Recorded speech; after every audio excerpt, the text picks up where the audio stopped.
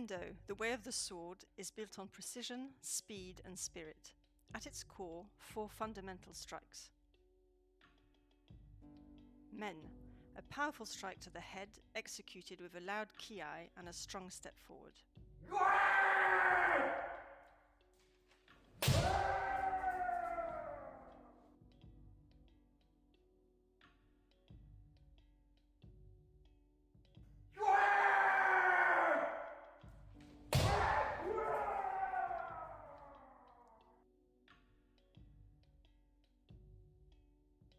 Kote, a swift cut to the wrist using footwork and voice to create impact.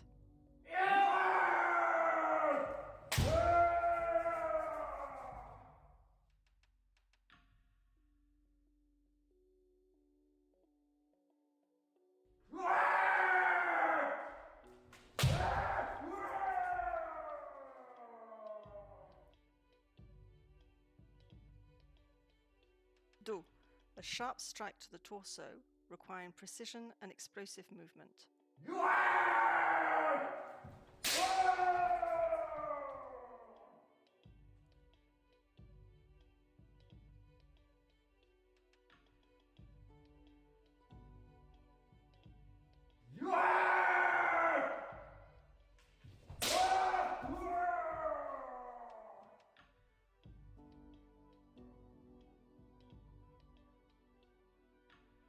Tsuki, a precise thrust to the throat, reserved for advanced kenshin.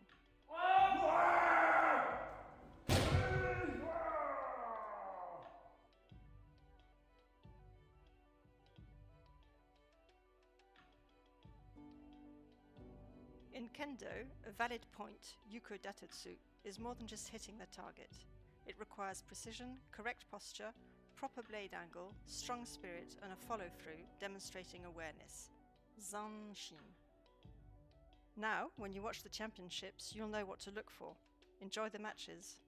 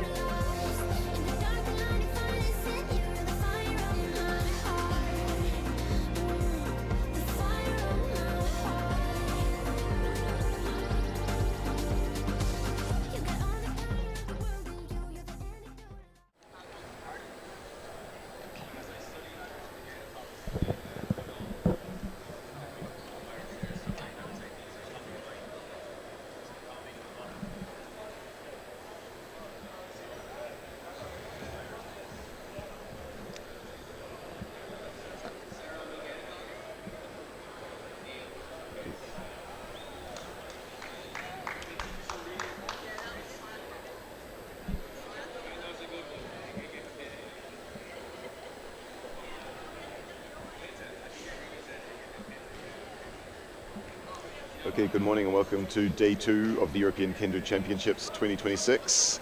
We're about to start very soon with the junior women's individual tournament. We'll have on the Shiai-jo first up Fisher from Great Britain against Adnan from Ireland. So I'm Walter, here today with Juliette. Good morning. Trying to say clever things today. We'll do our best, yes. So I'm Juliette, or Juliette, from United Kingdom. And I'm Walter from New Zealand, but I get around.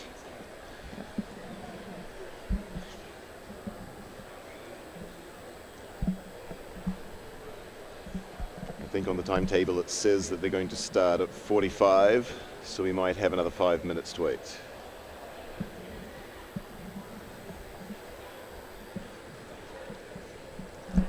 So Juliette, who else do we have in this pool? Right, so in this pool we have Fisher from Great Britain, Adnan from Ireland, and Kosineva from Latvia. Just to remind people, It's one out of the pool, and we have 7 pools for the junior ladies individuals. There's only one out of the pool, so a bit more pressure than yesterday in the team event where they could have 2 teams advance. So basically, win your pool, and you get to continue. Yeah.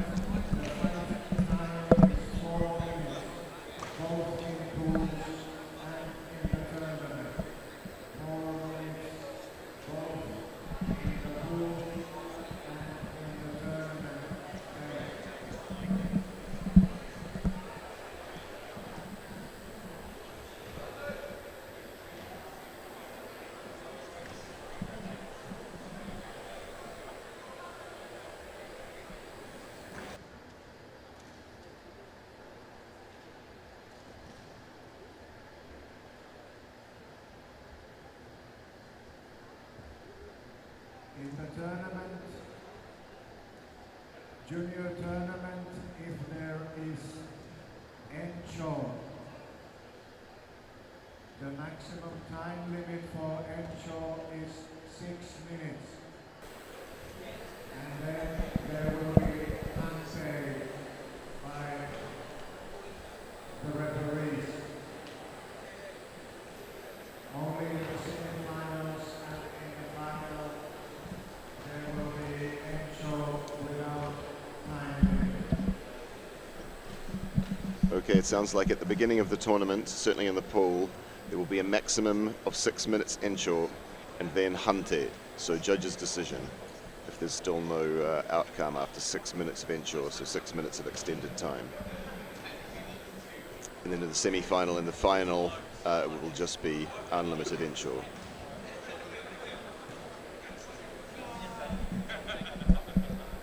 So I guess if you know that there's going to be Encho, then that maybe makes you fight a little bit differently. You want to make sure that at the end of that 6 minute Encho, you look like you've done the best kendo. So I think the rulebook says they should judge on the basis of superior skill and then superior spirit.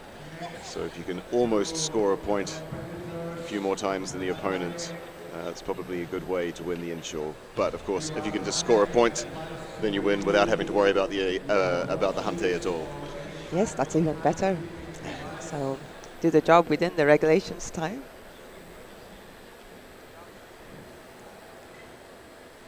The time will be kept by the Kakarin on the table.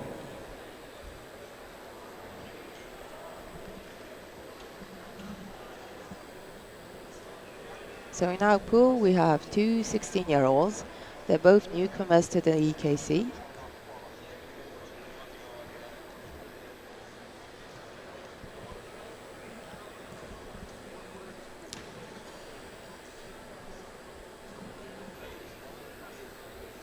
So Fischer third dan and Adnan first dan.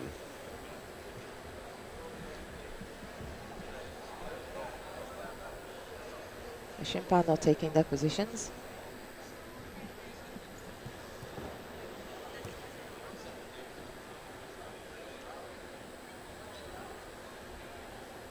Say, I think in the pools we shouldn't really have any Hante because it'll just be decided on the basis of the pool result. But as we get into the early stages of the knockout, we'll maybe we'll see Hante until the semi-final.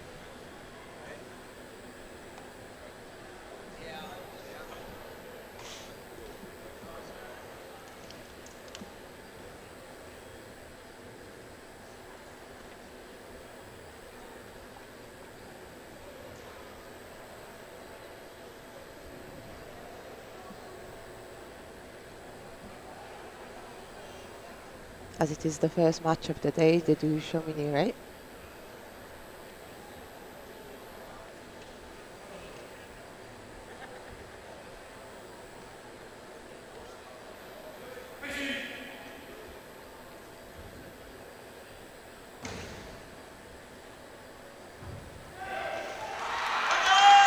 And here we go.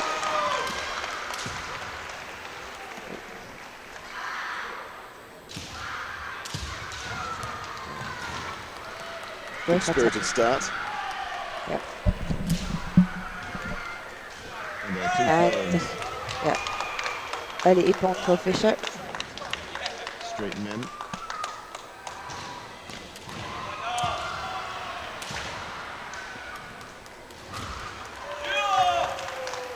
And again, another straight men for Fisher.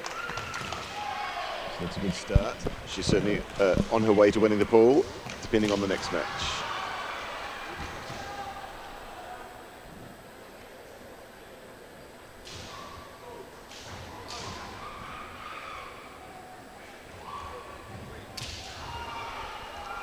So our next opponent is from Latvia, Kosireva, first dan, also age 16. Okay.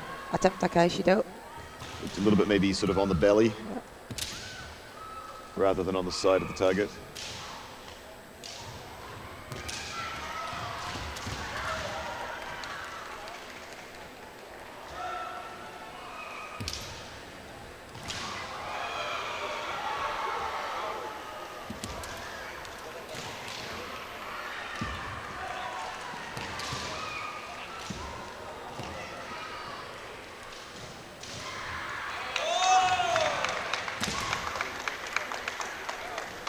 Good Debanakote attempts, but maybe on the Tsuba.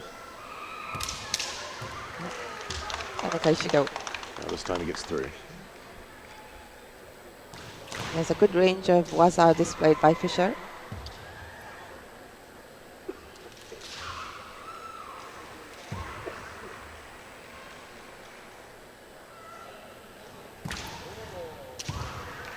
Oh, Hikime. Hikime. So that is it. Fisher is out of the pool. But we'll still have the other two members of the pool who will fight next to determine second place, although it's only the first that will advance to the next round. They will still want to get that ippon, still want to get that win.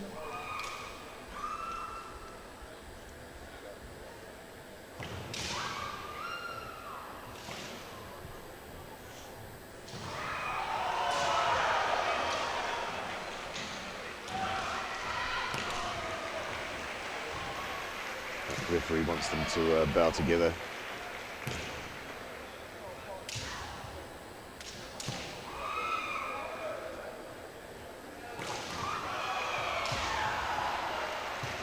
Try that again.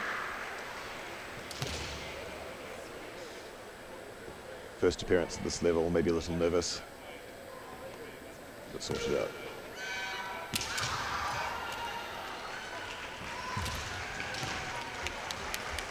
Spirited men attack from Adnan, but Kosireva is the one that finds men.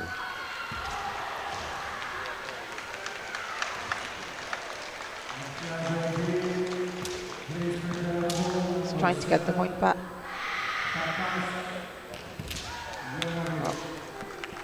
And again men.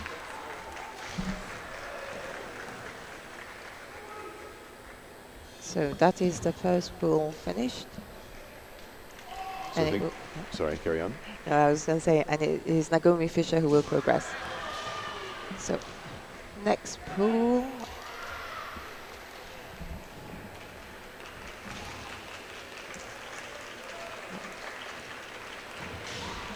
Takac from Ireland And against Jovovic from Serbia.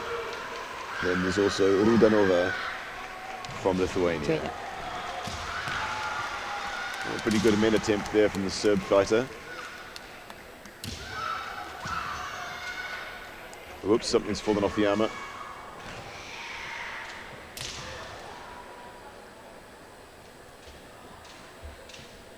I don't think there's a single competition where the number tags don't fall off. It happened at least 3 times here yesterday. So Takac is first dan and 16, and Jovovic 17. Again, very spirited. Oh, stuff. another one's fallen off.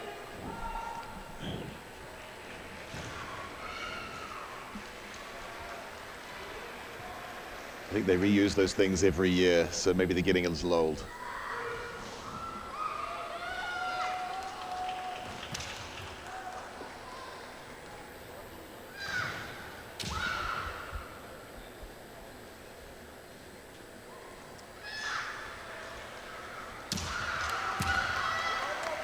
Again, a pretty good men attempt, but not quite able to strike convincingly enough.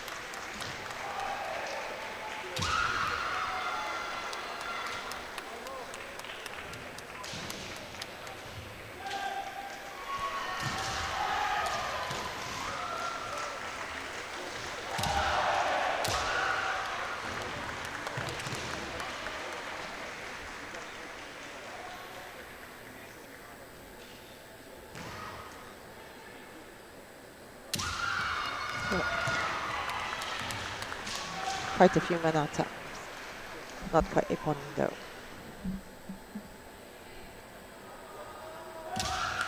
And again, both attacking men at the same time.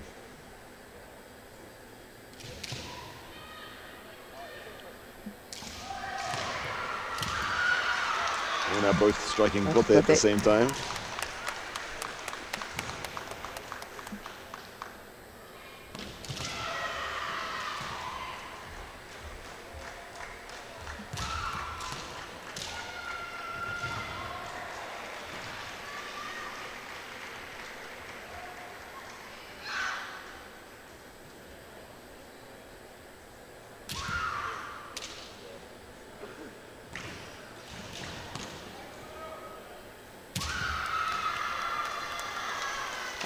And finally, it is Ireland who will take the first match.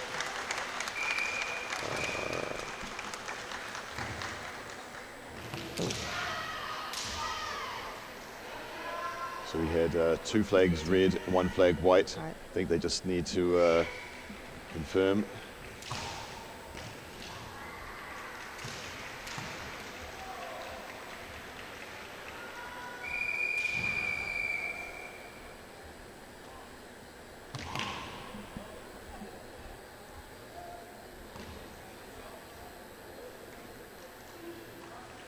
Okay, quick little referee meeting. Make sure everyone agrees about which side they're lifting.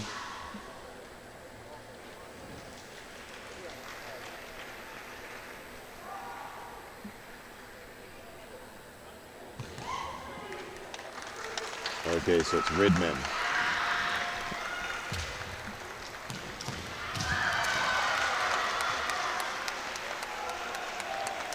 Serbian fighter equalizes.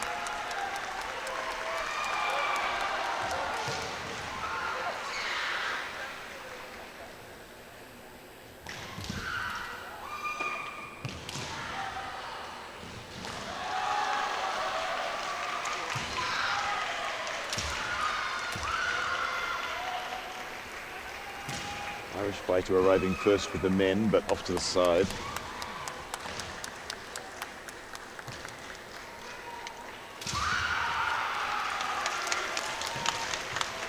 Okay, and Takas scoring a second point and winning the first match of this pool.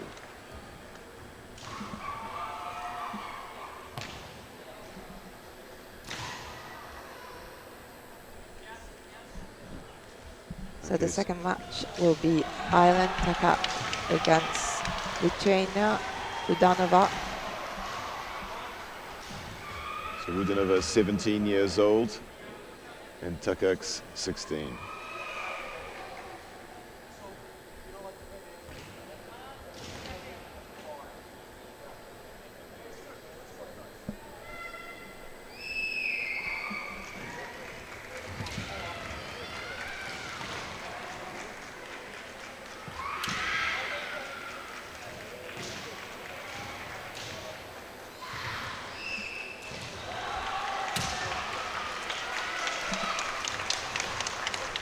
Okay, and the Irish fighter, like in the previous match, striking men over the top.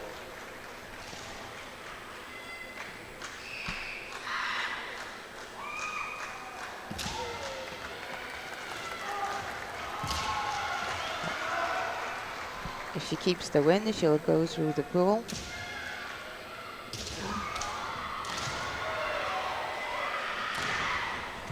Now the smaller Shiai-jo proving a little bit complicating again. Hikido and a penalty.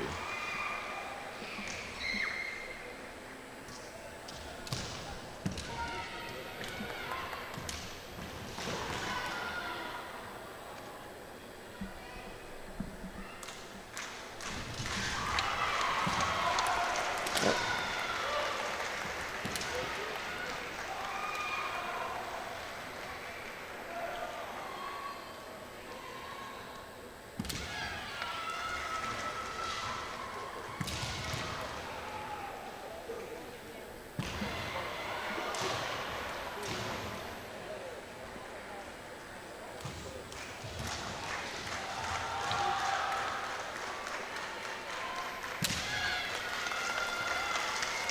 And again,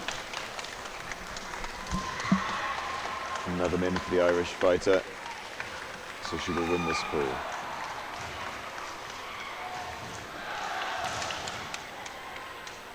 So far, the two pools have gone the same way, being decided within the first two fights.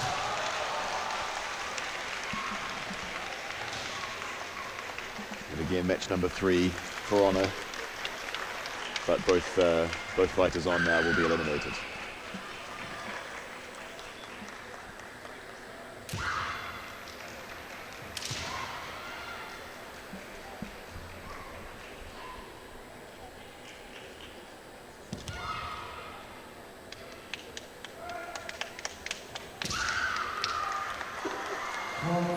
At this time, Serbia takes the point. Looks like, again, both attacking men at the same time, but the Serb arriving a bit earlier, a bit more convincingly.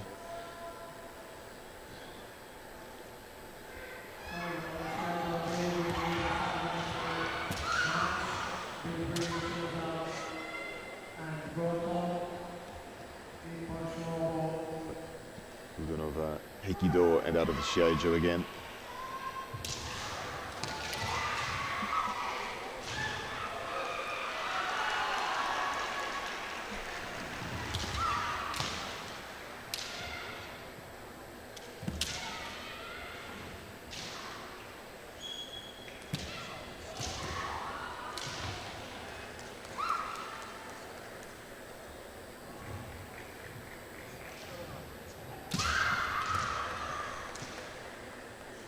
Good Dibanamen or Aimen attempt there.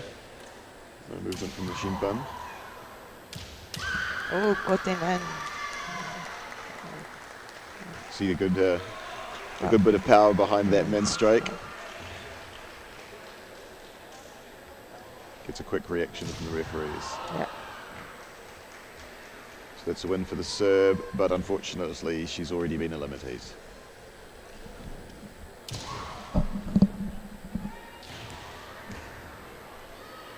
Alright, so we're on to the beginning of the knockout with Fisher from the UK against Takacs from Ireland.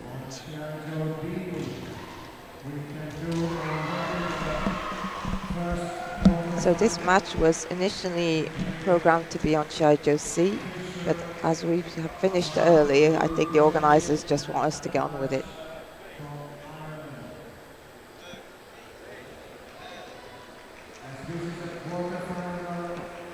Oh no, sorry, that's the next one. I'm getting ahead of myself.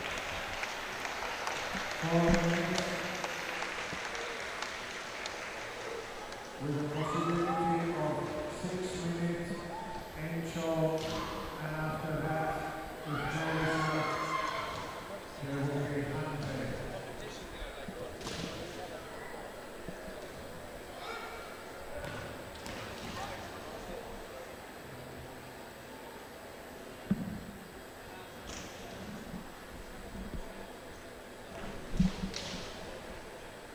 Okay, the quarterfinals on. Oh, good kote attempt there from Fisher.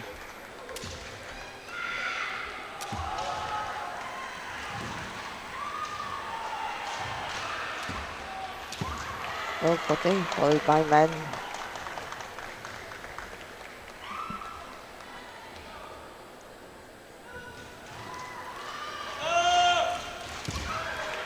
Good Dibana kote attempt. No movement from the Shimpans, maybe a little off the target.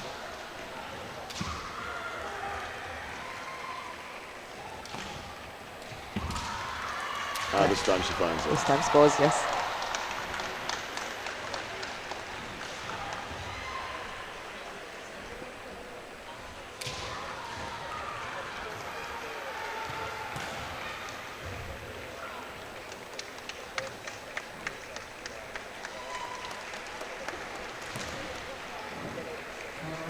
Fischer will now progress to the semi-finals.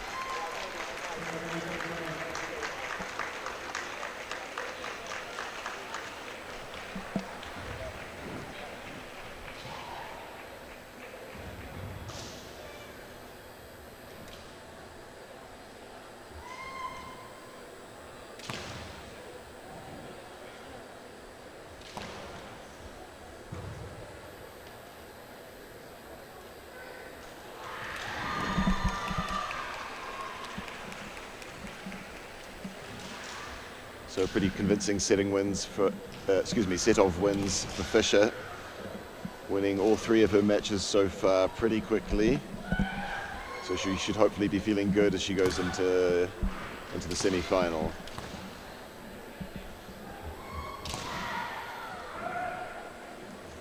So whereabouts will that be?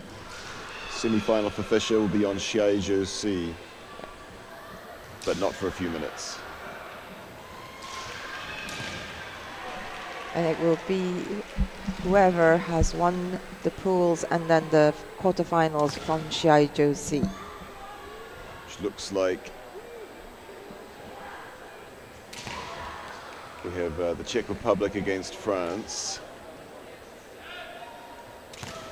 Boita from France against, I can't see who exactly, from the Czech Republic.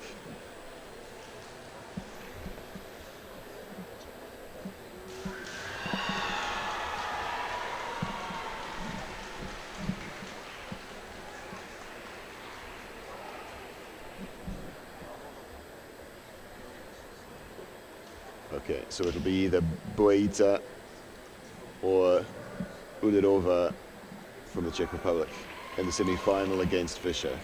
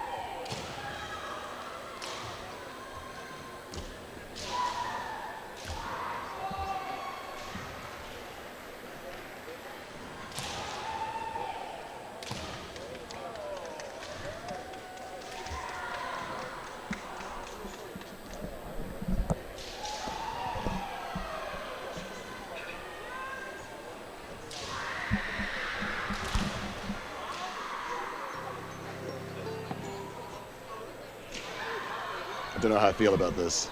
Well, I guess the public gets to see our faces for a short while. For sure. Well, if my mother happens to be watching, or my father, I guess they'll be very happy to see me. Otherwise, maybe just a distraction. How is that time zone working, though? Not that well. Yeah. It was my mother's birthday yesterday, but with the 12-hour time difference, it's a little bit complicated. So 12 hours, still night time. Well, not quite bedtime. Well, yeah, I called her in the evening, so it was the day after her birthday. I don't know how she felt about that.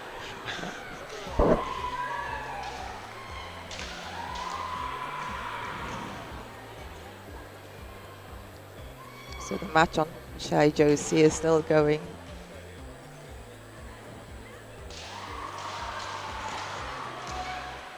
It's a bit of a furious one between Boita and Udilova.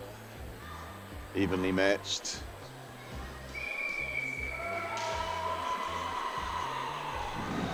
Thanks. I'll tell my mum you said hi.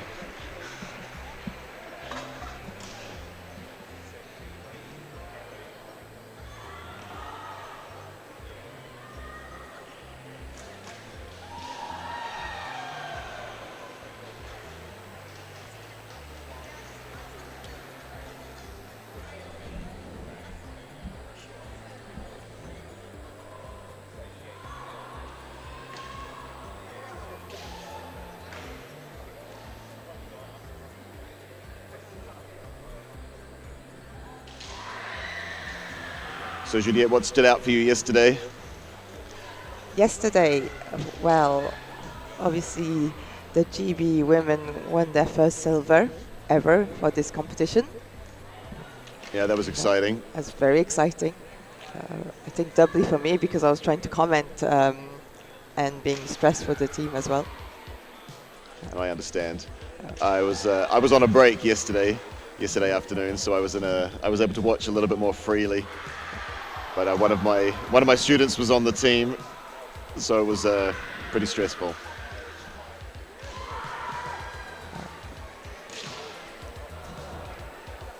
And for the individuals, I think the GB junior teams wanted to do more.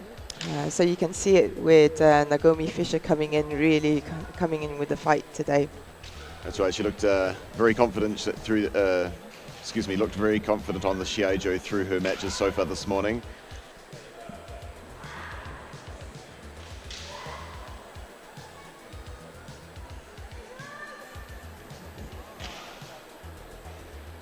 It was very nice to see her fight because I've known her since she was very young. Yeah. Her and her sister have both been kendo for pretty much most of their lives. We saw her sister fighting in the Sempo position in the team event yesterday in the adult teams event.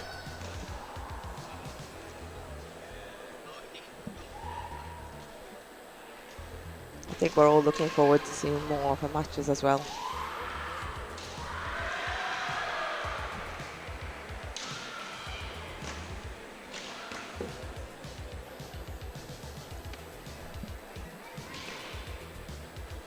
Looks like our Shiai-jo was easily the fastest. I think so. Very quick wins for some. Because actually Shiai-jo C haven't finished their pulls yet.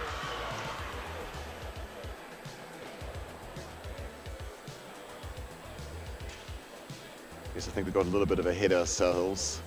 It's actually Boita now against a member of the Greek team.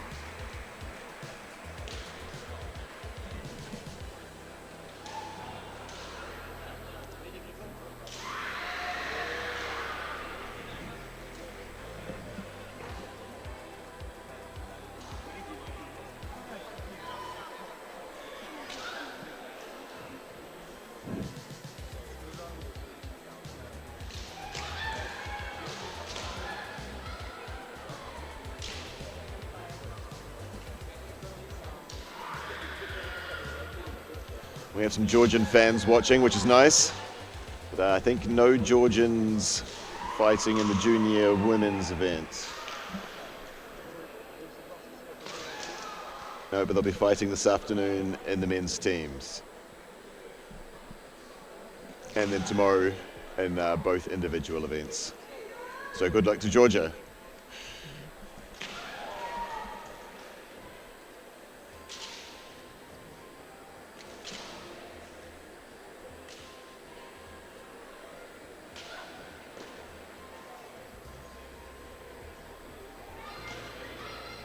So Walter, you've been to a few of these now. How are you finding this competition? Exciting as always. I think every year I feel like the level gets higher, so I think that's continuing this year. I think you can especially see it in the juniors. Yeah, that's true. There are a lot more juniors who look really natural, strike really cleanly. That wasn't always the case. Yes. So it's nice to see the level coming up. Actually, it's been good to see as well. There haven't been too many infractions and some penalties for incorrect superzedii. Those rule changes from maybe, nearly 4 or 5 years ago now. COVID has been that long, yes? Yeah. Those seem to have settled in. And it seems quite nice though, the now current rules, because it keeps a good flow with the match.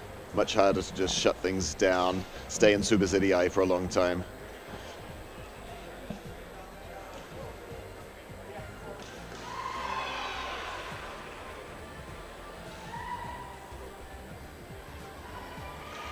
So I think now we are on the last pool match of Shiai-jo C.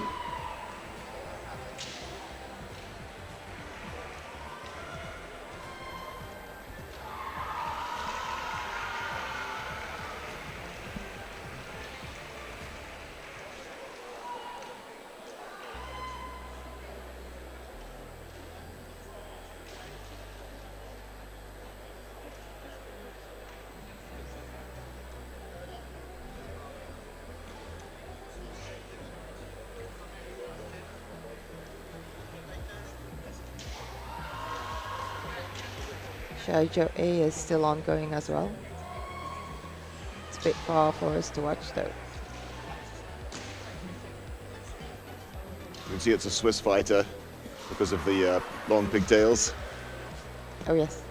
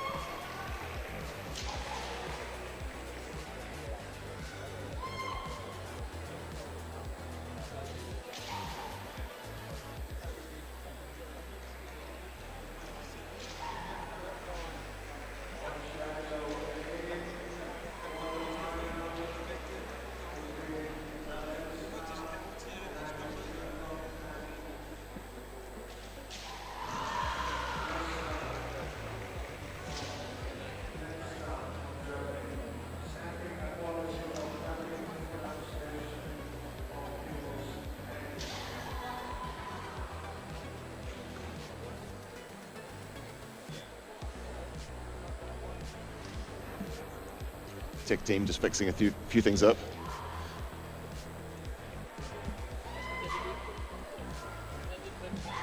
People are probably bored of looking at us from now. I know. Should we turn that off? Why don't we have a word from our sponsor for a minute before we get ready for the semi-finals?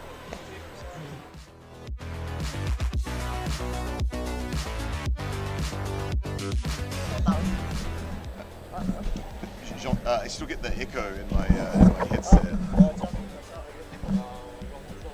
Si on peut rien faire, if we can't fix it, we can't fix it.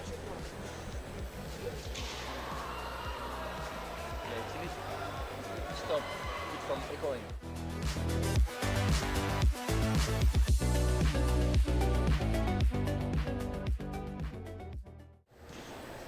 You can just click the green button.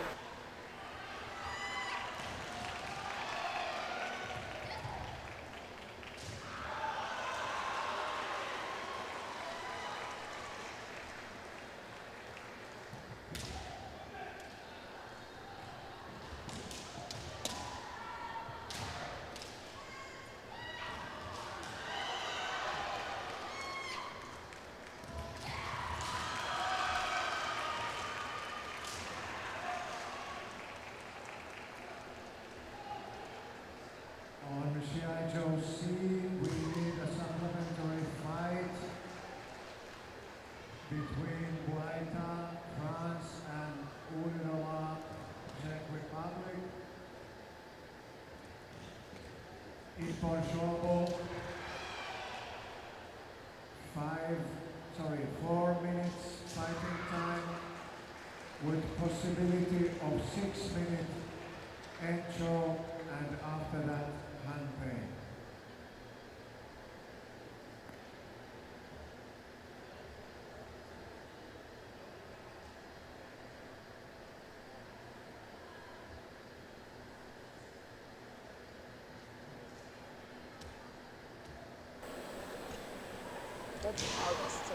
So they're still finishing up.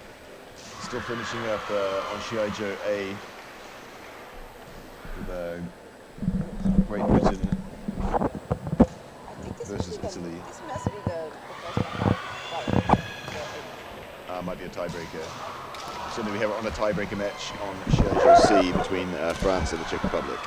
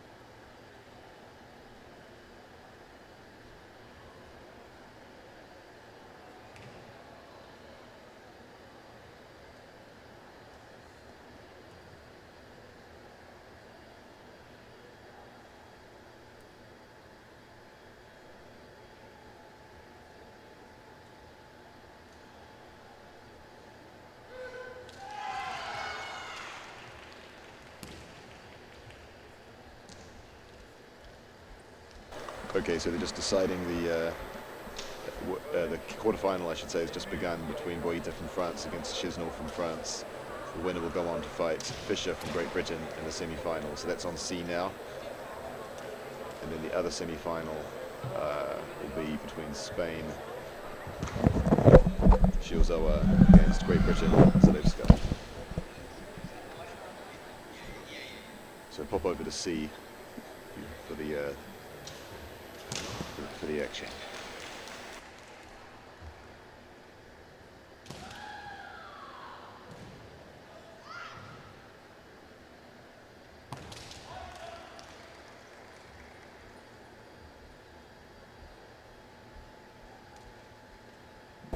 DJ McCann needs more money in his GoFundMe.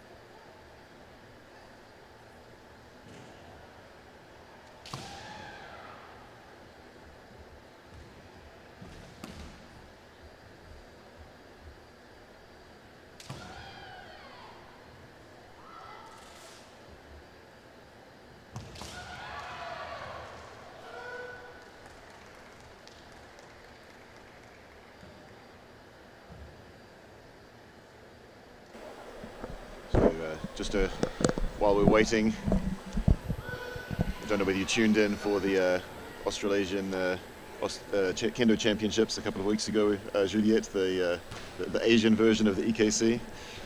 I watched a few matches, but again, the time difference was not kind. Yes, I was very tired at the end of that weekend. I was up basically all night. Do you have any exciting highlights for us there? Well, main highlight was when my sensei's son won the third down and below event, so that was pretty cool. And 2 fighting spirits for New Zealand as well, so that was nice. I think Japan won and something like that. But correct me if I'm wrong, but in the third down and below category, the Koreans and the Japanese did not have anybody. That's correct, yeah. So that one was a little bit more open than some of the other tournaments, or some of the other events, I should say.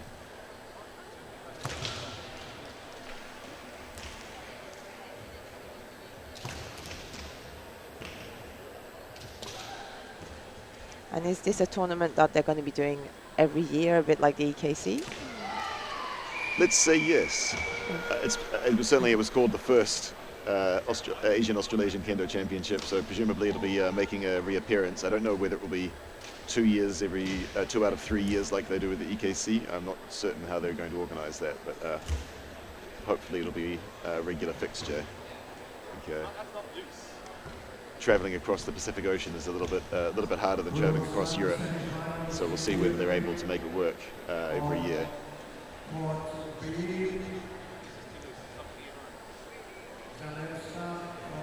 Because currently a lot of the African nations, they joined the EKF so that they can take part in the EKC, having not got their own association right now. That's right. We have at least 3 African nations in the EKC. I haven't gone through to count the latest, but we've got Morocco, Tunisia, South Africa. That might at least 3. I think at least 3. Okay, I think we'll be starting the 2 semi-finals on Shiai-jo's B and C shortly. So it'll be GB versus France on Shiai-jo C and GB versus Spain on Shiai-jo B. So if anyone's still watching here, maybe move over to B or C, be a little bit more exciting. And we'll pop on the break screen.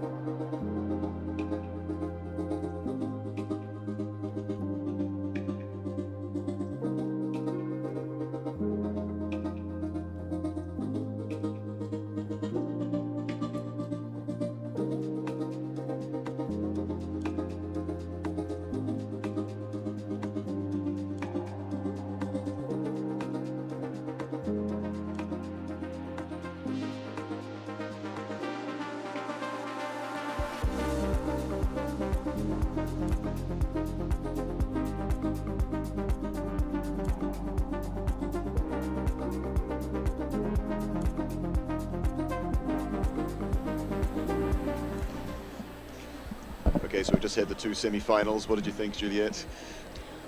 I was very impressed by Chesno, the French girl, because obviously I know Nagomi Fischer very well, and she's very strong. Despite this being her first EKC, you know, she's trained really hard, and but it was a very nice win for Chesno. Yeah, it was a nice match. So, and then on the other one, we had also GB up against Spain. Shiai-jo winning eventually with a pretty decisive-looking men's strike. You think you were telling me that she won last year? Yes, she was in the, well, she won against Chloe Lee, who is another GB player who is now in the women's adult team.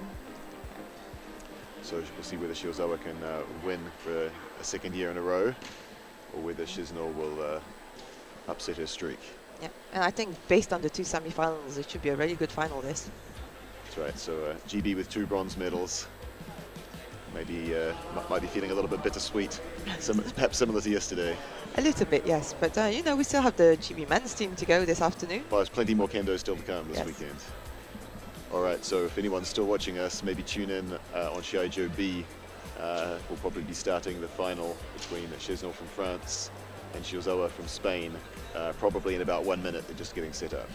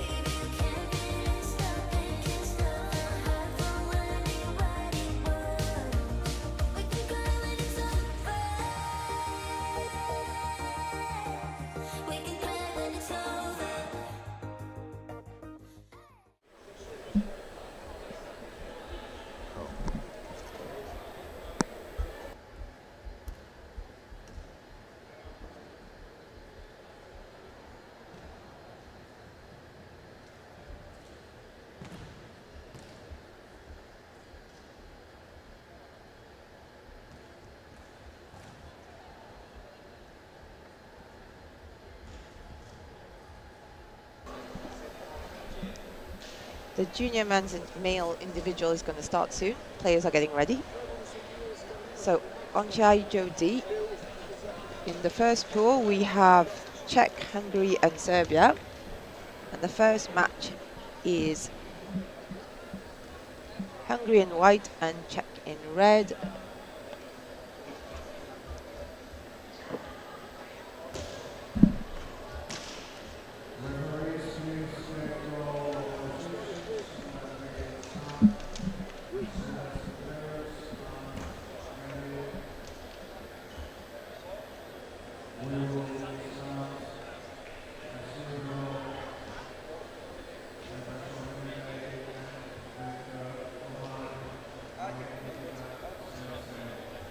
Fighters are ready to go. So Czech, we have Votruba, who is first dan and 17 years old, and in white it's Becky, who's in the second dan and age 16.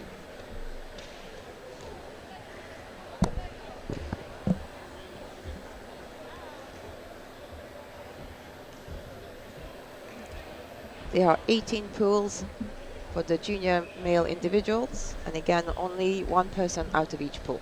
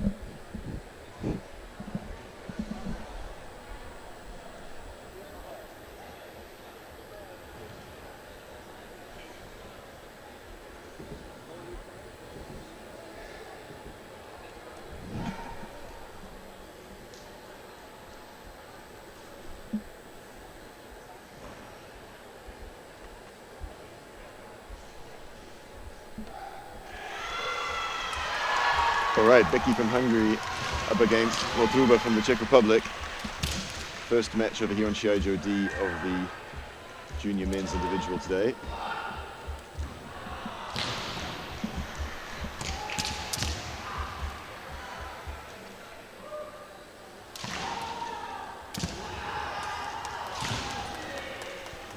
Czech fighter there with just a half a toe on the white line, but he stays inside.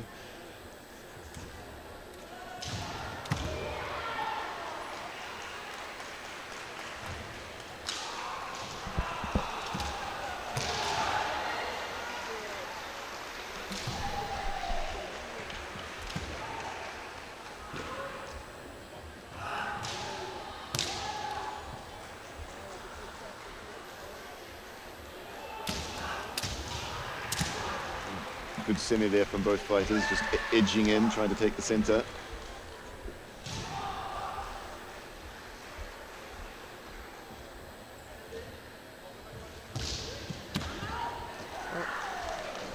Pretty good cut. Their attempts look like maybe just a little short.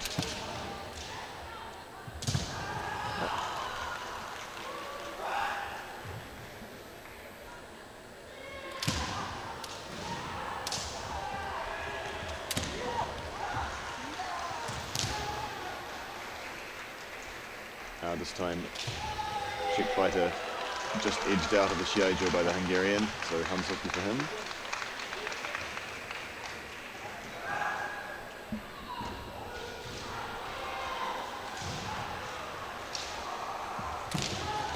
Another attempt of Kote.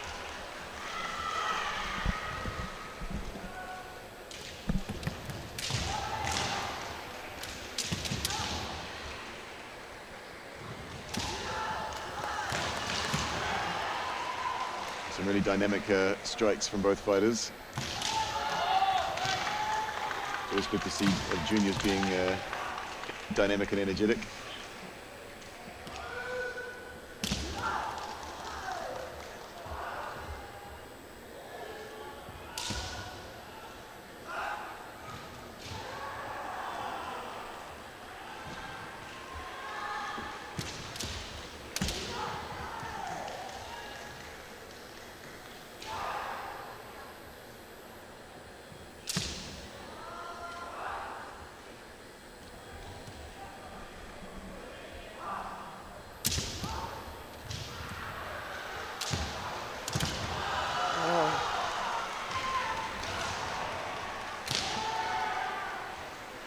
Quite a lot of attacks.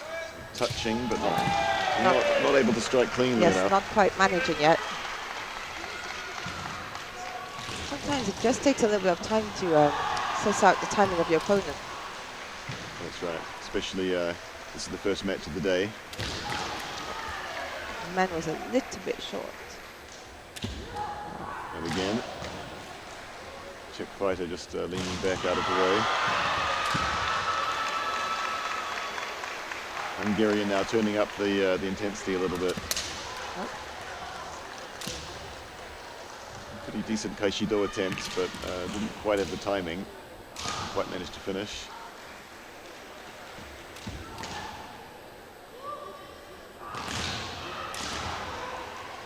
Oh. So is that? I think that's a second That's Hansoku. the second Hansoku.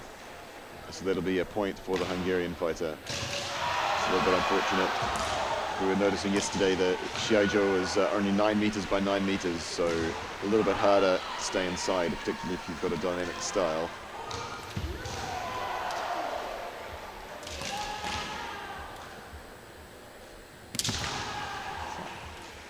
You can see the Czech fighter pushed to the outside of the Shiai-jo quite a lot.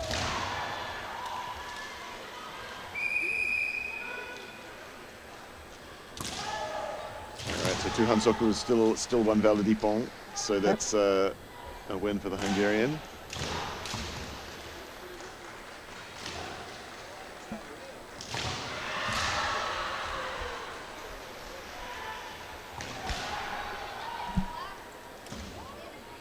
So the next match will be Czech stays on, and it will be the Serbian fighter.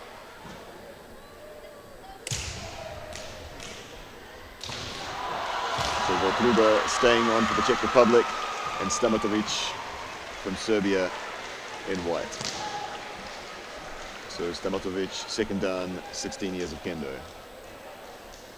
We looked quite strong in the team event yesterday.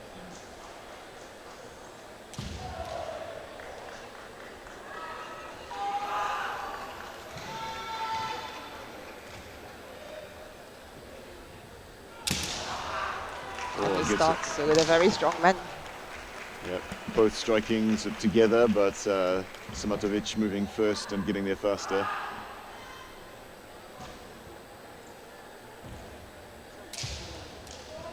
Might go for the same thing again. Doesn't find it.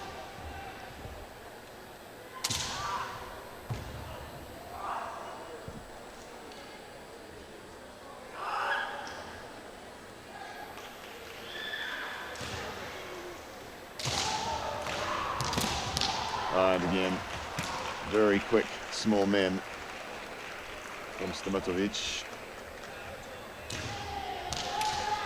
I have to say, the Serbian juniors were looking very good yesterday. Yeah, I think so too. All right, so it'll be Becky from Hungary up against Stamatovic from Serbia.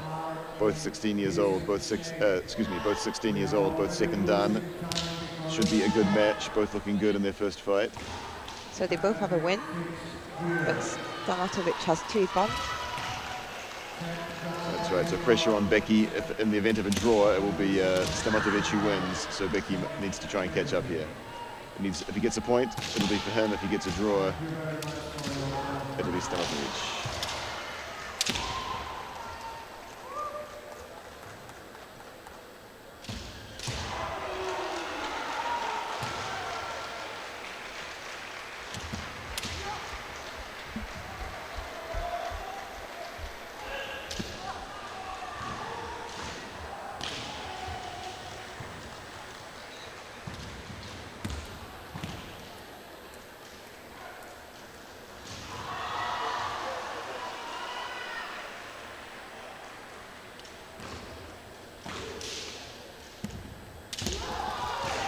Oh, good main attempt there from Becky, but doesn't quite strike the target cleanly enough, I think.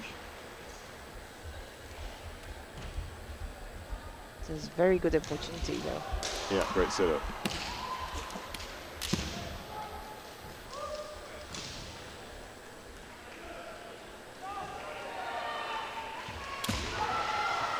Oh, another one. Maybe great men attempt, but I think maybe just the tip of the shinai onto the mengane there, the grill. Oh. Becky coming close several times, but I think Stamatovic didn't quite come forward enough for that door to work.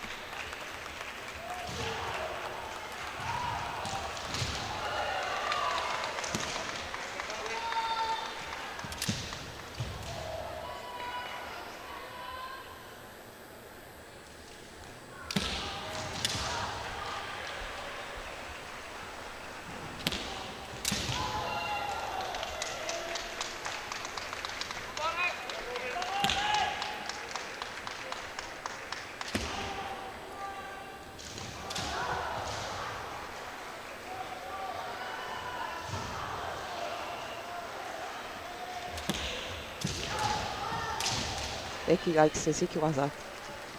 He's tried quite a few forward waza as well. I think he's got quite a lot of techniques. He knows the time's running out. He needs that ippon. Referees call a halt. Might be a little chat about Super ZDI. Yeah, it's Gogi.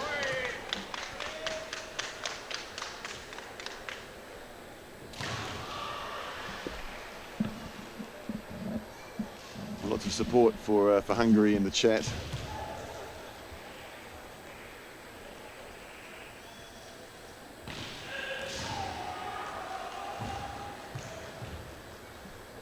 So let's see what happens here. No, carry on. No Hansoku awarded.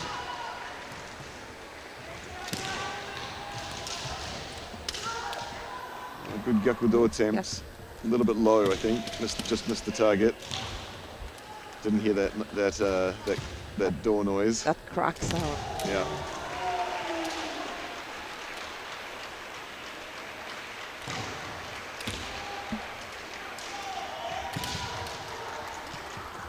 Becky pulling out a lot of different techniques. Gyakudo, Migido, straight man. Oh, that was close. Didn't. Close again. Okay, caught a little bit of the Kensen on his chest. Wasn't quite able to fully execute the technique.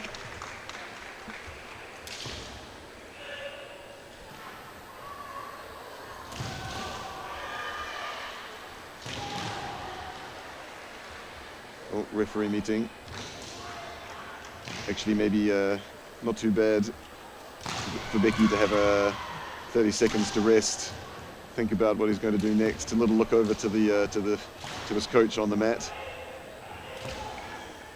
Doesn't have a lot of time, so he's going to have to do something a little bit different.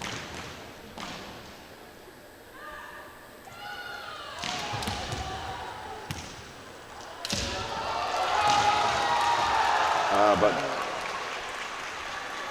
no, Stamatovic with that same super quick men that he used in his first match, as Becky comes in a little bit prematurely. Oh, another really good men attempt, but just a little short.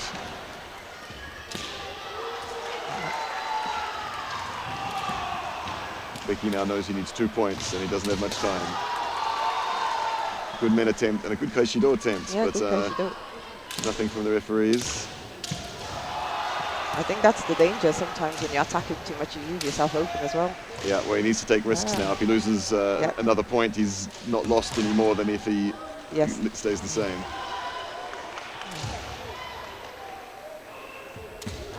Oh. Again, just the tip of the shinai, Stamatovic able to step back. And that's tiny cut. Wow, that was a really great pull actually. Some really good kendo. Yeah, some exciting matches. Well, Stamatovic will advance. He'll be happy with that. Becky, great performance, but unfortunately, that will be the end of the day for him. And likewise for Botruba from the Czech Republic. So next pool is France, Romania, and Ukraine. That's right. So Moutard from France against Santa from Ukraine. Santa from Romania. Sorry, excuse me. So Santha, third dan, 16 years old, and Moutarde, first dan, 17 years old. Moutarde being on the French team that got second yesterday. So he'll be looking for a strong performance today, but of course Santha will as well. I think we have 3 Moutardes in this tournament. His older brother is in the men's team and his older sister is in the women's team.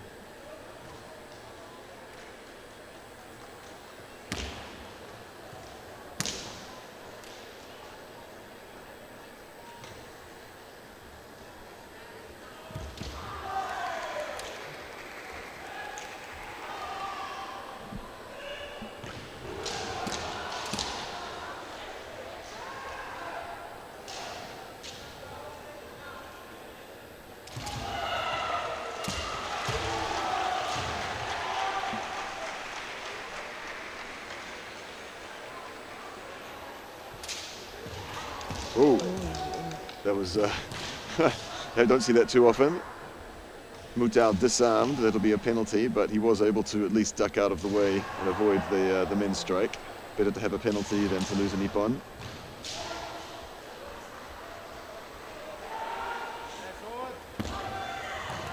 Moutarde looks to reassert himself with a strong men's strike. Tentakashi though, just couldn't quite get through.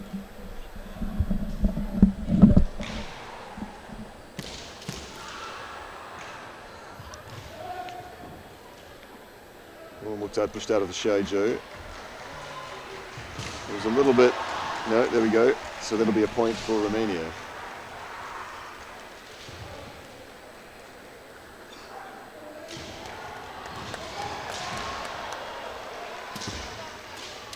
Pressure's on him to score now. Yeah, pressure on Moutarde.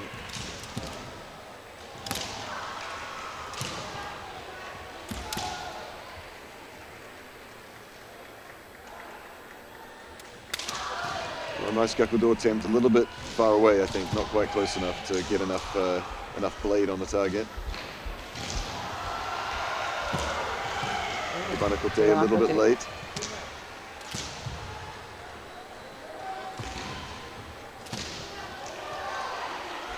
Yeah, that's true. France second, but Romania actually also had very good results yesterday. And we can see that they're doing well here today as well.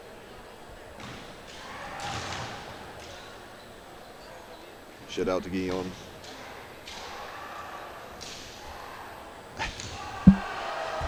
Shout out.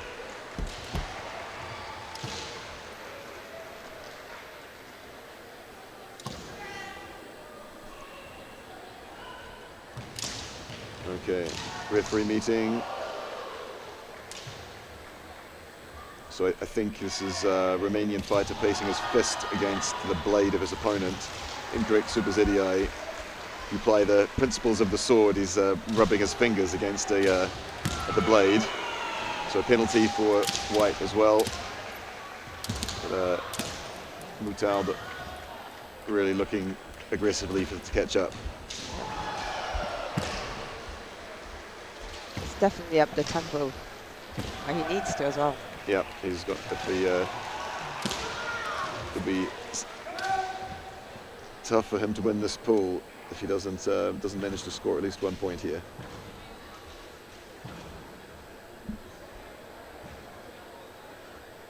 Walking back slowly, just taking a moment to gather his thoughts. Well, looks like he might be hurt actually. I hope he's all right. No, it seems okay. Oh, that was another Tentakote.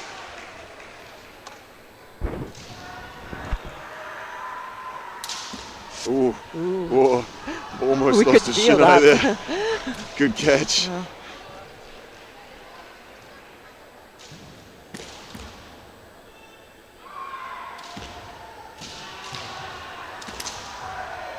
Romanian fighter coming in for men, but pulling his hands down to protect his door. He knows that if he can just hold this, he has a good chance of winning this pool.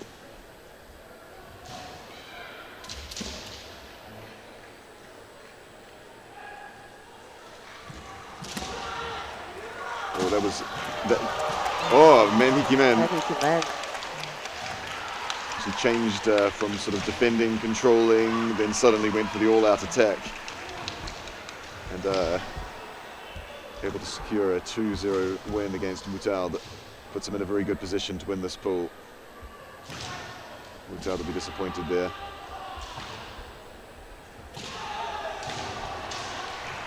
However, we don't know what's going to happen in the second and third matches, so it could still be the case that Sampha doesn't win the pool, but he's certainly the favourite now after that performance. Mutal just needs to gather his thoughts for the second match. Doesn't have much time.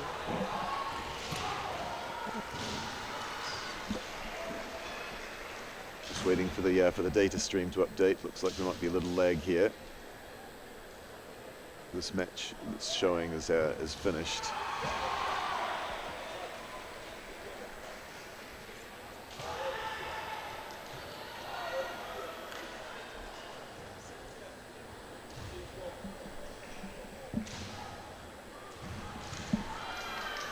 So data's not showing, but it's Skipka from Ukraine against Mutal from France. Oh, Skipka taking Jordan. Ah, there we go, updated. Okay. It's quite unusual to have a junior do Jordan. Yeah, it is unusual.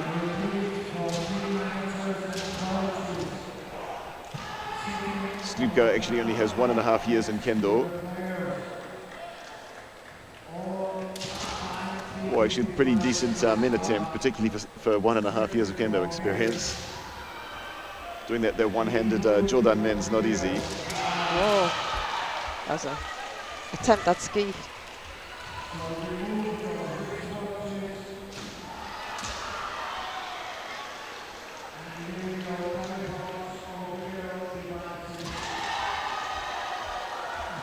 It's very difficult to control the Shinai with one hand, so. Yeah, I certainly don't want to do Jordan. I have enough trouble controlling the Shinai with 2 hands. Exactly the same. Not sure if he's had a problem with his kote or if he's been maybe hit on the arm. Hopefully he's okay there.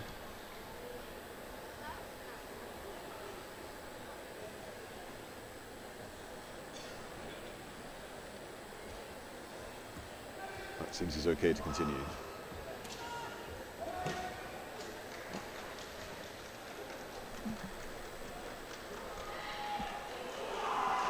Referee meeting, possibly because Mutal hit the ground with his Shinai, though only very gently. Not quite sure what we'll have to see what the referees decide here.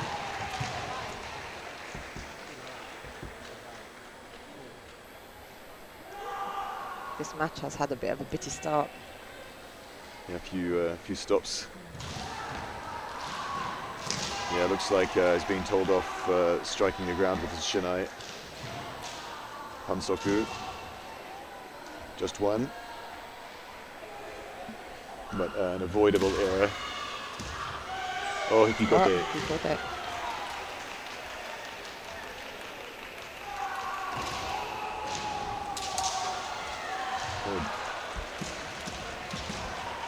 Sort of a Kaishi Gyakudo against Jordan, very challenging. Almost gets it.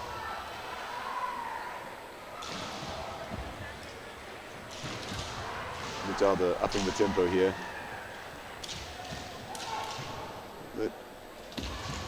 That man did touch a little bit of the target there. Mutal needs to be careful of the distance.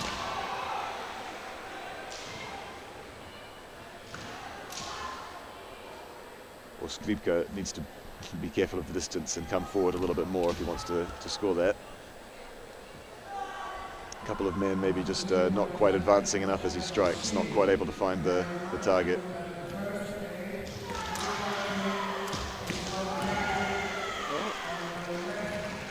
Right, so Mutal takes the 2 points.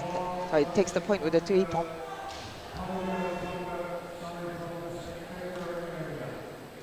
So if in theory in this next match the Ukrainian can score 2 points against the Romanian, then the pool will be tied and they'll need to, I think they redo it. I think they'll have to redo it again, yeah. However, if the Ukrainian only wins by 1 point, or if the Romanian fighter wins, then the Romanian will win the pool. Even if it's a draw, then the Romanian will still win the pool. Yeah, that's right. Yeah, the only way that for Santha to lose now is for him to take be hit twice by Skripka.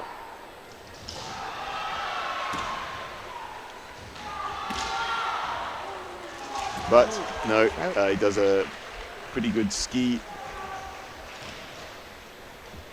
Good technique against Jordan, if you can find the timing for it.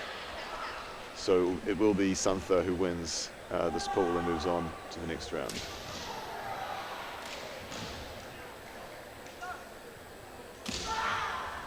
Even if he loses 2 points from here, he'll still qualify. Yes, because he would have scored more equal. That's right. Oh, he's trying to ski again. It's a bit of a shove there to push the Ukrainian out. I think the judges might want to discuss that a little bit. Yeah, it wasn't exactly a strike and then Tayatadi situation. It was a little bit more of just a push, a little bit borderline. We'll see how they want to resolve this. Whether they think that was part of a technique, whether the push was part of a kendo strike, or just sort of a disconnected shove.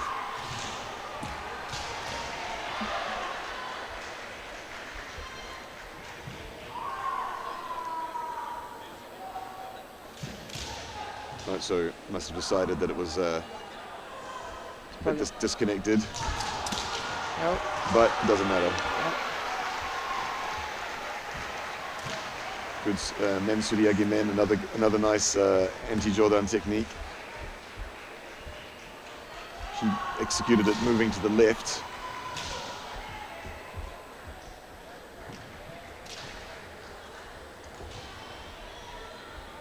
So a good start. Good start, yes. Santha will move on to the next round as we move into pool 17 on Shiai-jo D. So in this pool we have Italy, Germany and Switzerland. All right, so up first we have Peri from Italy, second dan, 17 years old, against Brunner, 16 years old, third dan from Germany. Oh, but a quick start there. Very quick start. I think you blink and you miss this one. So men straight off the bat from Germany there. Oh, and he's trying the men again.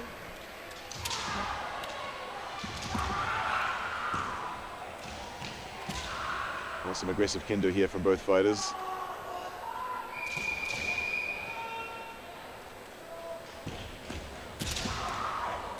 Second men from the German fighter. Looks like Peri maybe trying kote, but a little bit too late. Bruno going straight through.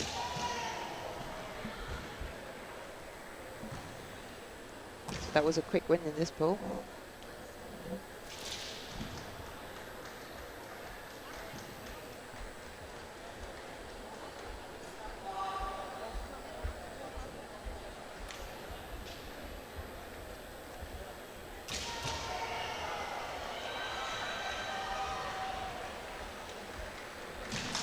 Okay, so for the next match, we have Peri in red and Zini for Switzerland in white. Zini is also 16 years old, and this is his first UKC. Put them in. See the Peri coming in for the strong attack as well, but the Swiss men coming through first.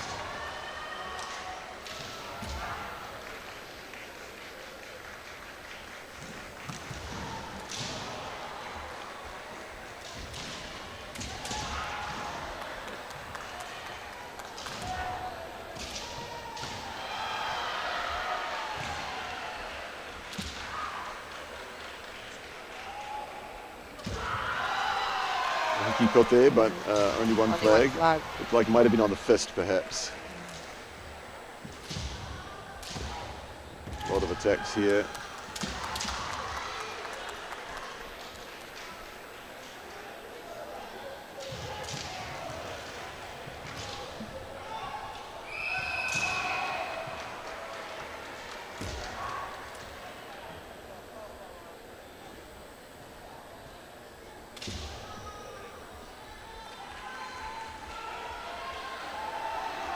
Oh, hand up from Zini. Looks like he might have an armor mishap.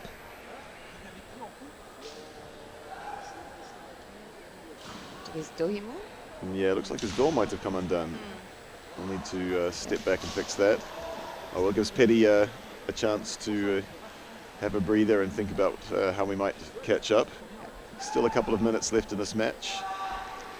So Zini will want to win this match 2-0 because the German player has won 2-0 as well.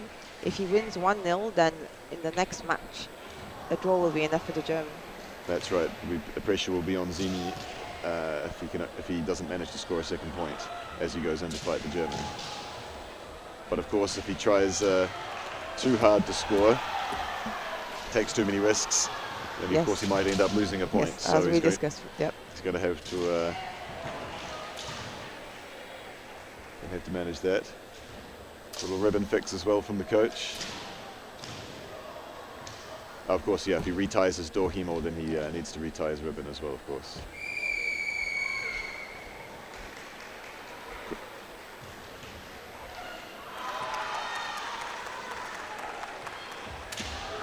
Oh, there we go.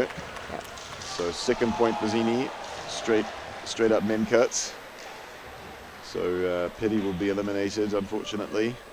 And in this last match of the pool, we'll see whether it's Zini from Switzerland or Bruna from Germany who wins the pool.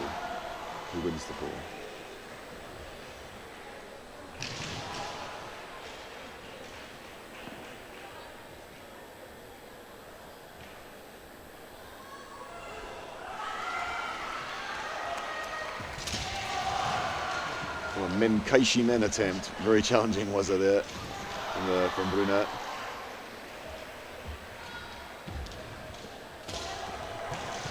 Well, it sounded like something connected there, but it looked a little bit messy, not enough to convince the referees. Want to see high quality techniques.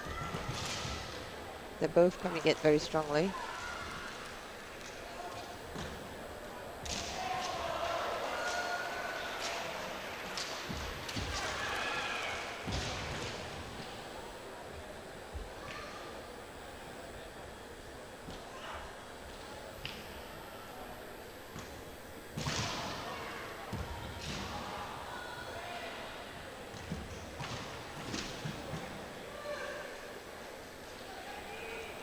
Yeah, Super City Eye is a little bit funny and no.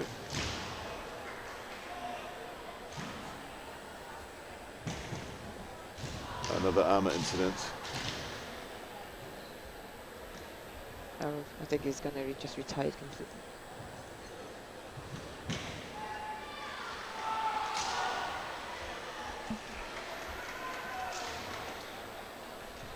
Might need to change the way that he ties his Dohimo. Maybe it's a bit stressed this morning. Did it in a little bit of a hurry. I also find when you retire your Bogu in the middle of the Shiai-jo, that doesn't help because yeah, you're feeling stressed. You're feeling stressed. You don't want the people to wait, but at the same time, you have to do it right. Yeah, not ideal circumstances. That's okay. Should hopefully now be sorted out.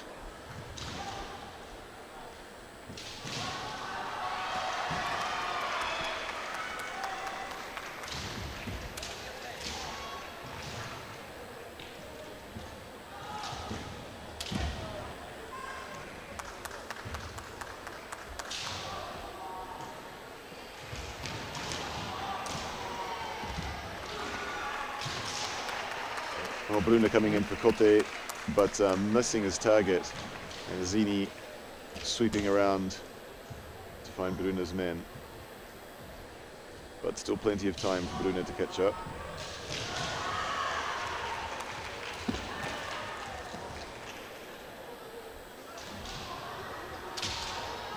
Again with the Kaishi men.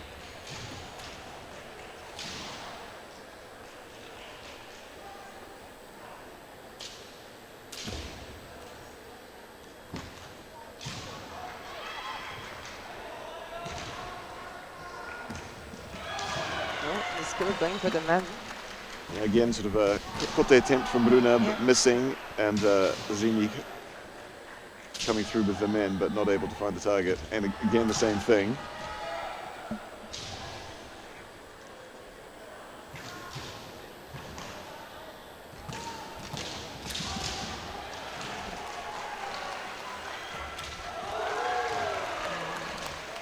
Bruna maybe a little bit too keen, perhaps, to try and attack coming in to close the distance, but Shiai not controlling the center, and Zini takes advantage, strikes men. So Zini will win the pool. So on to the last pool in the Shiai-jo.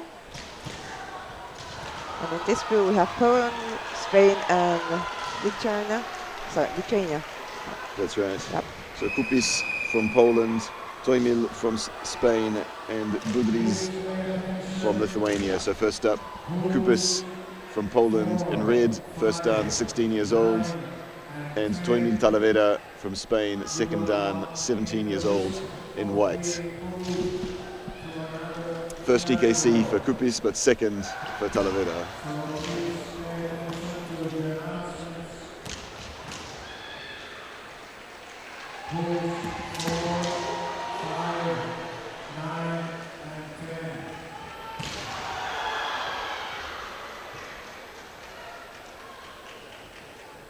Interesting style from Talavera, moving side to side there. Now coming in.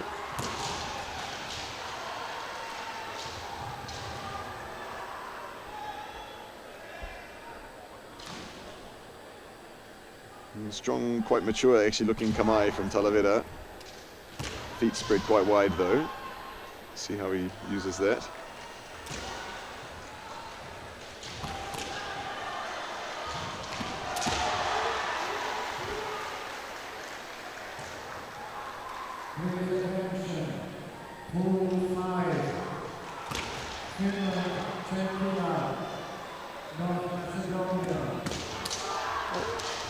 Oh, interesting kote man attempt from Kupis, but Kaishi-do from Talavera.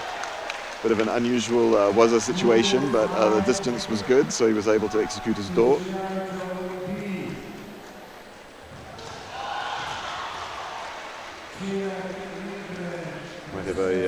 Might have a Bogu issue here. Yeah, he's pointing at the kote. Oh, the kote himo.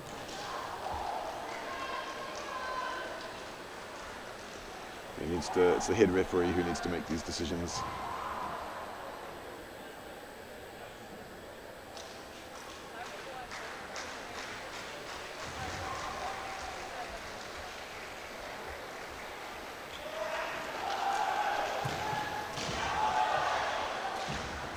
It looks like he is going to have to retie his kote.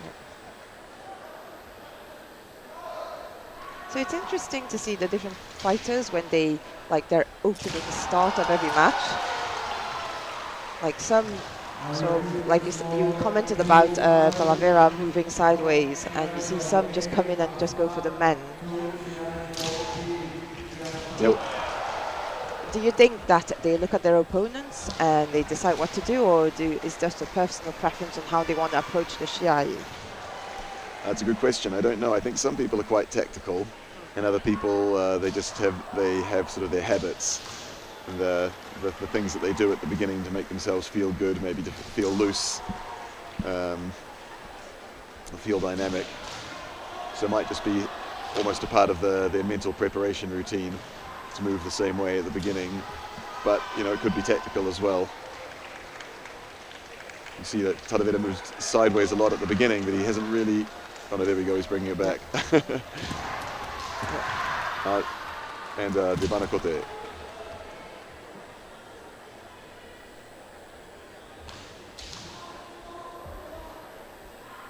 There was some strong men cuts there from Kupis, but in the end, Talavera, Kaishi-do and Debana kote. to win the first match in this pool.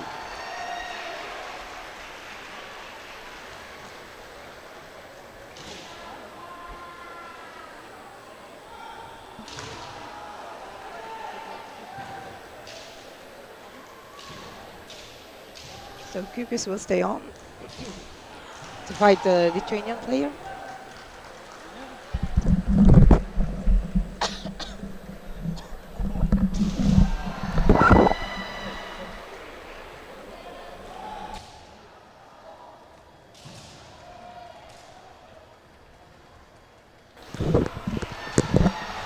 Just waiting for the data to update. That should be Lithuania versus Poland.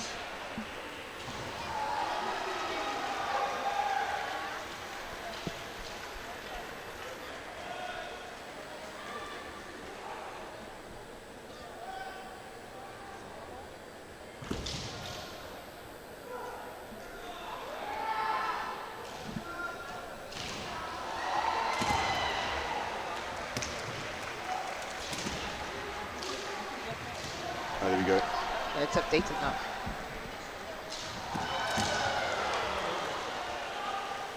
Budris, 16 years old, 3 years in Kendo. Kupis, 16 years old as well, 4 years in Kendo.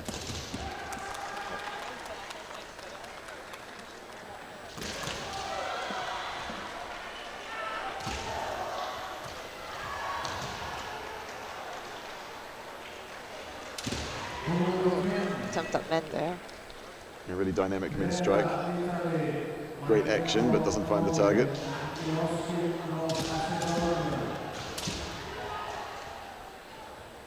You will fight on Pool C, Cecilia. Pool 10 from Shiai-jo X. Or Finds the Kote. Dibana Kote.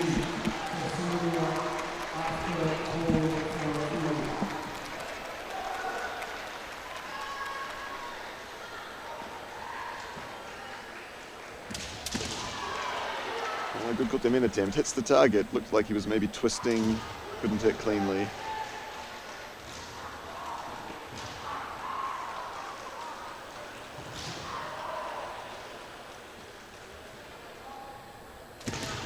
Oh, but this one, that second strike, pretty definitive.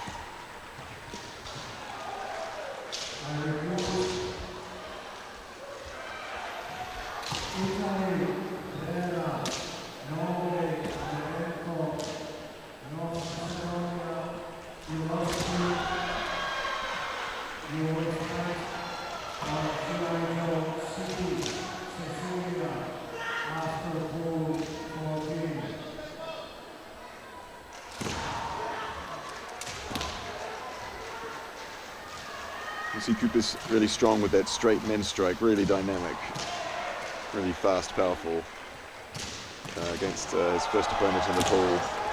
Just can't just quite seem to find the target.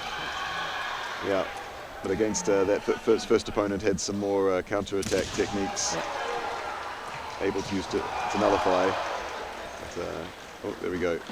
Dibana Kote for Kupis to win this match. But Kupis lost the first match 2-0, so despite his victory, it's probably Talavera from Spain who's the favourite to win this pool.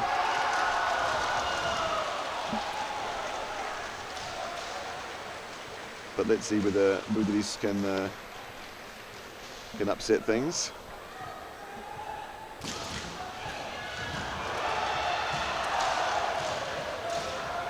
Actually, I think if Budris wins, even if Budris wins 2-0, it will still be Talavera who wins the pool, because he will have conceded fewer points.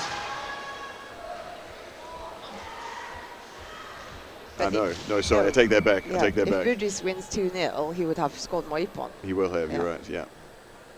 So he scored a point against. well, that's not going to happen now. Academic. Yeah. It's fun to speculate, but looks like Talavera will be winning this pool in the end.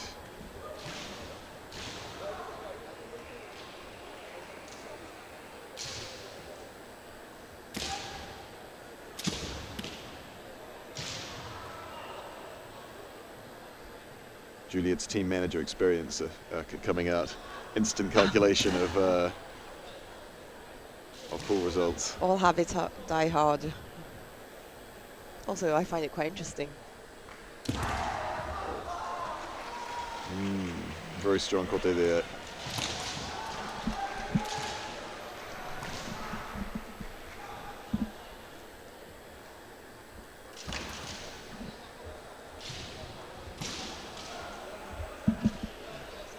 So despite all our little mathematical calculations, Talavera wins the pool. All right, so we're into, I think they've maybe sent us another pool. So we have Chile against Lindgren. Oh yes, okay, found it. So it's from pool 5. So this is pool 5 from Shiai-jo A. We're just about to pick up here. So Chile from the Czech Republic against Lindgren from Finland.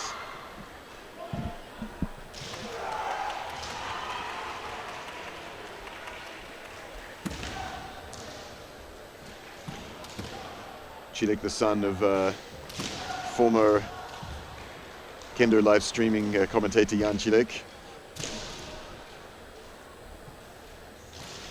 Similar height to his father.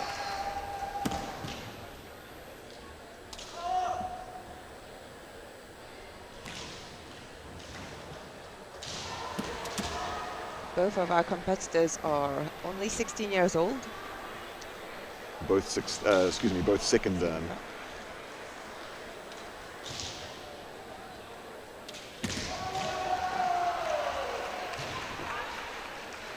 Men, both coming in at the same time, but neither able to connect properly.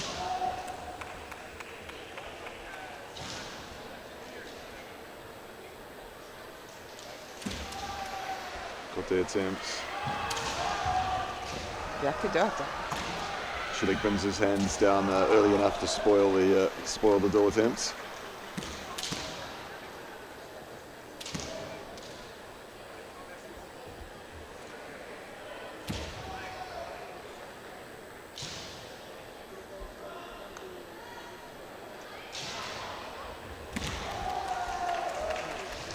Again, Iman, but no clean strike.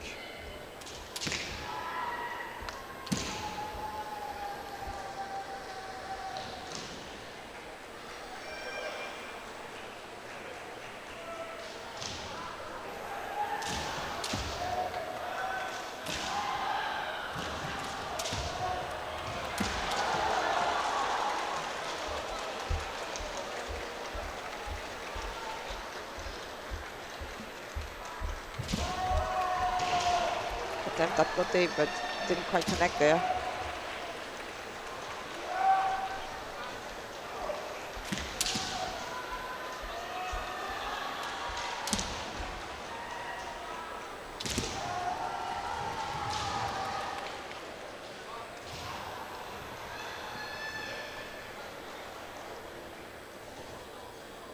Referee meeting.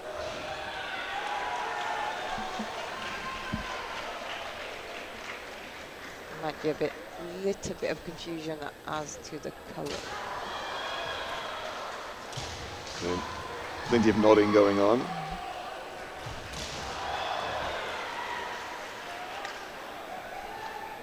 Sounds like they've agreed on something, or looks like they've agreed on something.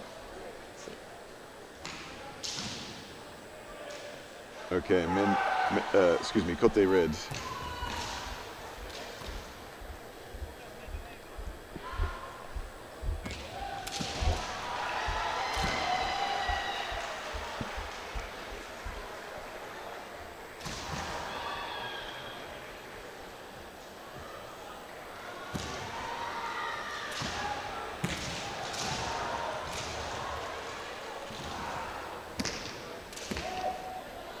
Interesting feints there from Lindgren, but doesn't find the target.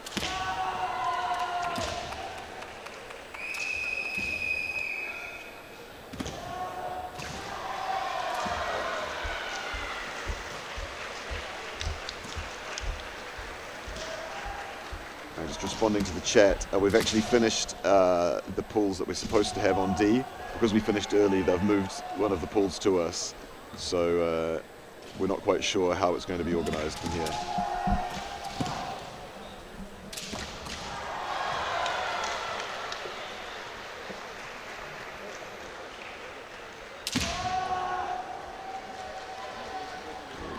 Kote attempt from Finland and men attempt from the Czech Republic, but managed to nullify each other.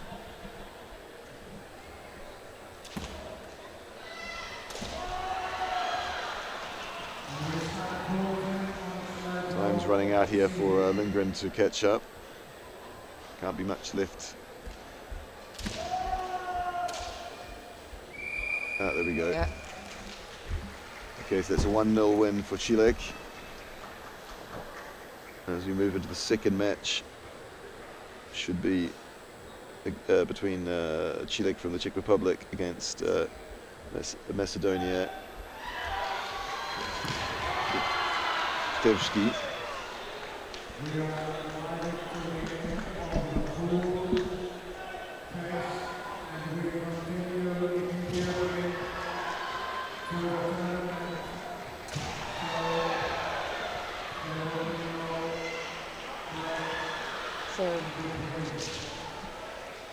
Macedonian fighter is 16 years of age, same as Chile.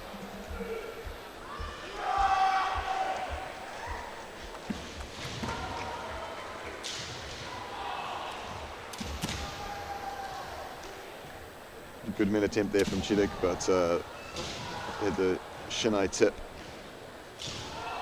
of Pachevsky against his chest. He couldn't really follow through properly. Another man attempt.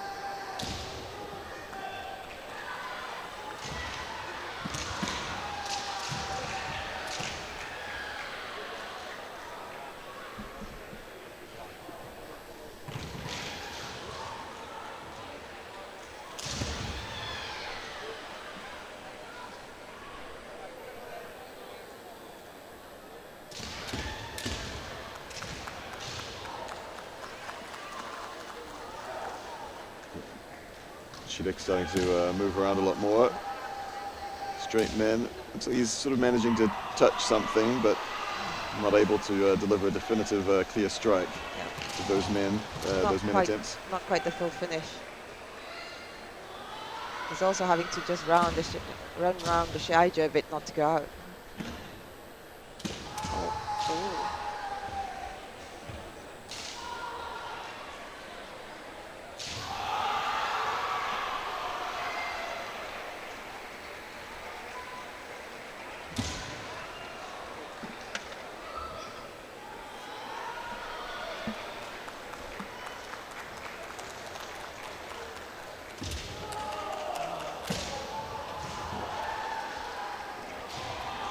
If I'd been Chilek there, I would have done a bit more of a tayatari to push my opponent out.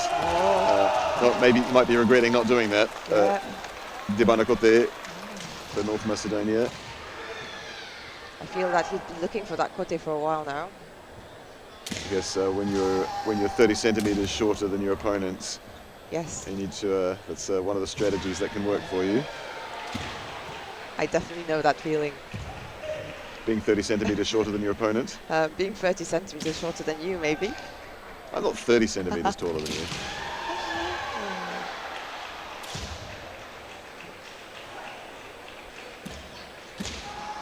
Oh, Chile goes for kote. Maybe 25 centimeters. Oh, very close. Nice Debana kote attempt. Maybe just a little bit late. Wasn't quite able to finish it.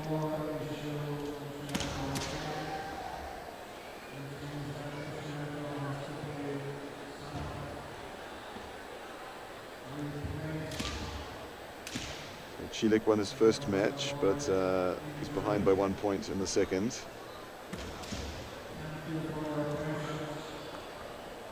Ooh, the North Macedonian fighter almost going out. Needs to be careful.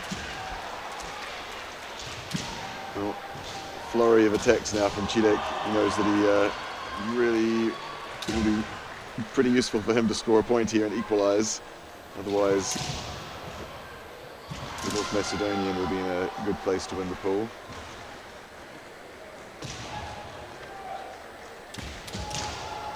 He finds the kote. And he gets the point. Equalizes. Much taller than his opponents, but well, sorry, no, much taller than this opponent, but nonetheless, it's kote that he scores rather than men.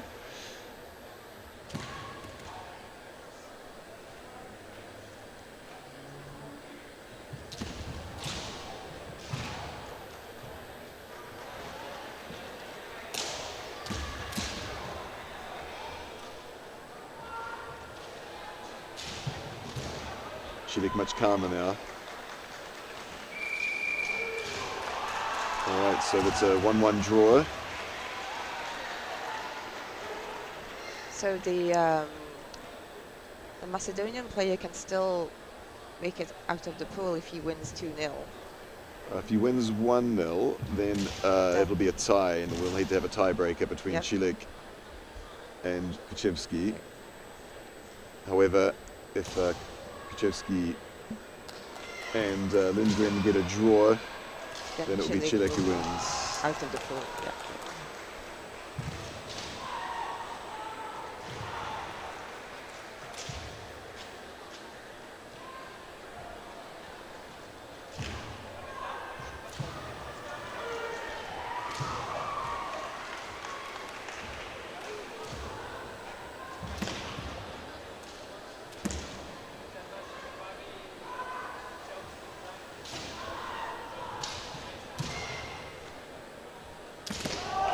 Kote for North Macedonia.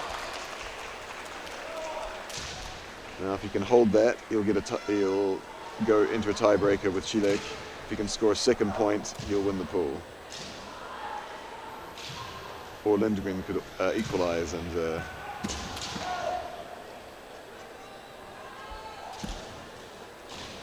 shake things up.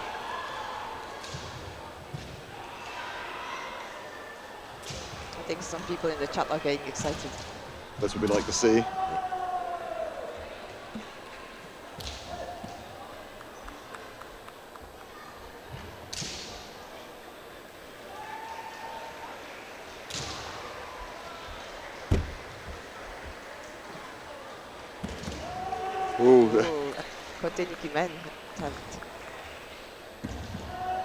North Macedonian trying for kote, but also ducking pretty quickly out of the way. I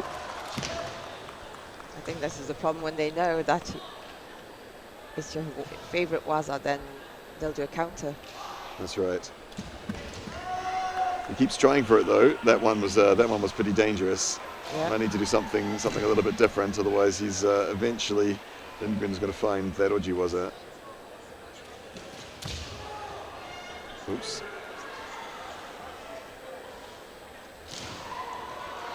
Penalty for North Macedonia.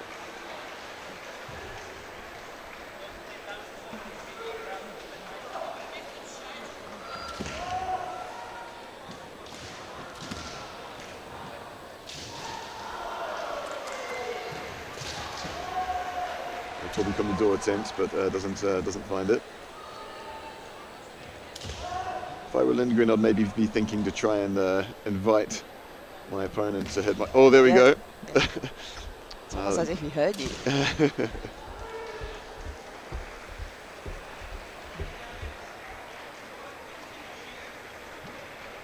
Referees have called a halt to see what they decide.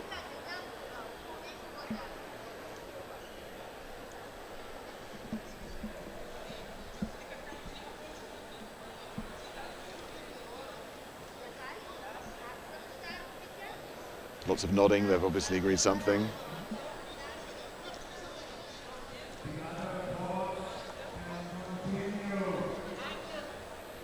Okay. I think a referee explaining that to the Macedonian that he's defending too much.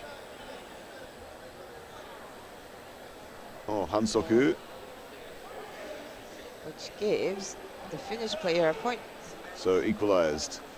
I think might have decided that those sort of kote attempts, kote and while ducking to the side, those were not really sincere. Really just trying to spoil the match, play out time.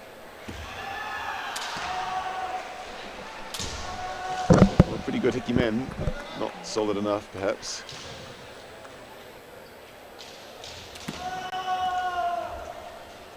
So He keeps trying for the kote. Kutevsky, yeah, I think if he were to really save it up a little bit and really commit, he might be able to score an ippon with that. Okay, so we have a hikido and a chasing man.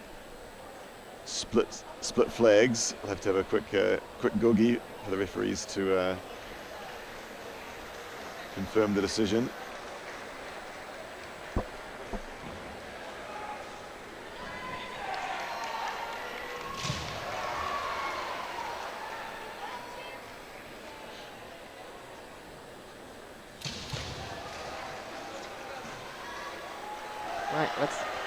The point has been awarded to Finland. So Finn will win the match. So I think that means that Chilek will win the pool because he has 1 win and 1 draw, whereas Lindgren has 1 win and 1 defeat. Loss, yeah. So I believe that means it's Chilek who will win the pool. Yeah, looks like they're packing up.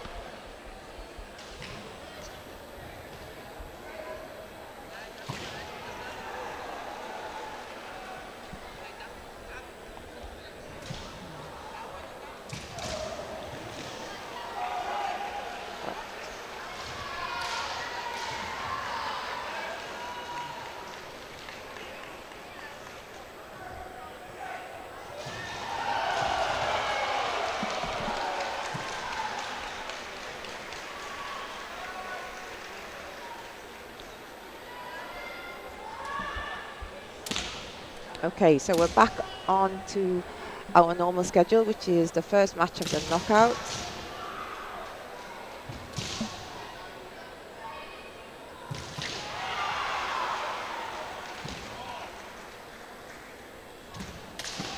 And it is Serbia against Romania.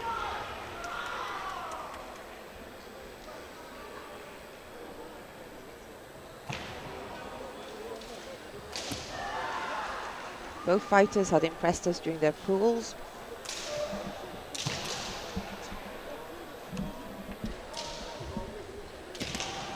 Oh, that was an attempt at the Vanakote. Maybe a little bit uncertain. He was twisting to the side, or no uncertainty in that attack. Yep. But Stamatovic leans back out of the way, and Santha only manages to hit with the tip of his shinai, and then unfortunately loses his balance a little bit and leaves the Shiai-jo. So Hansoku for white.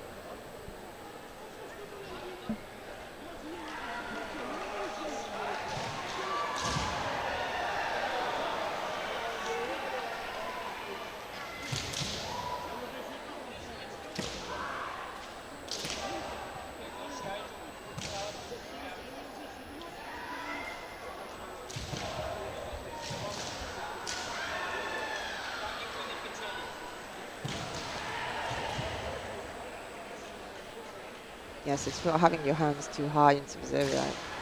Subzeria, I mean Suba to Suba, not hands to hands up at face level. So got to bring your hands down closer to the belly.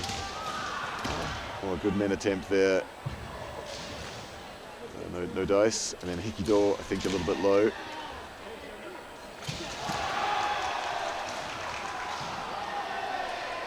And Stamatovic feeling the pressure, perhaps with the line behind him, just wants to step forward and protect.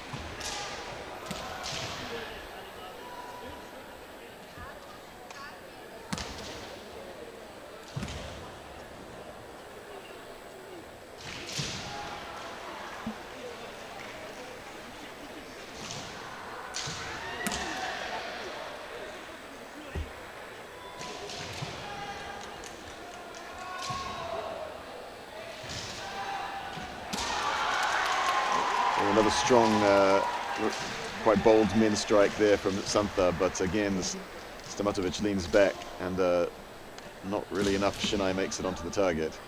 Just the tip.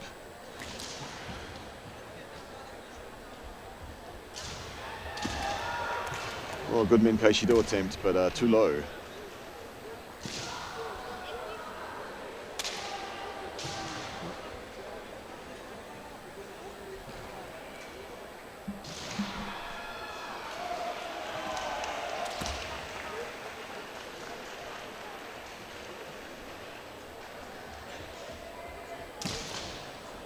Another man and attempt like Shido. This time a little bit less commitment from Santha, but he saves himself from losing door. Yeah. I think he's been warned already, that's why. Warned? Warned. Oh, that there could be door there. Yeah. Well, it was actually a pretty decent ski attempt, but I think he slipped or something. He wasn't able to finish it. Finish it, yeah. It looks like it was on the target. He made the shimpan twitched out. Yeah, he got half a flag.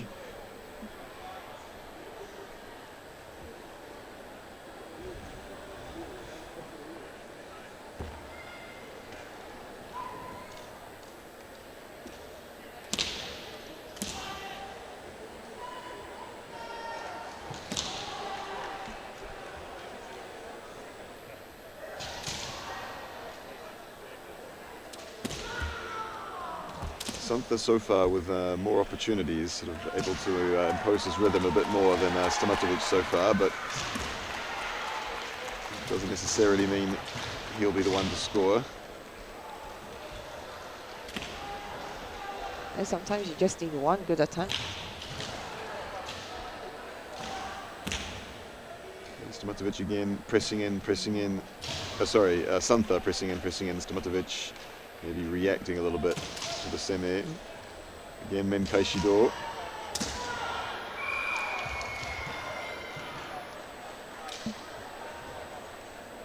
So I guess at some point Santha's going to find that men strike, or he's going to fully commit and receive Kai Shido from Stamatovic.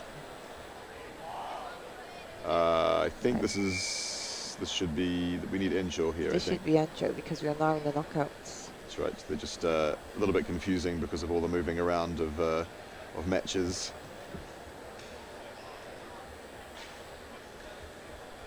Yes, it's quite hard for the shimpan to keep track of all this as well.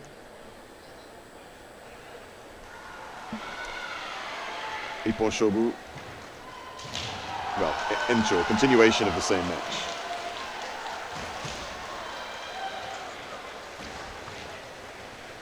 I think they just might need to confirm what's happening. No, Encho, okay, fine. Good. Stamatovic imposing his rhythm now as they restart. Pretty close with that men's strike.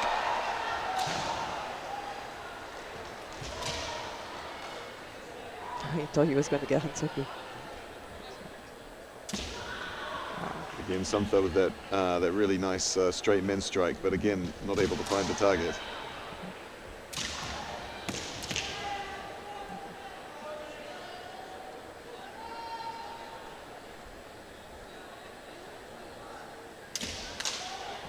Oh, good kote do, but just needed to step forward a bit more to get the distance right.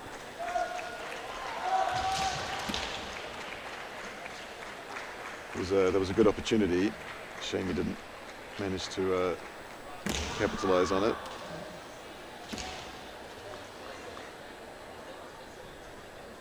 So Stamatovic starting a bit more strongly. Yeah, but better in the Encho than he was at the beginning of the match. Stamatovic has, I think, more techniques perhaps, which can help as you get into Encho. You've perhaps both players have figured each other out a little bit.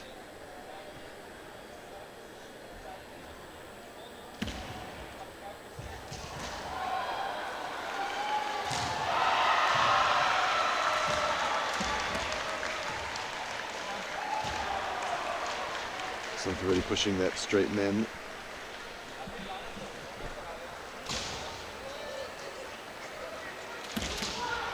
Oh, actually, in the end.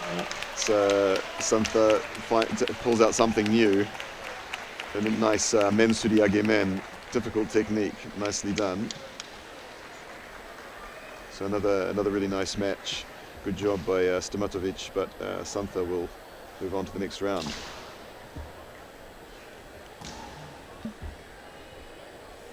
Yes, that is a very difficult technique and also a great opportunity. Yeah, well done.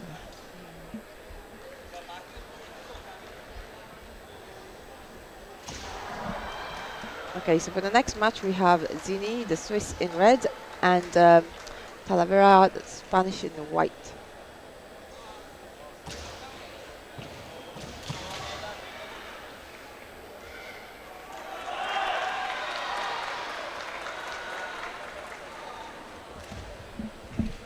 And Zini goes straight for the men to start.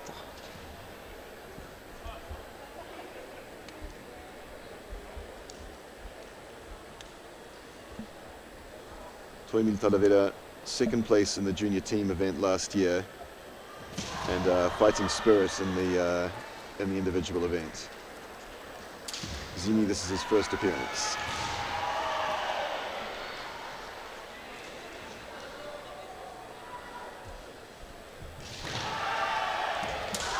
Oh, there's a Gyakudo.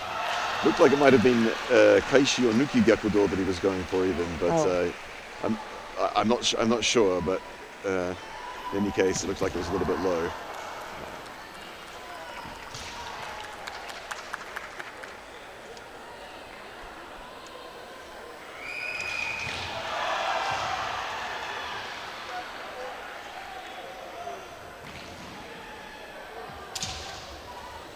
A little bit of physicality there with the chest punch. Hopefully not too much of that.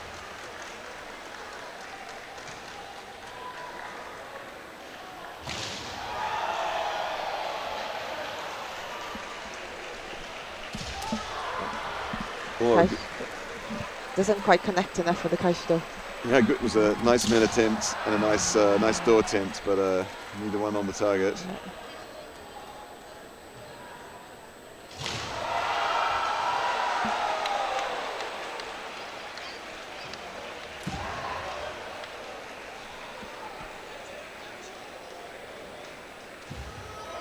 Ooh, that was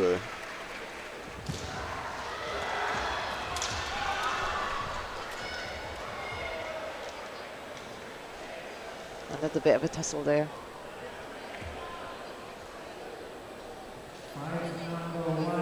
some sharp techniques in this match, but also pretty physical. The referees maybe don't like it. Let's see. Decide whether it was within acceptable bounds or not. I think when the emotions start running high, it's some people do get a little bit physical sometimes. Start craving to win. People use the advantages they have as well. If people are tall, they use being tall. If people are strong, they use being strong. Yes, absolutely. No worries, back on. Yeah.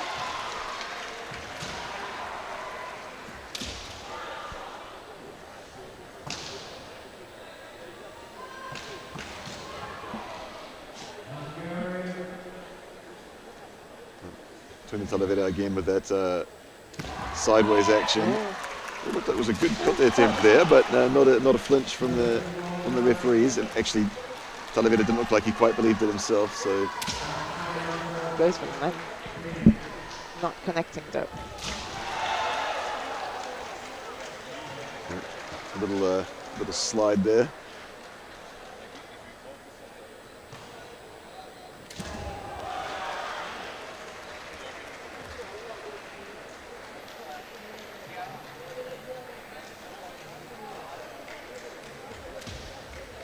Good control there.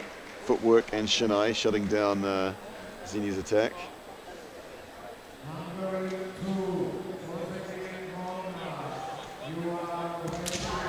Oh, Katsugi man. Dangerous. Zini actually going for the straight man. That could have come in first, but Talavera just too quick.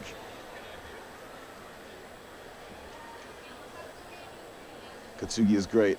if your opponent is on the back foot, dangerous if they're looking for Debana. Oh, nice, very quick kote strike there from Toimin Taravera. Not a lot of time left for Zini to catch up.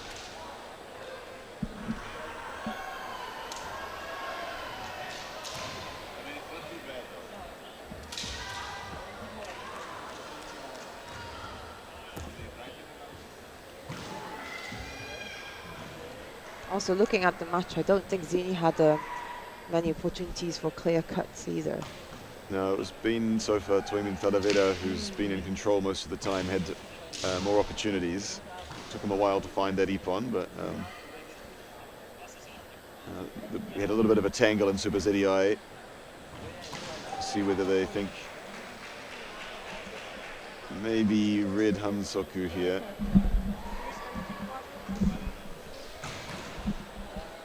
Yeah, for constraining the match, keeping it in Super ZDI. Sorry, when I said red, I meant Spain.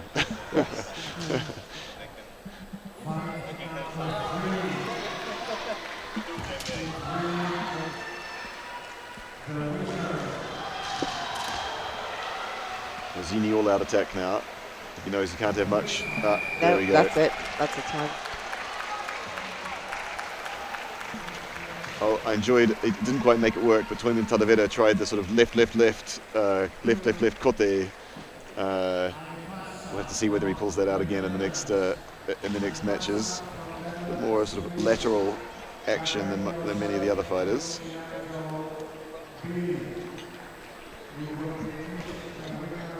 Yes, when players move sometimes in an unusual way, they just throw off their opponents. Just creates a little bit of confusion. I actually think if you step left while keeping your shinai against the opponent's shinai, they can open up some good kote opportunities. I'll try that next time I do Jigeki with you. You can try. But you only know the trick. It's four-dimensional chess we're playing here. Yeah.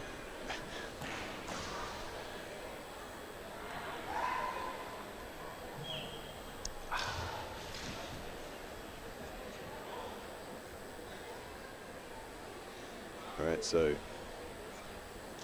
up next, Toimin Taravera in white for Spain against Santha in red for Romania. So the Spaniard, second dan, 17 years old, 14 years of kendo. Second place in the junior team category last year and fighting spirit in the individuals. Santha, also, 16 but third dan, 8 years of kendo. This is his first international appearance. And we're now in the quarterfinals.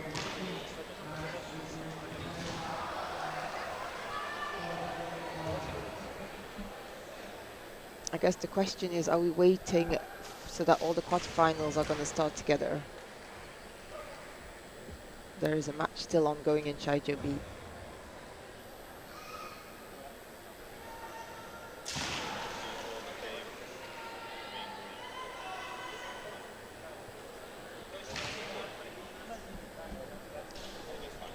Yeah, I think there's still a match or two behind on the rest of the tournament.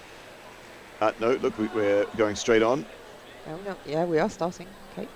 All right, Toimin Taravera, white for Spain, and Santha in red for Romania. Saw some really effective straight men strikes from Santha, and quite a few techniques from Toimin Taravera. But Santha also showing some tricky waza like Suriagimen. So we should have a good match.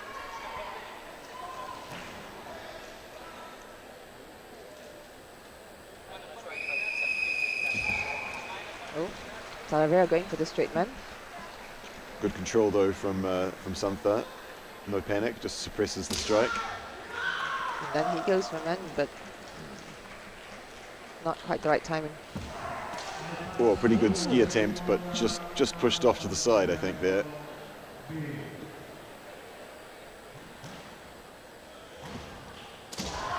Oh, nice.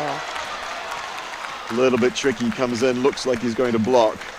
As the opponent lifts his hands up, whips around to the other side for a Sayomen strike.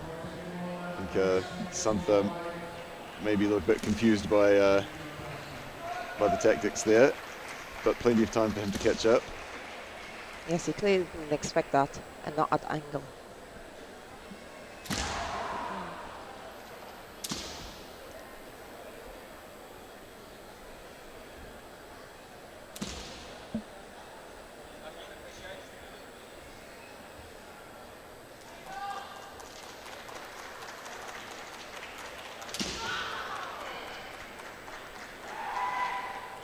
Signature Tobikomi men there from Santha.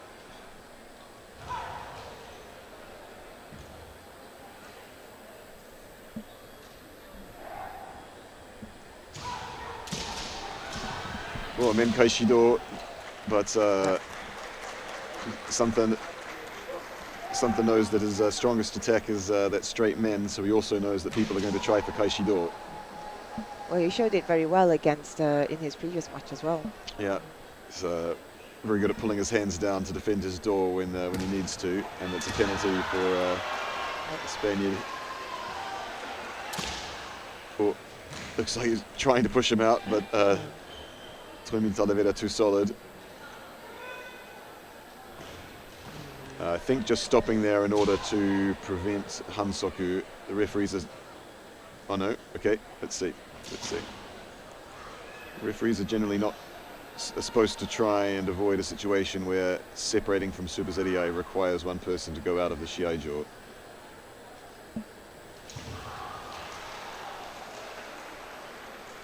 might think that Santha's not separating properly, trying to keep Toimin Talavera on the edge.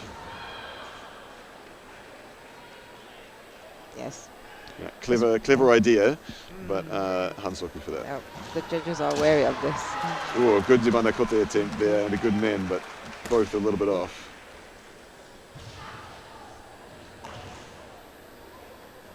Oh, good man attempt there. Well, again, it's the Katsugi men. Katsugi men. We saw that in the last match from Toimin Talavera.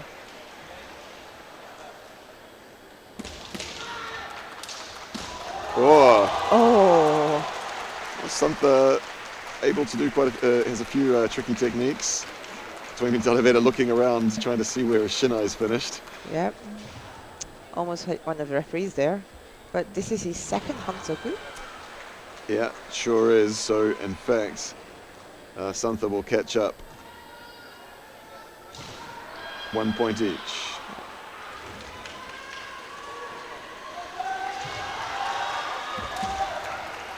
Again with the Katsugi men. Oh, and again the Yoko men starting on the right, whipping around to the left. Santha's defense a little bit too static. Yep. And it's a 2-1 victory for Toimin Talavera, but great performance there by Santha. Some nice techniques.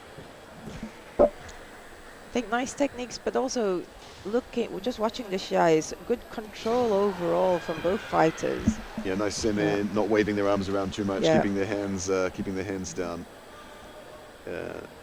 Fighting for the center. I think Toimin Talavera may be showing a little bit more, I guess what you might call that sort of Shiai waza. Yeah.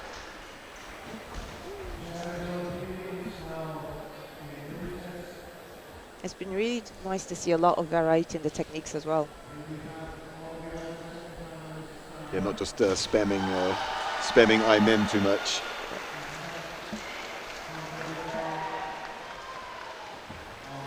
So that was our quarter-final. So once the other Shiai-jos have caught up, then we'll have the semi-final, which will be Toimin Talavera from D. And whoever won the matches on Shiai-jo C. So the semi-finals will be on Shiai-jo's B and C. And So on C we will have Krizhbai from Hungary against Toimin Talavera from Spain.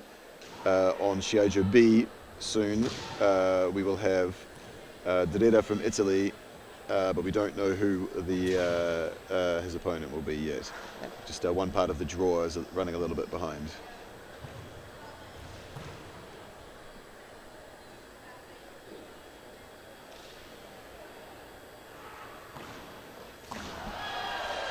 They're still waiting for one of the quarterfinals to even start, so yeah, one part of the draw just running slower.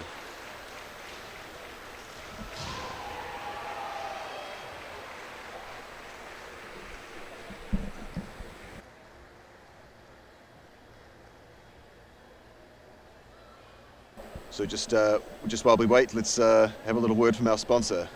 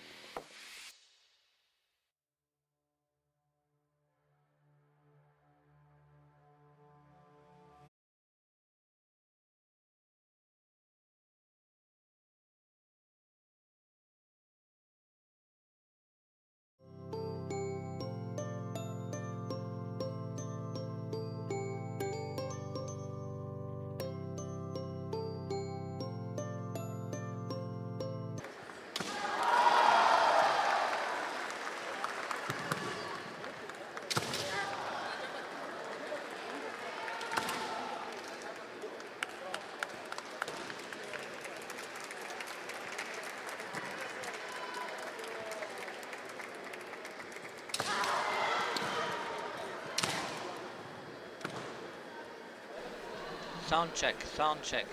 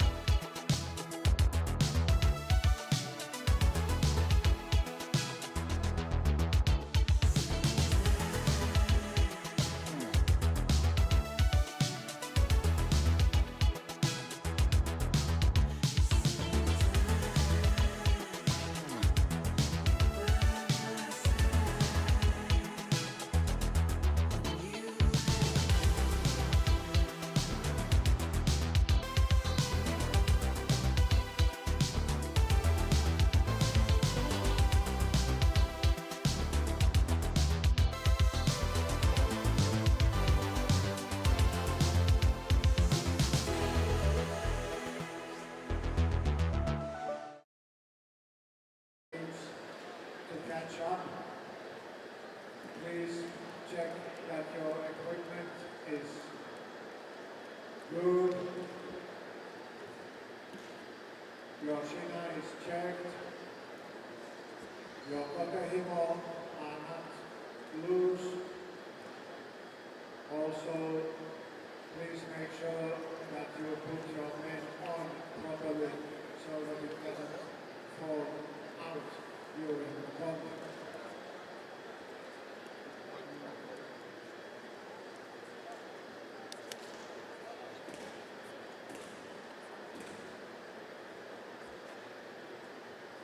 I'm also obliged to tell you that the generous 1 hour break will be reduced to half an hour. We will announce the exact starting time and the ending time of the break once we get the men's team tournament up and running properly.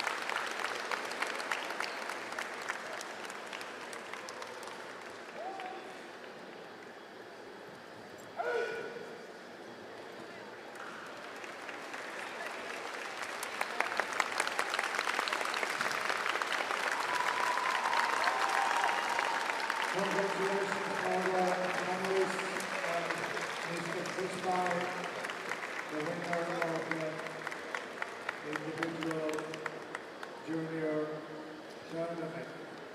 There will be a some minutes break Referees are invited to go to the referee room for a small debrief.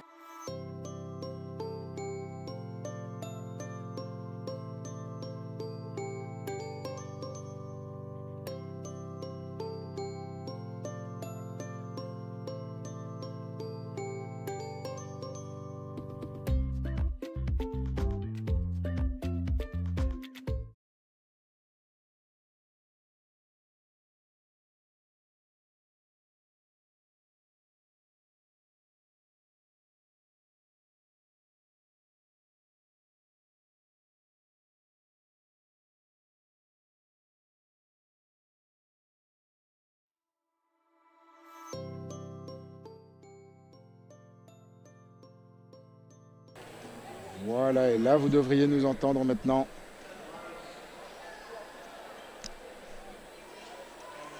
Igor, Quentin. Bonjour à tous, ravi d'être avec vous. Oui. Si vous êtes là. S'il reste du monde. I see you both. Et ben voilà, we have someone. Hello. Donc, Monsieur Grisby de Hongrie a donc gagné en finale contre Monsieur Dreda d'Italie. 2-0, un côté, un men. Et on enchaîne sans pause avec les équipes seniors masculines. Oh oui, ah oui, oui. Ils s'alignent déjà, là, ça va Bah commencer. oui, donc en fait, on va enchaîner tout de suite. On va reprendre l'anglais. On va laisser la place à Juliette San. Juliette San, exactement. Et donc, à tout de suite. Merci. Merci beaucoup.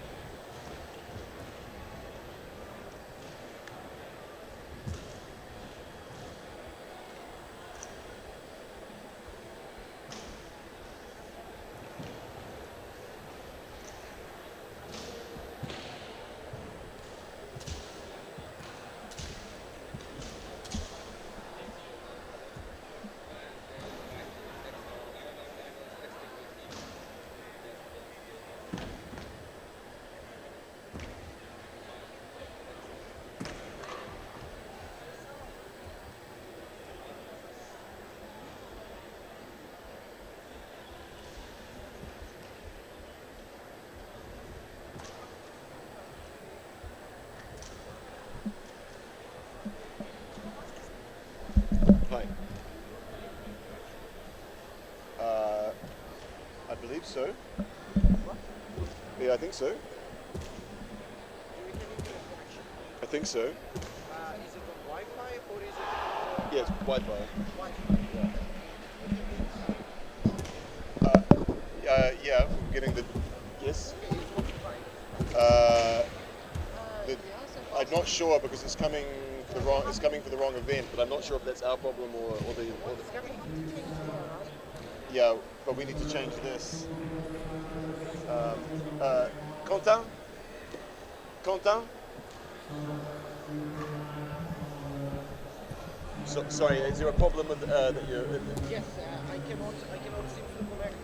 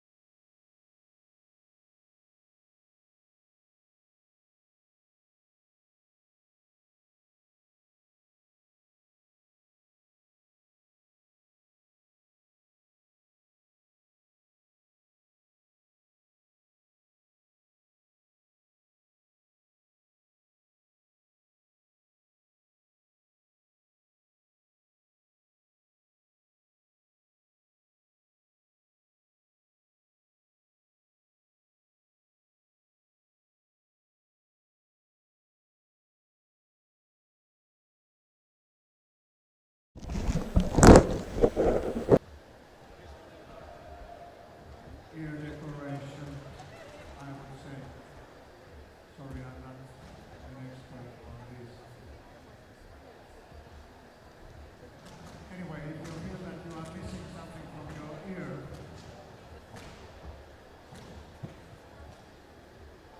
you might come and check if this is the one.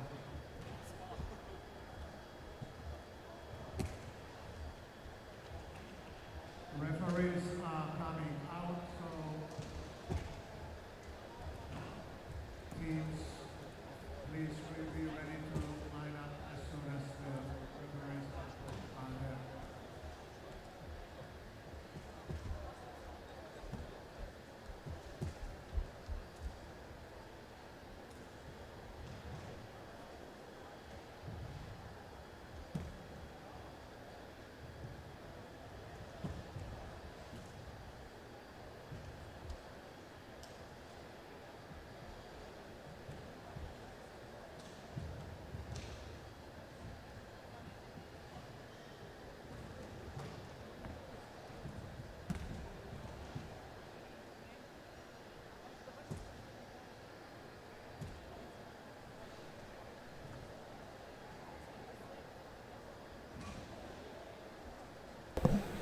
Okay, and we're back. So we're running about 45 minutes late, or 50 minutes late even today, but getting ready to start the men's team event at last. So here on Shiai-jo D, we have Lithuania against Spain. So several Spanish team members going up to talk to the referees, might be to just show them that they have protectors on their feet, which technically you are supposed to do at this level of event. I mean, a kendo event running a bit late is more the norm, I would say. Yes, I think it will be strange not to run late.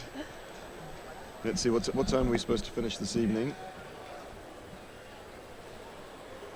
Supposed to finish at about 6:15. So we'll see whether we're able to stick to that or not. Quite a lot of teams here today, and two will leave the pool. So it'll take some time.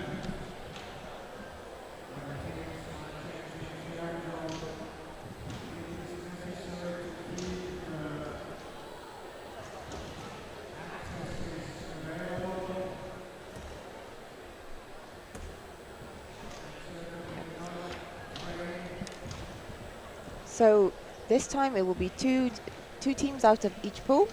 It is 4-minute matches for the pools and 5 for the knockouts.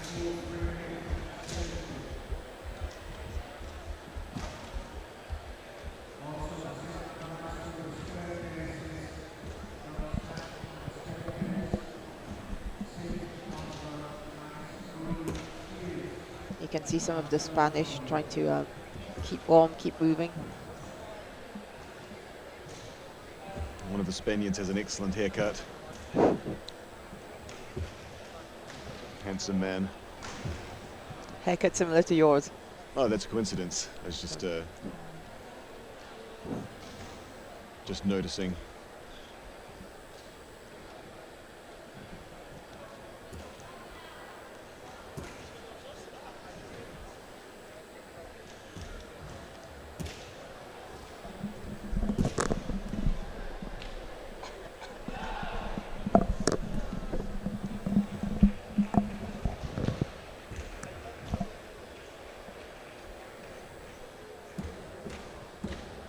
So it is a long day for everyone today. First the junior female individuals, then the junior men's male individuals, and now the men's team.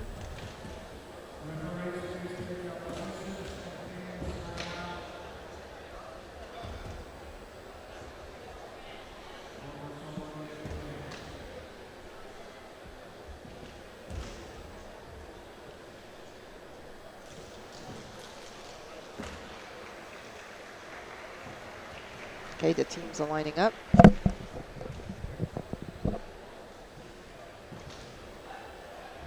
So looks like we might only have 4 fighters from Lithuania.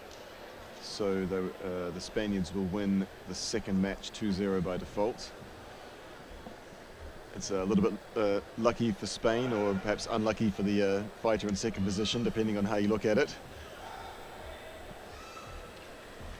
Yes, because sometimes you want that fight to start getting all the cogs into place, and yeah, especially if the second match in the pool is going to be a hard one, might be better to have an opportunity to get moving in the first match. So who do we have up first? Stanislavaitis from Lithuania, third dan, 19 years old. And Tortella Mizutani from Spain, 21 years old. In the Sempo position, just waiting for the signal from the central table to get started.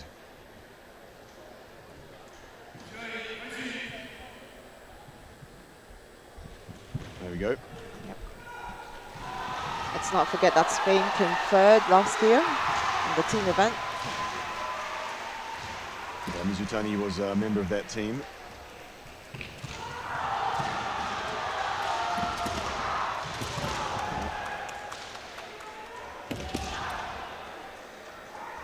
Gets one flag.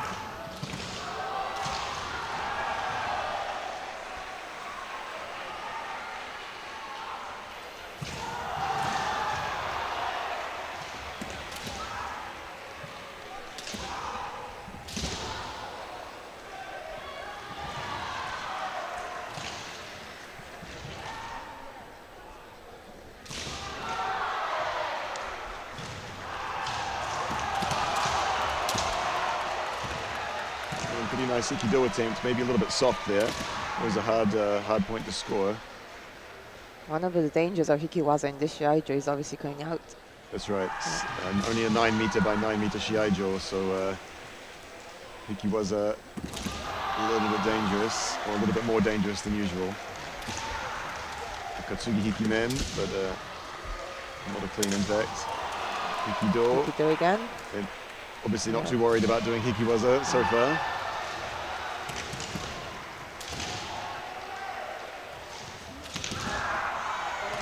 That was a good kote attempt, but not clean enough. And then a strong men from Tortella Mizutani. First point for Spain.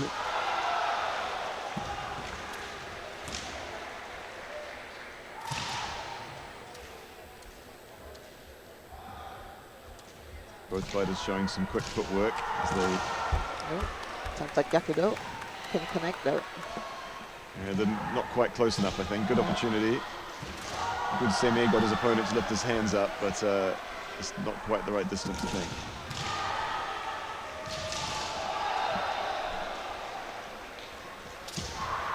Oh, Katsugi Hikimen.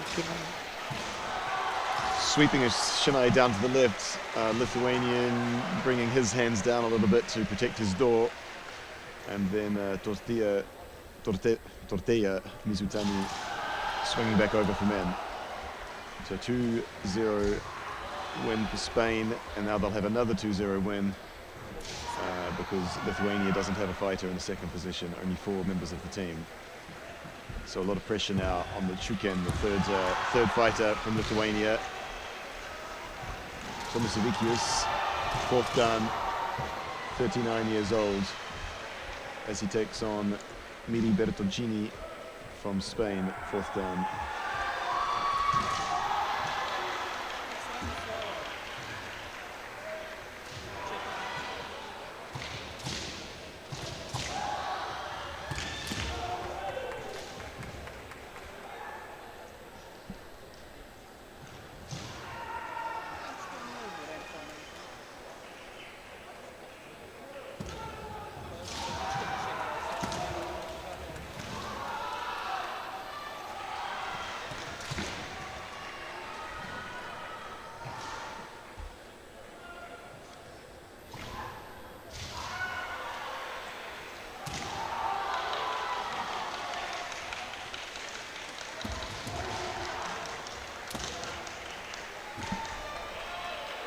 So no matter what happens, Lithuania must not lose this match to stay in the game. That's right. If he loses even 1 point, or by even 1 point, I should say, then Spain will win.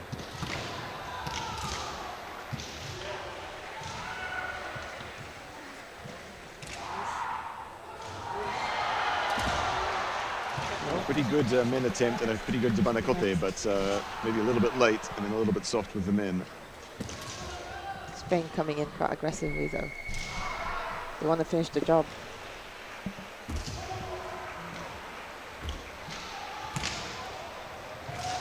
I guess on the one hand he'll know that a draw is not a bad result for his team here, but you want to finish your first match of the day feeling good, put yourself on a nice trajectory for the rest of the tournament.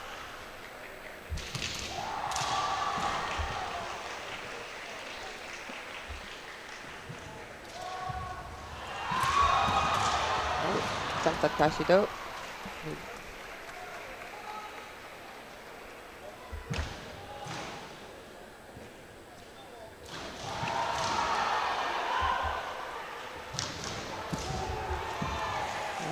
Debanakote from Midi. So the pressure really on Lithuania here. He needs 1 point, or else his team will be eliminated. Ideally 2, just to give him a bit more of a chance. 1 flag for Midi's men. Lithuanian sort of shutting down his Zanshin.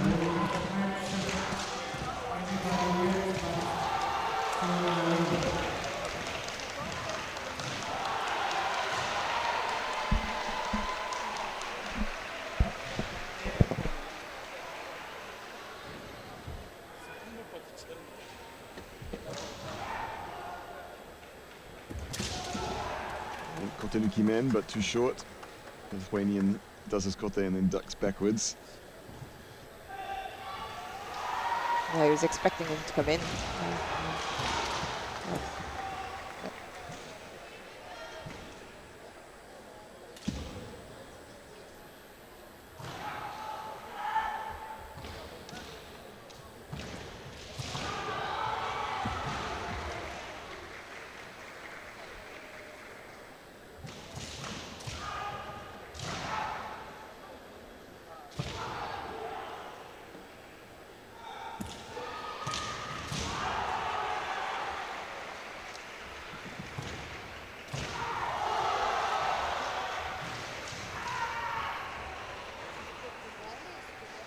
Threatening, but then moving back out of the way each time. Oh, no, this time he comes in. Doesn't fully commit to that man. Lithuanian Kaishido not able to pass through. I think Kung Fu Sensei there telling him that if he wants to call a stop, he needs to shout. He can't just put his hand up. So a new rule from I think last year.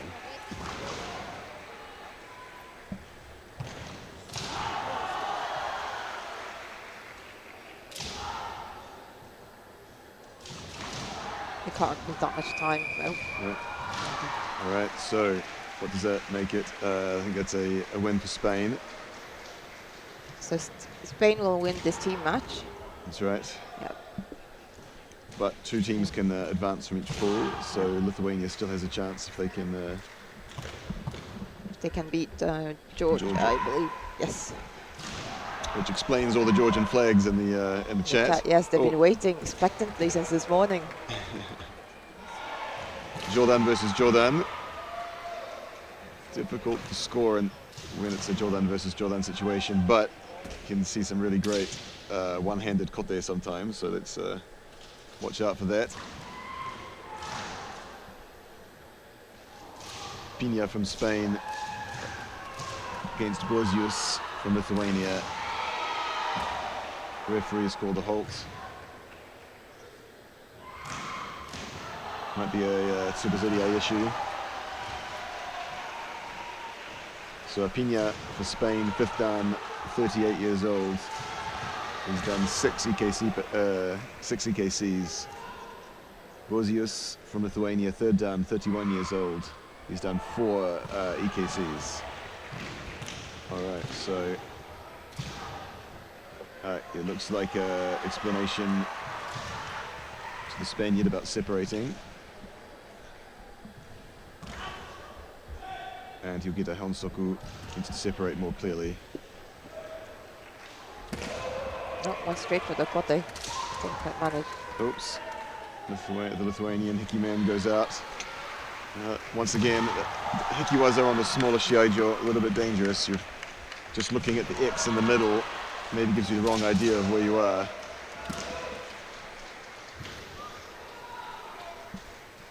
If you're used to fighting on a larger Shiai-jo, I mean.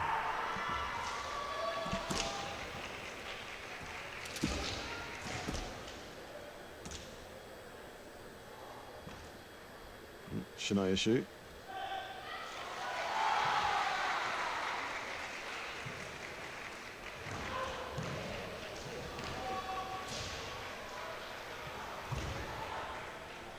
I think all the players need a little bit of time to adapt with the amount of space they have. I think we could see it yesterday a bit with the women's teams and the juniors. Once they got a bit of an idea of the size of the Shiai-jo, they didn't go out as often. First round might be oh, there it is, the one-handed kote. But yes, this is the first matches for the men's adults team. Tries for another one. Hikigakudo, dangerous. Especially on the small Shiai-jo. Oops. And that'll be a point for Spain. Second penalty for the Lithuanian. So second point for Spain. We'll take this match 2-0.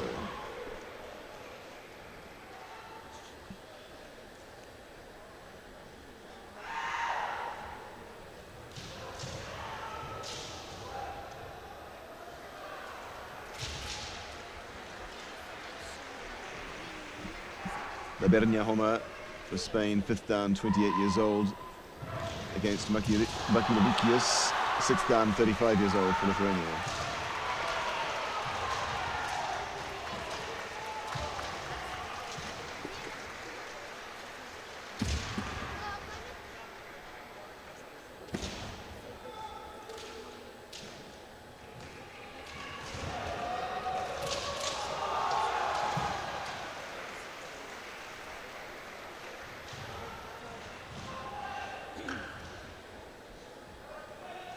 It's like they're trying to be very strict with the Superzidio rules.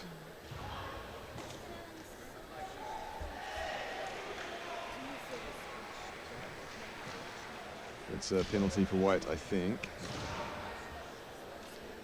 I think at this point, you should know the rules by now. Yeah, no mercy at this level.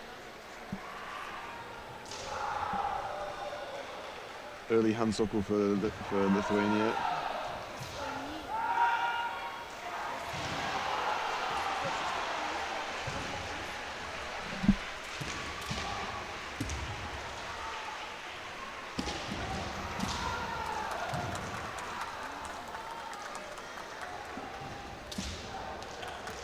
and it's a Hikimen for Lithuania.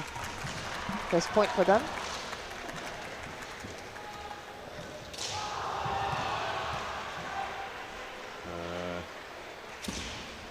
Is anyone else having problems with the sound? From our side, it looks okay.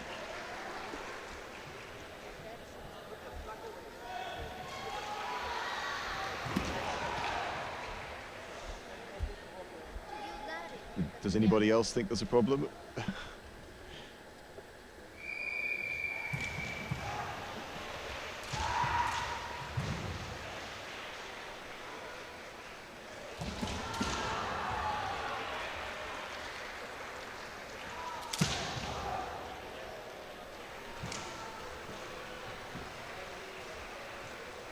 A little technical check on our side.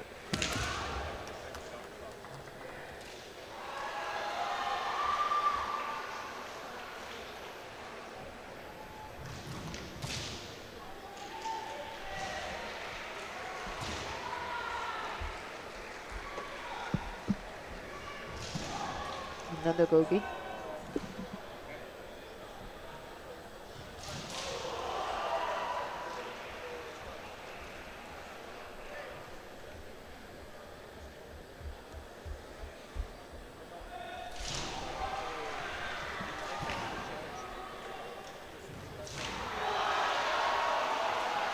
No action there. We'll carry on.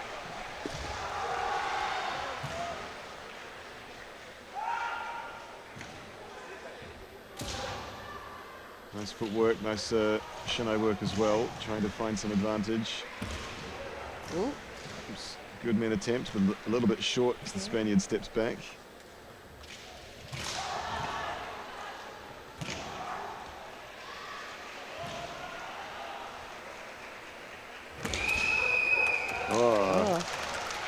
Men Sudiage Men from the Lithuanian. I've seen him do that at the London Cup a few times. Yes, he's quite a regular there, isn't he? He does seem to like the London Cup. Difficult technique, Men Sudiage Men. We saw one this morning by one of the juniors, Yes. to our surprise. Perhaps a little bit less surprising in the adult event, but nonetheless a difficult technique. So it's a 2-0 win for Maki Lovicius from Lithuania, but nonetheless Spain will win 4 matches to 1. Now the scores could be very important depending on what happens in the other matches as well to determine second place. That's right. If we get a perfect tie, for example, in one of the other team events, then counting the number of points could be determinative.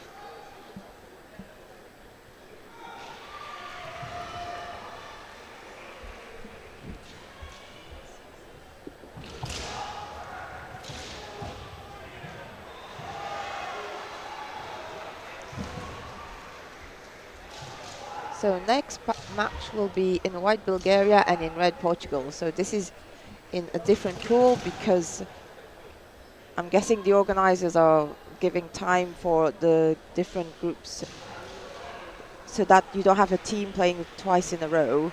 They're just cycling through the pools, and this will be pool 11. Okay, so we have Portugal against Bulgaria. Yeah. A little bit confusing, especially as they do this for the teams but not for the individuals, which makes it a little bit tricky. The fact that they're changing the rotation system depending on the event. Okay, Portuguese fighter just checking his protectors with the referee table.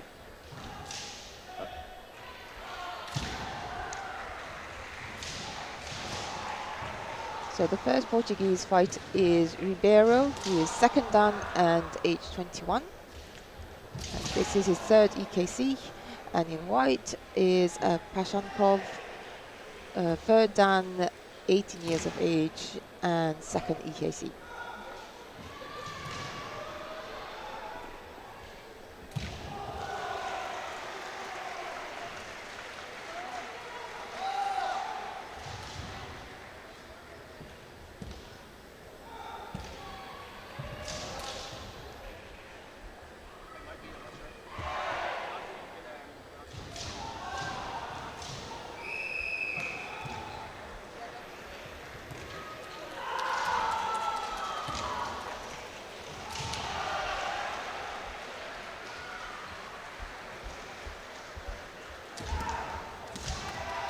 Well, there was a pretty efficient, quick men's strike there from the Bulgarian, but his tade is now all twisted.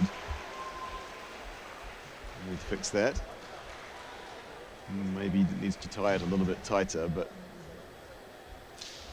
there we go, he's managed to sort himself out.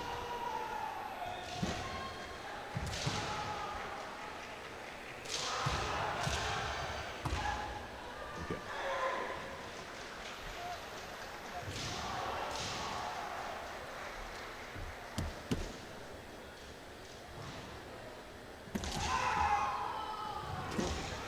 So a quick cut there, but the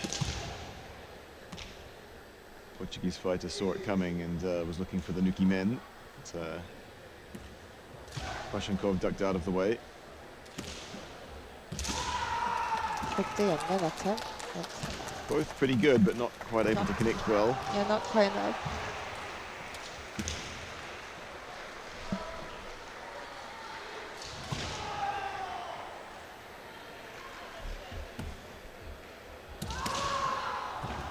Looked like maybe that was an attempt at Kote Nuki men, but it wasn't Kote that arrived, it was men. Waza didn't quite work.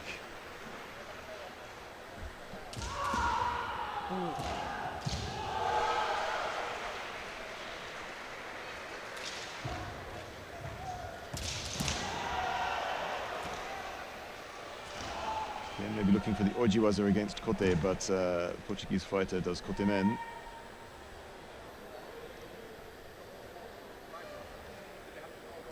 Referee meeting. Not sure what this one's for, but we'll find out.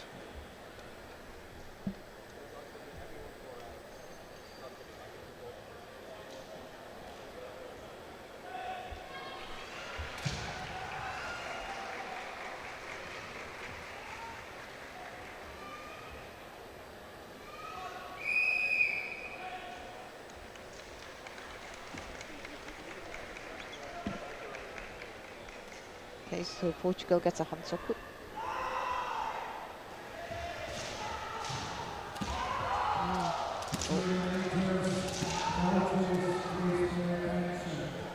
Bulgarian fighter there being careful for the watching out for the line.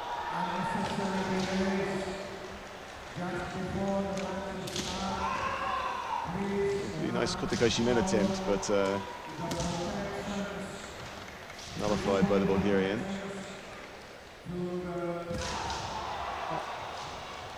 Oops.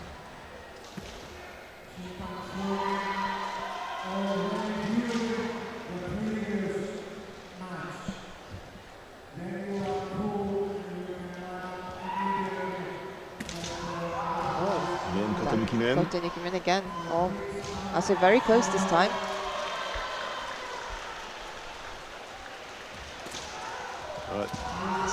It's good thinking there by the Bulgarian.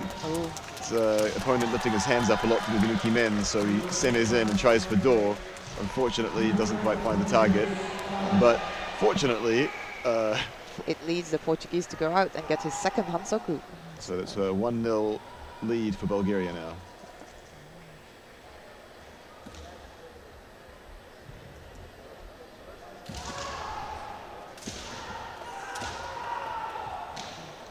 Flurry of men attempts there, but none of them quite clean enough.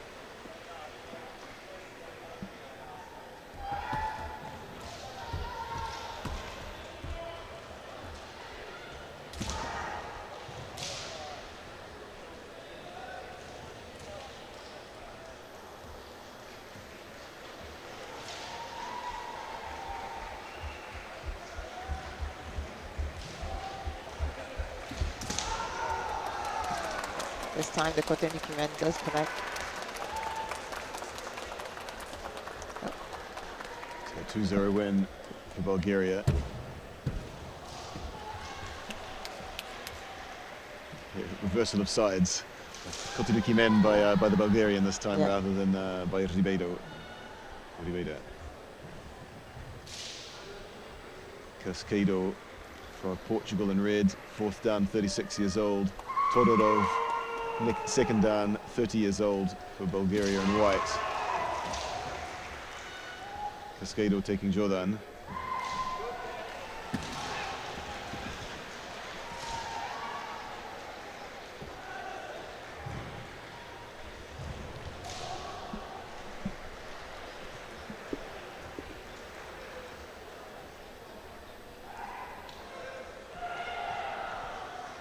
So we've seen quite a few Jordan players now. But I haven't seen any Nito yet. No, not yet. Just looking out for that team that has two Jordans and 2 Nitos in it, but this year I haven't seen anything like that.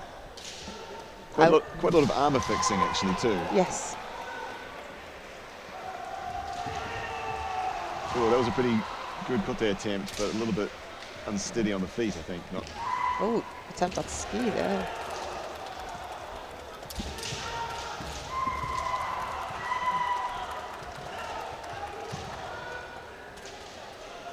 Both fighters showing some nice techniques, but maybe a little bit anxious, not quite settled on their feet, not quite able to strike cleanly as a consequence. Well, until now. Nice one-handed men, katate men from the Portuguese Jordan fighter.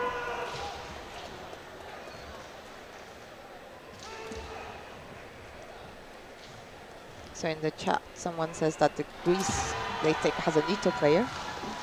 All right, so we have at least one Nito person on the floor today. Oh, that was an attempt at kote from Bulgaria.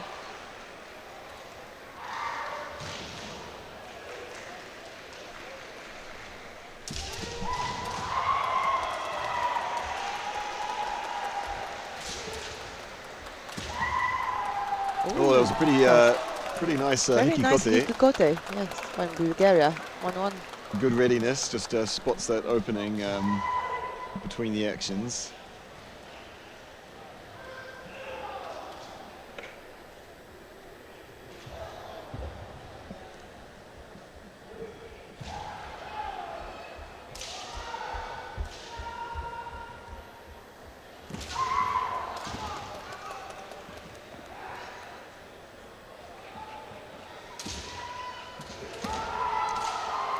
Some good attempts there. The kote from the Portuguese fighter looked like it touched the target, but just not quite sharp enough. And then likewise, Hikimen. It was good opportunity for Hikimen, but couldn't quite connect enough.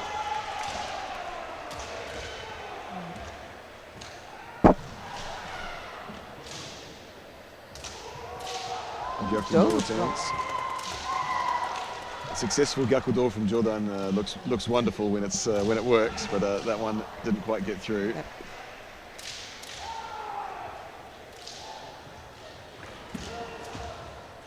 Both fighters maybe looking a little bit more steady now, a little steadier. Maybe those initial nerves have settled a bit.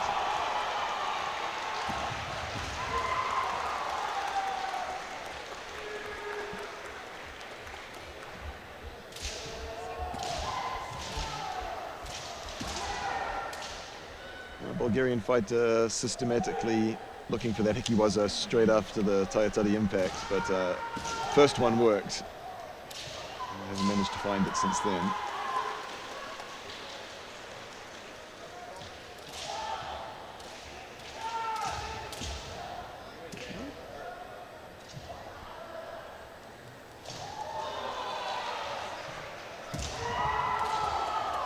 A little close, a little bit late, but katate men.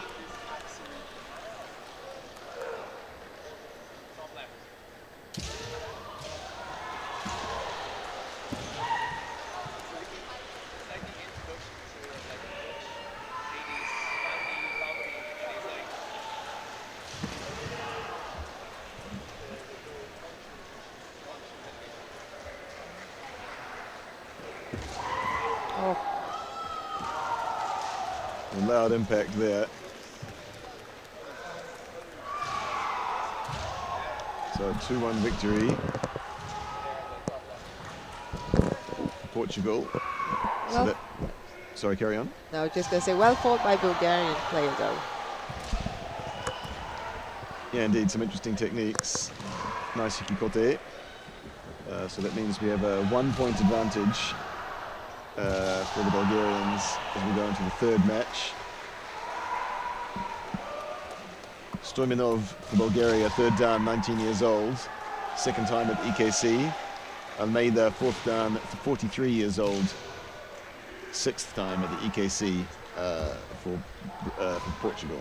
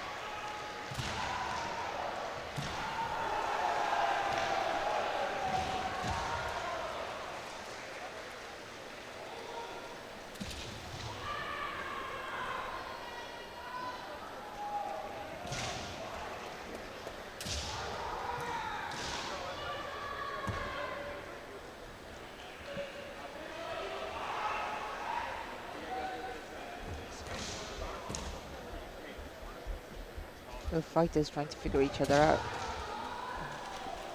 Men attempt there from a Bulgarian fighter, but maybe his feet's not quite keeping up with his hands. He wasn't able to finish that second strike cleanly.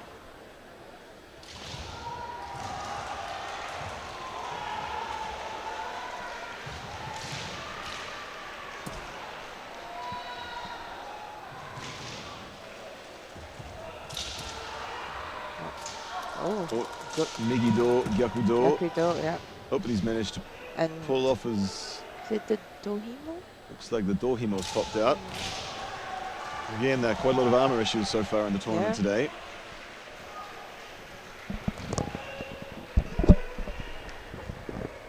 Oh no, it's the Menhimo that got caught.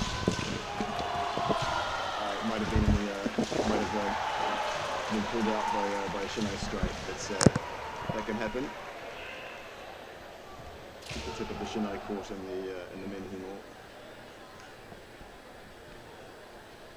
Avoid that by keeping them a little bit shorter, but not everyone likes to do that.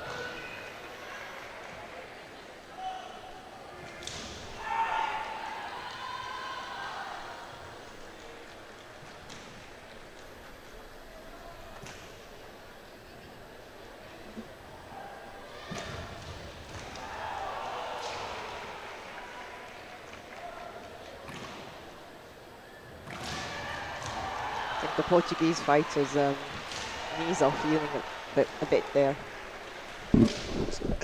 Maybe you could do that tactically. Pull out your Menhimo to force your opponent to sit in Sonkyo for a long time. That would be unsportsmanlike, fairly cruel, not very Budo. Hopefully his knees are feeling okay.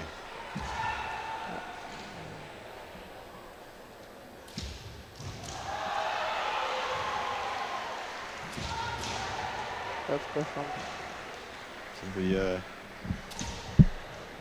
Bulgarian fighter really wants to try for that Gyakudo, but decided not to execute it there. Migido from Portugal. There's the Gyakudo again. Same pattern again. Yeah. So we see Portuguese fighter likes Migido, and it's Gyakudo, the flavor of do for El Bulgarian. This time the Portuguese tried the Gyakudo.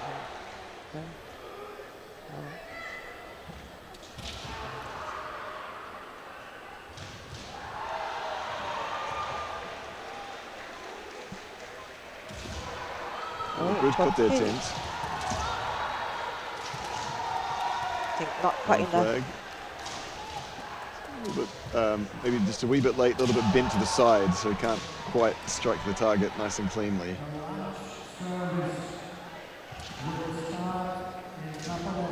So far, plenty of attempts, but none of the strikes quite being ippon yet.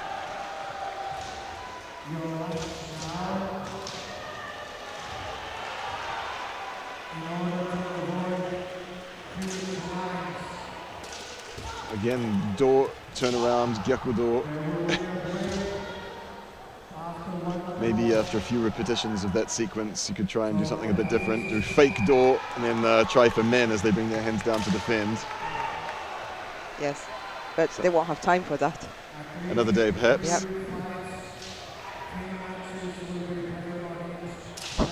So as we go into match number 4, how are we looking? So a win each, but Bulgaria have one extra ippon. Okay, so a little bit of pressure now as we get into the 4th match on Lucio from Portugal, 4th dan, 36 years old. Modena Charikov, I'm sorry, for the Bulgarian fighter, 4th dan, 36 years old. A little bit less pressure, his team is 1 point up. But with 2 matches, 1 point can be caught up with.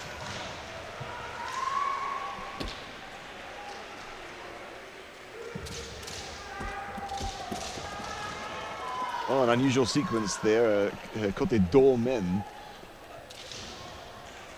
She does manage to hit the men, but not solidly enough, I think.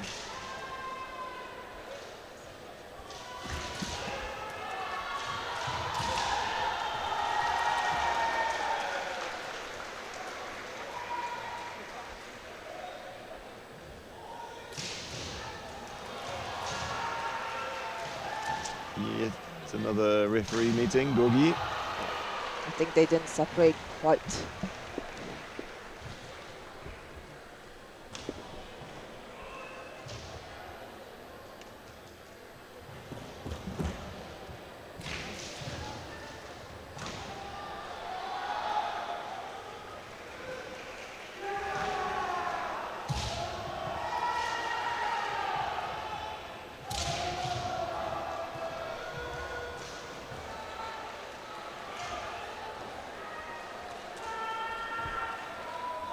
Okay, just a fresh restart.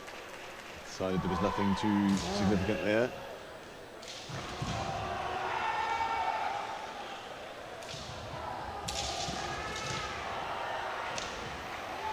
So I think that might be a Hansoku red there. Yeah. Bulgarian fighter trying to separate.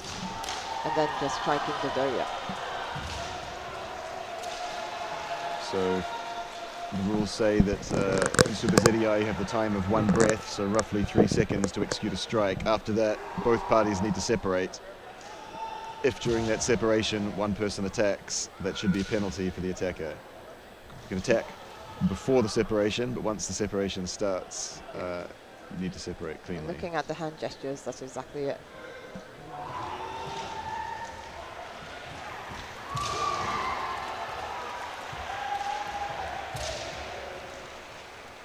That rule can sometimes be a little bit tricky if someone strikes just as the other person starts to separate.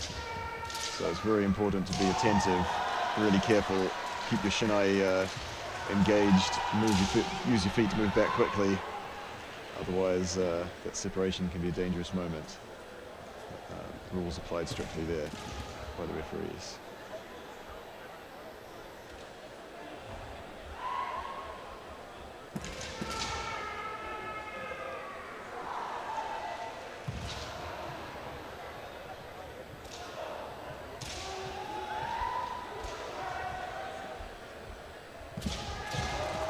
Enough time from Bulgaria.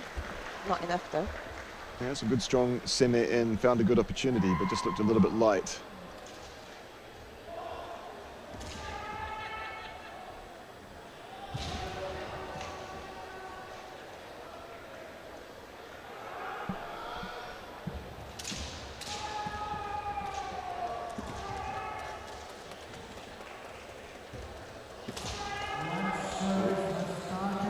He hit that one fairly cleanly, or fairly strongly, but not very cleanly.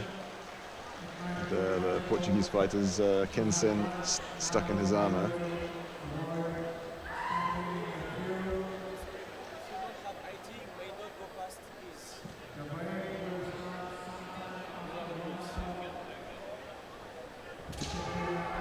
Another attack on men. I think that one wasn't quite strong enough.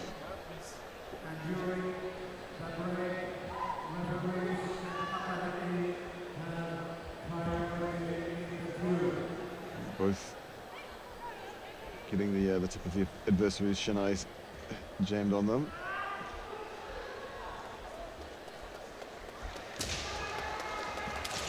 Again, Bulgarian fighter finds that men opportunity, but just doesn't manage to deliver a really decisive, clear strike.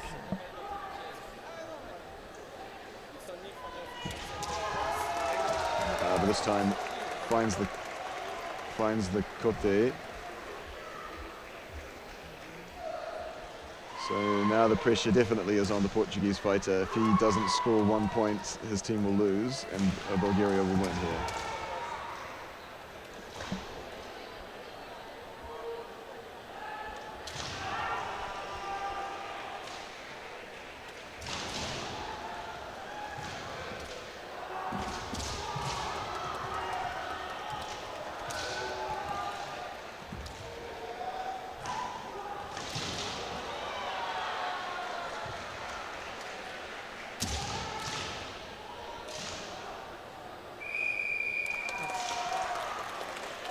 Okay, so time's up. Another win for Bulgaria, so that means 2 victories for Bulgaria. So if Portugal needs to win 2-0 for this to be a draw. Sorry, yes, I miscalculated earlier. I should leave this to the former team manager. All right, so strong advantage for the Bulgarian here, but not quite all over. If the Portuguese can get two, they can catch up. Still make it, yes. But also to remember, this is a pool match with 2 going out, so in a way every ippon does count still. Absolutely. And because it's in the pools, if it's a draw, there won't be a supplementary Daihyo-sen match. It will just go down to counting those points, or matches won, matches lost points across the whole pool. So for the Portuguese, we have Silva, who's Shodan, age 24. This is his first UKC. And Bulgaria, we have Dimitrov, Gordon, 36, and was just scored. So it will be Bulgaria that wins this pool then, wins this match at least. Even if Silva manages to win 2 points, his team will still, well, a nice Demanakote there from Dimitrov. So Bulgaria win the team match.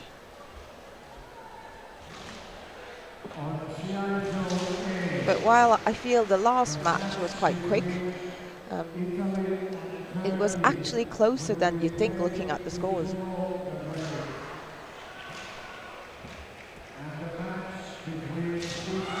That 2-0 victory, 2-1 victory for Portugal in the second match.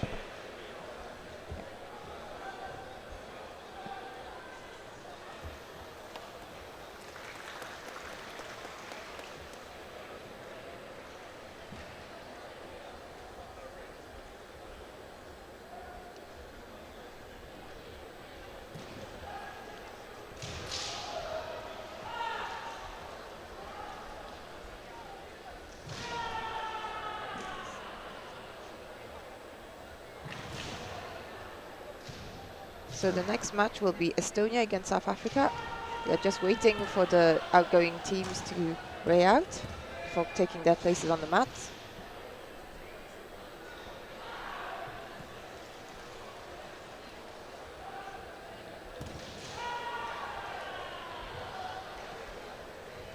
On court D Delta, the match between South Africa and Estonia, which is starting now, will be the last match before the break.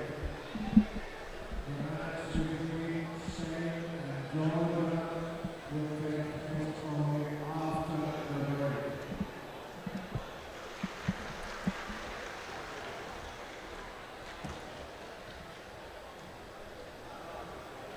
On Shiai-jo X,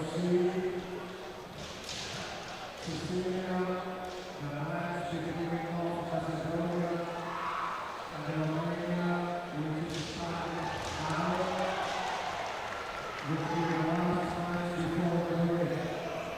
The match between Switzerland and Montenegro will be played only after the break. All right, so we'll have the break after this match. So Spain versus Georgia will be after the break. But first up, we have South Africa against Estonia. Just waiting for the data feed to catch up. It should only take a moment.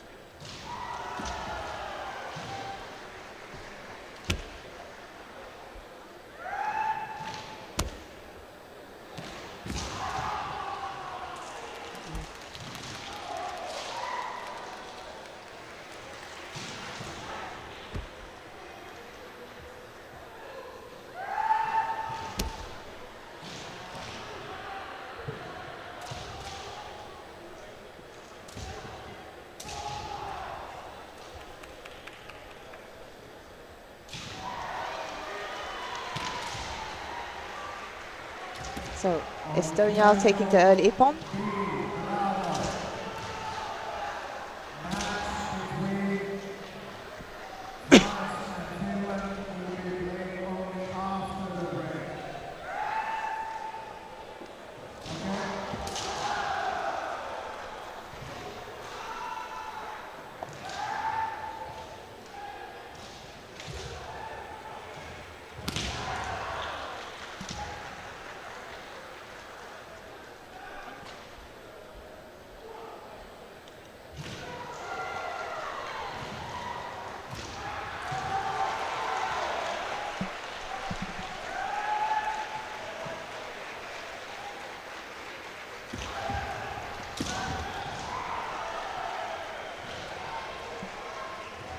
trying to clear up the data here. But in the meantime, might be a handsoku for the South African fighter.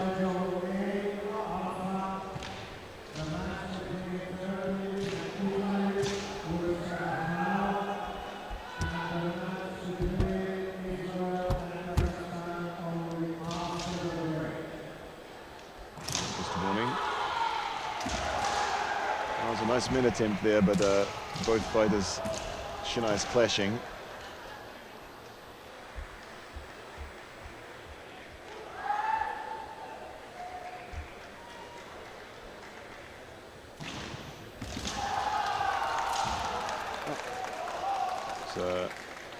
Good men's strike from South Africa, but Estonian Kote gets in first, so 2-1 decision, and it's a 2-point victory for Estonia. You got mute. Okay, that's good.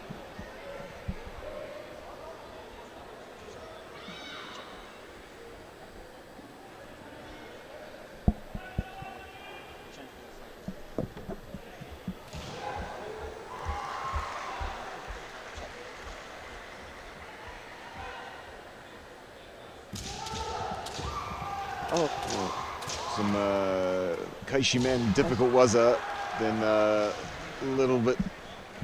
few too many attempts at the Hiki men, and the South African fighter has stepped out for a penalty.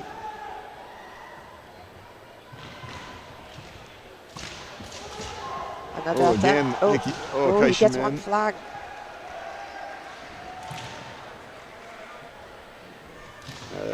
So actually a pretty nice Kaishi men attempt, got one flag, but I need to be careful with those backwards waza, given the size of the Shiai-jo. Almost lost another He penalty goes in there. for the men now. Hikido. A little bit more careful with the distance Yes. now. He's figured out the Shiai-jo size, like you said, maybe takes a little while.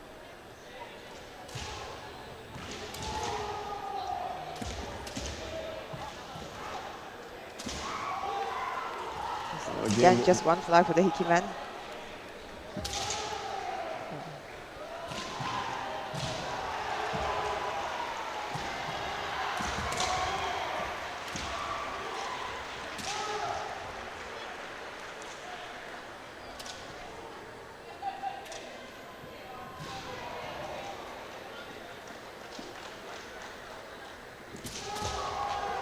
This time.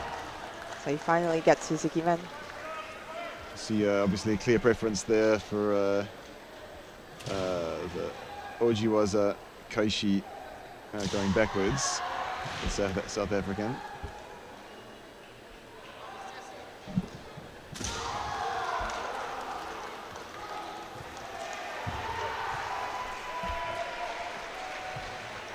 And another man. So that's now equalized between Estonia and South Africa. 2 points each, one match each.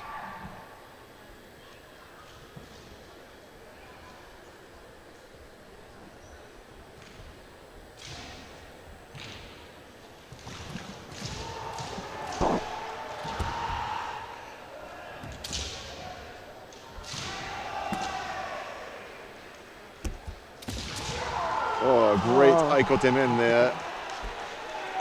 Split decision, but it'll be the men for South Africa.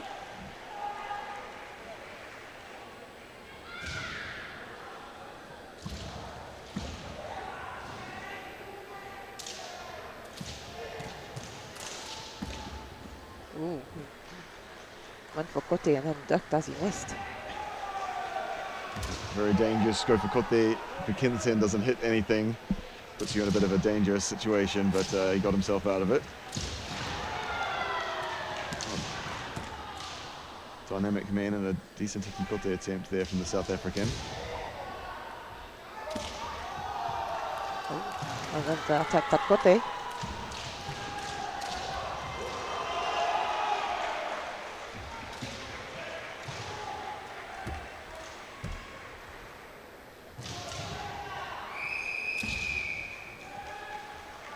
South African fighter suppressing the attack there. This is Shiai.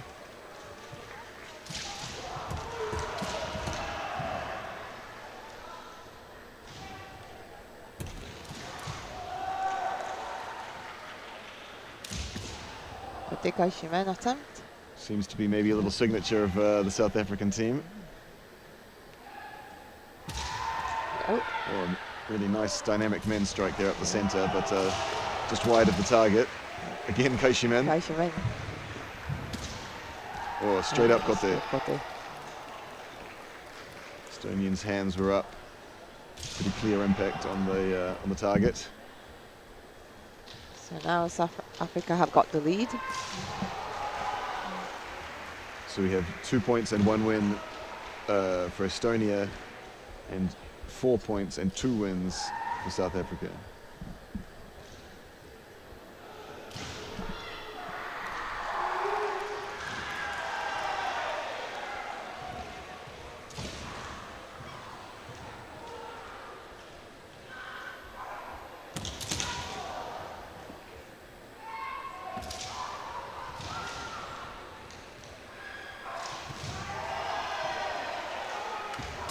Whoa.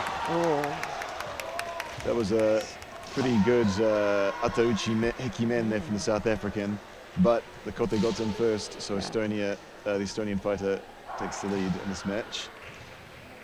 he came in very strongly as well.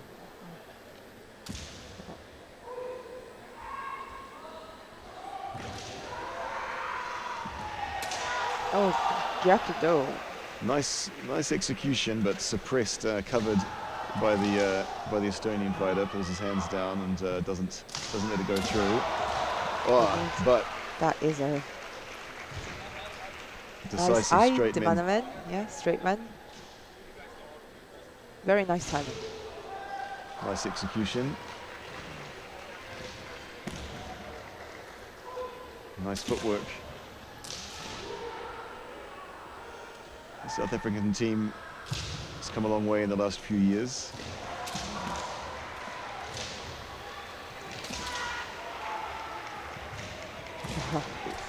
Not Attempt at sure Hikido. how the referees will cope with that. Looks like he was pushed out by the Estonians' Shiai, but okay, Hansoku nonetheless for South Africa.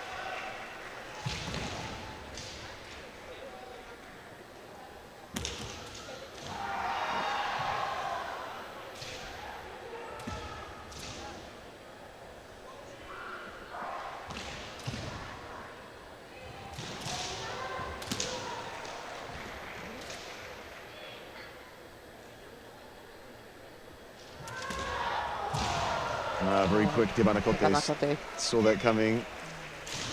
So that's 3 matches for South Africa. It was a good attempt to catch up by the Estonian there, but South Africa will take that 3rd match and thus take the team match as well.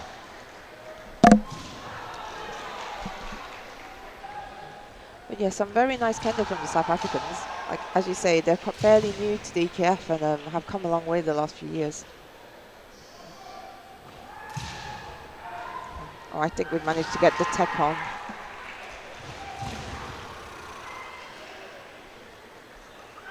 So Dutzling from South Africa, 5th dan, 35 years old. Estudio, 5th dan as well, 43 years old from Estonia. And in fact, he takes the lead with that with an early kote.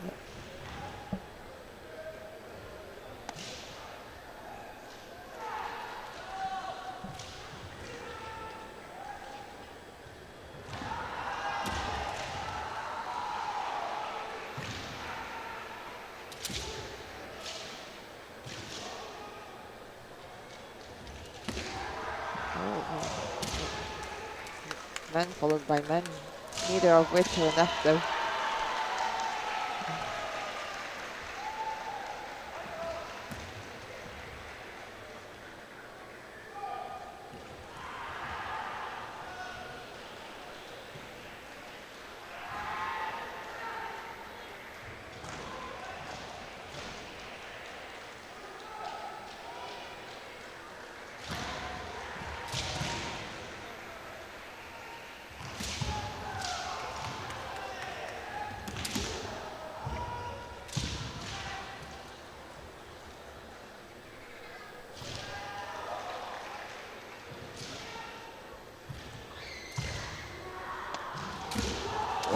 great that Debana man. men. Yeah. Sorry. No, that man was good, though. We both said it at the same time. I got too excited for Debana men.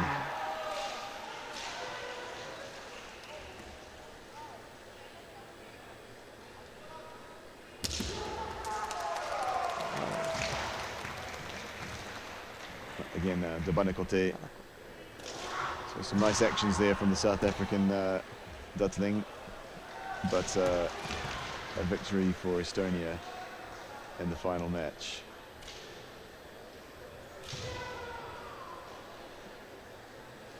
But a win for South Africa overall. Oh, I think in this pool there are only 2 teams, which means that South Africa will go up first and Estonia second. But yes, yeah. So this is pool 12 that has just played with only 2 teams. So they will both go through, but South Africa will be first in the pool. I believe we're now having a break, and the next match on this pool will happen after the break, which will probably be around 1:30, but we're running late, so we'll have to see. We might start a little bit earlier than that. Maybe don't go too far away.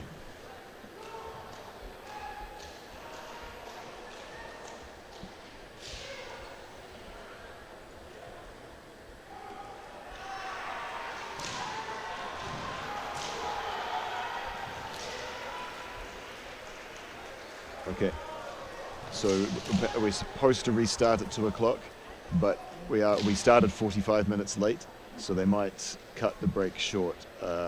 We just don't know yet. Shiai-jo,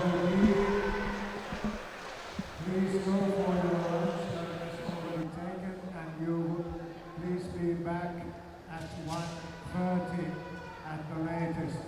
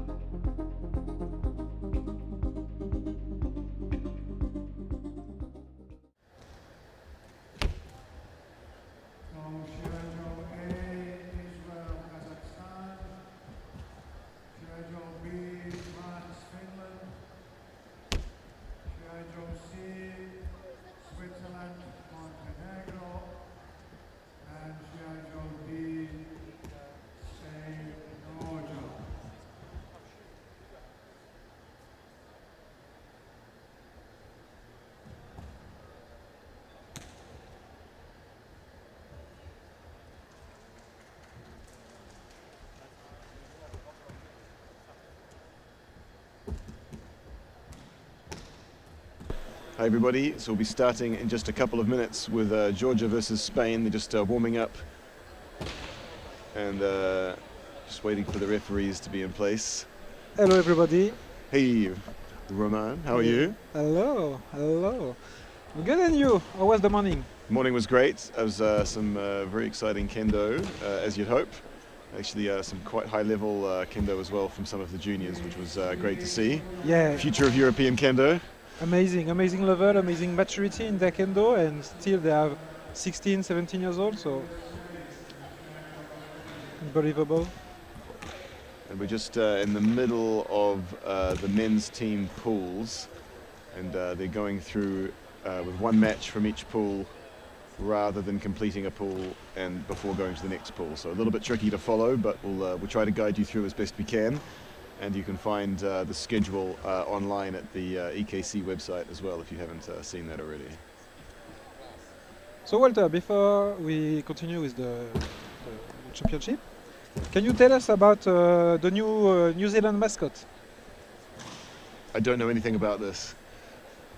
If chat, you can go check the New Zealand mascots for the kendo team. You will be surprised. Roman, I've always hated you. Yes, so the New Zealand team mascot is Walter the Wolf. I think Wolf's a good strong image for a kendo team, yes. And I guess Walter's a good strong name for a kendo mascot. Yes, of course. So all the planets aligned. Remember, Chad, that Walt beat a Japanese guy in... No, I didn't. I scored a random ippon and then I lost very quickly. It's quite a big difference. In their homeland. Of Korea. You check your facts, Roman. Let me build your legend.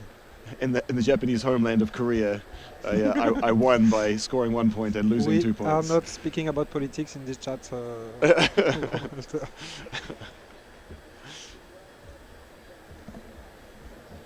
So referees are coming back from their break. You can see at the bottom of your screen that Spain are ready, that Georgia tying their men. So we start a few moments now. They're just having a quick referee meeting, it looks like, over on the back of the Shiai-jo.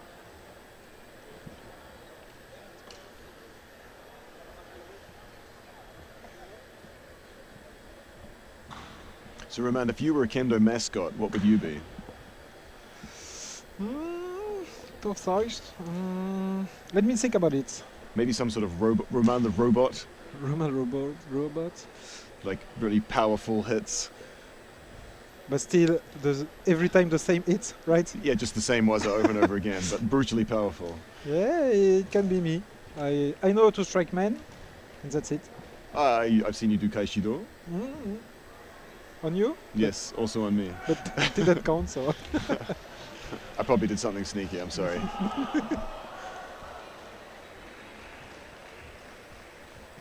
How do you manage to work on your Tokoiwaza when you were in New Zealand team? Like, do you try it every time during a Shiai, or do you keep it for the very complicated moments? Well, it was, I don't know, when I was doing Shiai, sort of Gyakudo, Kaishido and Menkote were sort of my the points that I tended to score. But try to save up the Gyakudo for a little while, not use it until a bit later in the match, I should say. Personally, I think that's better than spamming Gyakudo early in the match, but I guess everybody has their own strategy. So Tokuiwaza, for people who don't know, it's like your favorite waza, your favorite technique. You build up by training a lot on it. And I remember Takanabe sensei, when he came in France for a seminar, told us that we should have 1 or 2 Tokuiwaza that can score a point every time we use it. I guess that means you need to save it up. You just if you show it too early, then you might miss need to save it for the right opportunity. So you are as wise as Takanabe sensei. Or wiser even, possibly. Looks like maybe something needs sorting out here. Oh, it's on the other Shiai-jo. Let them worry about that.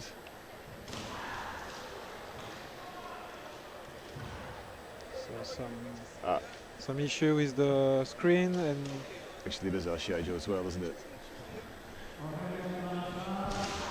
so resetting things.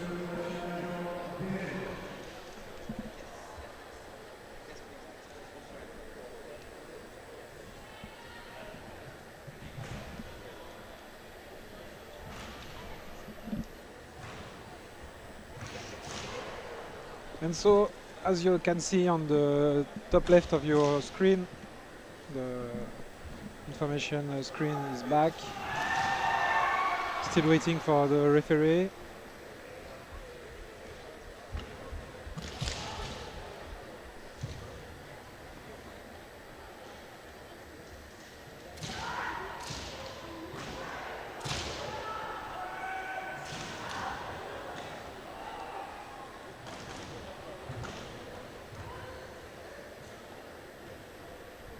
So Shiai-jo A, B and C are already started. Still waiting for us. Still a little bit of it. That screen doesn't look like it's working properly still. Seems to have a lot of yellow on it. I'm sure they'll have that sorted out soon. So on Shiai-jo A you can watch Kazakhstan versus Israel. On the B, France versus, I can't manage to see. We have binoculars, but it's very far. I think it's Finland. Yeah, I think they announced that earlier. And, so France v Finland. And on the C, it's Switzerland versus Portugal, is it? No, it shouldn't be Portugal. We had Portugal here. Montenegro. No, Montenegro. So the home team. Team, the host of the EKC this year.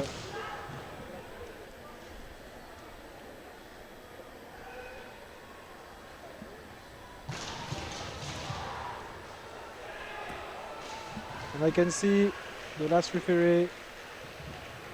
She's coming back from the break. It's very hard day for the Shinpan. All that pressure, all that concentration you need to use it.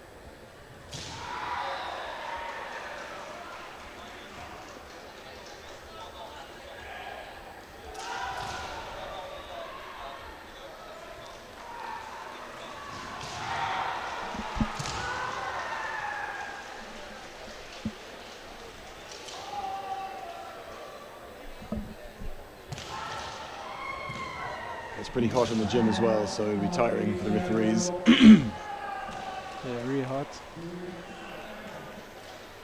But here we are. That's why they get free coffee.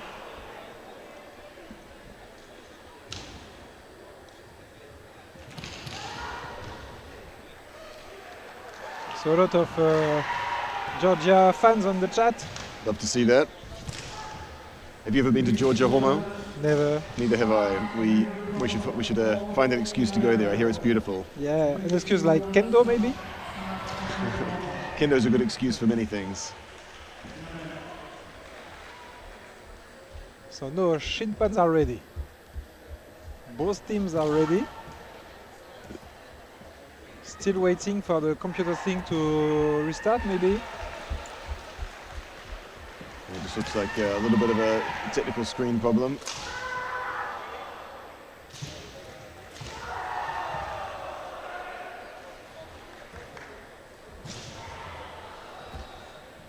Remember guys that even the EKF system are built with passionate people. They are volunteer, they are not paid for that. Same as us. We have two formidable technician guys who built the website to follow the Ippon and the competition. Who built the stream. Yeah, they do quite a lot of miles running back and forth, keeping everything running through the course of the day. Now it looks like Looks like we're just going to get started without the screen. So that might, we'll see what that means for the data, the score coming through to us. Or no, maybe they're not going to start. I think the referees are just telling them to wait. Okay. Oh, they unplugged and replugged the thing, and it touched the Shiai-jo C as well. Oops.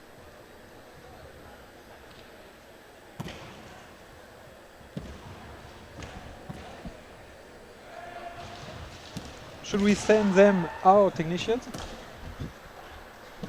That might be both helpful but also cheeky. I'm sure they've got people on hand who can sort it out. You can see people... Yes, they have. Oh, there we go, we're back up. Perfect.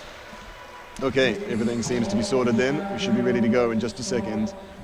So who do we have? We've got Chikadwa from Georgia, second dan, 24 years old, fighting first in white and fighting first in red. Tortilla Mizutani from Spain, 21 years old. And he was in the third place team last year at the European Championship. Nice. Yes, Spanish team did really well recently. And they've gotten to that point where they've got quite a few experienced members. Yes. They're coached by the famous Castro.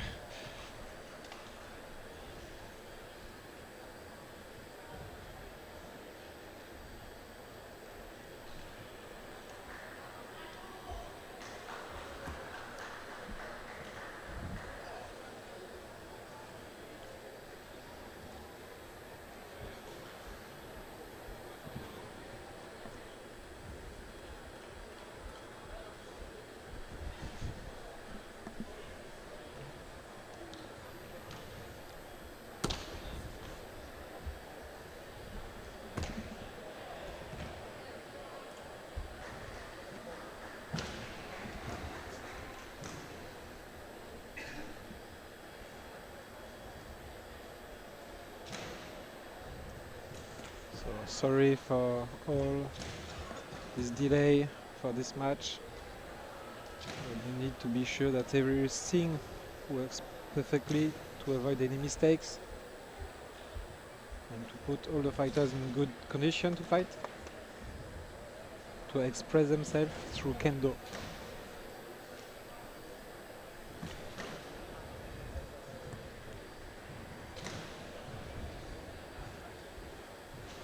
¿Qué pasa? Technical issues.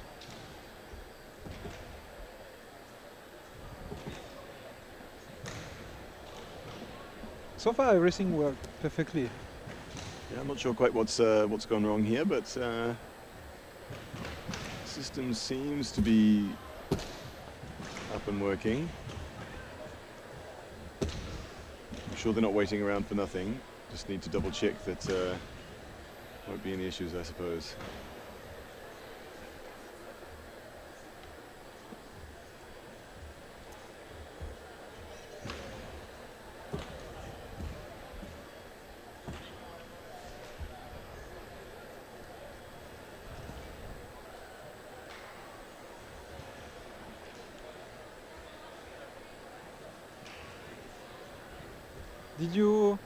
Did you be confronted to this kind of situation in your international fighter career? No, I never had this experience. I've stopped all 4 Shiai-jos, so there's obviously some sort of overarching technical issue.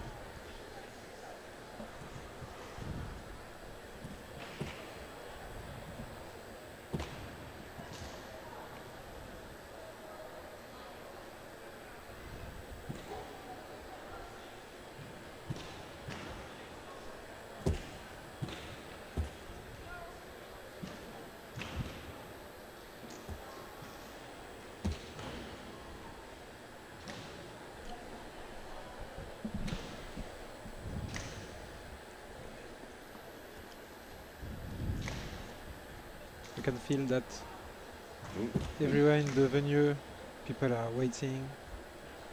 It's getting tense.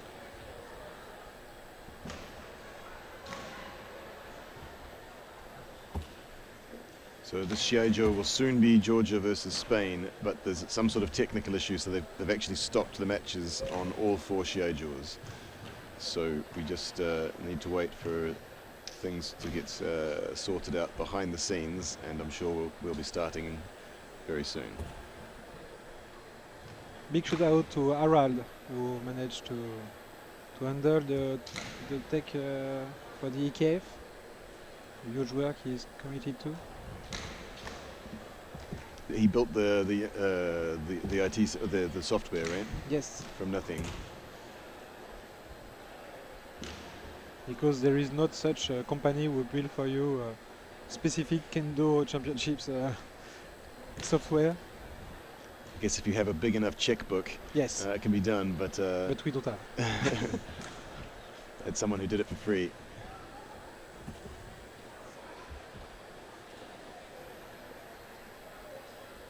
For sure, in Korea or Japan, they have their own. But we speak about federation with hundreds of thousands members. That's a bit different. Chat, do you know how many Kendo players in Georgia? Can you tell me?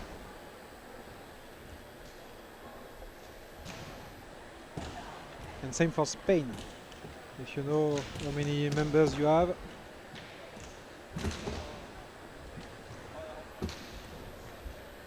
Yes, Kumpf Sensei back en forme. Oh, wolves and lions in Georgia. Are there any wolves called Walter?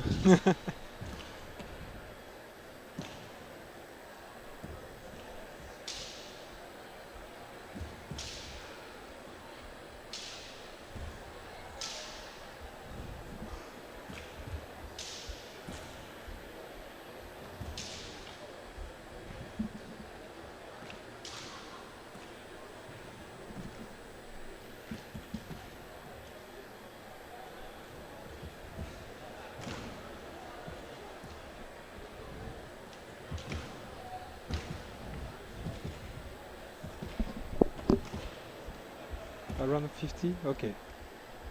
Okay, even in New Zealand we have a couple of hundred, so smaller than New Zealand. Gzat Kendo Club. Okay, that sounds like there might be some political issues. We'll, maybe let's not. We'll leave that alone. I don't know, you don't know.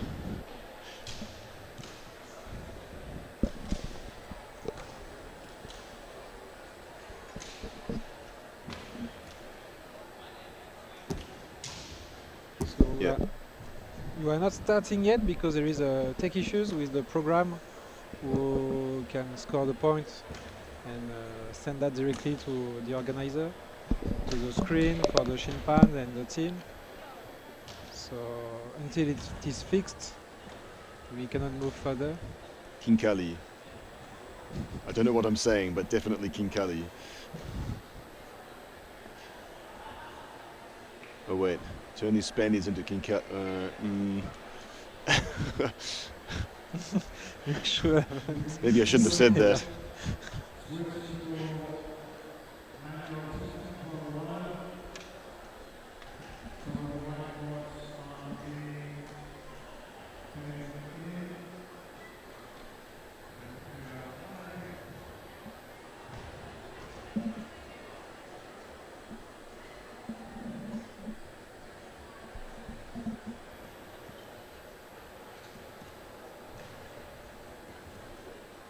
Very, very hard thing to handle when you're a fighter. Two fighters weren't ready, but two fighters were in their matches, so you need to keep focused, to stay focused, sorry.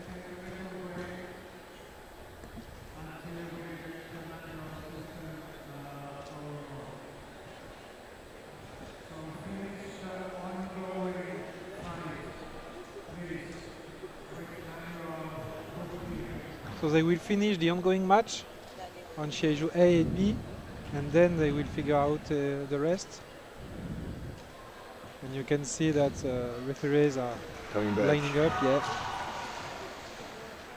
So if you go to A and B, they will start again their match.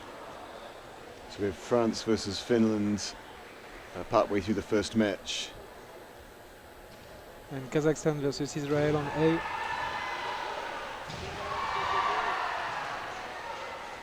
It's actually 1-1, France-Finland.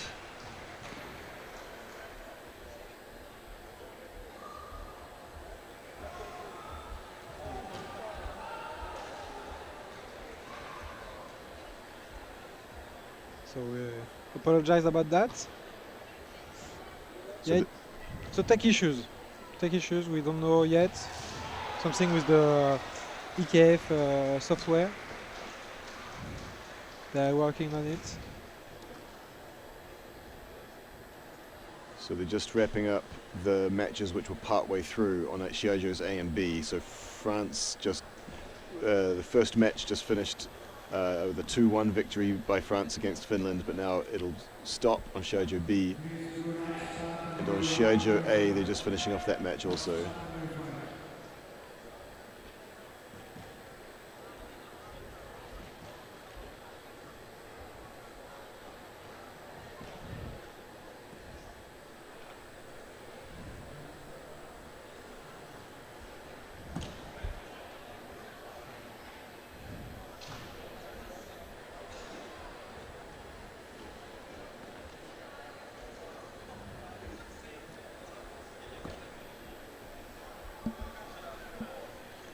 So, What about you? I'm having a nice weekend. Yes. So far, so good. Yep. Difficult for the fighters. They get warmed up, psyched up. Yeah. It's difficult. You do your mental preparation, you get warm, and then if you have to wait unexpectedly, you can't really stay. It's difficult to stay mentally ready forever. You have to maybe relax a little bit and then try to psych up again. It's difficult when you don't know when you're going to be restarting. So I guess an extra test for the competitors today. Hopefully, the first match will bring back the team in the good spirit.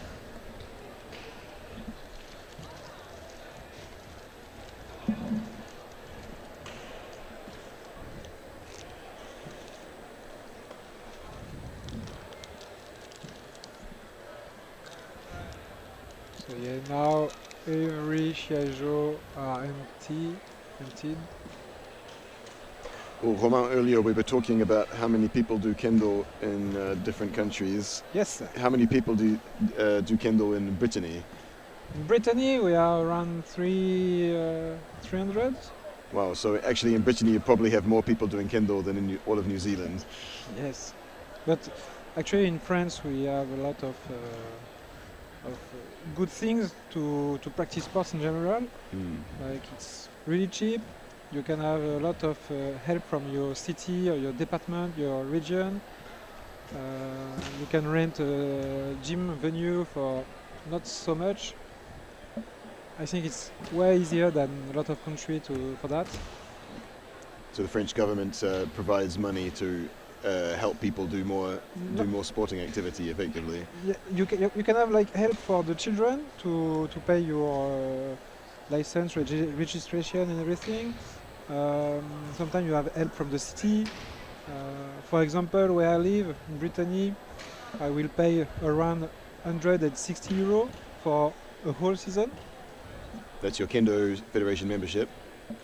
That's for my Kendo Federation and my club, my dojo. So not so expensive. Maybe if you are in or around Paris, it will be more than that, but still okay to handle. I have heard that in some country you need to pay every hour your gym, and it can be very expensive. I remember when I was back in Tasmania, it was like around $40 or $50 every month. So yeah, now I think we are lucky in France to practice. That's why we are around 5,000 in total.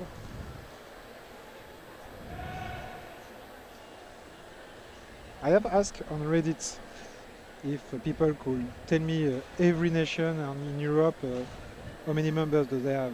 I think you can actually get that that information from the European Kendo Federation website, but now's maybe not the best time for us to be searching in the database. Do not go to the EKF website. We don't know. Yeah, we have a comment in the chat. The wait is so long, it might drop the spirit of the kendokas. Yeah, I agree. It's very challenging for the fighters to stay mentally ready when you don't know how long you have to wait.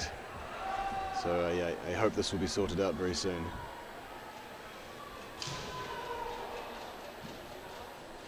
So when I asked on Reddit how many people were practicing, I got the answer that in Germany it was maybe around 2,000. In Norway, 150 people. In UK, around 2,000. Italy, 1,700. Only 300 in Belgium, 250 in Denmark, 100 in Greece. Well, I think the UK only has about 1,000, so I'm not sure about this. Oh, maybe I'm wrong. Maybe I'm wrong about that. Juliet, help us out. How many people practice kendo in the UK? I think almost 1,000 people registered for kendo. 1,000. Yeah, it might be 2,000. Might be the whole federation, including like Naginata and Iaido and Jodo. But 1,000 doing kendo.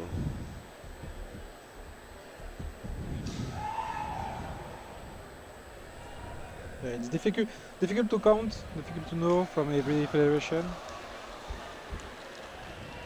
Of course, everyone hopes that more people could practice kendo. European Kendo Championship, we could make it last the whole week. Oh yeah. Just like the World Cup of football, you can have pre-selection to go. Oh yeah, I think is that on soon? I can't remember. Sorry? The World Cup or whatever, that's on soon, right? It is right now. Oh, is it? Oh, okay, right. I'm from New Zealand. I don't care. You mean soccer, right? Yeah, soccer. Yeah, that's right. And so because of that, we're gonna cut the stream. Thank you. Yeah, with us.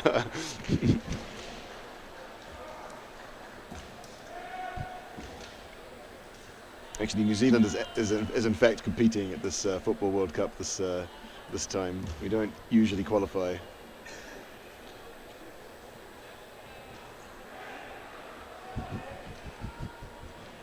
Maybe we could do live commentary for the Football World Cup as well.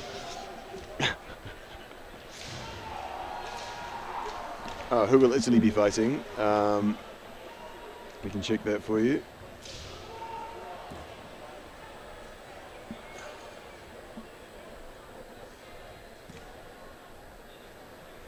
So on Shiai-jo X, they didn't finish their match yet. And as soon as I tell you that, the Israeli player just scored and finished the match. So I guess I should say they still haven't fixed the technical system yet.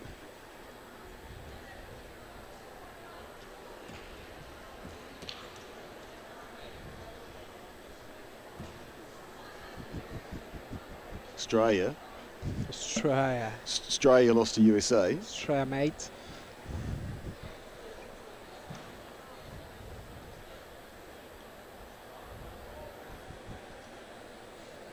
So now all Shiai-jo are evacuated and we are waiting.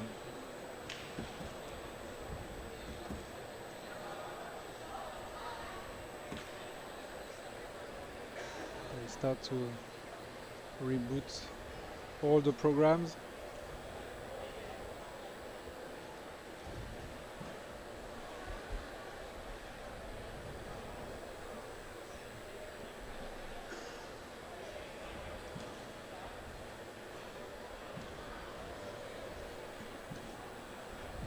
I would not love to be in their situation right now. Yeah, very stressful, I think, for the technical team. Yeah. Big shout out to them. So we had a question about Italy. So Germany beat Italy in the first pool match. Then Italy beat Turkey. So that means Germany will be fighting Turkey to conclude pool 1. I think we don't know yet who Italy will be fighting in the next round. It depends on what happens in the other pools. So we don't know yet. So, flash news straight from the UK president.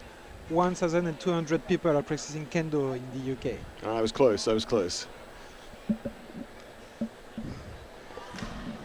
I wonder if the president has any other UK kendo trivia that he might like to share with the world.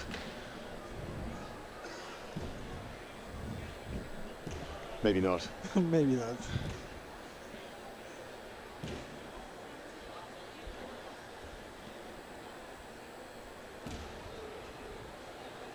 So fighters are untying their men. Well, the one sitting down.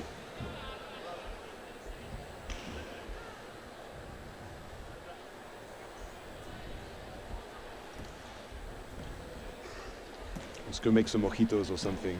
It's quite hot. Let's go. Might improve the quality of the commentary in the afternoon. If we could bring the stream with us, like with a phone or something like that, yeah, straight to the bar. We can make a podcast about kendo.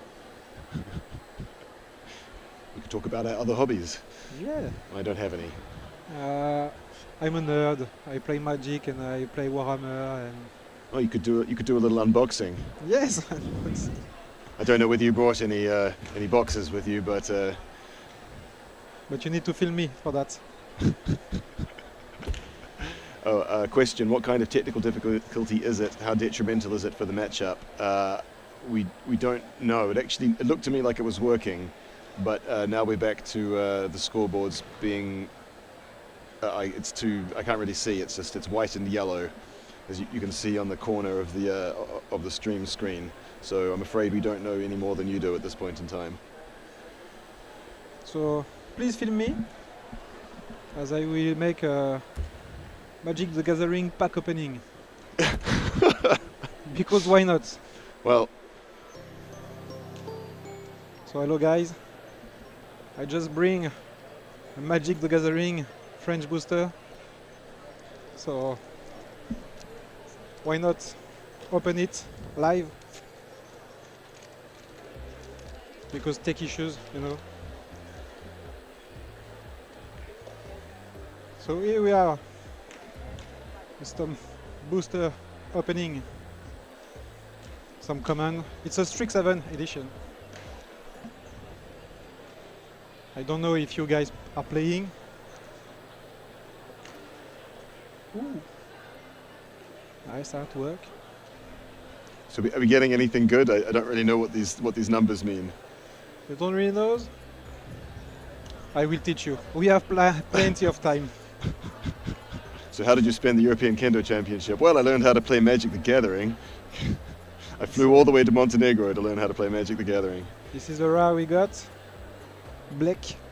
And I think it's a pretty good one. That one looks different and therefore good. A foil one. Every time there is a foil. And a land. Thank you for this pack opening. Thanks, Roman. We all learned something today. We're going to get fired, man. Yes, we could be.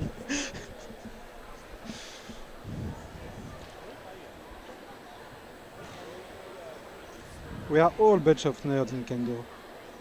We all start Kendo because of Kenshin, because of The Last Samurai. No, all I do is go to the gym and do Kendo. Like, I get out of bed, hit the guns, then I go to Kendo practice, then I go to bed. Definitely no nerd stuff for me.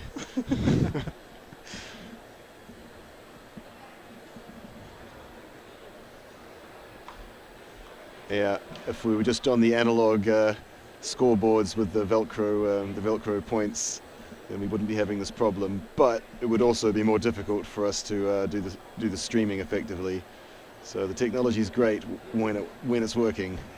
It's been pretty good so far this weekend, aside from whatever's happened now. So hopefully we'll be back on track soon.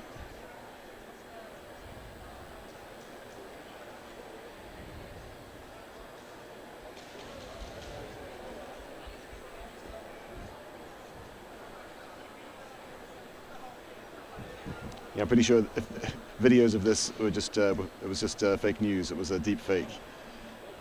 We definitely didn't have a Magic the Gathering card pack opening on the stream. How do you balance weightlifting with kendo? Well, you got to make sure you have enough rest days. Legs are very important. Yes.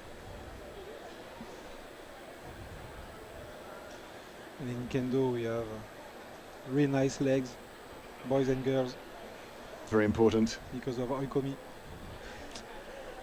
That's what we want. If you too much upper body, not enough legs, then you can see it on the Shiai-jo. So, just because we have nothing to say yet, we're gonna send you a very fast advertisement, and Let's go. we come back after that.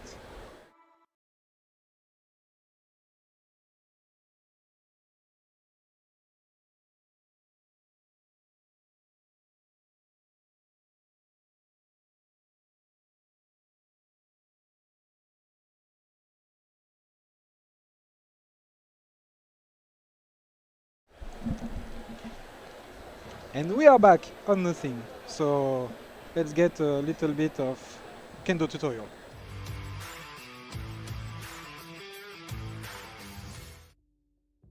Kendo, the way of the sword, is built on precision, speed, and spirit.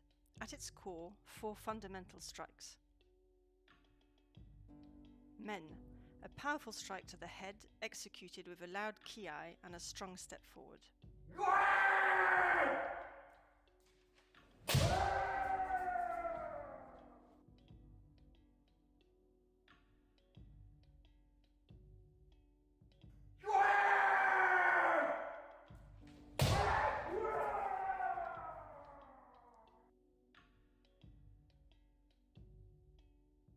Kote, a swift cut to the wrist using footwork and voice to create impact.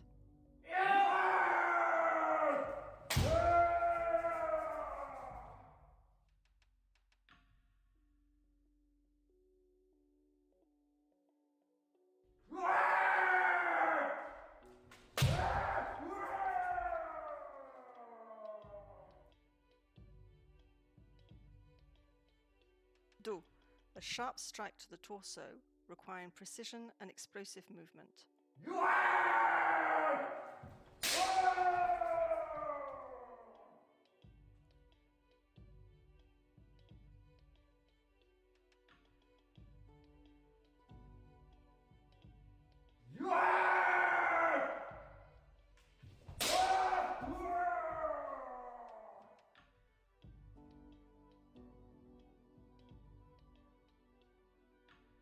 Tsuki, a precise thrust to the throat, reserved for advanced kenshin.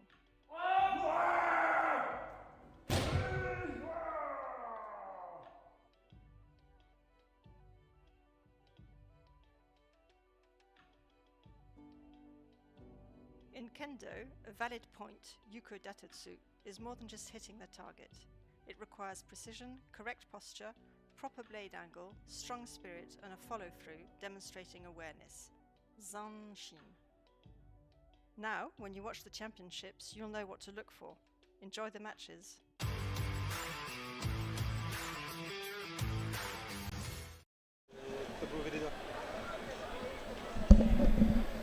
Okay, so it looks like they're doing a technical test on Shiai-jo's C and D. On A and B, but it looks like problems might be a little bit more challenging on C and D. It's possible they may move to an analog system, but we'll let you know as soon as we can.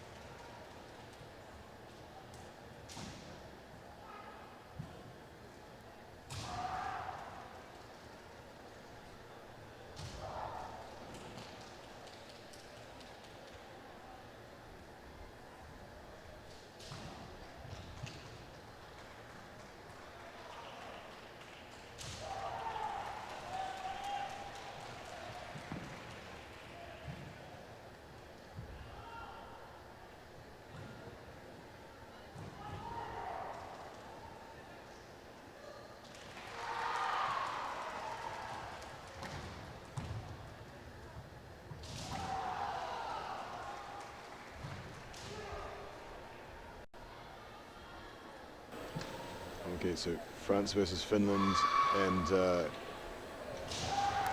Kazakhstan versus Israel continuing now on Shiai-jo's A and B.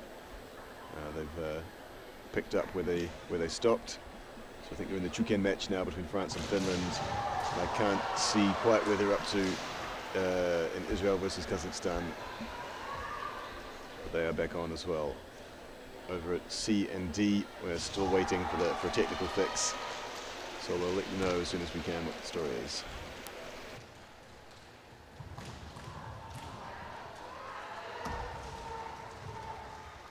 Okay, we had our test point on court A, and the system seems to be updating correctly, so we can go on also on courts C and D.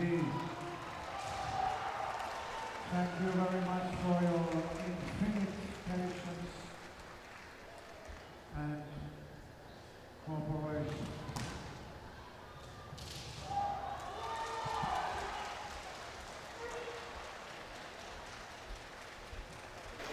Okay, so we're going, I think, into the fourth match on Shiai-jo A, which will be between Green for Israel and Tudabayev for Kazakhstan. It should be 2 matches to 1, 4 points to 2 in Israel's favour going into this fourth match, which you can see on Shiai-jo A rather than listening to me talk about it.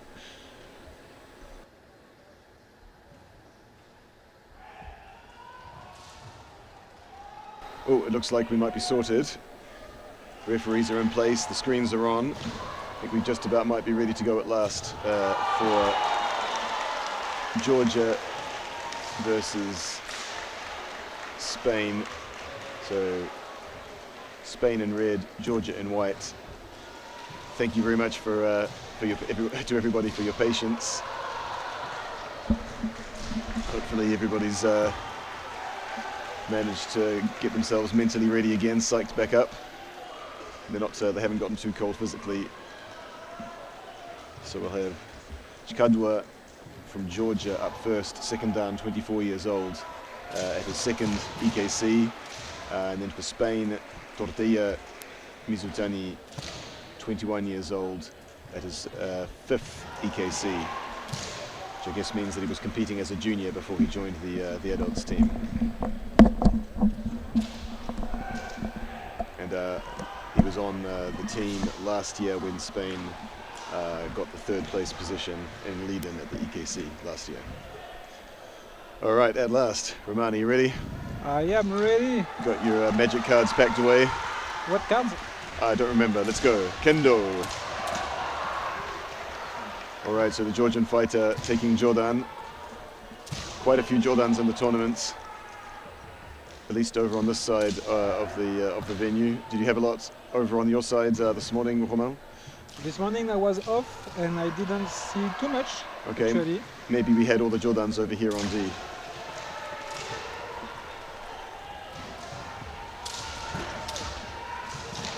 So good long-distance men from the Georgian fighter using that one-handed strike. The Jordan can really reach a long way.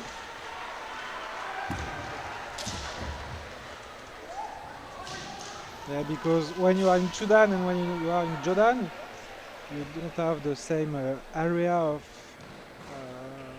fighting around you. You have a longer stance. You have a so when you are fighting against Jordan, you need to go very deep in the guard. Be very aggressive. Well, when I fight against Jordan, I tend to be careful, but I wouldn't want to attack. Yeah, I would want to come in close before striking. Otherwise, it's very dangerous. You get hit the Debana men, that man there. If you go at the same time, the Jordan will certainly hit.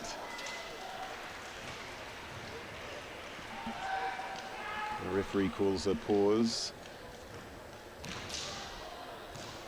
Maybe a Hansoku infraction. Let's see what happens.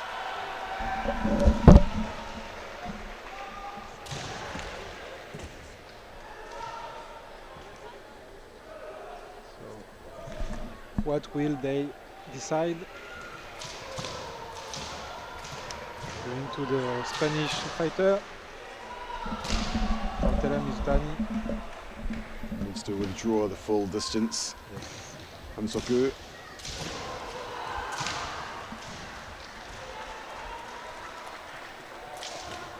Waiting to see on the screen, and that's okay. Looks like the scoreboards are working as they should. Oh, that was a pretty nice Kaishi men attempt. Good technique against Jordan, but just a little bit late. Wasn't quite. It was maybe a little bit late, a little bit too close in the end to really mark it well. Yeah, it's because you're striking katate with only one hand. Kaishi can be very powerful facing that. Easier than against Chudan with two arms out, so it tends to cover your men. Yes. Make it very difficult to connect with the Kaishi.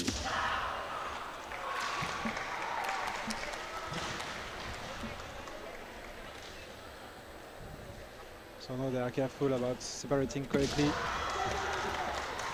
Really quick strike for the left kope, the one sticking forward out in front by the Spaniard, but hasn't managed to connect cleanly.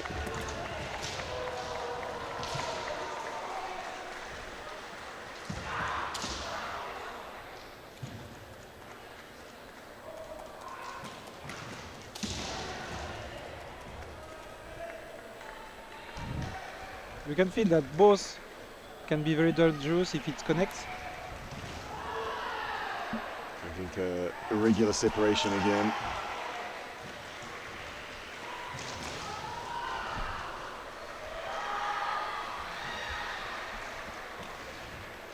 So when the referee is asking for gogi, they need to wait both players to go to Sonkyo or Seiza position. Exception is when you have an issue with your knee or your feet or something like that.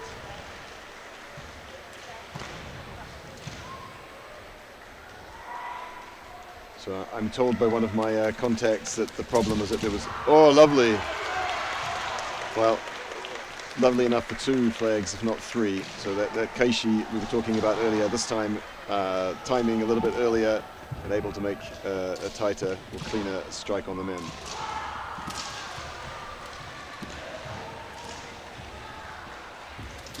Oh no! Georgian fighter loses his shinai and exposes his men. Spanish fighter after that little break there, much more confident in his kendo. And so, what is the rule? When you lost your shinai, you can be hit, right? You can, but only if it happens very quickly. Yeah. So the referees should stop the match basically as soon as the shinai hits the floor. But when it's straight after the action like that, totally legitimate to score. Yeah, there is kind of a priority on the really actively action. Yeah, the sort of shinai is knocked away and you strike sort of in the same action, and that should be a point.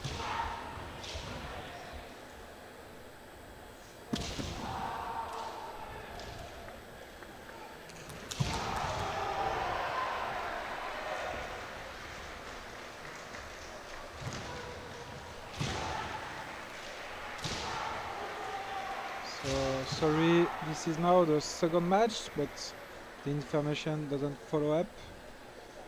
I think it's due to the technical issue we got right before. So for Spain, Hikimen from the Spanish fighter there.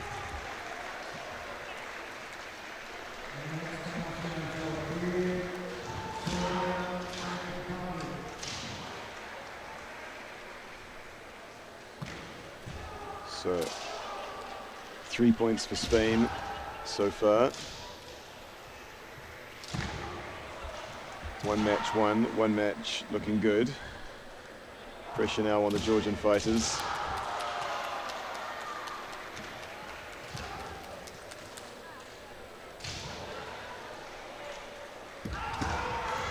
There was some dynamic footwork and a really powerful attack there from the Georgian fighter, but Furiaga was able to step back out of the way.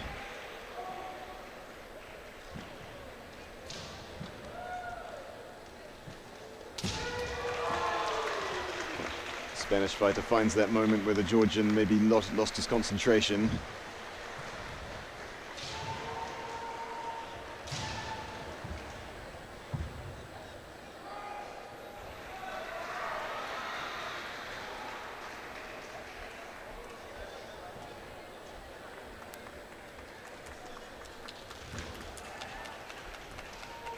So that's 4 points and 2 matches for Spain. Nothing so far for Georgia, so pressure will be on their Chuken to at least draw, but really to reset the momentum and find a point. Looking for Kaishi Gakudo, very challenging waza. Personally, I would save something like that up for a little later in the match until I've gotten a good idea of the opponent's movements and techniques.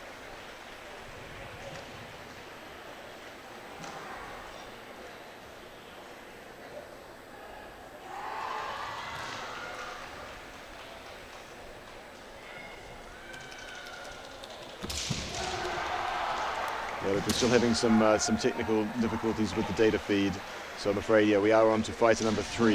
It's the wrong fighters that are on the screen, and the scores are also not right, I'm afraid. So the score is 4 points and 2 matches for Spain, and nothing so far for Georgia. Well, it was a nice kote attempt there from Midi, but only 1 flag.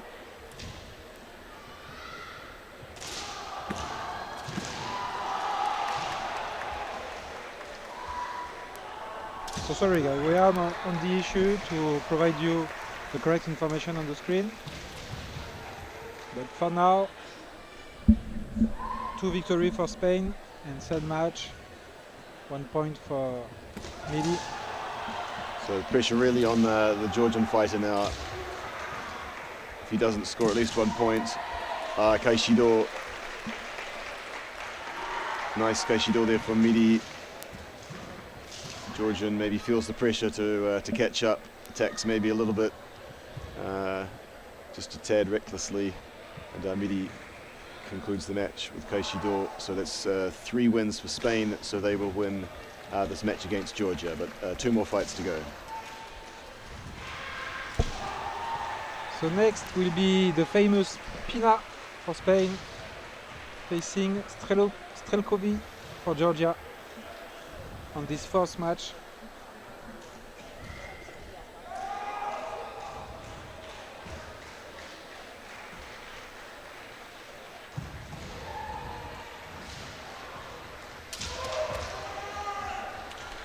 Pina taking Jordan.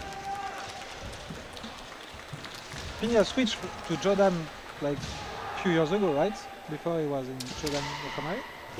Yeah, I think it's been a few years now. I think he might have done the World Championship in 2018 in Chudan, and then he changed after that. So I think it's been maybe about 5 years, I think, since he started Jordan, but I'm not 100% certain. But he definitely used to do the European and World Championships in Chudan. Maybe someone in chat can tell us when he changed. Still showing a strong Jordan.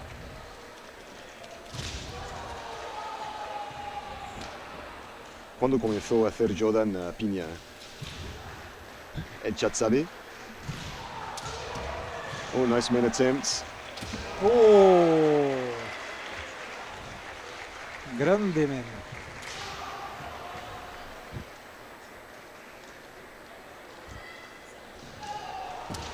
Pina has some fans in the chat. That's always nice.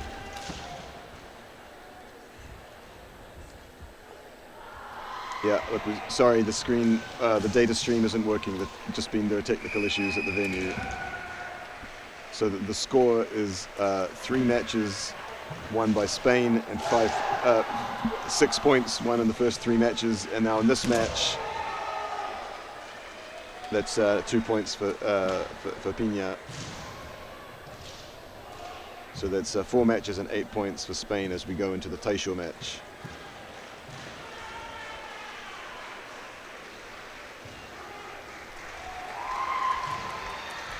He changed 2 years ago because he couldn't meet Andres Massa. People say, okay, that sounds like I think he changed more than 2 years ago. Maybe I'm wrong. So now we have La Belnia for Spain and Gregenava for Georgia. Taisho match. Spanish team won all the first match. But 2-0. But two teams will leave the pools and advance to the next round. So Georgia still has a chance. Yes. If they can beat the other opponent in their pool.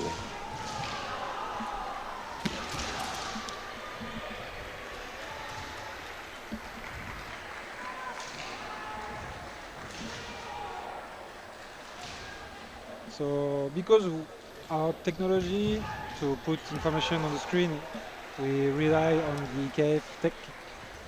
Because they got their problem, maybe we have our problem. So our famous shadow tech guys are working on it. So soon you will have information everywhere. Did you call them the shadow tech guys? Yes. That sounds so cool. Yeah, because our tech are so cool. All right, so 0-0.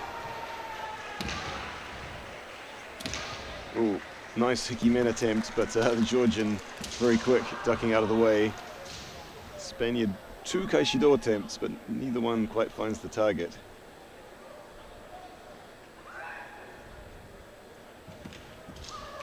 Oh, nice attempt. It was actually on the target, but looked like his posture was just a bit broken. Didn't quite have the confidence in his action. Oh. But this time, Hikimen. La Bernia tried to do the same, fate main, then Kote. First point for Georgia in this match.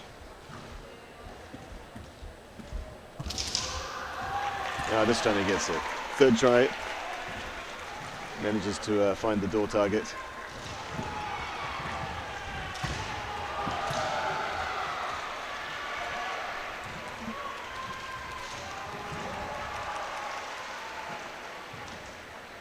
Lot of pressure from both sides. You can see that they are not Taisho for nothing. Actually, so the Georgian fighter there, his shinai is dropping down lower beneath the shinai of the Spaniard, opening him up for that ski attempt. Which actually looked pretty good if he hadn't lost his balance. He didn't lose his balance. Georgia team member used the force. Well, if your balance is good enough.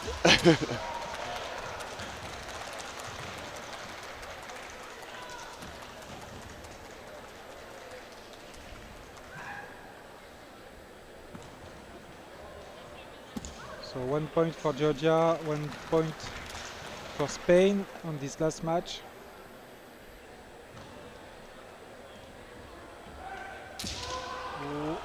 Some aggressive semi from the Georgian, lifting his shinai up though, so it is a little bit, maybe showing a little bit too much what his intentions are. But Spaniard not able to cleanly cut the Kaishido.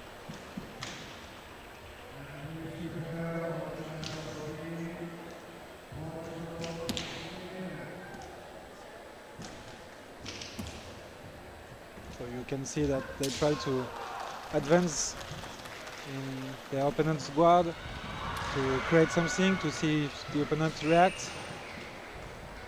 Either way to find a solution or to create a solution.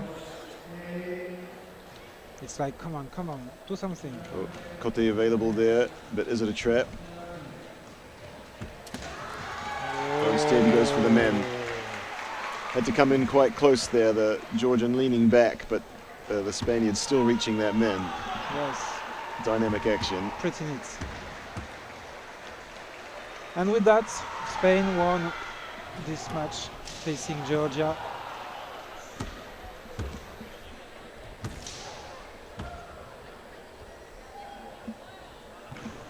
So Georgia can still go outside of the pool. So now it will be Sweden versus Portugal. Portugal in red, Sweden in white. And then we'll come back to this pool for Georgia versus Lithuania before concluding the pools on the Shiai-jo with Sweden versus Bulgaria.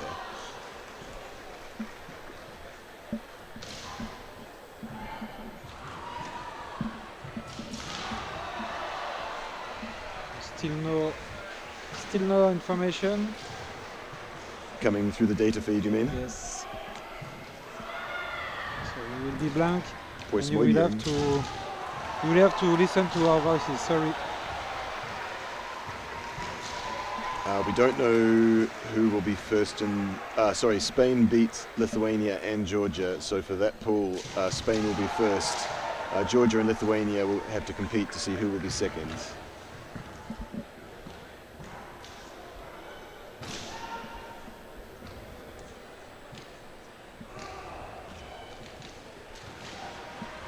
And we still have 2 matches to go in our other pool, so we don't know who will be first yet.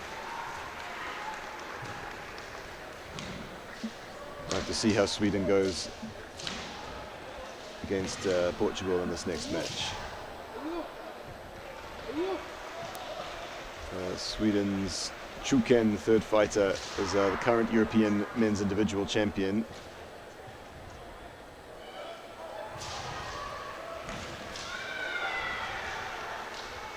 And he beat me very quickly at a tournament a couple of months ago.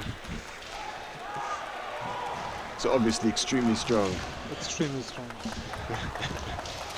Well, more so for being European champion than for beating me.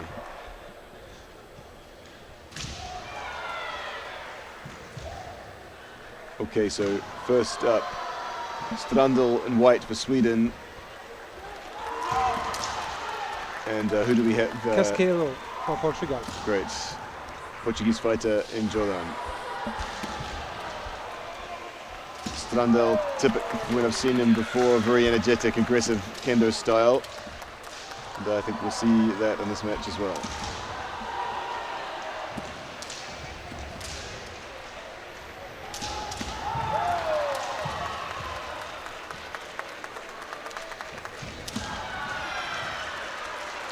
Hikido for Strandl scored the first points in this match between Portugal and Sweden. I'm not sure where South Africa will fight, but normally not on this Shiai-jo, but stay tuned.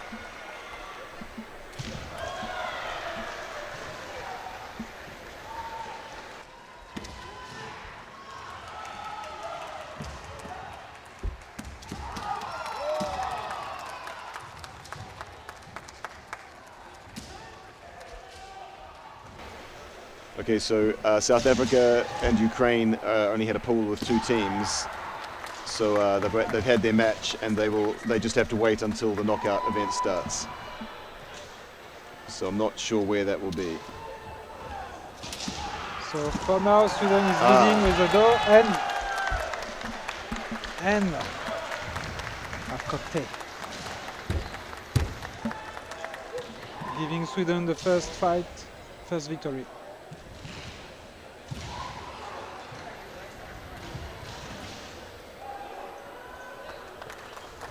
Next will be Ribeiro for Portugal and Aranda for Sweden.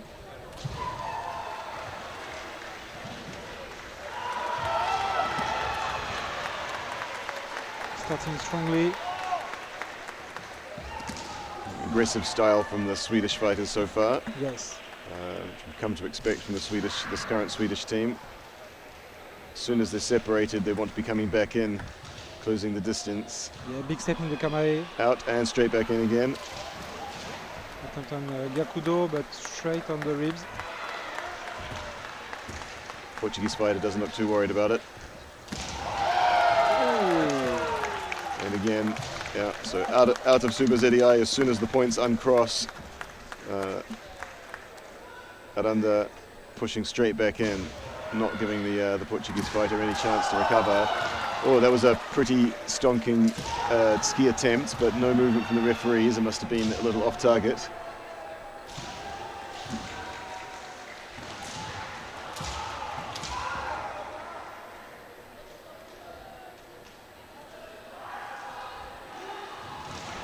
again, Swede consistently the first one to come back at start advancing after the separation. It makes it challenging for the opponent who has to keep trying to catch up. Very tiring.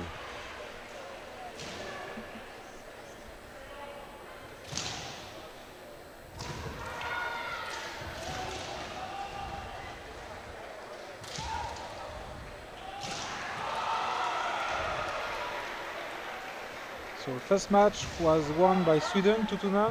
This is the second one. 1 point for Aranda.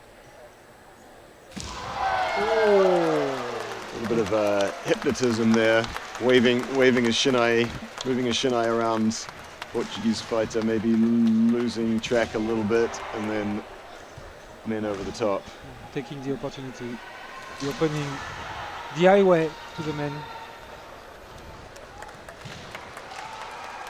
So, Taisho match will be Almeida for Portugal and Arfet, the famous Arfet, who won last year individual championship in European Kendo.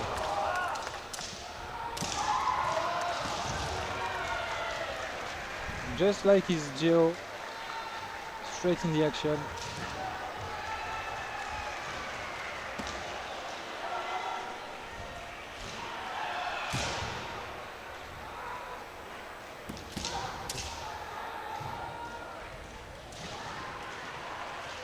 Got the match so far.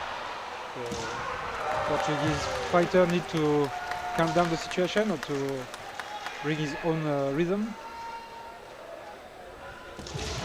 Pressure on the Portuguese fighter, very strong adversary. Yes. And he needs to at least get a draw, ideally score a point, given his team is 4 points behind.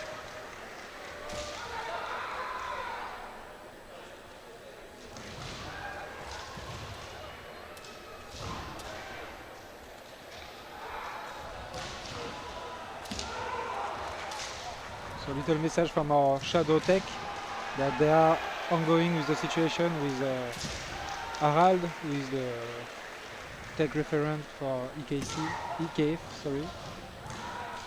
So normally it's gonna be okay. Bulgaria won't be fighting for a little while. After this match, we will have Georgia versus Lithuania, and then after that, Sweden versus Bulgaria.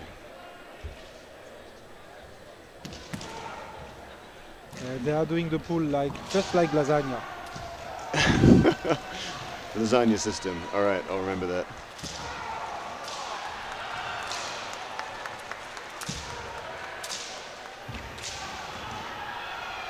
For the moment, Almeida is doing a great job facing Alfred, individual champion in title.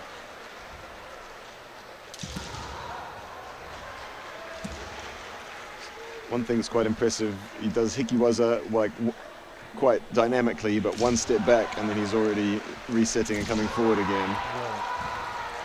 Oh, Debanakote and men, so that's one flag for the Swedish men, but two for the Portuguese kote. So it could be that Portugal is back in this game. Really good job for Almeida.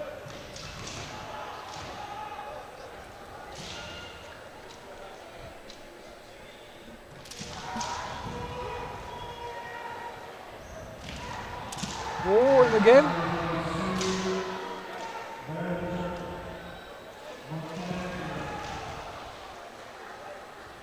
But Alfred still rushing, still pushing, a lot of pressure.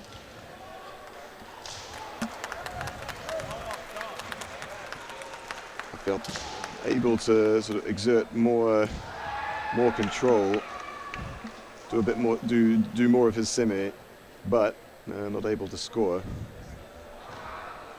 It's the Portuguese fighter who has the lead.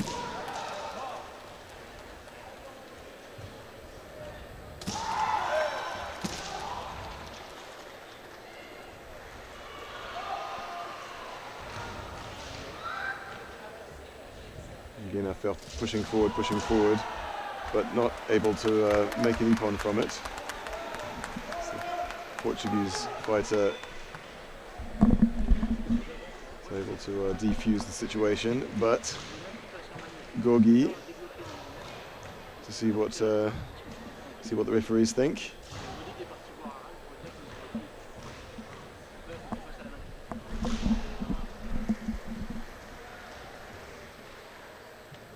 Only quick discussion. So I'm going to guess that it's a Hansoku for Portugal for being too defensive, but or not separating properly. Not quite sure. In any case, one Hansoku for Portugal. I wonder whether Afiat will be trying to push him out now.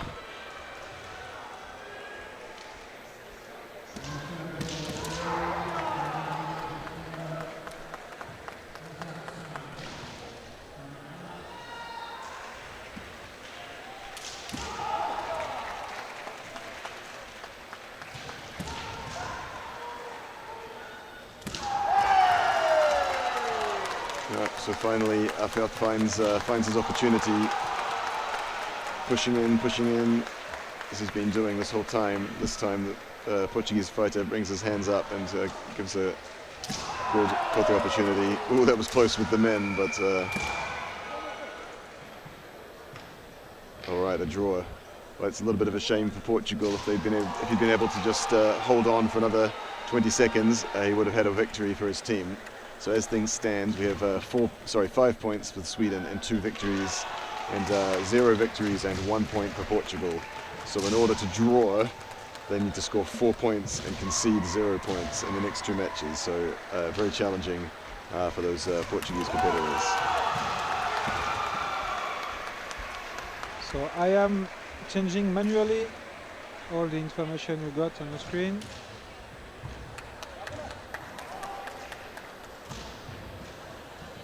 Should be good now, sorry.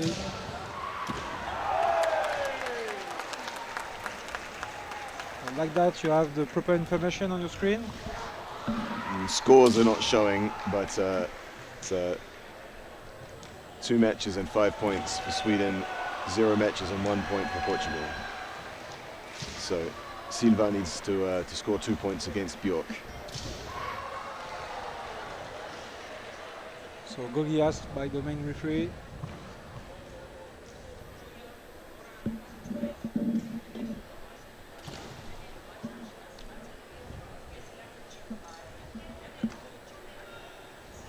And the main referee is going for Bjork, the Swedish player.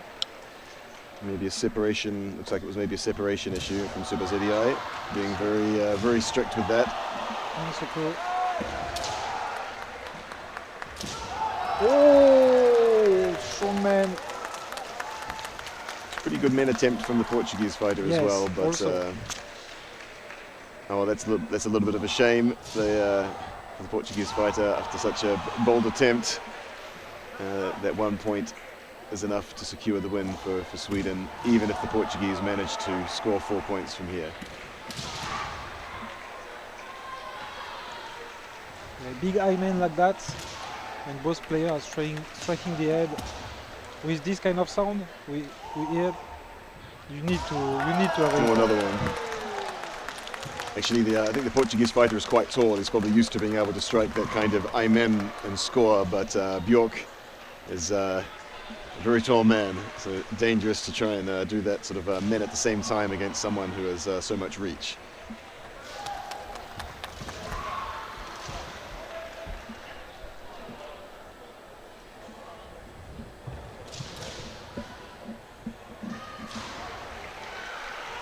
Okay, so the final match here,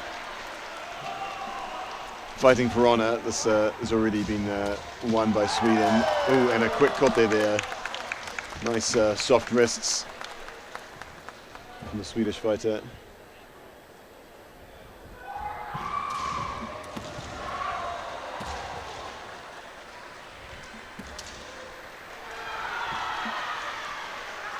So Max Goffin Wolfhard for Sweden, and André Lucio for Portugal, both crossed down.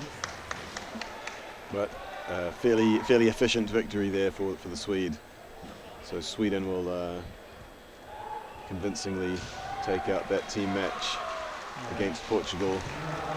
4 victory and 1 draw facing Portugal.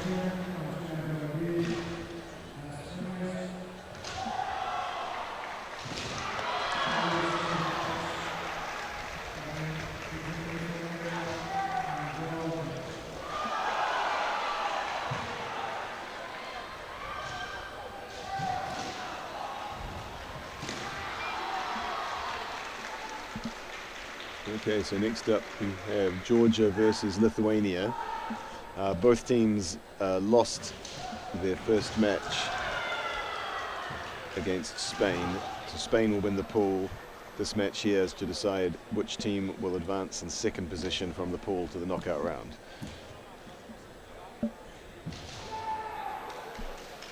The Lithuanian team only have 4 players. That's true. So already a little bit of an advantage for the Georgian team, although it will mean that one of their fighters misses out on the experience of having that extra match.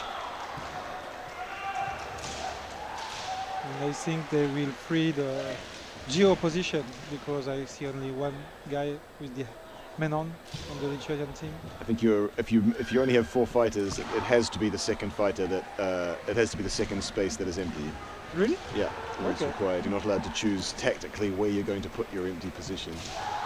It has to be Jiho, and then if you only have a team of 3, your second empty spot has to be Fukusho, the 4th position.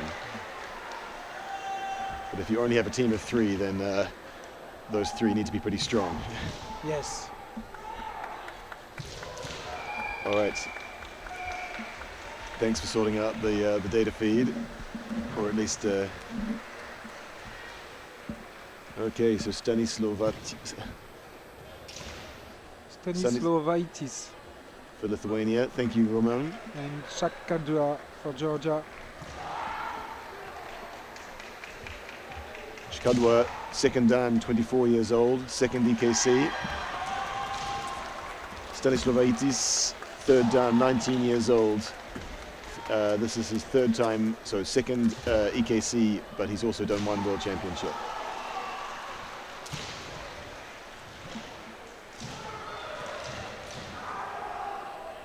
And Shkadwa taking Jordan.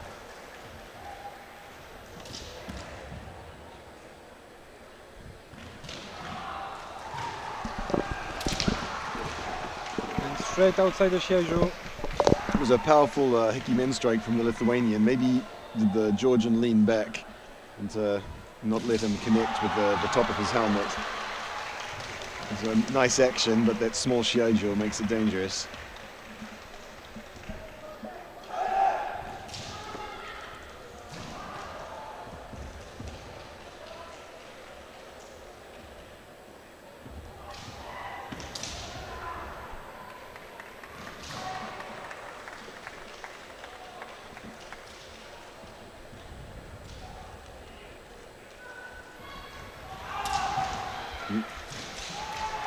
Jordan côté. We talked about how ski can be a great technique against Jordan, but if the Jordan fighter is ready, it comes at the same time, then ski is actually quite dangerous. You end up with your shinai sort of over the... And while you are beating, you are getting hit in the tsuki like a few times a week. When you are in Jordan player eat tsuki. It's right there. They eat for breakfast, for lunch, for dinner.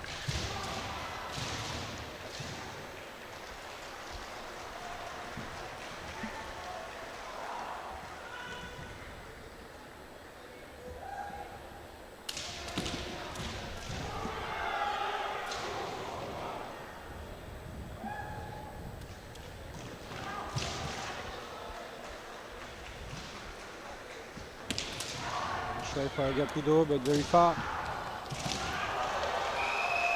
They're able to squeeze in a men right on the edge of the Shiai-jo. Some impressive ability to stay ready despite movement. Zanshin, exactly.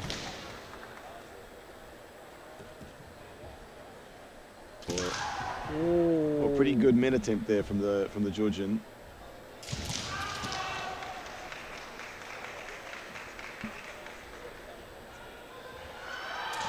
Oh, once again. Yeah, really strong men, but of course if you don't hit the target then no good, and the Lithuanian was able to duck out of the way.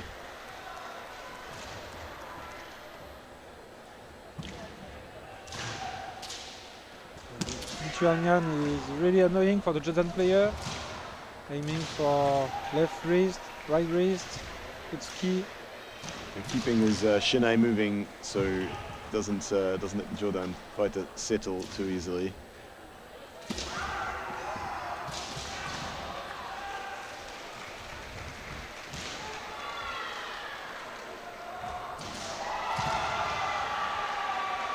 Oh, very close to the line. And the Lithuanian spending quite a lot of time next to the line actually, but he has managed to not go out after that first incident.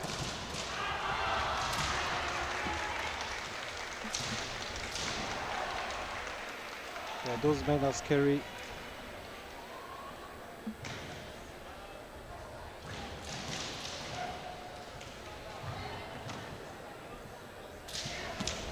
And again, very close to the line. Georgian player know it. He play with it. And straight like that. Right. Dangerous. We were just talking earlier about the rules. If you don't sort of let the 3 seconds play out, or even a little bit longer, and then just push away a little bit weakly, does leave a good opportunity for your opponent to hit hikimen as you try to move back, and that's what we saw there. So tsubazeriai and hikiwaza are still definitely important, even with the new rules. Well, I say new, the 5-year-old rules. Okay, so this is a win by default for the Georgian fighter. So in fact, it's as we go into the Chuken match, it will be 2 points to 2, 1 match to 1 match, or 1 victory to 1 victory, I should say.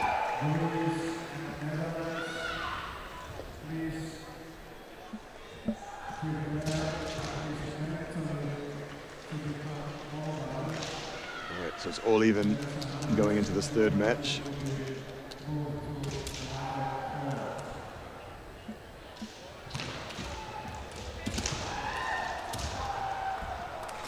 There's a good minute attempt there from the Georgian, maybe a little bit short.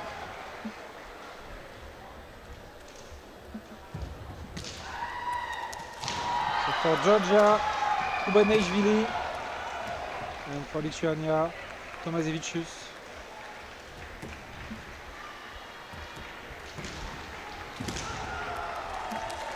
And a man for Lithuania, Kote. I looked away. It's Kote on the board. Yeah, let's follow for the Kote.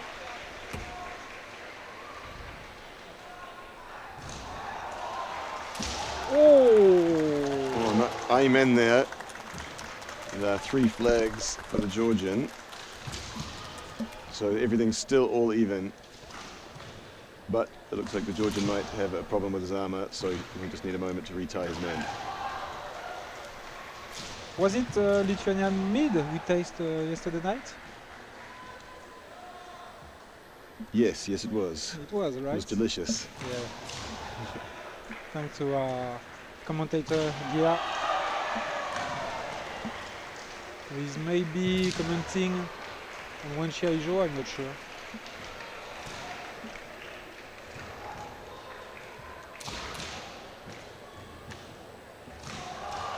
So after that, when the match will start again, like every time, it's a very dangerous situation.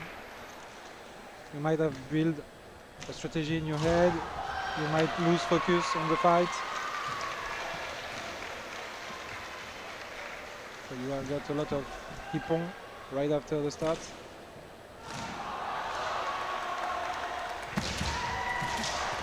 Kote Nukimen.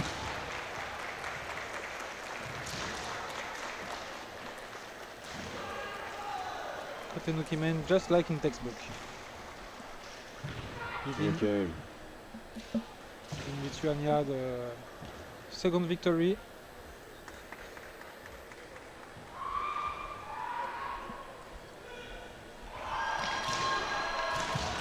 So that's a 1-point advantage to Lithuania as we go into match number 4.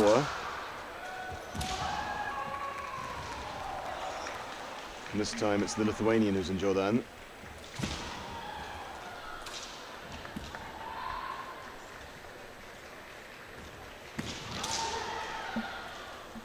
Georgian fighter moving around a lot. Common approach against Jordan. Despotashvili for Georgia. Wozius for Lithuania.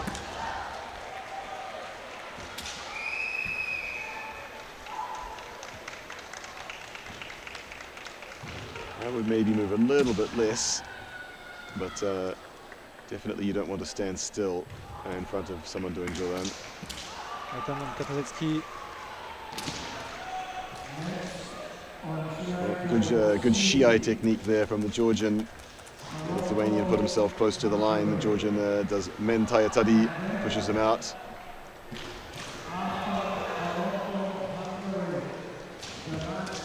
Was a pretty good katatsuki actually, but maybe just a little bit far away, not able to quite really mark it on the target.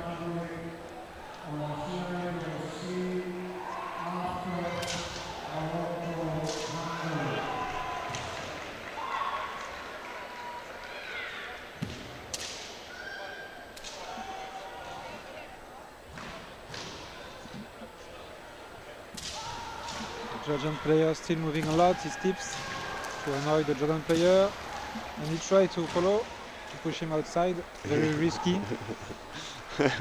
Almost could have been an ippon there for the Georgian fighter.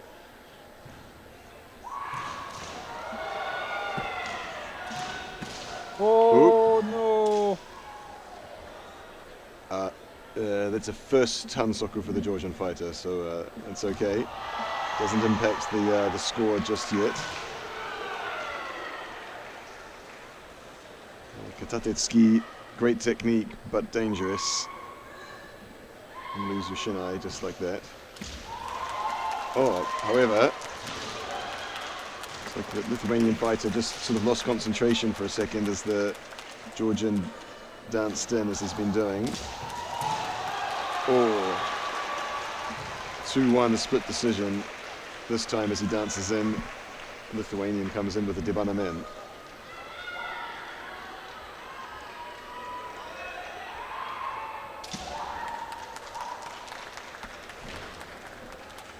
So first match Lithuania won, second match it was Georgia, third match Lithuania 3-1, and ongoing the fourth match with 1 point from every side.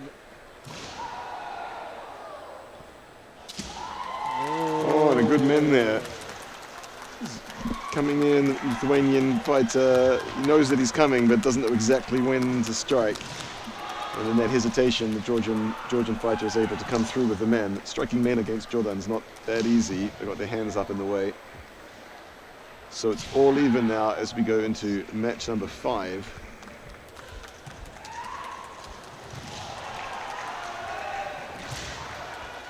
So 5 points and 2 matches each.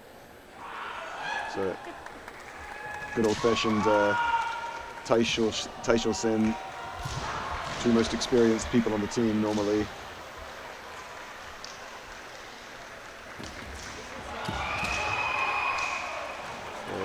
Lithuanian captain was very keen on Suryagi Hikimen and earlier in the previous match, and trying it again. So we got Mashulevicius for Lithuania, he's 6 dan, 35 years old. And Gigenava for Georgia, 4 dan, 33 years old. Oops, armor falling off. There's a good opportunity for door there by the Georgian, but maybe wasn't quite his timing, wasn't quite ready on his feet, and couldn't execute it cleanly.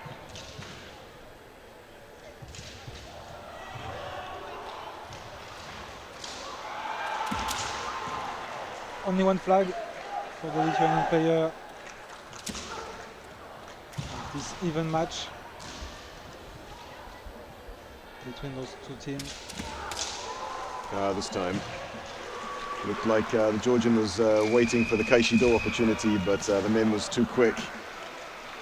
Well, the control of the rhythm was with the Lithuanian, able to score a good men. So pressure now on the Georgian captain. He needs to score at least 1 point in order to keep his team alive.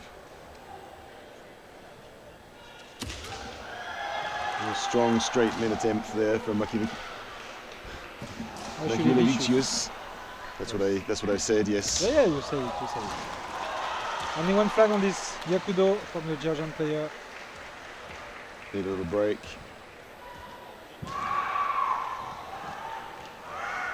I'm not sure quite what happened there. Looks like he might have hurt his foot.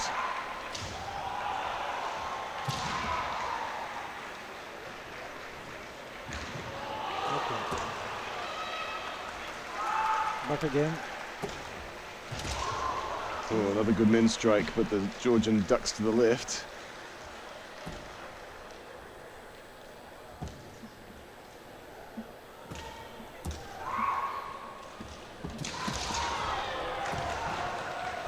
Was a good men attempt there from the Georgian, but the Lithuanian is a more convincing men's strike. 3 flags. So Lithuania wins against Georgia, but a good showing by Georgia nonetheless.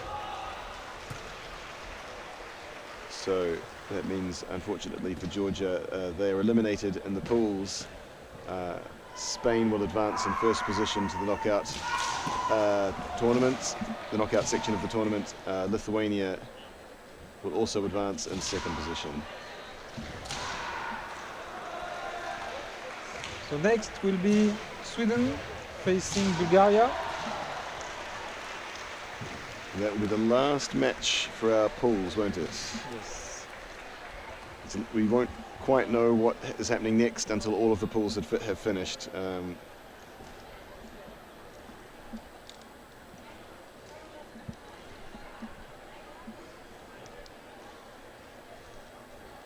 Because if we finish earlier, they might put some fight on our Shiai-jo to try to gain some time this afternoon.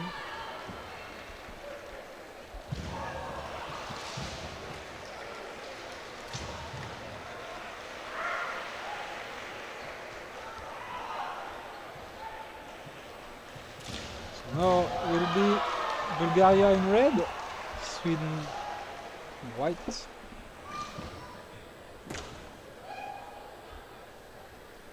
Sweden beat Portugal previously, and Bulgaria also won facing Portugal, so it's a match to know which one will be the first of the pool. And who will be second? Some strong haircuts from both teams here. I like to see that. What a haircut. The strong ones.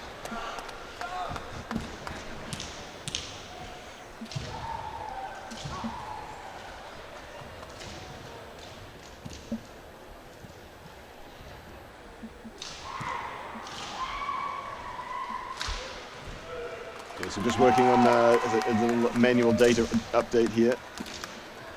So it's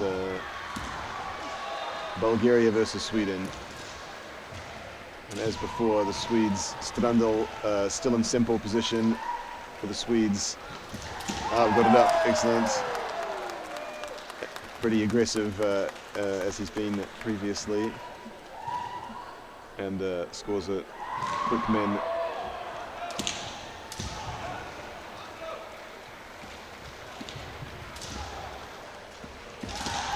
And again, Swedish style, jumping from outside the kamae and going through very rapidly, aggressively. They're very good at resetting, being ready first. Yes. Makes life difficult for the opponent if they're not ready for that. Oh, and on the side of Shiai-jo, they took the risk. He took the risk, sorry. Seems to always be over in that corner there must be something about that side of the Shiai-jo that attracts Hikiwaza. So a penalty for Strandl, but nice door attack, but Strandl wasn't convinced to lift his hands, so no opportunity there. Oops, maybe Strandl might have stepped on his foot. So this is Pashankov for Bulgaria. Third dan, 18 years old, and Strandl, 26 years old, fifth dan. Yeah, looks like he's hurt his foot. Hopefully that's just the sort of thing which will pass quickly and he doesn't need medical attention. Looks like he's all right.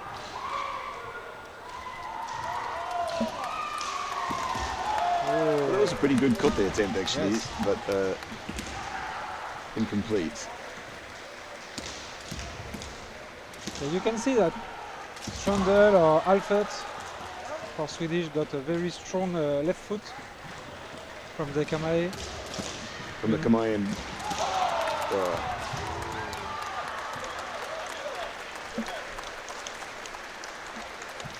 they're just able to change from backwards to forwards really quickly. Yes. Hopefully they're doing lots of calf strengthening exercises so they don't tear their Achilles. Yes, I hope so. After they fight, they go straight in the stove. maybe that helps.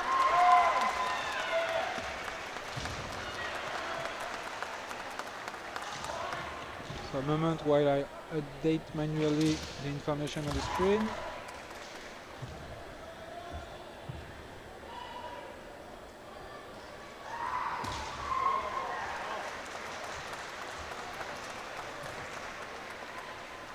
So we have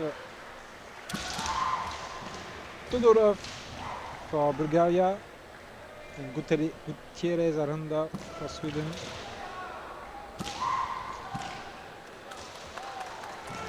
And again, that same part of the line. Georgia will fight today if they manage to go out of the pool, but they will go out of the pool. And it's men for Aranda.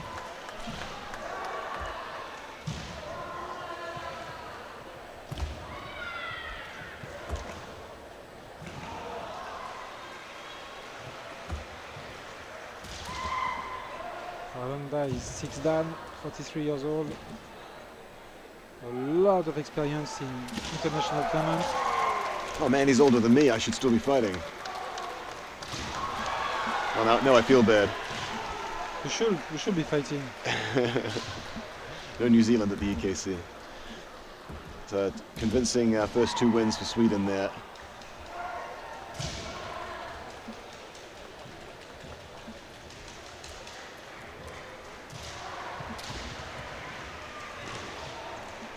Georgia has finished for today. They'll be fighting again tomorrow in the individual events. But the team has been eliminated for today, I'm afraid.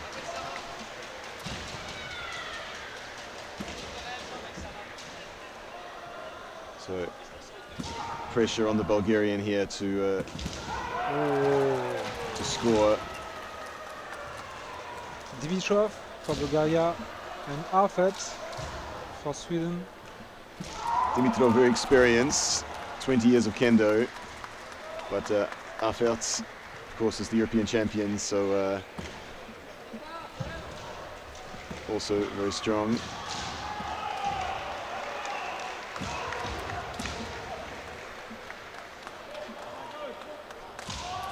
No good Ikido, but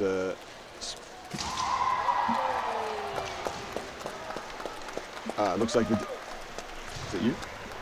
The Shadow Tech guys did the jobs. Looks like the tech is back up and working. We have the score even up on the screens. That's good. Okay. So Dimitrov absolutely needs to score a point here. Oh, he has about 3 minutes to do it. So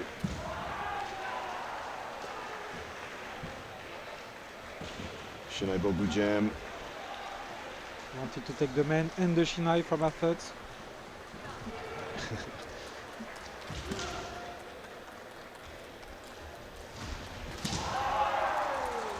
It's quite a nice Ikido and a nice Ikimen, but not enough to convince anybody.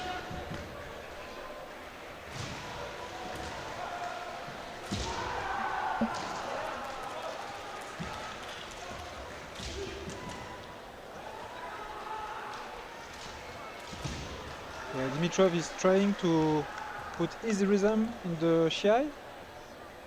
Effort looks less more aggressive than previously.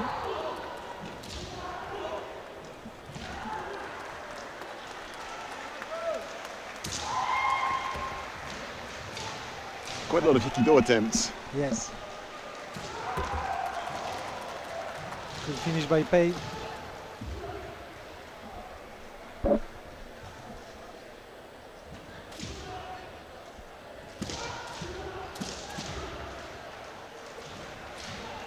It is quite my tempo to slower the rhythm during a fight, to just discuss shinai by shinai.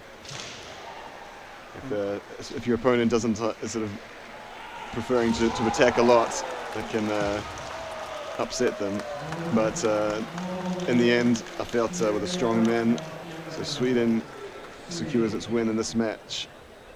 In the first position of the pool, yes. Yep. So 2 more matches to go, but it will be Sweden who advances in first place from this pool. Bulgaria advancing in second place. Stoimanov in red for Bulgaria, 19 years old, 3rd dan. Zorer from Sweden, 5th dan, 34 years old, in white.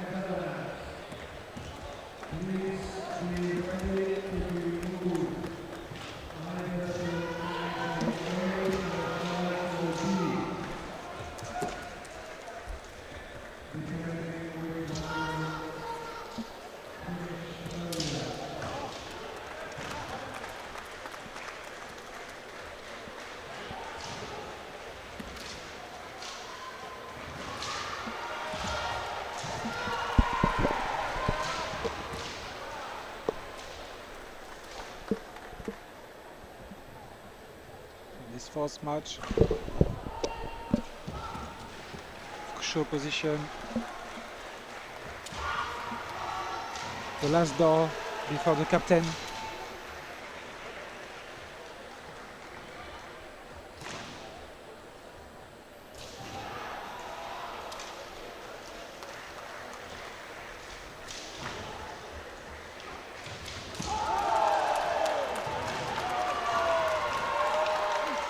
Another point for Sweden. Men by Zorer.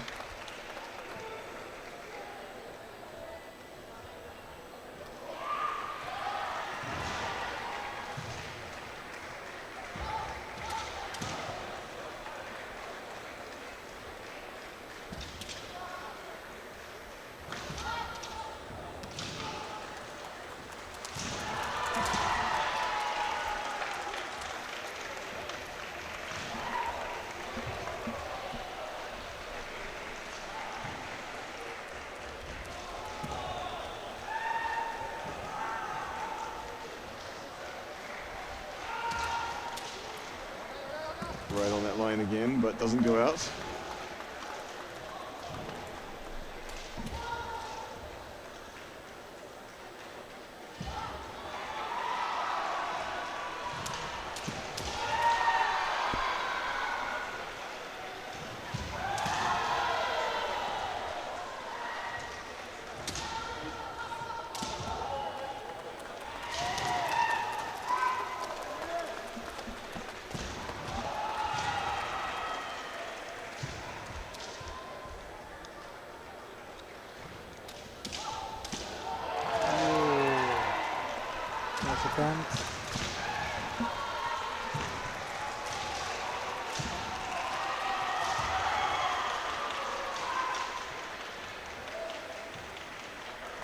Every time they try something, coming to Bazariai very quickly.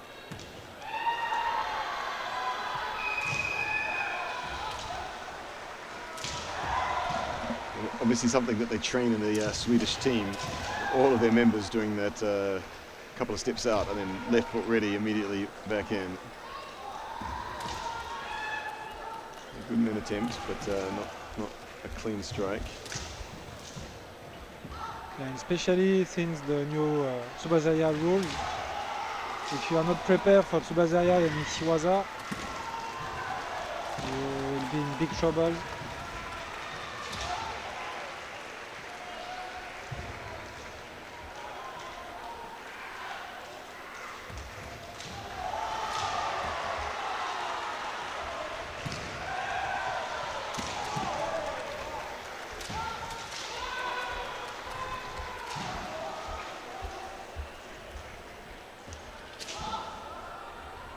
This fight has determined the first place of this pool. But it will be Sweden. It's already decided. Yes. All right, so that's a fourth win for Sweden. So currently now 7-0 Sweden versus Bulgaria. Go into the final match.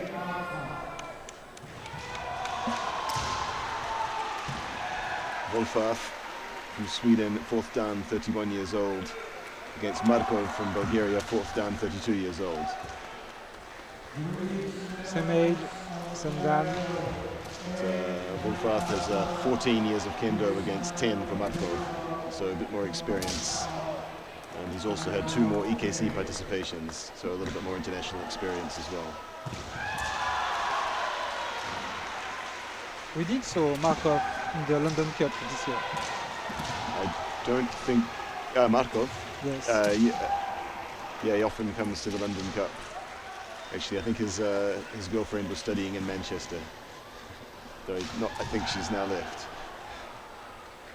So the London Cup, very nice competition held by the Tora Dojo in London. Very well organised tournament. Oh, great kote there. Only 2 flags.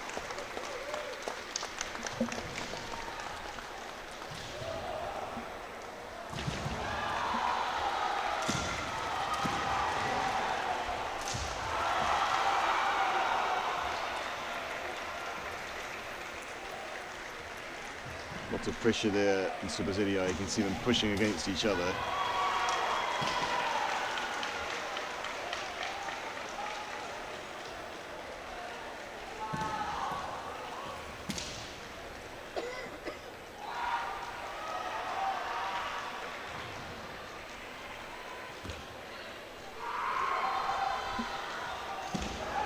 Oh, dynamic men strike there from Wolfaf.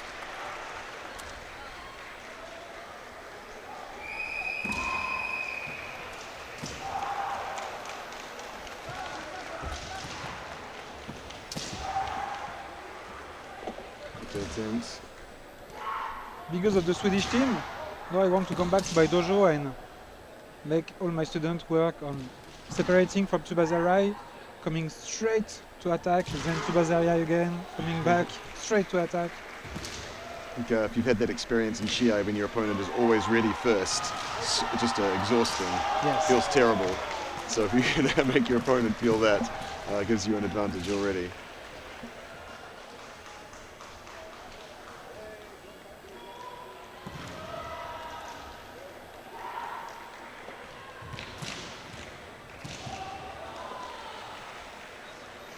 Markov spending a lot of time in the corner. Well, actually, Markov had a chance to hit the men there, but wasn't quite ready to take it. And the kote were maybe too high on the arm. It's a missed kote, and then men was sitting open actually.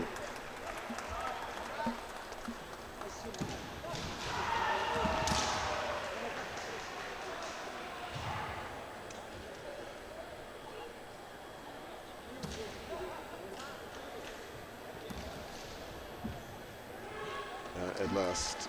I say at last because Markov spending a lot of time very close to the line there. So it looks likely that he would eventually be pushed out. And so that we have one Hansoku against the Bulgarian fighter.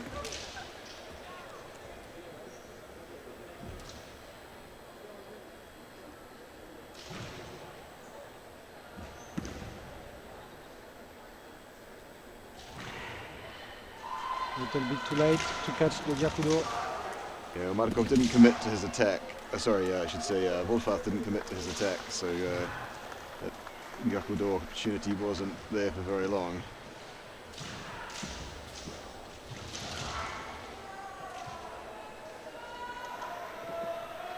Not so much time running on this Shiai, as I can see the volunteer with the time on his hand. Oh! That separation moment when one person isn't quite ready. Yes. It's not just can't just separate freely.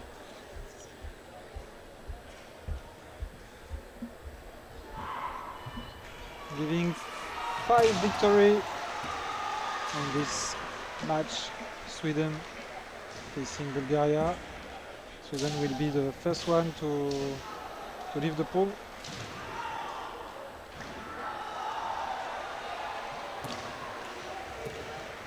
Okay, so we don't know exactly who will be fighting next where. They're still calculating all of the results. Because we had one pool with only 2 teams,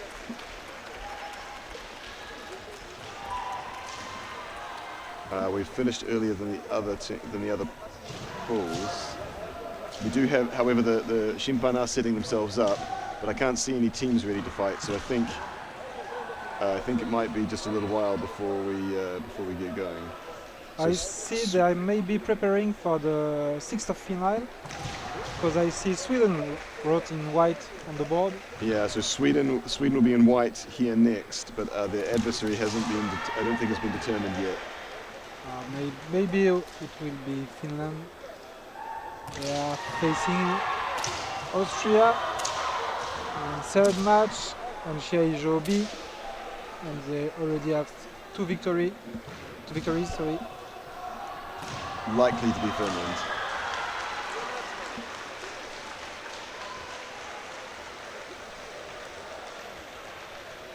So if you want to see who will be the opponent of Sweden, go to Shiai-jo B. On Shiai-jo we can see that referees are leaving the area.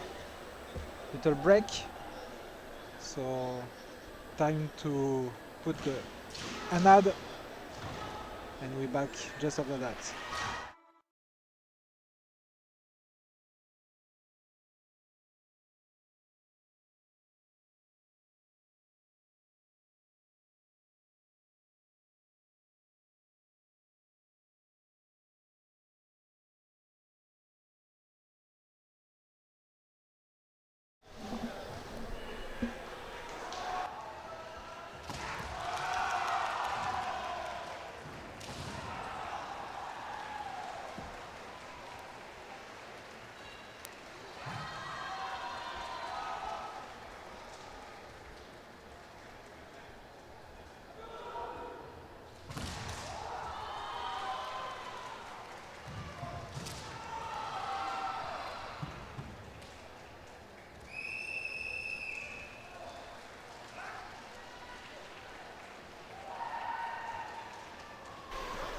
So until the match is over on Shiai-jo B, we will put a little break time on our Shiai-jo, and we'll back right after that.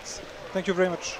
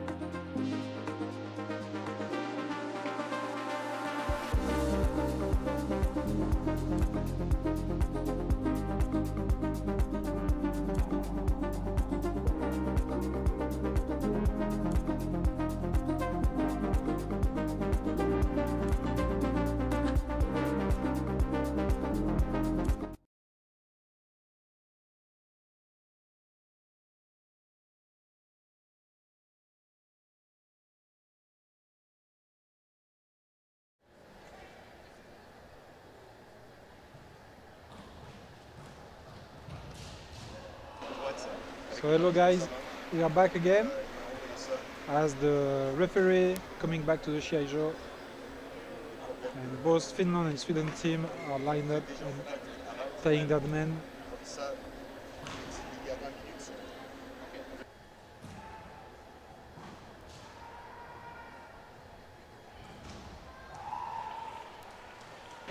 Finland in red, Sweden in white.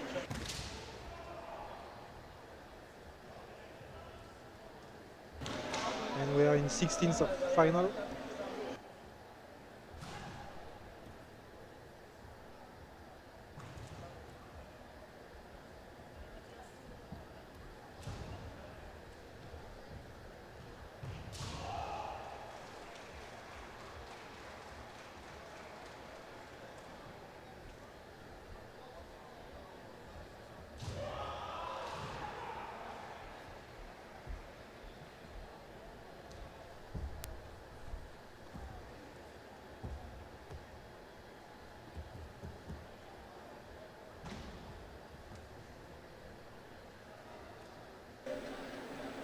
So Sweden team are giving a little speech on the bottom left of your screen from the coach.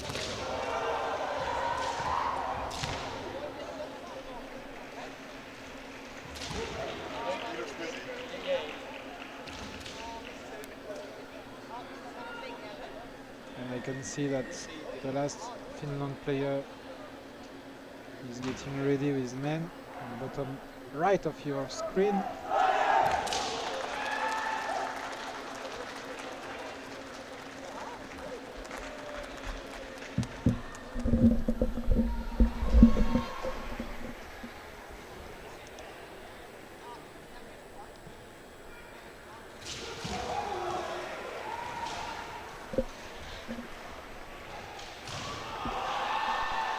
Okay, so here we are now for first match in the knockouts section of the tournament over on Shiai-jo D with Sweden against Finland. So intra-Scandinavian showdown. Yes, I'm sure they are really happy to fight each other in European Kendo Championships. Well, they've had some other matches already, and eventually you've got to fight your neighbours. So Jokinen, 5th down, 44 years old, from Finland, and Strandl, 5th down, 26 years old for Sweden. So a bit of a youth versus experience dynamic.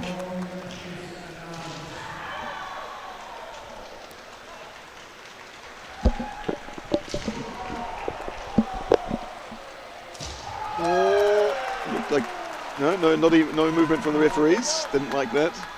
Yeah, I think because of the Finnish player who tried to hit the door. Perhaps. That doesn't matter, he follows up.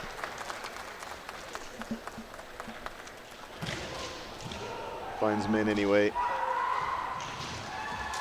Oh, quite dangerous. Strandl is tall and he uses it for his big strike on men. Once again, keeping the pressure on all the time, getting ready quickly, not leaving much time to reset to the Finnish opponent. Oh, a little bit nicer there, actually, coming in more slowly.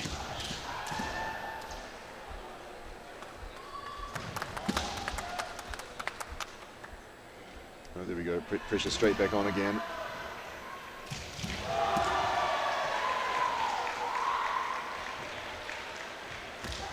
Oh, nice cut there, Tim. Good opportunity, but looked like it was just a couple of centimetres short.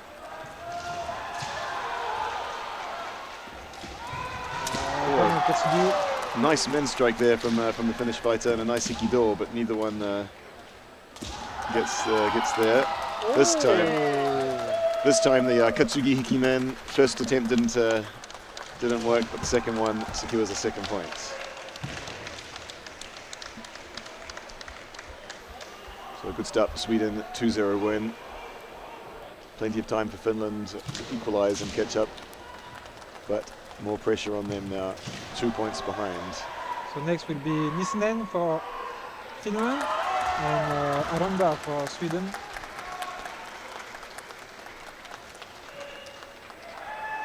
Again, a lot of experience on the Shiai-jo. 80 years of experience. In total, it's 48 years of experience and 10 dan. Oh, Kendo experience, right, yeah. If you accumulate these both players.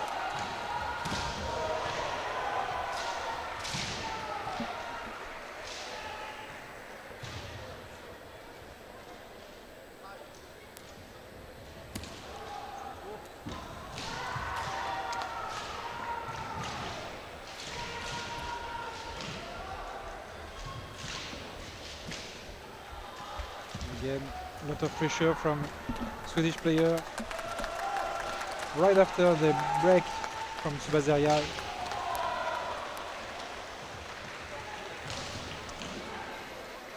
On that last exchange, looked a little bit like maybe the Swedish fighter was coming forward before they separated completely. Yes. Don't know. Well, let's see what the referees are thinking here. Have to wait and see.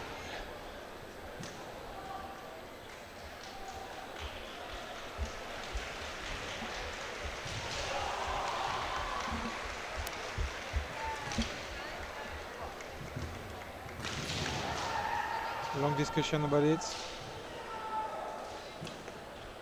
What will it be?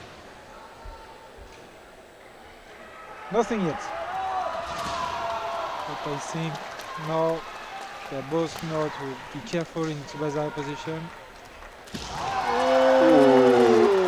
It was a nice Ironman action there. But it's 3 flags for Sweden.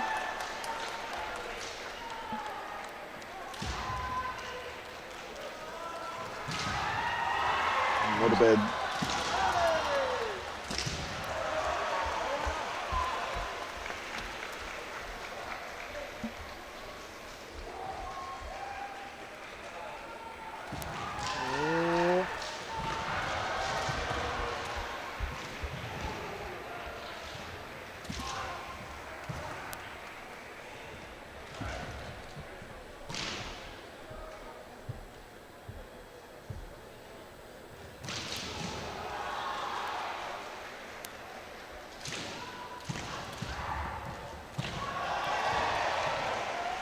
Second match, 1 victory for Sweden, 1 point ahead in the second match for them.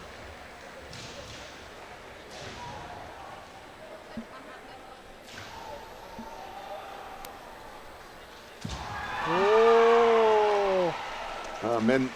Men for Finland. It finally paid. A little nod there from Aranda. Ooh. Almost it was dangerous there for the Finnish fighter. Almost lost men. Finnish fighter now quite daringly coming in for that long distance men strike a few times. Start with the legs and then he threw himself to cut the man. You sort of see his body at about I don't know 60 degrees in the air as he as he executes the strike. Yes. However, he did lose I-men like that earlier on in the match. Like you have the advantage of from where you begin your strike, but if your opponent is really in good ground, you will have the power to cut through, to have the center.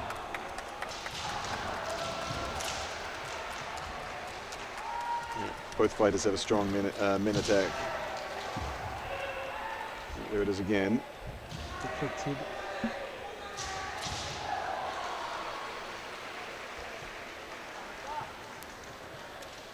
That's dangerous. You can feel it from here.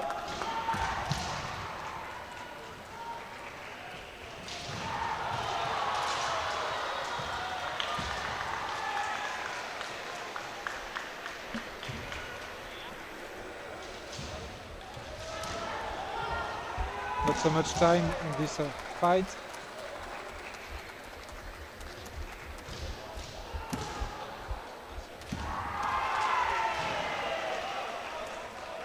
I think the Finnish player got instruction to score 2 points. Oh, nice men's strike, but doesn't find the target. Gets a big cheer from the audience.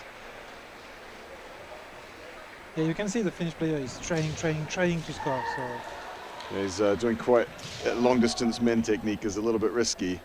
He's going for it.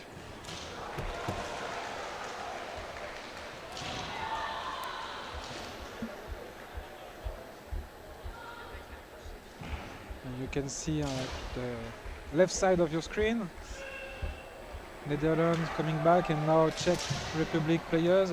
They need to show all the protection gears they got to the Shinpan Chunin, the main referee.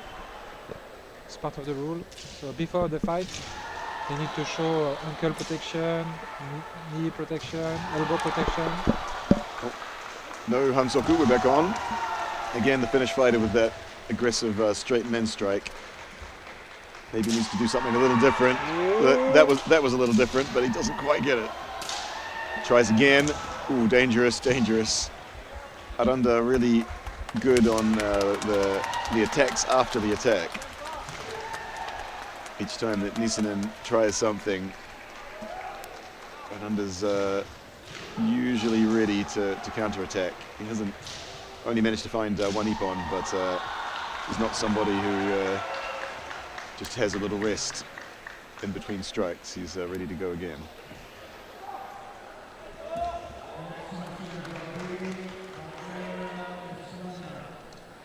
That means a lot of Kakarigeko back home.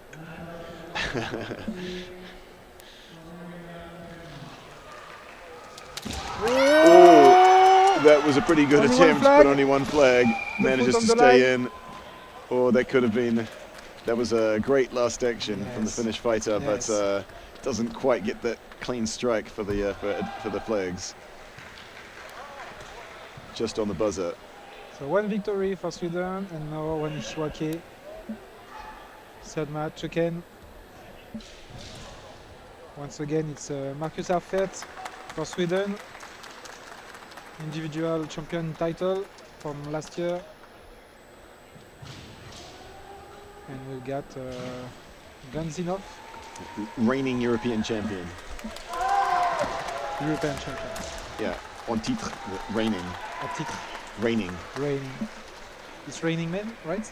R-E-I-G-N. But it might also be Raining Man. Oops.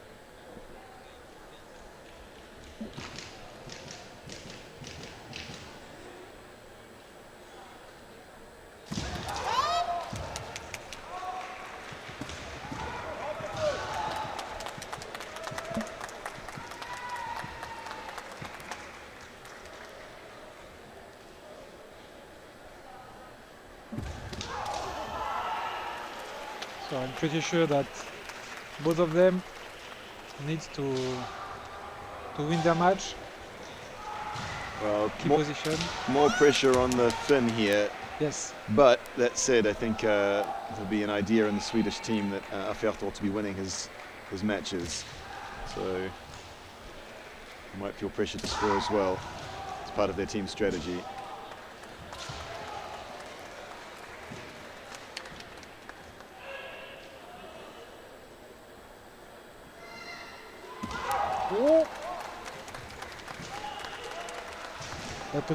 Batotsubui, correct part of the Shinai and the correct part of the Bogu, the armor.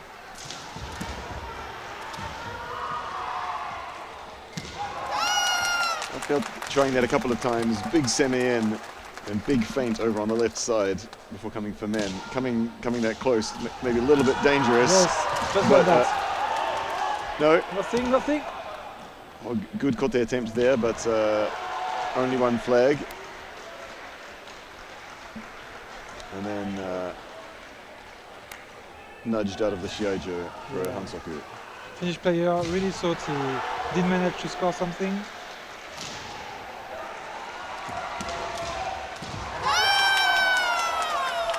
Apel finds it.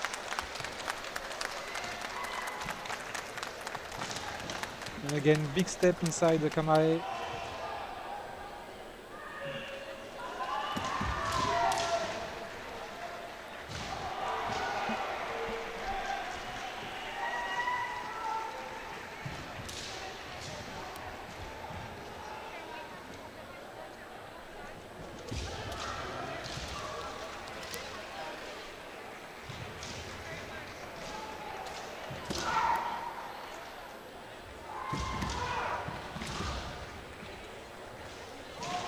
Will the Finnish player try to stay like that with only one, or will he try to come for the hikiwake?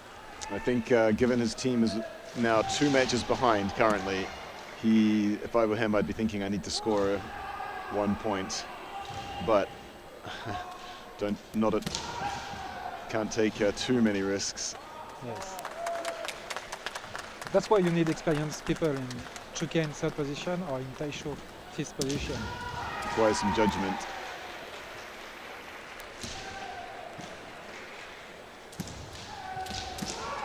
Oh! Finnish player cannot manage to stop Arfet with his tips. The tip of the Shinai, so Arfet succeeds to score the main.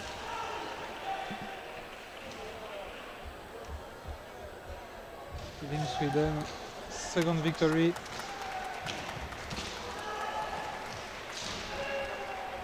First match here with Gunnar Björk for Sweden and Mikko Vurinen for Finland.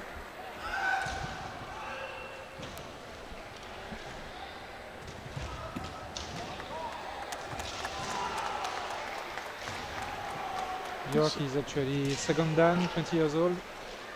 So a challenging situation here for the Finns. They need to get 4 points just to get a draw, and then they'll go to a Daihyo-sen tiebreaker match if they manage to do that. So a lot of pressure on the Finns here. They need to win 4-0 over these 2 matches. Little dance here. First Hansoku for Björk.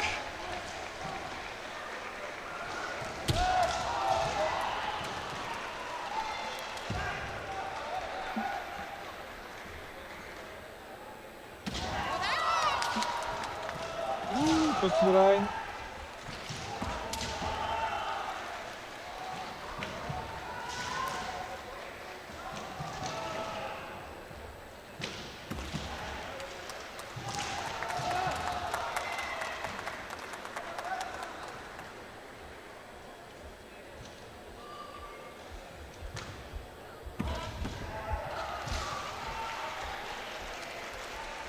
He's trying to apply seme, but it's more like a body seme than anything else.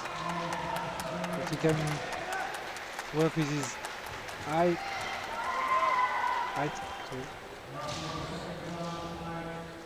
Incoming. No. Ooh, Katatitsuki, interesting choice. Bit dangerous.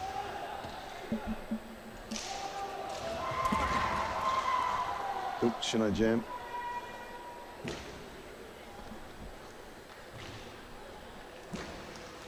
Hello, Noemi-sama.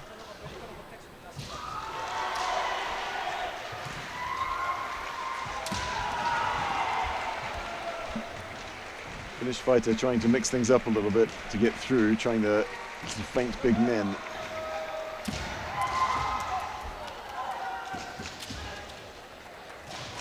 So the Finnish player really needs 2 ippon. Björk with the long distance men.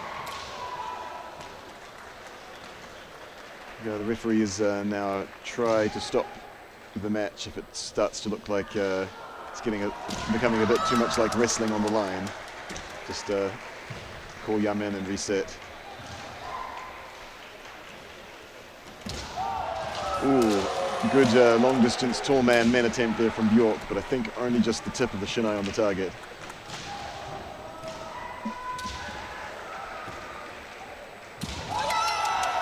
Ooh, had a chance there for the Kaishido, but it's too low. Still nothing. And still too important to score for the Finnish player with this big man, but Can't be more than about 2 minutes left, so you need to find something new to do. Katatetsuki, but hard to make that work when the shinais are together. seems like a big Luki waza can work.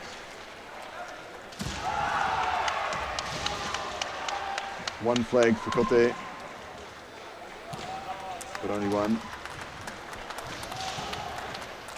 A few, just through this match, quite a few incidents of having one flag. Yes. Can we say it's only flag?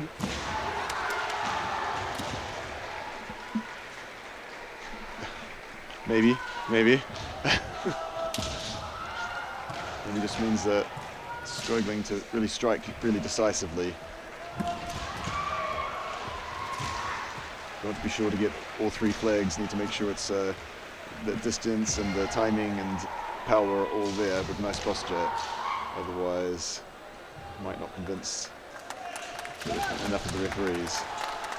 Just touching the target isn't enough in Kendo. Yeah, right. Katatetsuki again.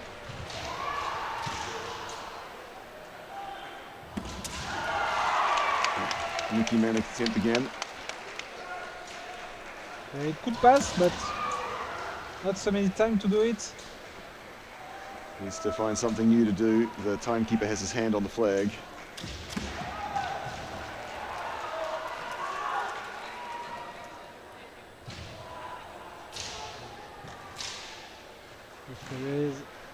Yes. Asking to move the tare. Yeah, Swedish fighter's tare was getting twisted.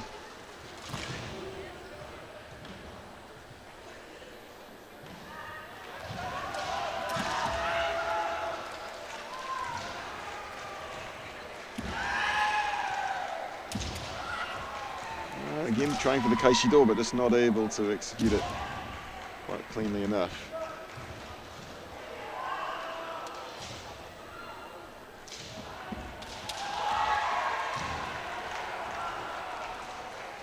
Yeah, it looks to be difficult to go for a Kaishido the way the Swedish player engaged his body for men. Not so much space. Oh! Also, that will be a point for the Finn. That's a little bit of an unforced error by Bjork. Not catastrophic.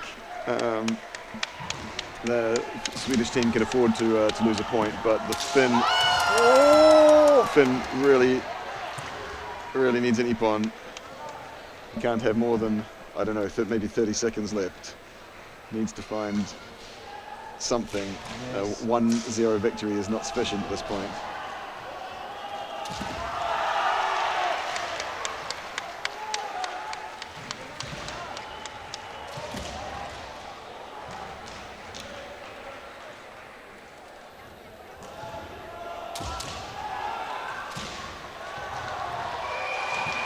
Time's up. So Sweden will defeat Finland wins this match, or this fight, but they needed to win that by 2, so it will be Sweden who wins this team match overall and advances to the next round of the tournament. Last match is Wolfart for Sweden and Kivera for Finland.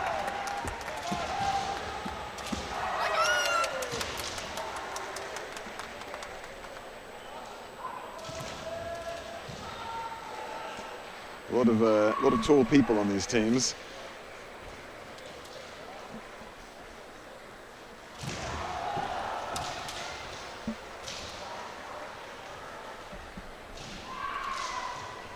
Do you know Keito from the French team? I think I remember him, yes. Yes. Every time I saw him fighting, he's fighting against a very tall guy. Every time. I don't know if he kind of like it actually.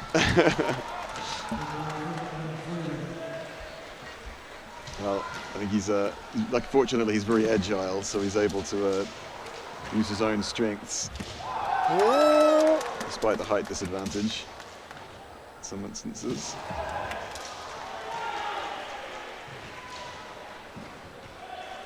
I'm not sure what happened to the Swede there. Maybe struck in the face and his man has come loose. Need to fix that.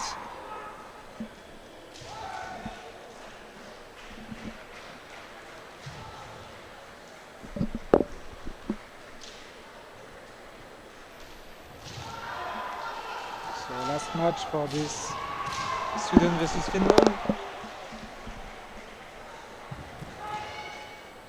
Even if it's 2 victory both sides, Sweden scored a lot more points.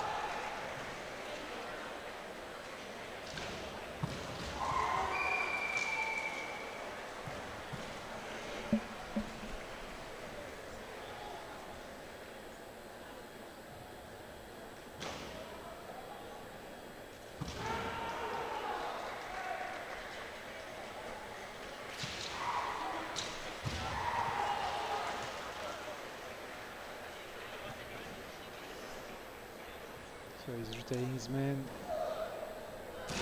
Maybe he's thinking about the strategy. Maybe he's trying to go Mushin. Nothing in his mind. Empty mind.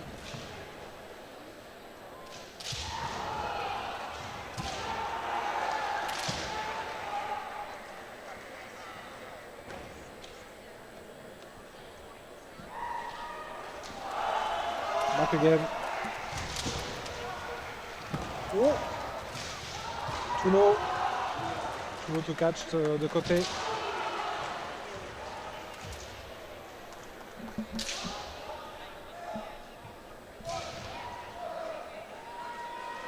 Swede is having another issue. Not sure.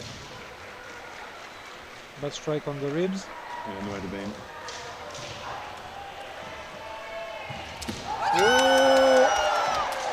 Nice men action, but too short. Didn't quite find the target. Maybe on the Mengane.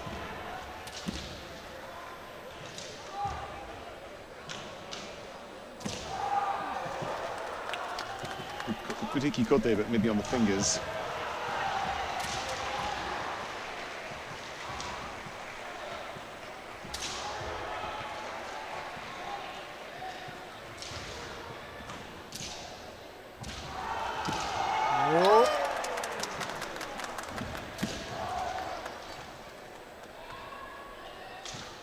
Another little break. Not a little break. Another referee meeting, I should say. Or check. Shiai change. Oh, I think his man has come undone. Ah, yes. Yeah, classic. He had a problem earlier, had to retie his man. Let me take my binoculars to see that. Bit stressful. I confirm. Oh, it was his door. This is the door. Himo. Oh, in that case, I'm not sure what happened. Maybe Shiai got caught in it earlier and pulled it loose. Someone from his team is helping him with the white flag under him. Meiji Rushi. Chet is asking about the next match. Yes. So the next match on Shiai-jo D will be the Czech Republic versus the Netherlands. C'est la République tchèque contre les Pays-Bas ensuite après la fin de ce match sur Shiai-jo. Big up to Champi, Britannian club.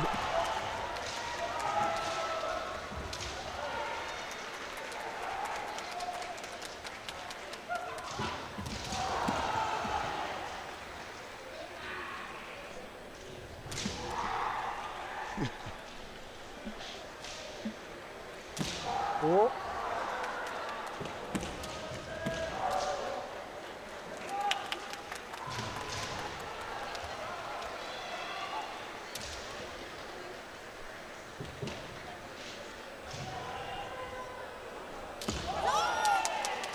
Nice man attack there from Sweden, but Finnish fighter had ducked to the side a little bit for Kote, so the men's strike went wide.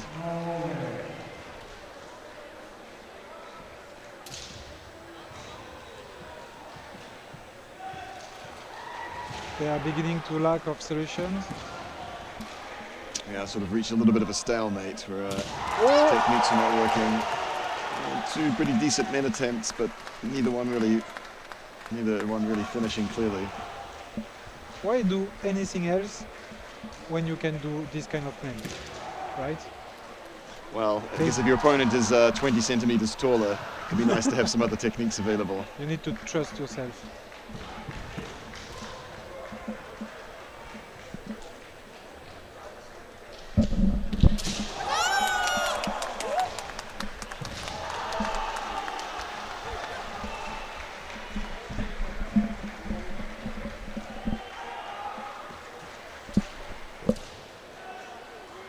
Nothing.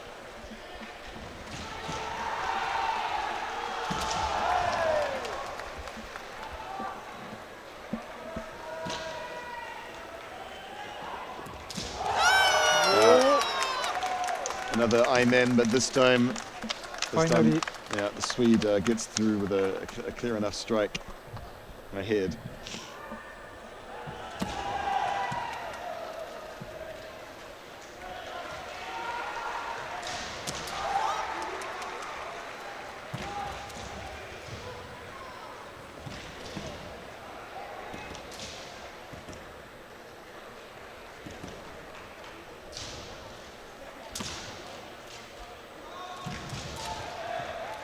Oh,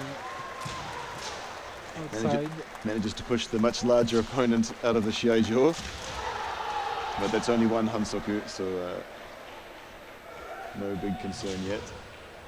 Just have to be a little bit careful. And then you lost your Shinai. Yeah, you do still need to be careful after that first Hansoku. Hold on to your Shinai, be careful of the line. No more Katatetsuki.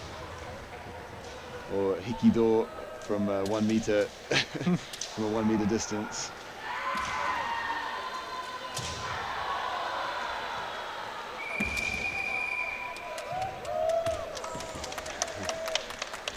All right, so that's a win for the Swedish team. Pretty convincing win. Just 3 victories and 6 points against 1 victory and 2 points for Finland. Actually there were some quite good matches in there, but in the end the score was pretty showed a pretty resounding win for Sweden.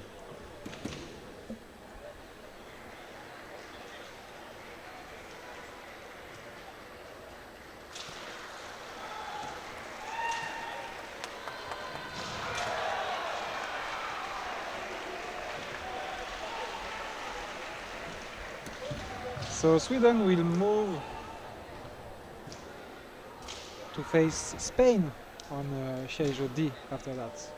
But first up, we have the Czech Republic against the Netherlands.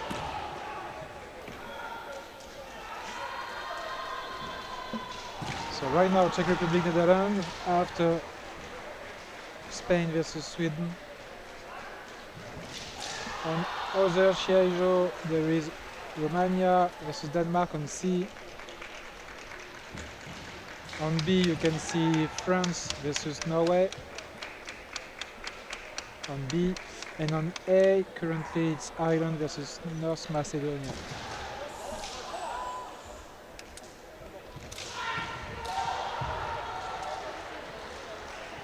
We actually faced the Netherlands team during the London Cup this year.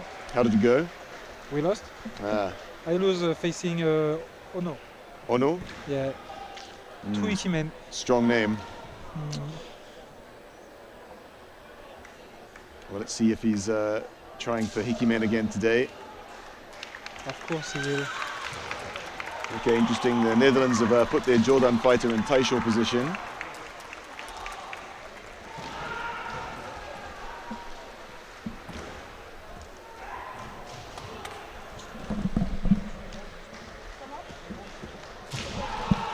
Okay, so we have here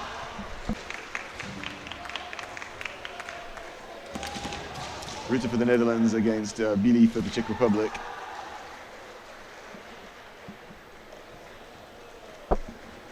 So Ruta, third dan, 18 years old. This is his second EKC. Billy from the Czech Republic, 22 years old. This is his first participation at the EKC. They're both, Billy second dan, Ruta third dan. But more importantly, that's a kote for Ruta. Ruta. I'm sorry, my Dutch isn't very good. For Ryan. So he's opening the way for his team. Sempo Spirit.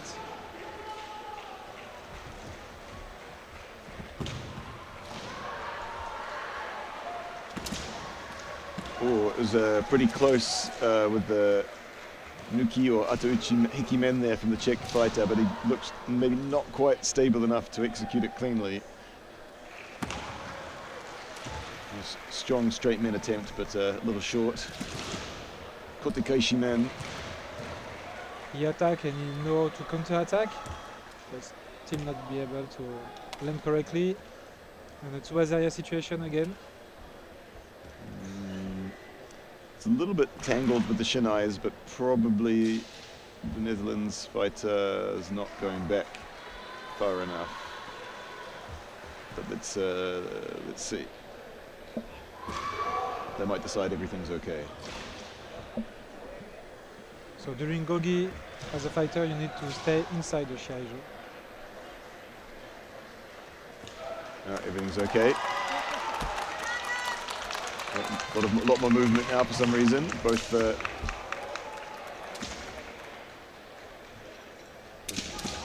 fighters coming out of the little break, wanting to be a little bit more energetic by the looks of things.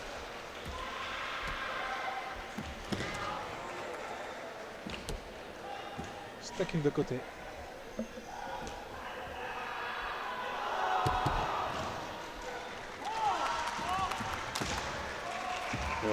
Good men attempt there.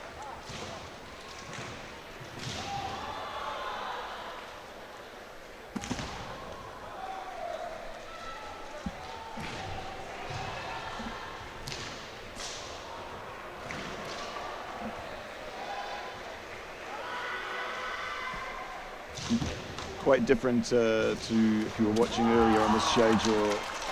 We had Sweden fighting. As soon as they were separating, the Swedish competitors would come straight back in, looking to put pressure on. This match, both fighters happy to take a little bit longer to reset and regather their thoughts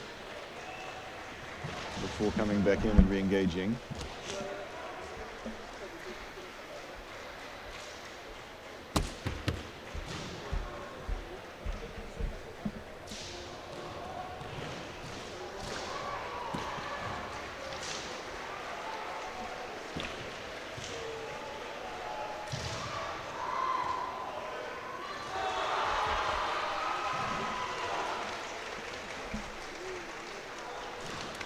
Back on again. Aggressive entry by Ruta.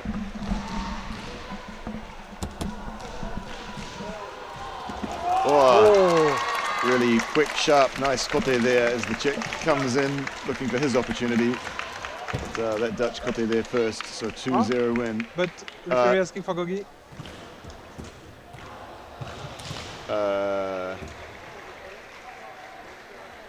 Will we see the first Torikeshi of the weekend? Not sure what story is there. Let's see.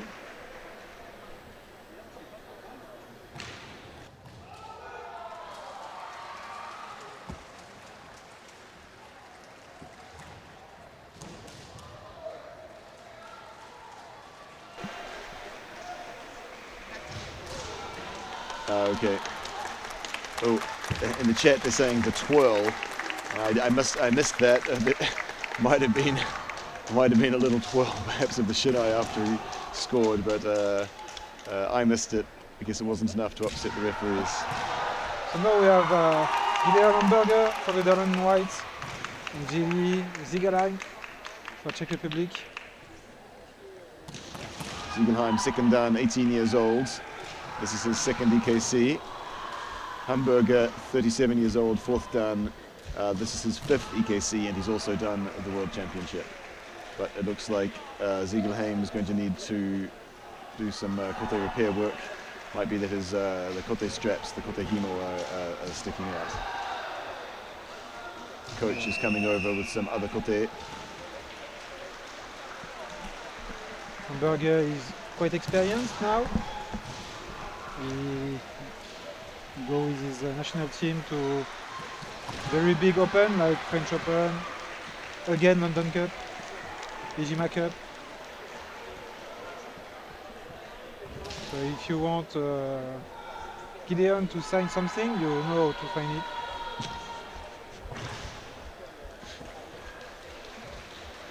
Like a white marker on your inside of your dough. That's a good idea.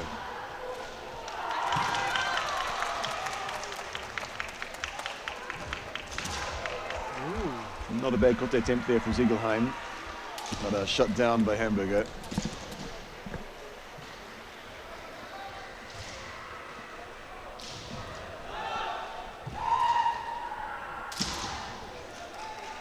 Neat block from Hamburger.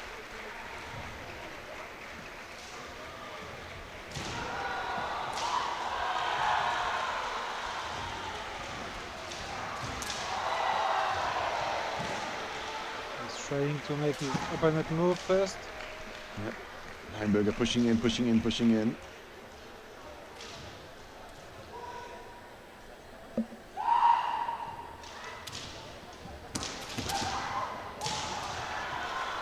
But actually Ziegelheim is really responsive to everything Hamburger proposes.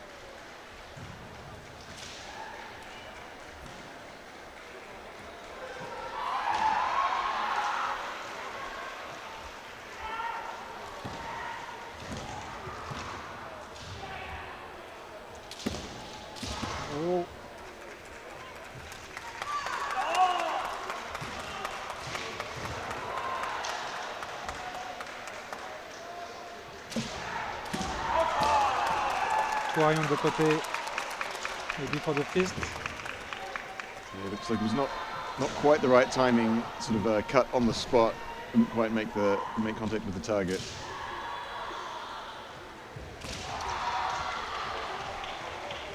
Hamburger again, pressuring in.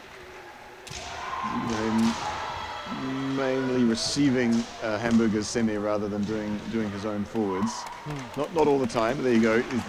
He took the initiative there, but a little bit more Hamburger, a little bit less Ziegelheim, who's able to move forward, generally speaking.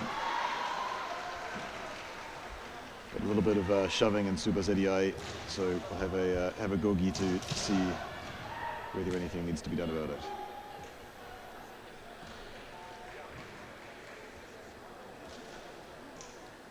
This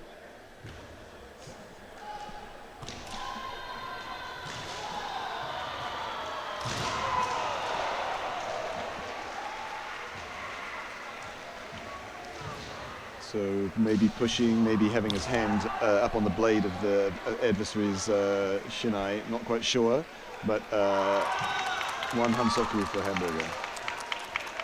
Oh! Nice men's strike. Maybe almost didn't get that. He ended up tangled a little bit in Ziegelheim's man, but strike was convincing enough, yes. I think, even though a little bit missing on the Zanshin. It's very good up to there. Or a very quick kote there. Ziegelheim trying to suppress it after the impact, but the impact was sharp enough that just got through. Oh, and I think Hamburger thought that he was catch on kote, because after the Shoboari shot by the Shinpan, he was still advancing. towards opponent. Oh, okay. But anyway, second I match, missed that. Taichi Uno for Netherlands, fifth dan. Oh, Havelka from the Czech Republic. Also fifth dan. I think when he was 18, he beat me with Hikigakudo at a tournament in the Czech Republic. I was very upset. So this is your time to trust talk him. Yeah, that's right. I'm going to say horrible things just to get my revenge. He's become really strong, but Uno also very strong. Yes. So both of them mid-20s, fifth dan. Experience in international competitions. Yeah, a few more international events done by Havelka. Oh, Hikigakudo, there you go, I told you. But doesn't quite manage to score it. Good attempt though, nice noise, but maybe chased just too quickly by Uno. He couldn't finish it clearly.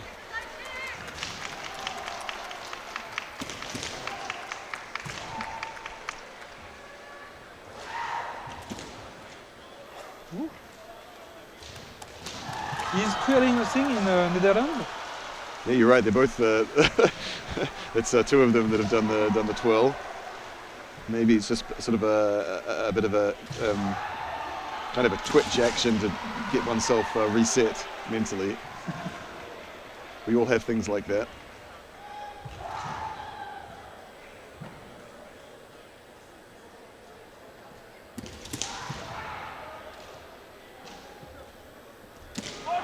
Oh, nice Ikimen there by Uno. This is exactly what he has done to me in 2 months ago. So both of them are using their hikiwaza that they beat the two of us with in the past. Oh, nice men attempt. Pressure really on Havelka now. He needs at least 1 point if the Czech Republic is going to have a chance of winning this match.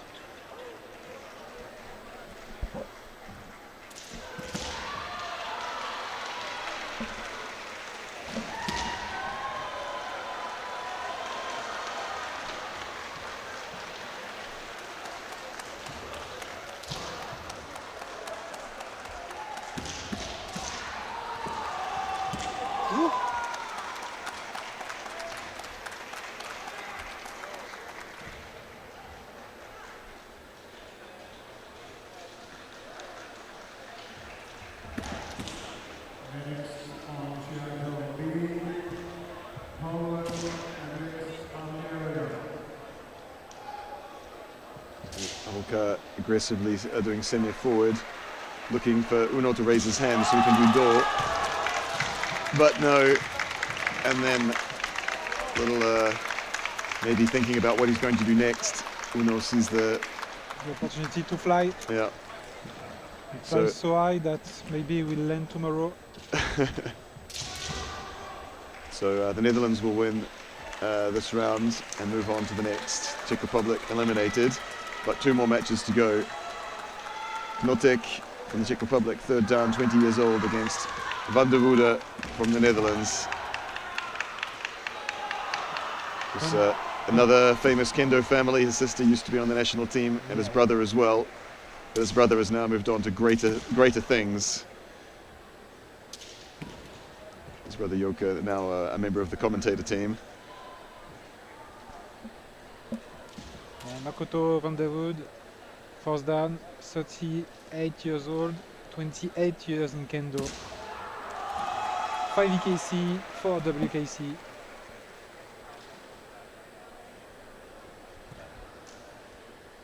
Knotek is third dan, 20 years old, and already 2 EKC participations.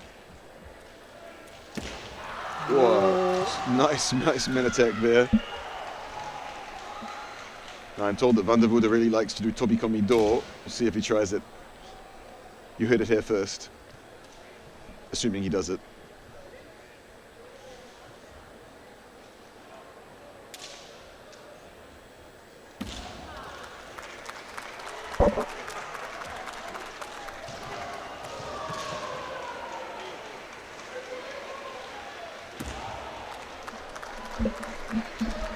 So far, preferring straight men.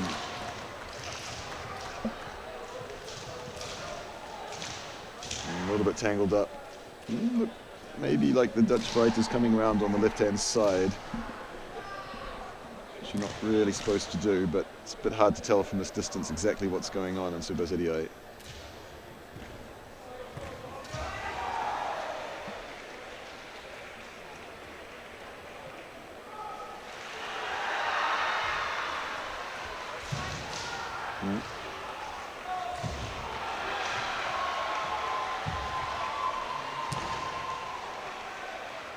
Not exactly sure what the referee said to him there, but it's a penalty for Van der Voorde in any case.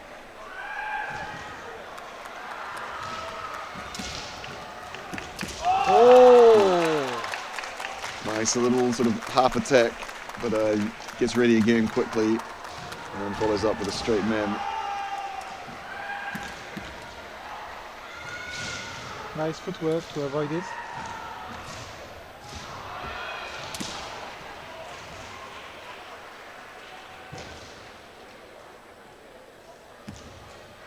Aggressive semi. Gyakudo. Makoto's Van der Voorde's hands not coming up high enough to make a space for that door to come through.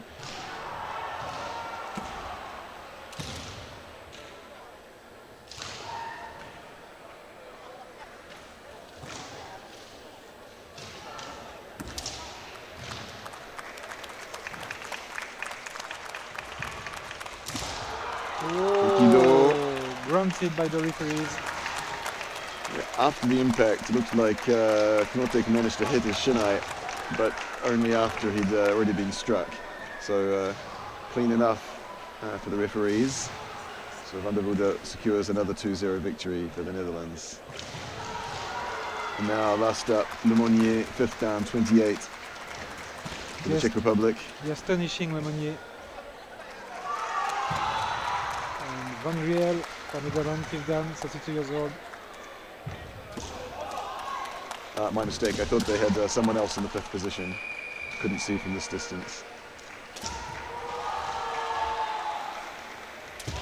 Oh, not a bad Kaishido from Lemonnier, but just a little late, I think.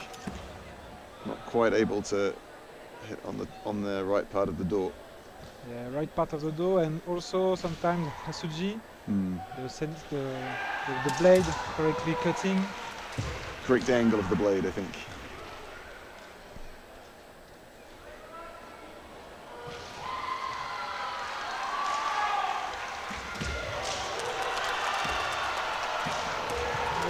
Oh, nice. Got the attempt there, maybe on the fist or the tsuba. Tricky man.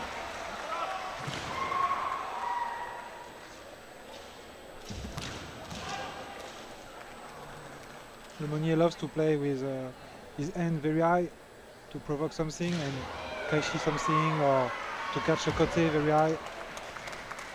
You mean raising his hands up in kamae?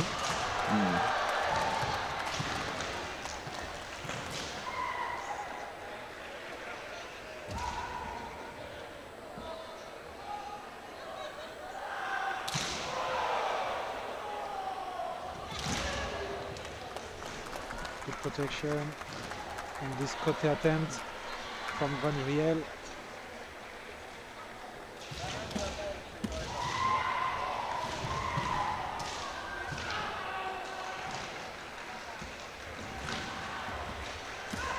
Lemonnier doing semi-forward, but with his Kensen down. Can work if the opponent's hands come up, but also a little bit dangerous if you're not ready to do the counter-attack.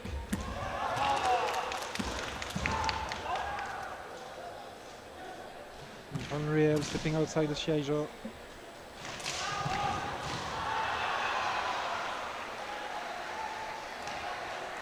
For now, Lemonnier is not so much in danger, but he cannot succeed to find an opportunity.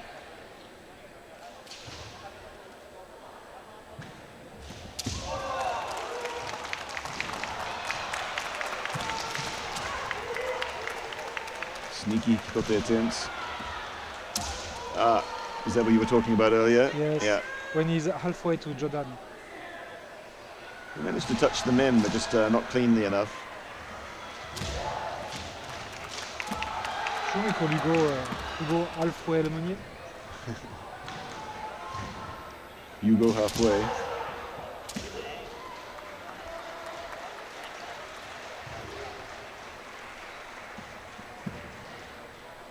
Yeah, there it is again. Kensen down and then hands all the way up, but not able to find an opportunity to strike.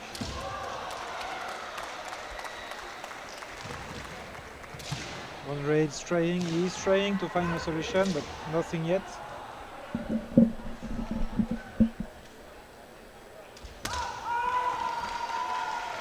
That was pretty good Kido attempt actually, but just maybe not quite enough impact there.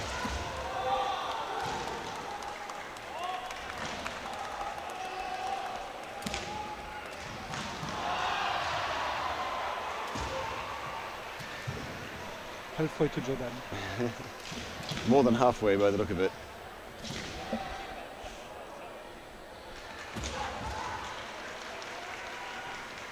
Yeah, every time he comes in, Kensen's down.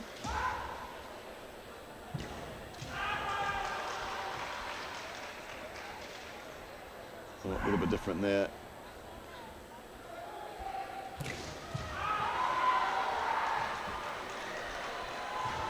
Monnier with much more. Oh! Mainly Monnier coming forward, putting pressure on. Finally manages to find an opportunity. This actually with an ojiwaza rather than shikakiwaza. After a lot of shikakiwaza attempts. Yes. See whether Van Riel can reimpose his rhythm.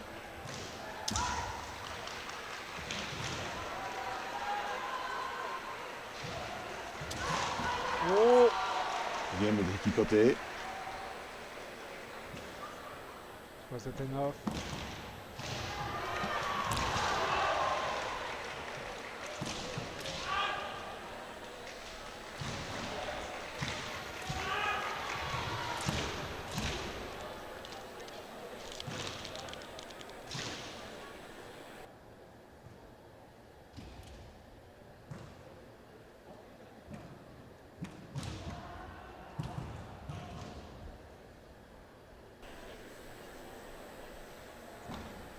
So apparently something that Lemonnier did, maybe protecting himself when entering too much for going to Tsubasaya position. A little bit hard to tell whether it's sort of part of a feint semi or whether it's sort of a way of defending. Yes.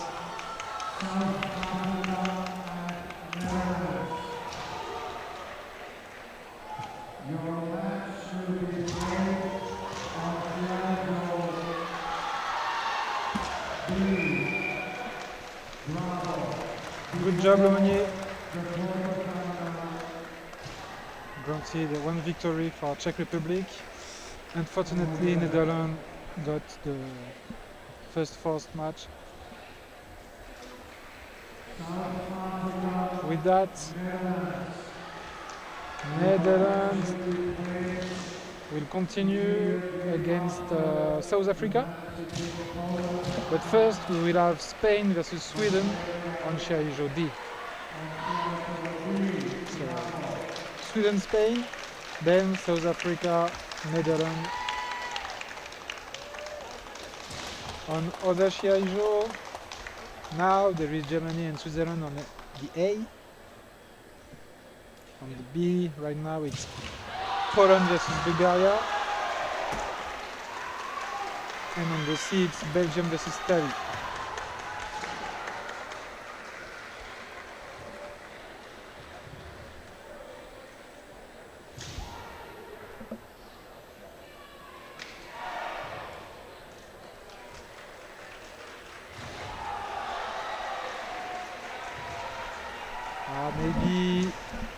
Maybe South Africa and Netherlands will move to Shiai-jo B actually. Yes, indeed. So Spain, Sweden, and then we will see what we're gonna have on our Shiai-jo. We're gonna just launch advertisement, and we are back after that.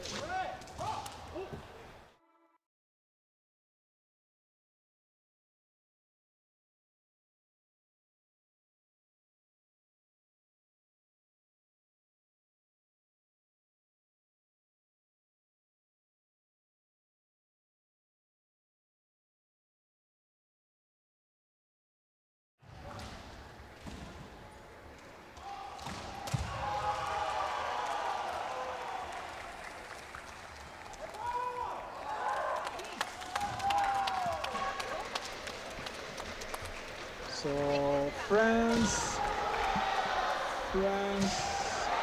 has already secured his place in semi-final on Shiai-jo B. But we are still in quarter-final for us. Spain versus Sweden. So Strandel for Sweden and Salse Alce for Spain.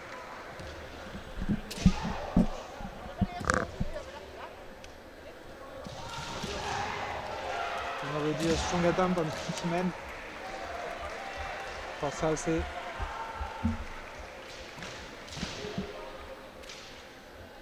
Two strong teams, but at this point of the competition, every team are really strong.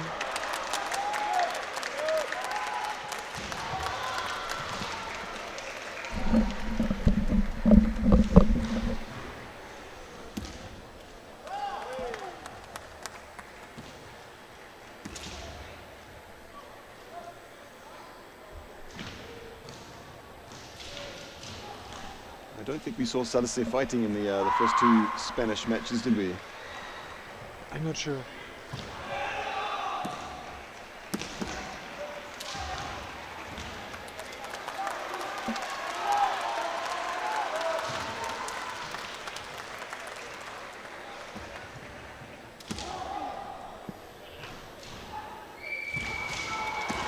Oh! Wow. Nice one, just sort of floating in a little bit and then bah! Powerful men forward. First point for Sweden. It was a very fluid man.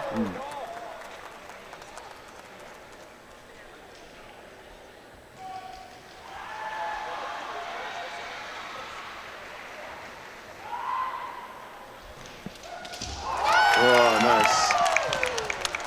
Katate ski is risky against an opponent who's coming forward, and you could really see the Swede, like he's been, Stranda, like he's been doing all day, separation and then coming straight back in, advancing. Dangerous moment to try and do katate ski, and indeed deflected and men. So no, Wolfart for Sweden and Miri Baltoccini for Spain.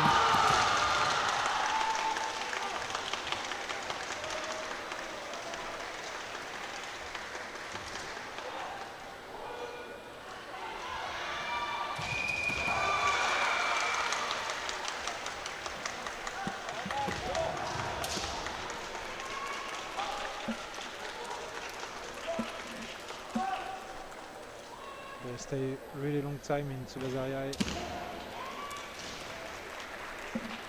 The Swedes have shifted their order around.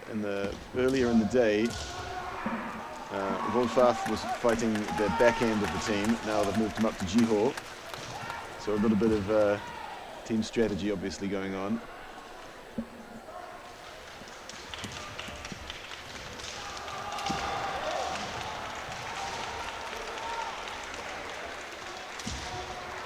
Well, good men attempt there from Midi, but maybe a little soft. Back in the New Zealand team, how will you decide the orders? Like you were looking for each player. We would consult the stars. Consult the stars. As the wolf you are. That's right. I usually have an idea of I don't know, a few different factors. Some positions are more stressful than others. Some people perform better under stress, and other people perform better when they're a little bit more free. Yes. So that's one factor. In terms of Taisho, generally somebody who's able to fight against different types of opponents and score points against sort of challenging or unusual kendo that maybe is quite defensive. Adaptability, maturity.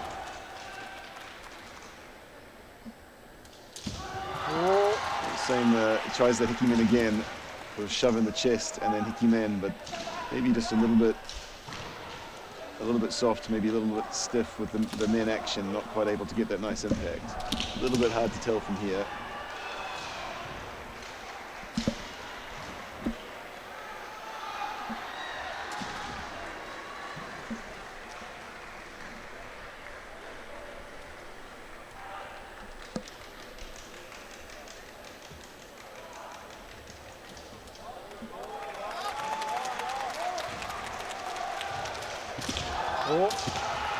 And another, maybe if he'd done a stronger Zanshin on that one, that might have been the one, but maybe a little bit of an unexpected situation.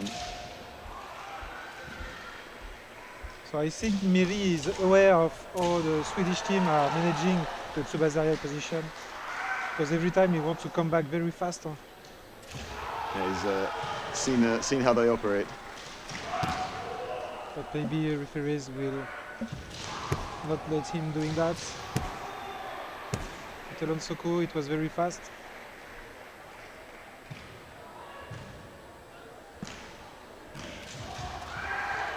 You need to separate completely.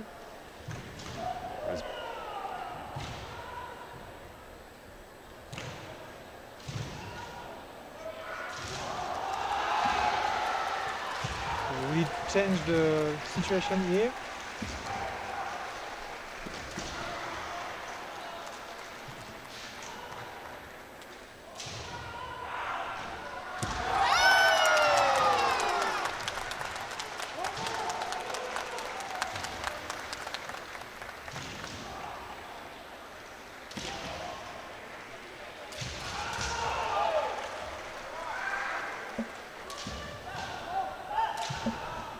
Try to separate very far from his opponent. Oh, aiming for the free kote. They knocked off balance, maybe a little bit of an opportunity there, but there's some Shiai covering everything.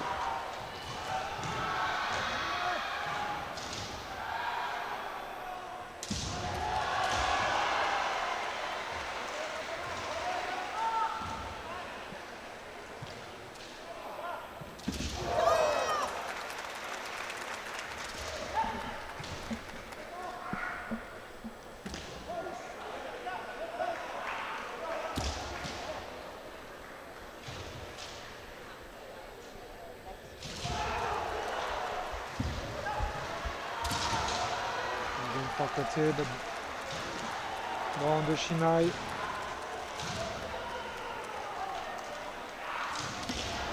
Well, a three-time Swedish fighter, he comes out to Tsubazaria and then he comes aggressively in, but actually just defending.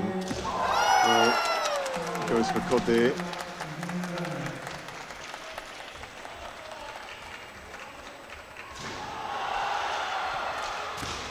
Again, steps forward first, but then just blocking. If the strategy for the Spanish team was to cancel Wolfart, for the moment it really works. Well, I think it's more the opposite. I think it's Wolfart who's cancelling Midi. But Ask, I'm not sure. We'll have to ask afterwards. Yes. Let's ask the coach.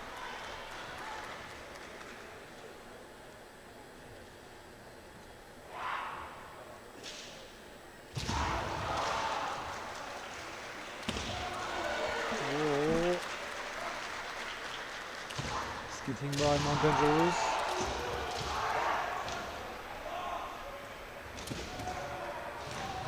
Okay, so my money is on Hansoku for white. Coaching.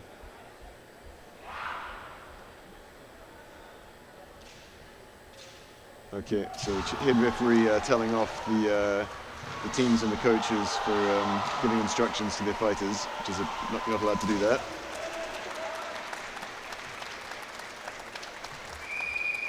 Time. So Ikiwake between Miri and Wolfart.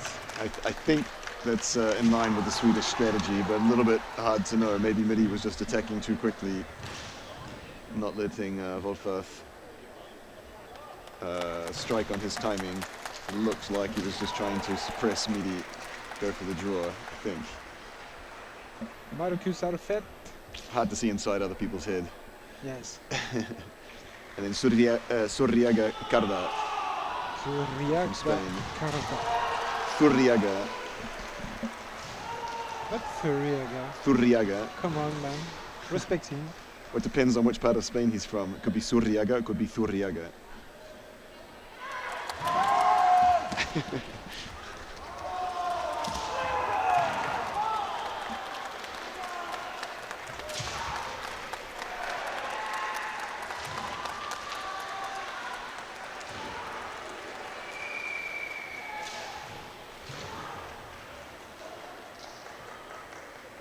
So you cannot touch the blade of your weapon, of your shinai, without expressing it to the referee. So if the Nakayuri twists a little bit, I need to ask before.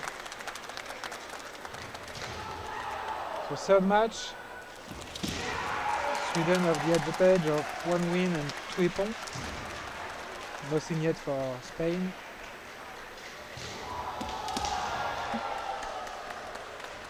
Afert, of course, is the reigning European men's champion. So the Swedes are probably looking for him to win. And men. Steps in, covers Zurriaga's shinai, gets to distance, and straight men cut. Looks like Le Monnier style.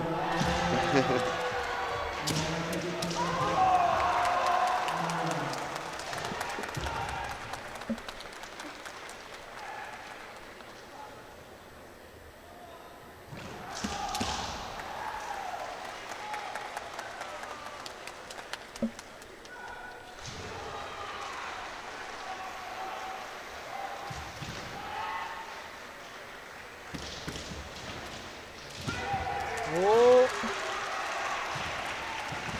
Not enough commitment on that côté. Looks like Afert's Seme Zurriaga mainly sort of a little bit disrupted, but looks for the reactive kote opportunity. It wasn't quite his timing, couldn't quite hit it properly.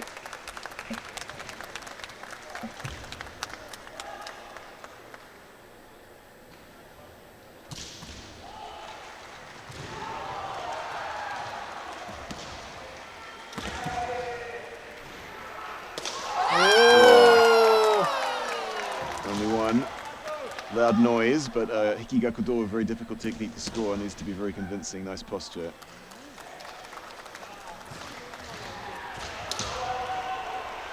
Oops.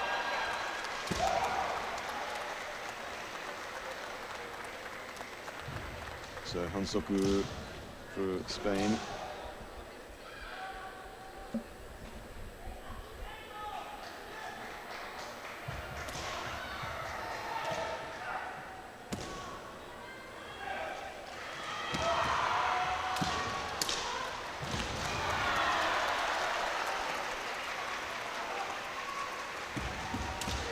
Both teams are playing for a place in semi-final. Quarterfinal, I think. No, so Is this the quarterfinal now? I don't think so. no, it's eighth of final. Sorry, so it's for quarterfinal. My bad.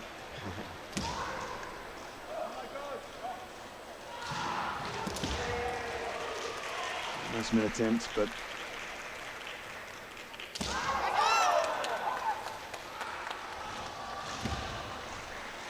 it's mainly the Swede who's doing the semi-forwards. Aggressive push to the chest, hands come up, and good Ikido opportunity. So another 2-0 win for Sweden. Pressure really on Spain now. They need to win both of these matches. 2-0, 2-0, yeah, that's right. So Torteya Mizutani from Spain against Bjork from Sweden.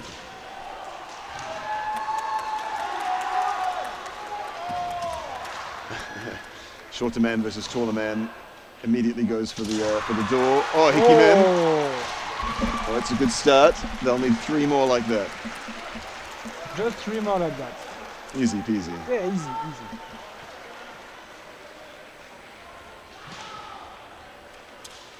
See whether Bjork tries to score. If he can score 1 point, that will seal the win for Sweden. But he takes risks and loses a point, then that opens a path for Spain to win. Oh! Second point for Spain, so we could be in for quite a comeback. So we're on, this is the top 16, so the winner of this match will go through go through to the quarterfinals. And last but not least, Lucas Pina Peniche facing Goran Gutierrez Aranda. Pina in Jordan stance. Both very experienced. Pina has been on the Spanish team for a long time, and Aranda as well on the Swedish team.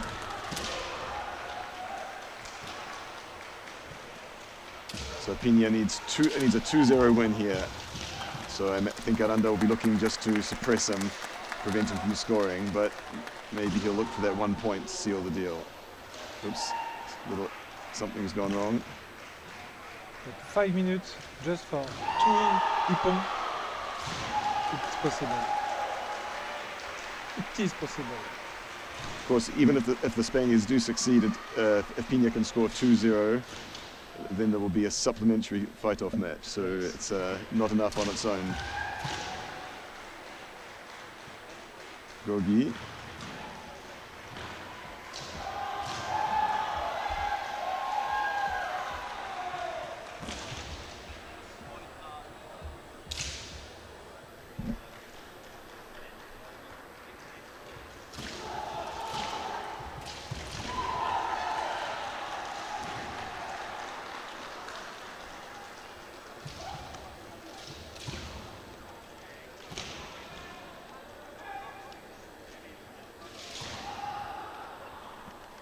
Hansoku for Spain. Maybe because no proper way to ask to stop the match. Oh, and straight into the côté. Morote côté, so côté with 2 hands from Jordan stance, crossing your feet. Sorry. So quite an agile, dexterous point there. So he's putting a lot of pressure on Aranda. Aranda now doesn't need to score. He can, if he loses by 1, he still wins the match. Or I should say, Sweden still wins the match overall. Pina probably feeling a bit more confident now, but still 4 minutes, needs a point. Cannot lose any.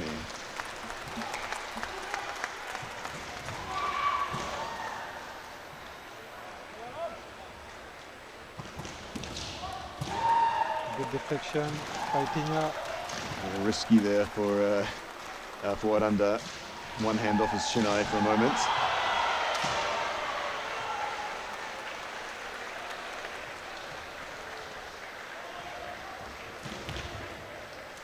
Pina very conscious of that line. If he goes out, that will be the end. He already has 1 penalty.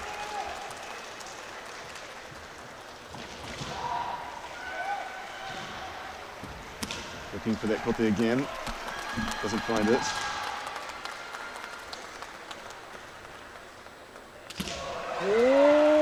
Oh, a pretty nice ikikoto attempt, but doesn't get any flags. Yes, I think he was maybe afraid to step out of the Shiai-jo. Yeah, sensibly.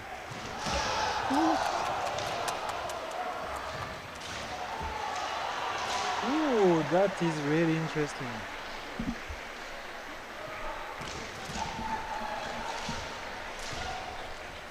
So Aranda steps out.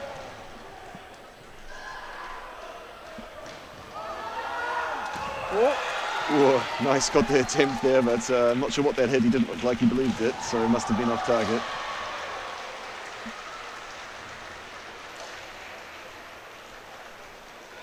Aranda pressuring.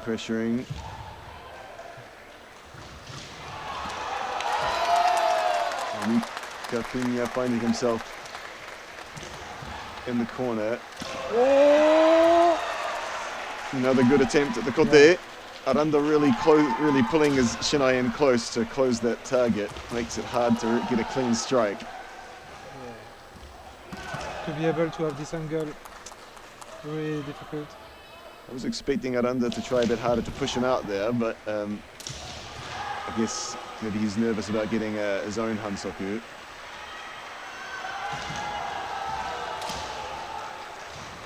Not so much time in this fight. I'm wondering we might see sort of a last-minute semi gyakudo or something like that from Pina. But let's find out. Last match of the fire country versus the ice country.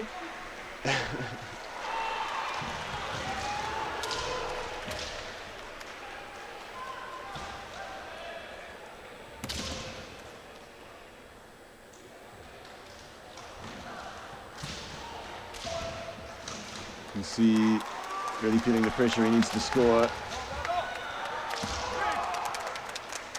Aranda not giving him any room to breathe.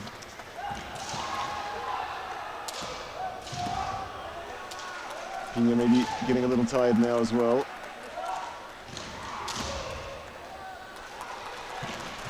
Go for Tobi Kobido. It's time for that door. It's time for that door. Oh!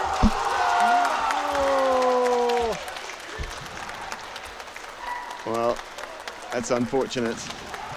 Pina really looking for that ippon, but unfortunately maybe lost track of where he was on the Shiai-jo, I'm not quite sure. Steps out, and that'll be a point for Aranda. Pina can still win. Whoa, whoa, whoa, whoa, whoa, that's not the end of the match. Pina can still win, but even if he does, Sweden will win by 1 ippon.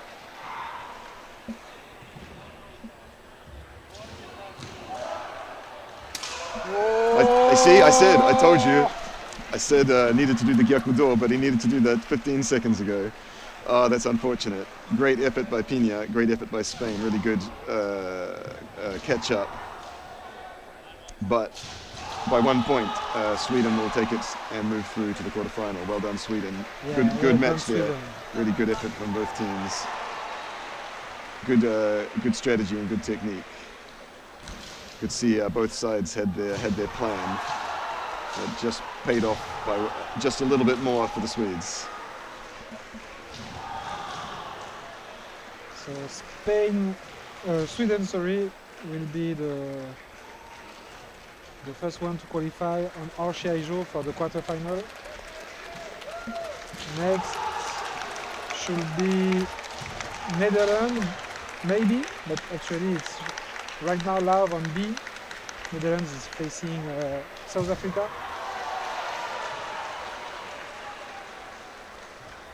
On other Shiai-jo right now it's UK versus Ireland. Ooh, mama! Oh mama, UK versus Ireland.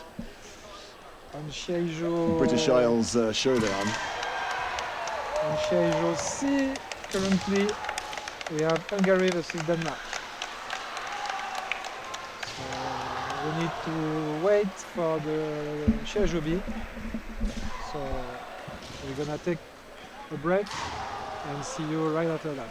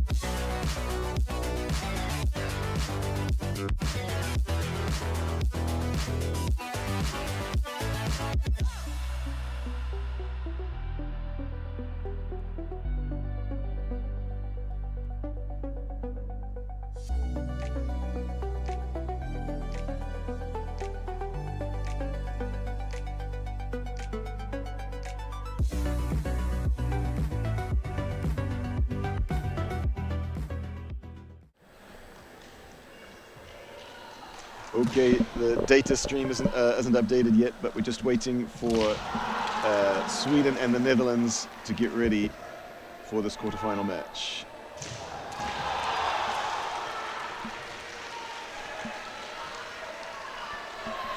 So Netherlands team are gathering around the tatami, drinking a little bit of water, discussing how they will score all Suki.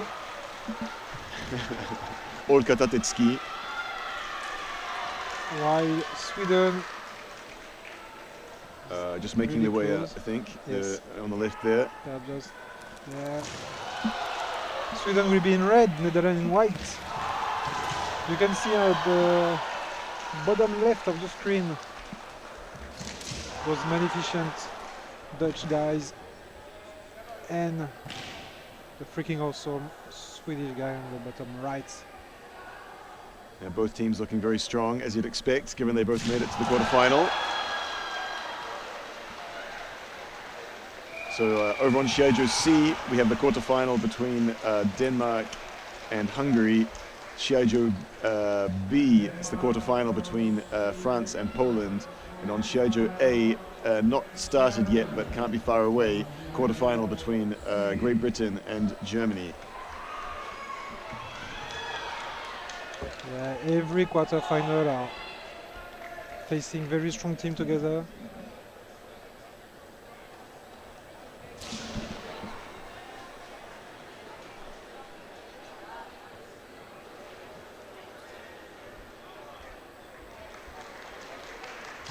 So it looks like actually Denmark might have beaten Hungary,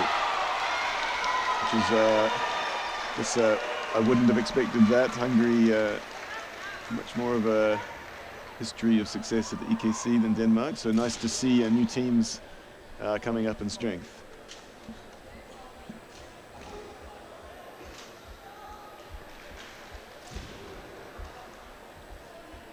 So it will be on C, Belgium versus Denmark.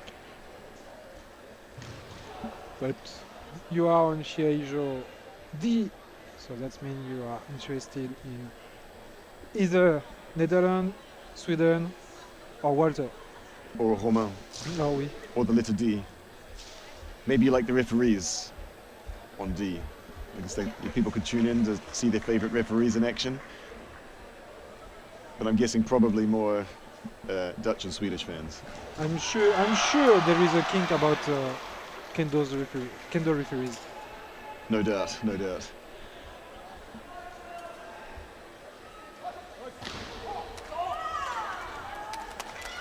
We have some sort of color code in the chat, which I'm too much of a boomer to understand. France and Netherlands. No, Oh. Netherlands colors. Oh yeah, okay. No, I'm just really bad at this game. Yeah. I'm glad someone smart is here. Bit of lateral thinking. Juliet. Ah, okay. Yeah. So Dutch team ready, putting some pressure. Like, yeah, you can cheer up Sweden. We don't care. It is the start of a psychological warfare. So we'll have Wolfath from Sweden up first. Fourth down, 31 years old, is fifth international selection. Against Ruta, third down, 18 years old, only his second international selection. So much more experience from the Swedish fighter. They've changed their order up quite a lot, moved people around. Wolfath was fighting in second position in the last match against Spain, and before that he was fighting in fourth and fifth, I think. So obviously some tactical thinking from the Swedes, but no doubt from the Dutch too. they put effort in the fourth position. They try to avoid to face Ono. They're counting on Affair to win, avoiding the strongest,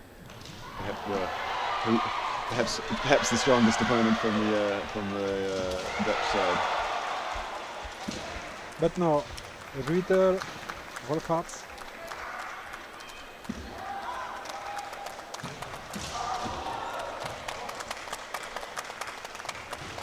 Doesn't succeed.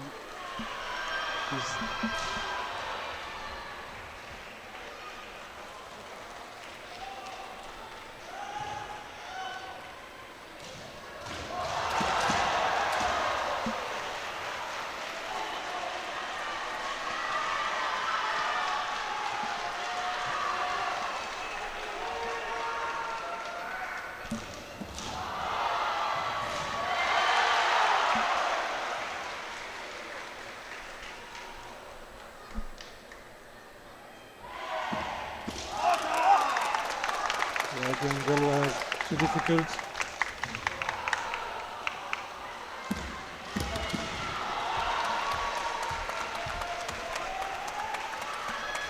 Both players do not commit 100% for the moment.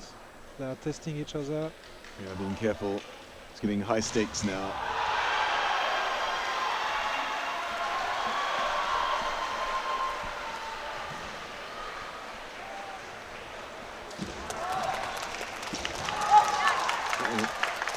Good mid attempt there from the Dutch fighter.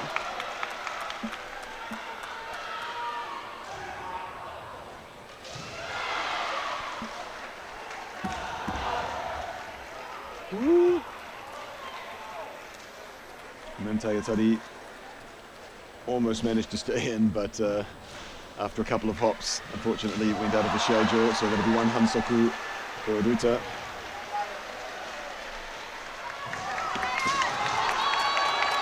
Again, aiming for the kote, but Wolfhardt is pretty good to deflect it, to protect his kote. But at the same time, he creates an opportunity for Gyakudo, so maybe in the future.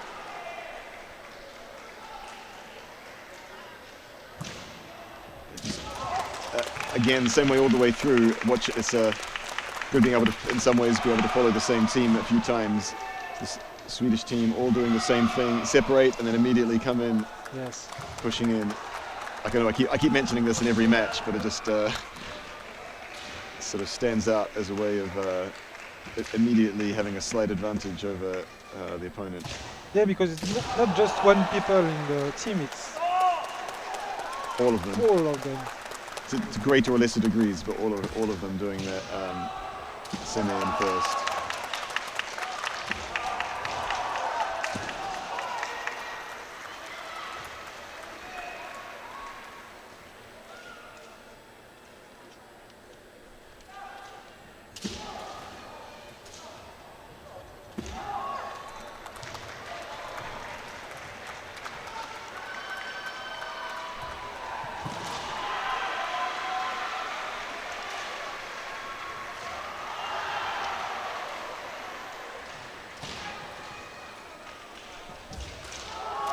Going for the Gyakudo.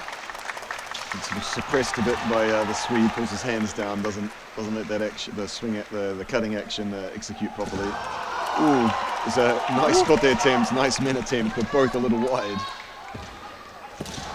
Ooh, just one fly. He hit the kote, but maybe sort of doesn't quite manage to finish the zanshin. Maybe a little bit, looks a little bit sideways with the cut. Make sure you hit with the cutting edge.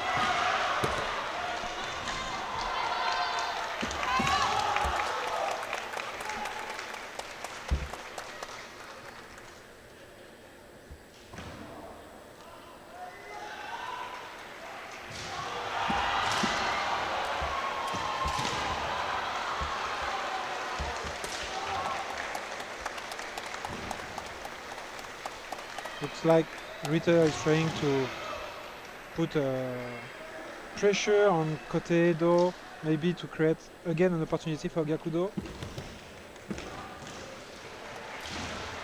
But Marble-Fat know that he can manage to find a way, so looking for those techniques, but he looks just a little bit unsteady, not quite his timing on each occasion. Difficult to get a clean strike in.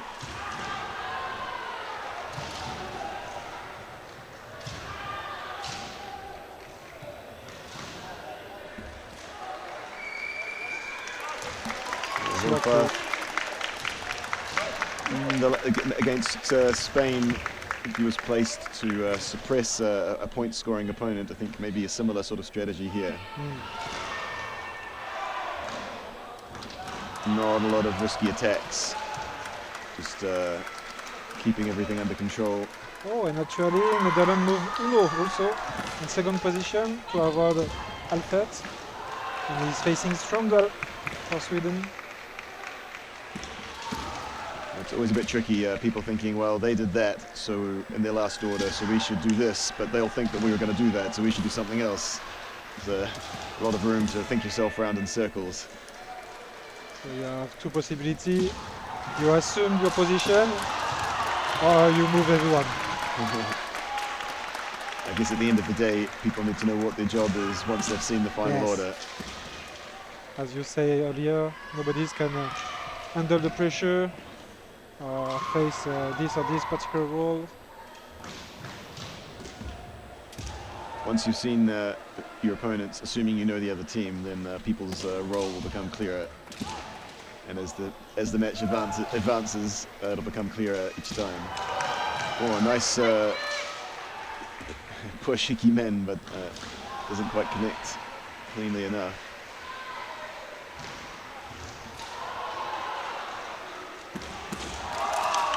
Very close with the Kotenin there from Uno. I think these are two of the dependable point scorers, point scorer for each team. So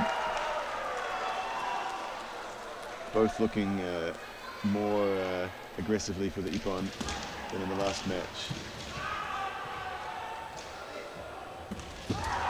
Oh.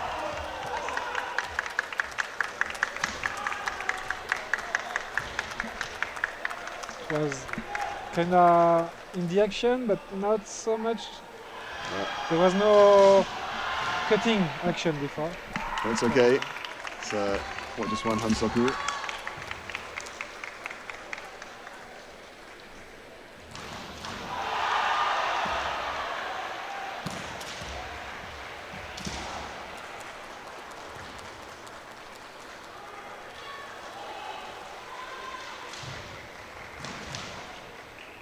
Strandal really semi-pushing inside, but Uno then nullifies it. His own semi covering Strandal's shinai. For the moment, Strandal doing a good job at avoiding Uno to be comfortable in Tsuba's area and find a good opportunity, as he's really dangerous in Shwaza. Strandal's defense in Tsuba's area, I think, is probably pretty solid. We'll see whether Uno can make something work. Oh, Hikote, denied. Whoa! Korean style man. Oh, Hikiman, pretty good attempt, but no luck. Covering as he comes back in.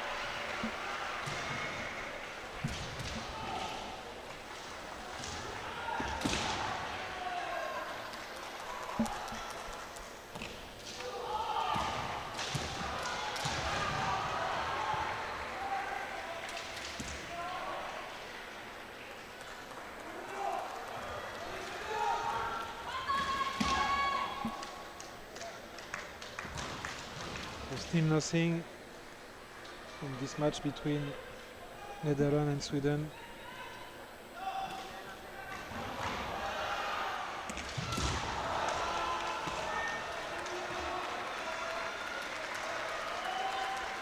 Of course, he will try to push him outside with one on Soko. It is, like you said, trying a pretty nice Hikimen attempt, but not convincing enough of the referees.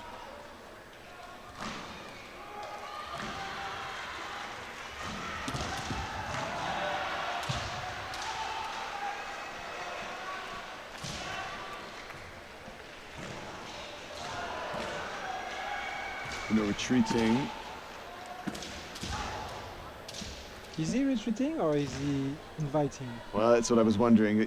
I thought he was maybe retreating to invite, but then in the end he just blocked. So if he was trying to invite, the plan didn't quite work out.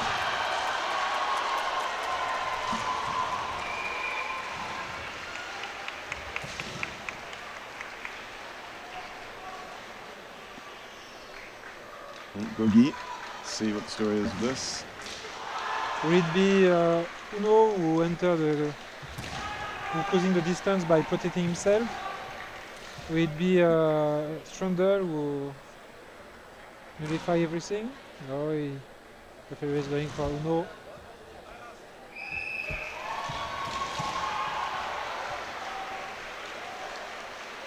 And Suku Ikai for Uno.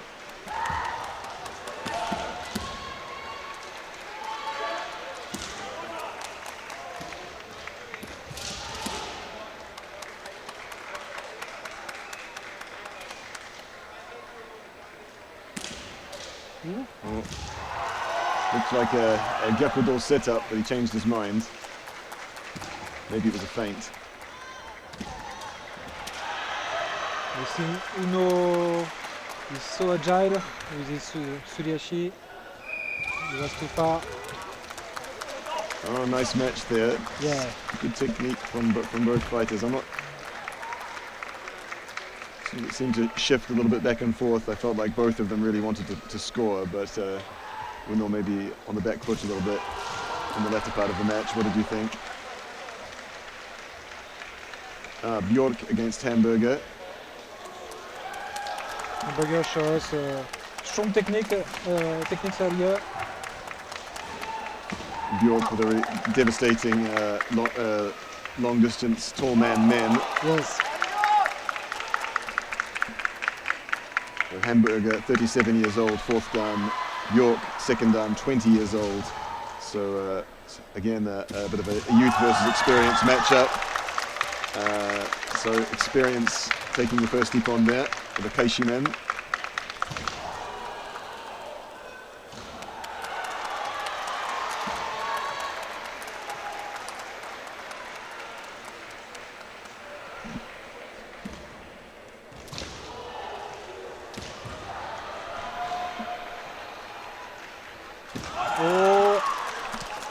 A bit too high for this one. But the opportunity was really there.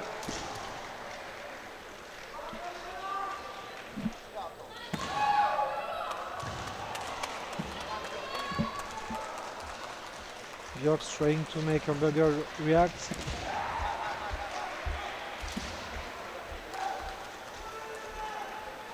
He's aiming for maybe Iman or something like that. Referee's maybe not happy with the Tsubaseri situation.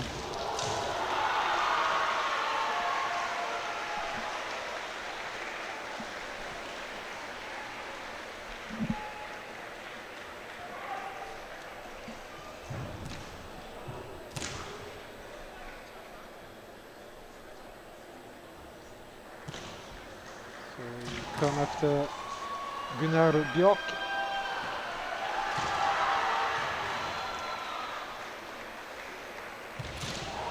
And Ansuko Ikai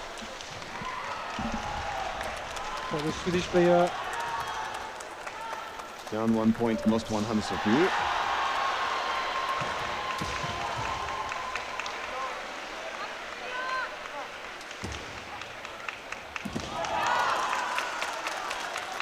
And the same pattern for Bjork. Coming back right after they move from Tsubaseri position. A little bit less effective. Oh, but actually Hamburger figured it out. Yes. Yeah. You know the way. As soon as Bjork starts to do that first semi-in, Hamburger's ready with the Dibana. Nice, good reading of the opponent. You know the way. Quite daring actually to do Dibana men against an opponent who's that much taller, but he had the situation understood perfectly. So now Van Riel for Netherlands and Arfert for Sweden. Typically, I felt the one of the sort of main point scorers for the Swedish team. So they nullify Uno. Will Netherlands nullify Afert. After that will be Van der Wood, with quite a lot of experience.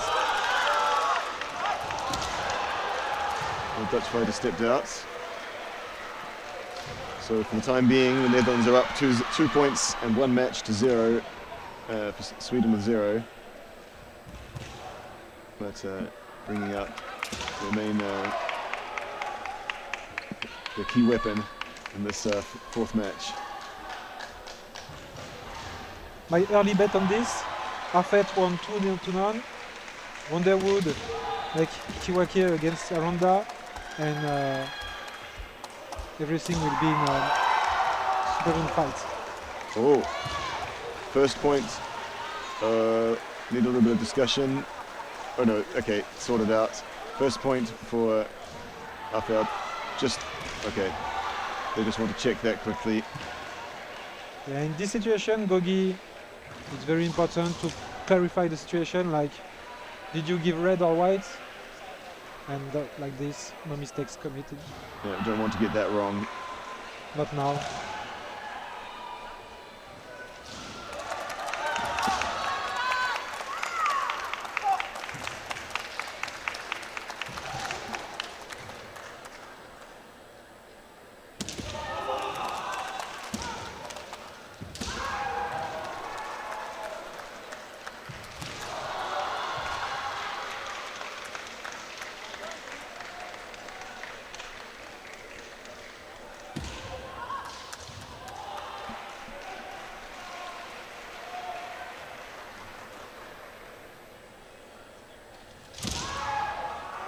Good attempt to get on a photo there, but doesn't work. Oh, okay. So, your prediction is going well so far, Romain. So we have 2 points and 1 match for each team. We move into the Taisho match, Aranda against Van der Woede. Van der Woede for the Netherlands, very experienced. Aranda for Sweden, also very experienced. Yes. I think he's quite good at managing his opponent, making sure he doesn't get struck. So we'll see whether he's looking for the win or whether he'll try to take it to a tiebreaker match, like you said. Maybe bring Afert back in and rely on him to score the final Ippon. Afert versus Uno or Hamburger, maybe even Van der Wood. Yeah, a few options I think on the Dutch side.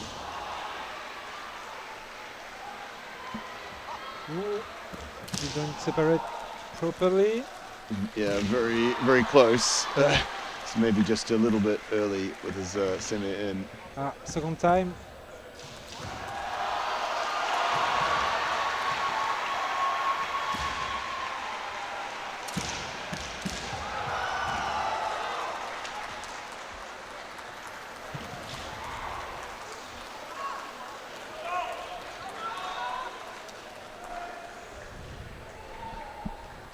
Sukui Kai for Makoto Van der Wood.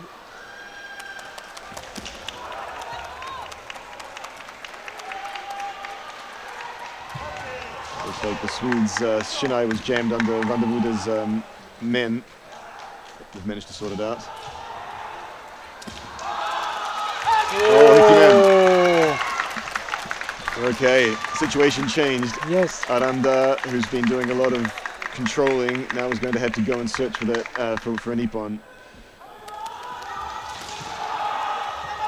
There's the Tobikomi door that we talked about in the last match. Van der Woede not just waiting around; he's still looking for another Ippon. Yeah, Aranda seems to close the distance to avoid confrontation. Know that Van der Woede score a Ippon, totally different. And now he's having to attack.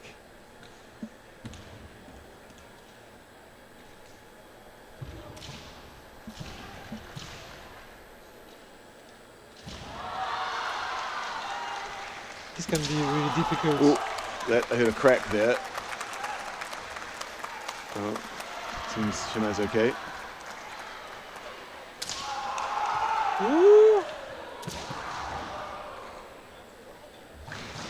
Makoto van der Wood being very sportsmanship.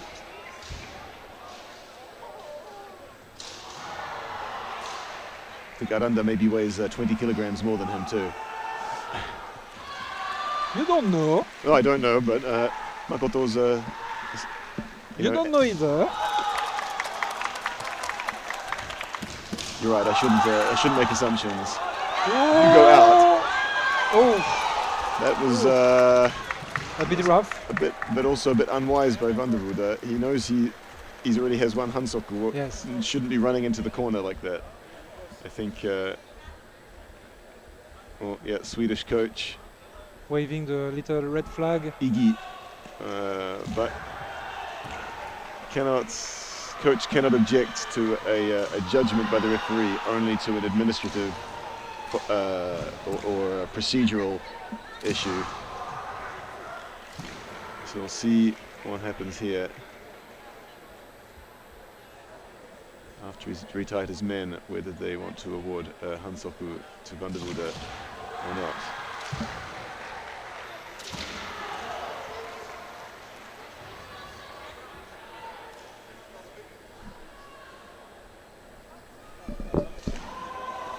Looked like he did leave the Shiai-jo, but possibly it was after the Yamen, so let's see.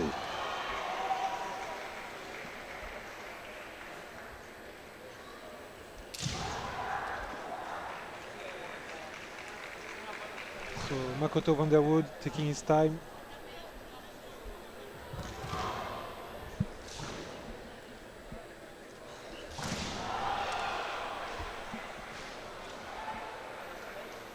Tying his man, thinking or not about what happened next.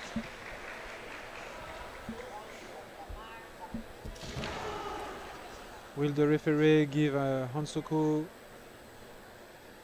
for Van der Wood because he goes outside of the Shiai-jo? Will they give it to Aranda for a very strong Tsuki attempt?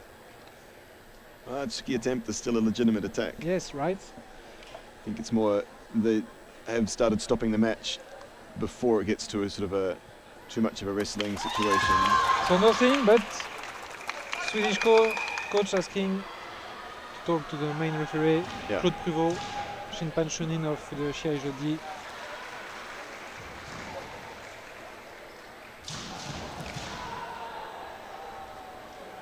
I think he will ask about the timing of when he step outside the Shiai-jo, when they say Yame, because if they say Yame afterward, they should count the Hiwake. The Hansoku. The Hansoku, sorry. Yeah. Ah, come on, I'm tired, man.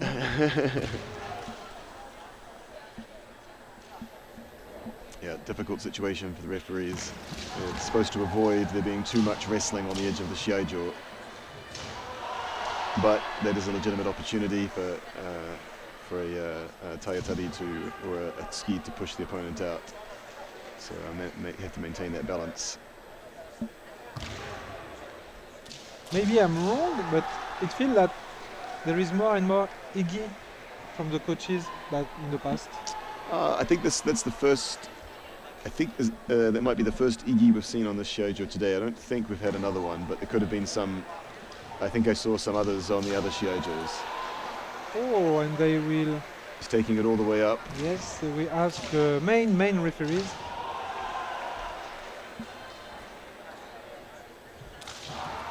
So they are going to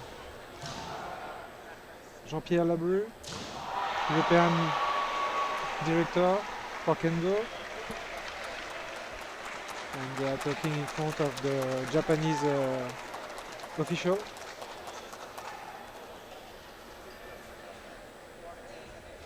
At that time, both fighter needs to wait inside the Shiai-jo.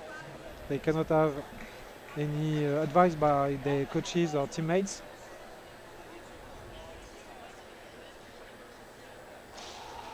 And just while we're waiting, it looks like Germany has eliminated Great Britain over on Shiai-jo A.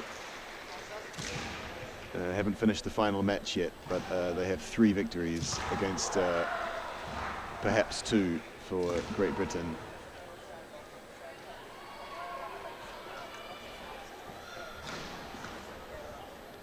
tough quarter-final over there. So Germany will take on France in the semi-final over on Shiai-jo B shortly. Over here on Shiai-jo D, we are just having a little bit of a discussion between the senior overseeing Shimpan and the Swedish coach to decide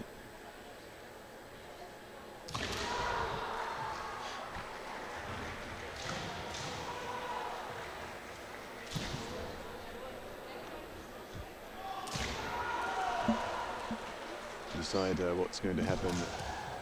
Presumably, we think, question of whether there is a Hansoku or not for Van der Voorde. Because now there is 2 victories for both sides, 2-0, and on this final situation, 1 point granted to Underwood, and he also has 1 Hansoku yet, so it could make a null. Swedish coach looks like he's accepted some sort of decision. Whether that's the decision he wanted or not is not clear yet.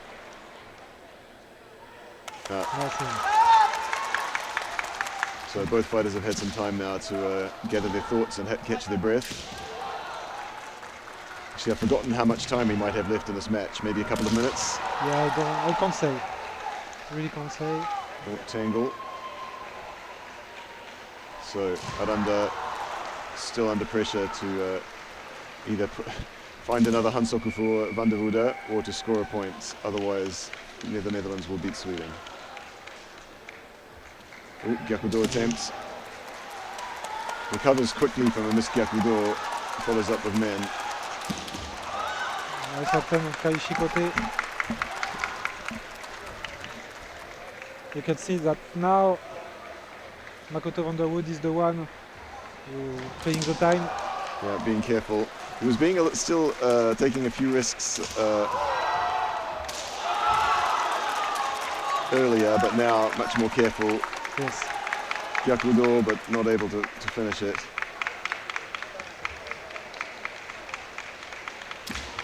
Well, a couple of Hikido attempts. I would always feel nervous doing Hikido in this situation. I would be worried about getting chased and hit men, but Van der Voorde obviously more confident with that technique than I am. That's why Netherlands choose him and not you. Well, I'm from New Zealand, that's Old Zealand. Oh, fuck.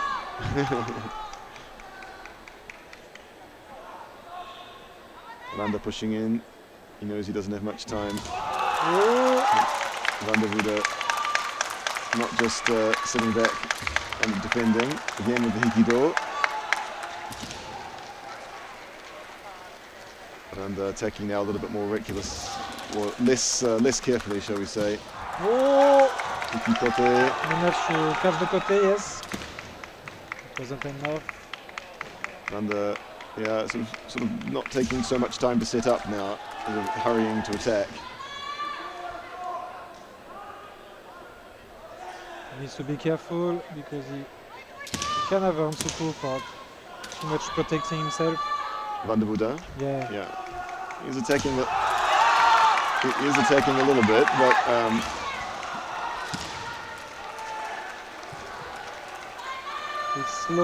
he's looking maybe too much the fight.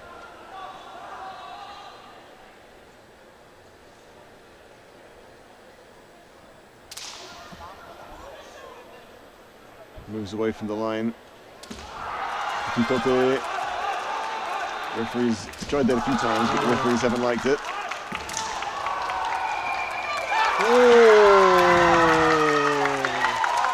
All right, so there was a good, interesting match there. Van der Voorde having to score that first, absolutely having to score that first Ippon. Aranda trying to suppress, but then switching halfway through as Van der Voorde scored. Aranda having to change from defensive mode to I must absolutely score a point mode. Yeah.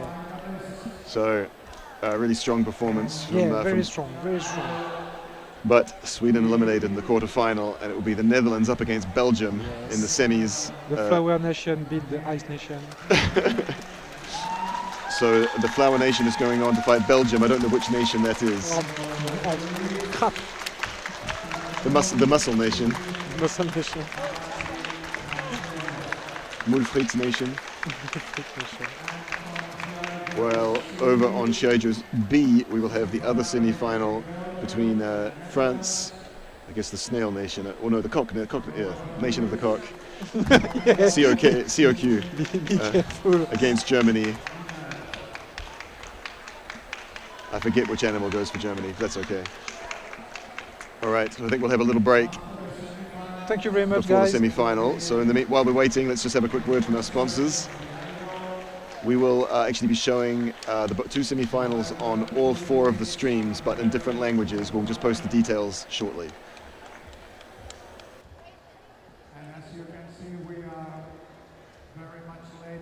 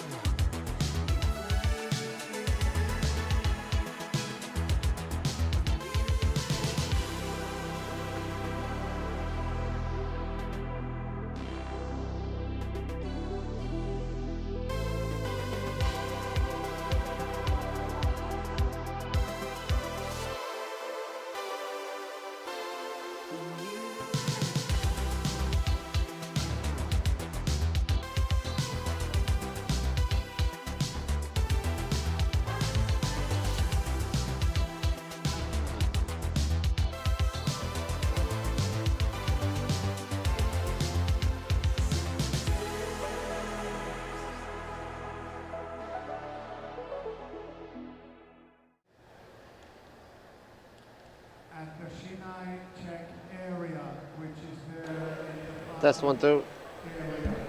Hello, hello.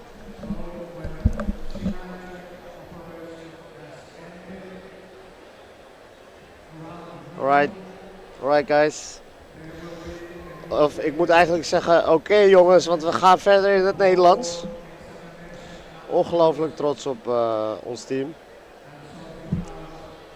Deze halve finale gaat gestreamd worden op dit kanaal in het Nederlands door mij, Jouke van der Woude. We hebben net gezien hoe Nederland Zweden heeft verslagen. Schitterende 2-0. Voorsprong behaald door Gideon Hamburger. En vervolgens 2 punten tegenkrijgen. Ran van Riel, schitterende wedstrijd gespeeld. Het had echt allebei de kanten op kunnen gaan. Helaas heeft hij deze toen verloren. Maar echt waar een hele mooie wedstrijd. En ik vind dat hij hoort in het team. Echt mooi gedaan. De andere spelers ook mooi gelijk gehouden. Ryan en Dailin. Heel goed gedaan. En mijn broertje. Die de winnende Ippon binnen wist te halen. Echt schitterend. Ik zal jullie vertellen, ik stond in the middle of nowhere. Ik stond niet bij de Nederlanders, want ik moest het ergens anders streamen. En ik stond daar te joelen en te doen. En iedereen keek naar me alsof ik als gestoken door een wesp was. En we gaan nu door naar de halve finale. Yes. Dit is Gutierrez Aranda tegen Makoto. Makoto staat nu sample. Oh wacht, nee tegen België dus. Tegen België dus tegen Haruki de Smet in de sample wedstrijd. Ryan tegen Haruki de Smet. Haruki heb ik nog gezien in Rotterdam afgelopen week maandag. En daar gaan we. Ze zijn dezelfde leeftijd, allebei 18. Haruki doet iets langer kendo dan Ryan. Ryan en Haruki allebei een beetje afwachtend hier in de beginfase van deze sample wedstrijd. Ze zijn aan het aftasten, normaal gesproken, of nou ja. Het is doorgaans een wedstrijd waarin heel veel actie is en waarin de jongere spelers het hele team proberen op te peppen, al hun energie eruit gooien. En die jongens die kunnen dat natuurlijk, omdat ze zo jong zijn. Ze hebben veel energie. En we gaan het zien. Ik vind ze voor een sample match vooralsnog redelijk aftastend, maar dat kan zomaar omslaan naar een gigantisch klapvest.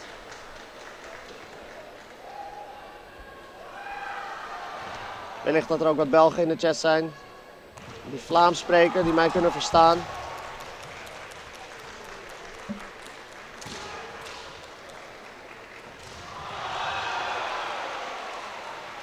En ze zijn zich heel goed bewust van welke afstand het gevaar kan komen. Men Nuki Kote. Men door Haruki. Nuki Kote door Ryan. Geen van beide scoren.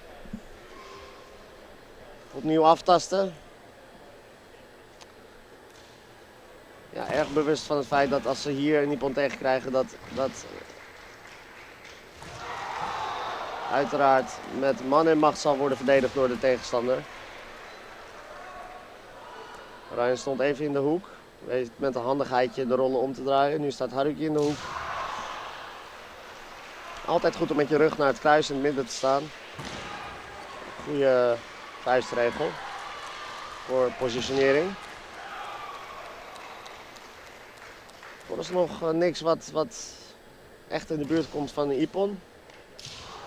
Spelers lijken aan elkaar gewaagd.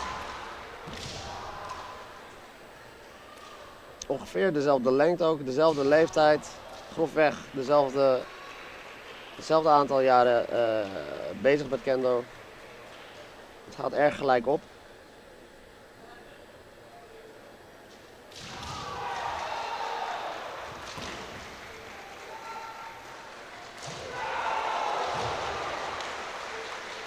Ondertussen Hebben we op de andere Shiai-jo Frankrijk tegen Duitsland. Ook een klassieker. Mooie schijnbeweging men. Côté poging van Ryan.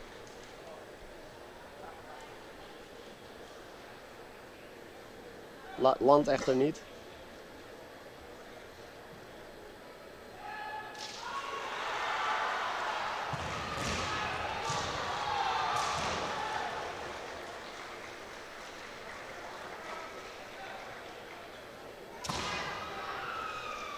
Laat wat van jullie horen in de chat. Ik heb ook een beetje support nodig.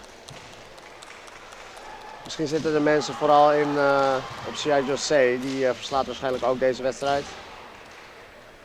Het zou kunnen dat alle Nederlandse Belgen daar zitten. In welk geval ik hier in mijn eentje aan het bazelen ben in het Nederlands. Maar ik ga gewoon door.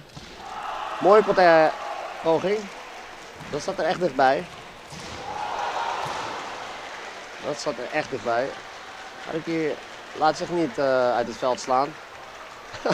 Dank jullie wel, jongens. ik hoef er maar een klein beetje om te vragen. En de chat loopt vol met berichtjes. Echt mooi, leuk om te zien. ja. Lekker bazelen, lekker bazelen. Yes. Ja, ik ga ervoor, jongens. Nee, er zijn geen Belgen hier die dat commentaar... Ja, nou ja, Sarah misschien, nee, maar die speelt zelf volgens mij. Ja, maar Sarah had hier kunnen zitten. Maar er zitten in het castingteam op het moment geen andere mensen die Nederlands kunnen spreken. Dus ze hadden dan iemand uit de spelergroep of dan wel managersgroep moeten trekken. Maar die staan natuurlijk allemaal zelf daar een team te supporten. Dus ik begrijp wel dat ik hier alleen zit. Maar toch ook niet helemaal alleen, ik heb jullie allemaal. Ja, en het gaat nog steeds gelijk op. Kijk eens hoe scherp die jongens zijn. Toen ik die leeftijd was ik echt niet zo scherp. Het niveau blijft maar stijgen. En de jongere generatie blijft ook echt maar sterker worden. Als een oudere speler, dan kijk je ernaar en dan denk je van, nou, dat ontstijgt je op een gegeven moment gewoon. En deze wedstrijd is voorbij. Haruki tegen Ryan. Allebei super goed gedaan. Heel mooi kendo laten zien. Dit eindigt in een gelijkspel. En beide spelers content genoeg om het door te geven aan de Jiho. En dat zijn Takeshi Boffa en Gideon Hamburger. Gideon Hamburger voor Nederland, Takeshi Boffa voor België.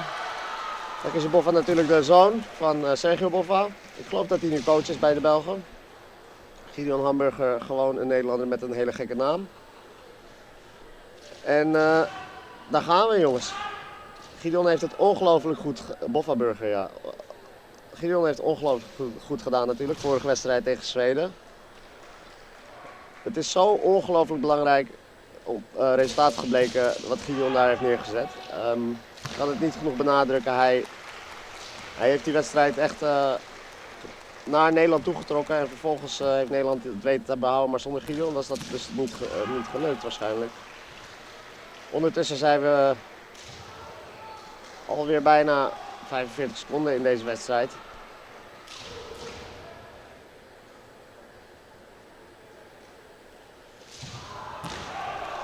Men voor Gideon. Poging voor Takeshi. Geen van beiden raken. Maar allebei een mooie techniek. En met goede spirit uitgevoerd. Boffa schampt de man van Gideon. En vervolgens komt Gideon met zijn eigen manslag. Die wordt gepareerd door Boffa, door Takeshi. Iets aan de hand misschien hier met Gideon's man of er wordt een kleine intermezzo ingelast. Zodat Gideon kan fixen wat hij fixen moet.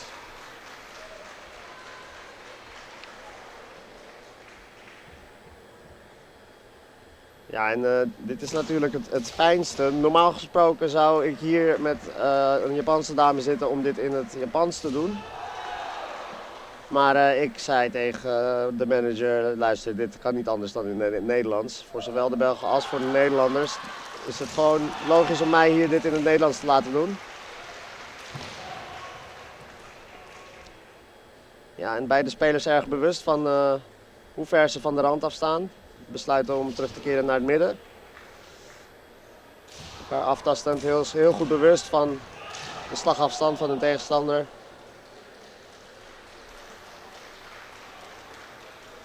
En actief als deze Shiai is, wordt er vooralsnog ook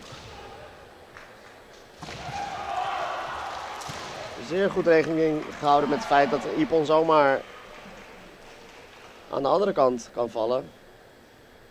Dus agressie en voorzichtigheid tegelijkertijd zichtbaar hier.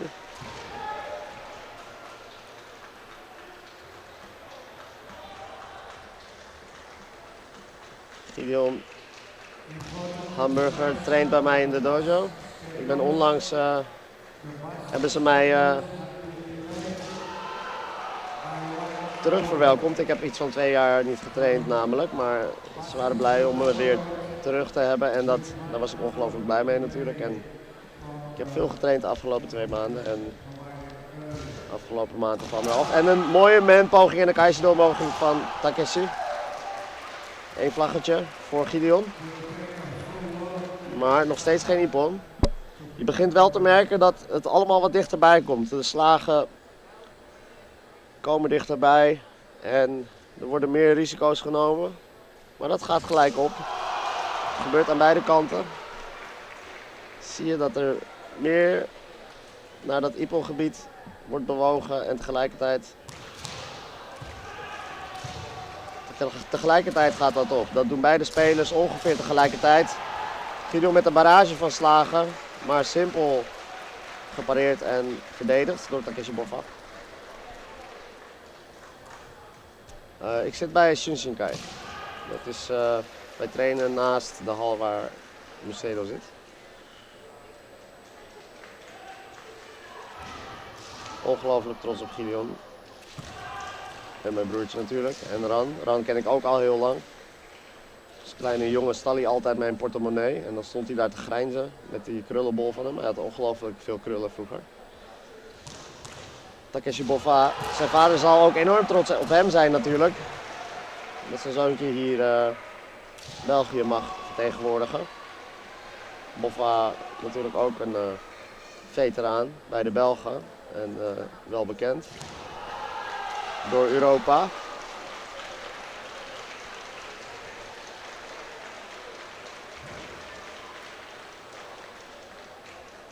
Nederland, Drazen. 1, 2, 3. Ik meen te weten dat men dan Nederland roept. Het lijkt erop dat beide spelers het geen probleem zouden vinden om dit gewoon door te geven aan de Chuken-positie. Risico nemen nam even wat toe, maar... En dit is al... Ik geloof dat de wedstrijd niet voorbij is, dat de tijd voorbij is. Op het allerlaatste moment had Takeshi Boffa nog even een menslag die wel op Gideon's men leek te landen, maar geen vlaggen die omhoog gingen. Dus ook deze wedstrijd eindigt in een gelijkspel.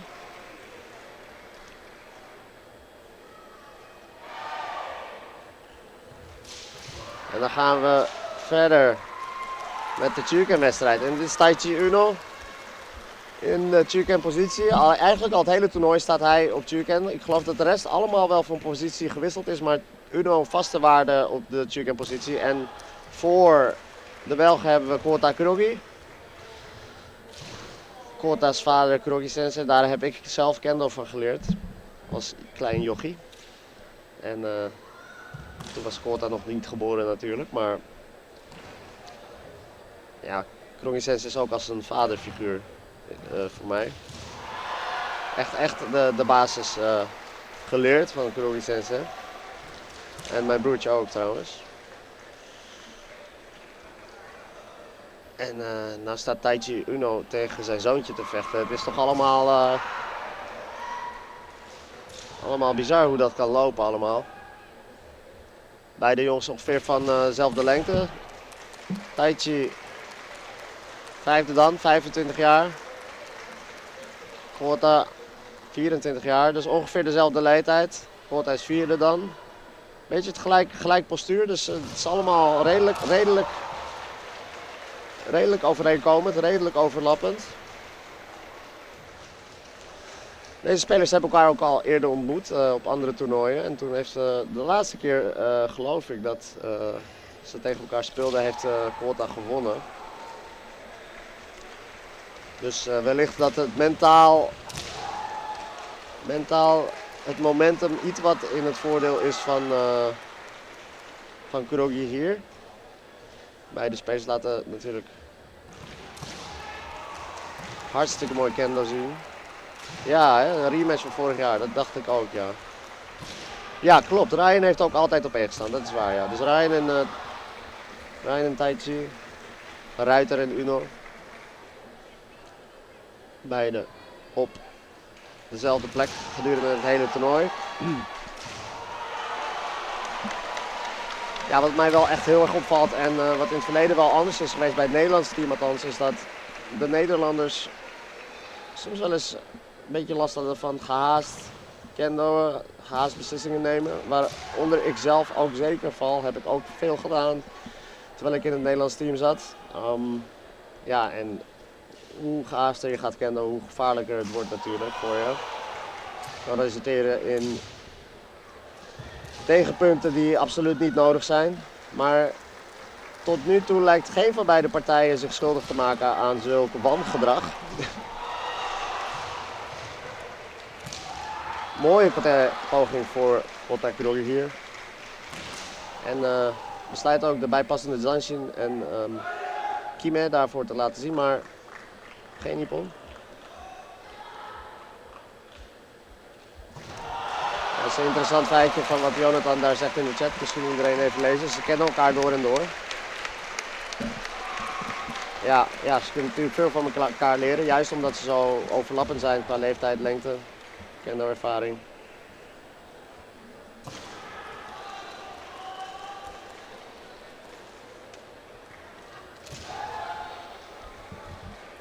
Taichi natuurlijk niet van plan om dit nog eens te gaan verliezen. Sterker nog, van plan om te winnen, uiteraard. En dat is een man voor Kurogi. Taichi leek te anticiperen op een Tsubasa-riai. En op hele korte afstand weet Kurogi nog een man eruit te persen. Ik denk niet dat hij dat verwacht had, Taichi Uno hier. 0-1. 1-0 zo je wilt. Afhankelijk van welke kant je aan staat. Maar België en Nederlands kunnen overal algemeen natuurlijk heel goed met elkaar overweg. En nu wordt het spel wel opengebroken, want aan de Nederlandse kant moet er iets gaan gebeuren en de Belgen moeten dit gaan verdedigen. Dat betekent nog niet dat de Belgen de pot dichtgooien en als het ware een schildpad hier de boel gaan lopen opsluiten, maar ze zullen nog steeds agressie tonen waar nodig. Maar deze situatie is natuurlijk prima voor België op dit moment. Geen enkele reden om onnodige risico's te nemen. Waar Nederland toch echt, als het Taichi niet is, dan in de Fukusho of de Taisho wedstrijden iets gaan moeten laten gebeuren om het spel in ieder geval in een gelijkspel te laten geraken en vanaf daar de voorsprong te nemen. Maar laten we eerst even kijken hoe Taichi hier mee omgaat. Helaas is het afgelopen voor deze wedstrijd. Taichi verliest wederom van Kurogi. Ik kan u wel vertellen, dames en heren, dit zorgt natuurlijk alleen nog maar voor een vurige motivatie om het beter te doen. En de volgende keer toch echt te winnen van Kurogi. Als ik Taichi een beetje ken. Gaan we verder met de Fukusho-wedstrijd. Rand van Rio. Aan de Nederlandse zijde. Als ik me niet vergis, de spelersinfo is nog niet geüpdate. Dus hier gaan we. Ja, Ram van Riel tegen Makoto Goffi. En dit zijn twee jongens die hebben ook ongelooflijk veel met elkaar opgetrokken. Zijn goede vrienden van elkaar. Ze kennen elkaar door en door. Ook in kendo. Alhoewel Ran natuurlijk de hele tijd eruit is geweest. Dus het zou kunnen dat Makoto Goffi niet helemaal up-to-date is met hoe Ran nu speelt. Maar absoluut jongens die elkaar in ieder geval qua persoonlijkheid en vriendschap enorm waarderen en enorm veel lol met elkaar kunnen hebben. Het lijkt, dit is zo bizar, het lijkt eigenlijk, ergens lijkt dit een beetje op een jeugdtoernooi in Podgorica of zo, of een Düsseldorf toernooi. Omdat al veel van deze spelers hebben daar gespeeld in hun jonge jaren. Zou er ook nog bij moeten komen. Oh! Hele mooie potet. Opening.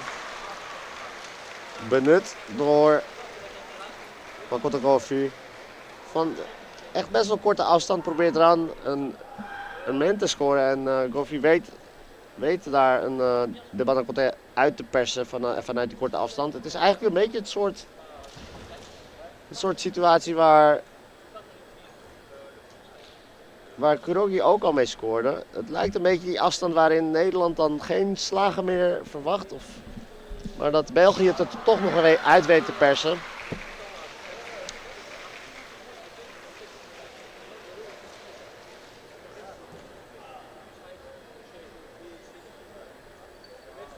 Ram blijft kalm. Ram van Riel blijft kalm. Probeert hier geen dingen te forceren, maar weet tegelijkertijd ook dat als hij verliest, dan is het klaar voor Nederland. Want dan heeft België 2 wedstrijden gewonnen en met nog maar 1 wedstrijd te gaan. Dus Ram moet op zijn minst gelijk spelen hier. Bij voorkeur natuurlijk winnen, maar laten we kijken hoe hij dit gaat aanpakken. Hij weet dat hij niet zomaar op willekeur techniek kan gaan uitvoeren. Dat werkt namelijk niet, dus het is nog steeds aftasten. En observeren zou ik zeggen. Aftasten en observeren. Kijken of je kleine trekjes ziet waar die misbruik van kan maken. Bij Makoto Goffi.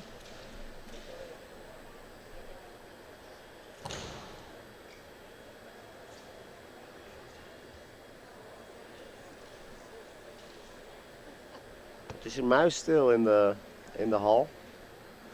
Spanning is om te snijden. De Duitsers en de Fransen zijn inmiddels klaar. Ik heb dat niet gevolgd. Ik weet niet wie er gewonnen heeft. Maar de eerste finalist is al bekend. De tweede finalist wordt hier bekendgemaakt. En vooralsnog lijkt België goed op weg om zich finalist te mogen noemen vandaag. Frankrijk heeft gewonnen kennelijk, zegt Bertie. Dus het is Frankrijk tegen de winnaar van deze wedstrijd.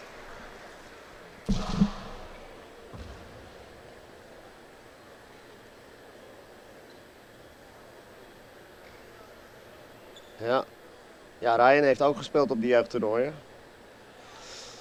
Dus Gideon denk ik niet en Taichi niet. Dus Gideon en Taichi hebben niet gespeeld op die jeugdtoernooien in een ronde om de Benelux, laten we zeggen. Maar de rest wel. Nee, dit is niet de wereldbeker, dit zijn de Europese kampioenschappen. Europese kampioenschappen, Karsten.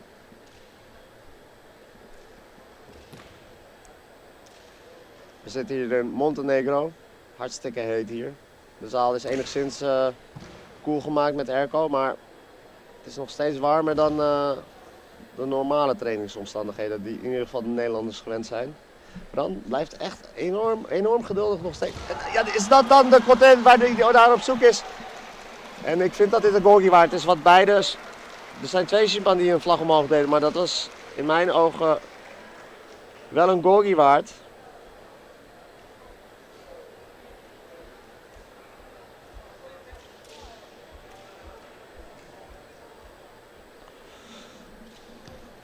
Zo ongelooflijk spannend.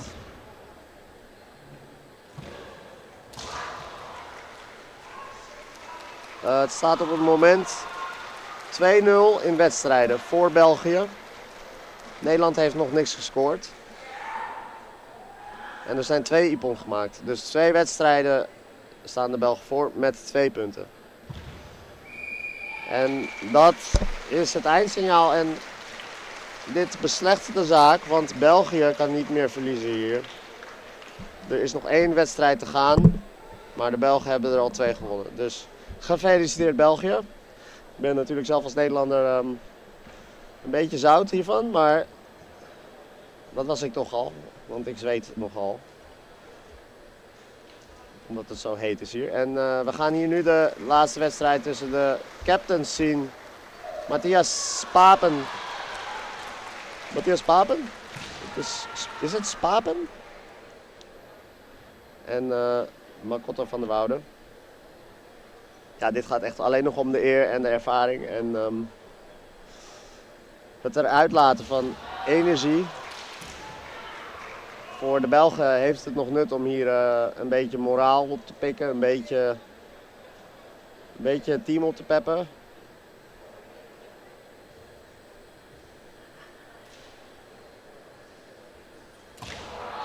Hele mooie pot van mijn broertje hier. Al zeg ik het zelf. Goeie genen. Nee, grapje. Dat was gewoon echt mooi. Hele mooie opening benut.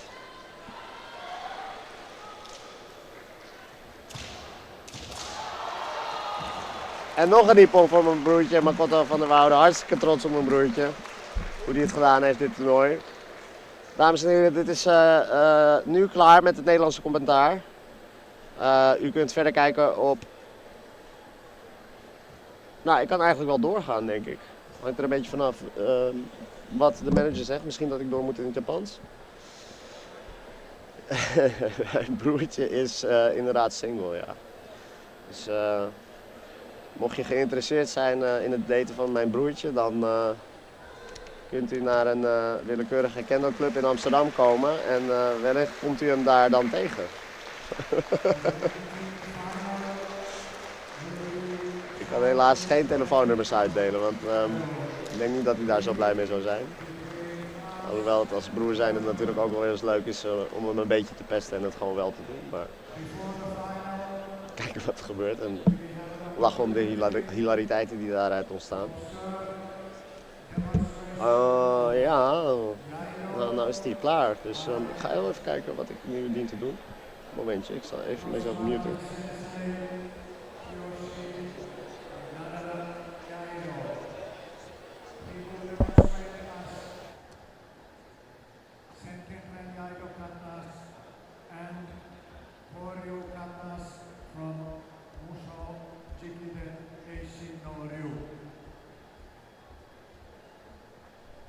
I would like to ask that the audience remain silent during the Shiai-jo demonstration. Please observe, you might even learn something. Hi Ken.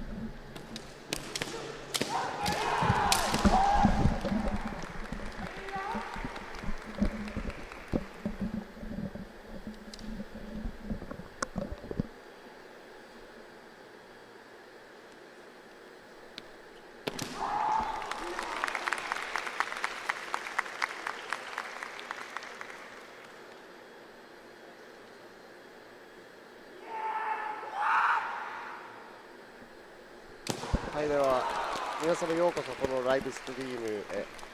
日本語チャンネルの日本語喋ることになりました。はい。確定ですか？じゃあ、はい、皆さんこんにちは。Hi guys, we decided right now to jack this channel D. We will be streaming the final in Japanese. So of course you can stay with us, but you can move to other Shiai-jo. I believe Shiai-jo C is in Spanish, and there is some French channel somewhere between A and B.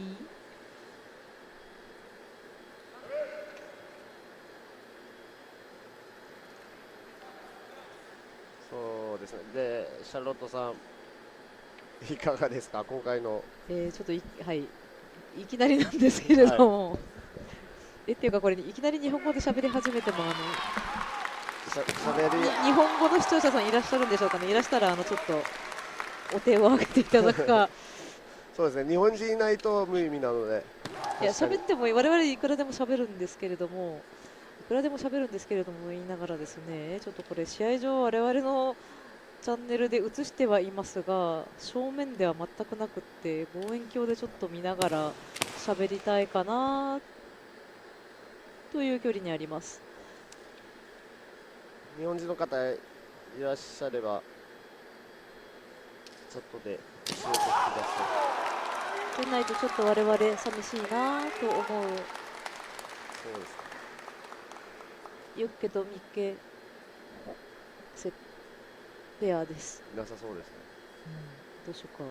じゃあとりあえず言うだけ喋るだけ喋ってみましょうか。誰か気づいてやってきてくれるかもしれない。そうですね。それにしましょうか。ではっていうか書いておきましょうか。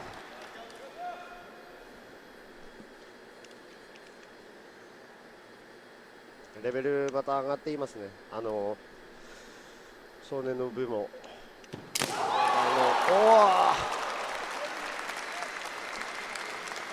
まあプレスの P なんですが、今背面から一歩を得ることができました。でその面得意ですよね。この場で打つその背面は彼の特殊だと思いますが。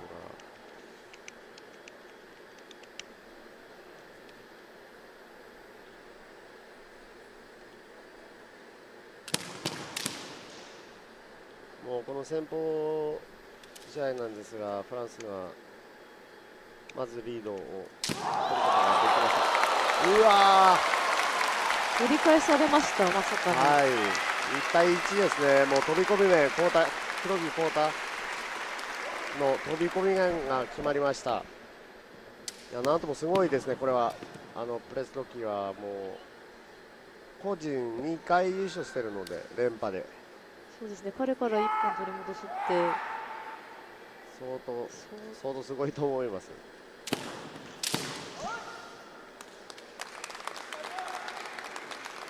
ベルギーチーム結構接戦して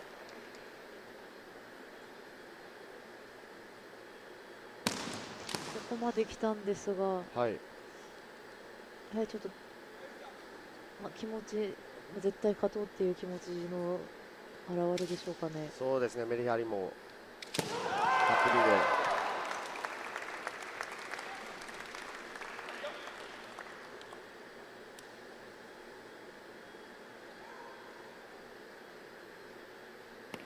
背の差もすぐ気づくもんですよね。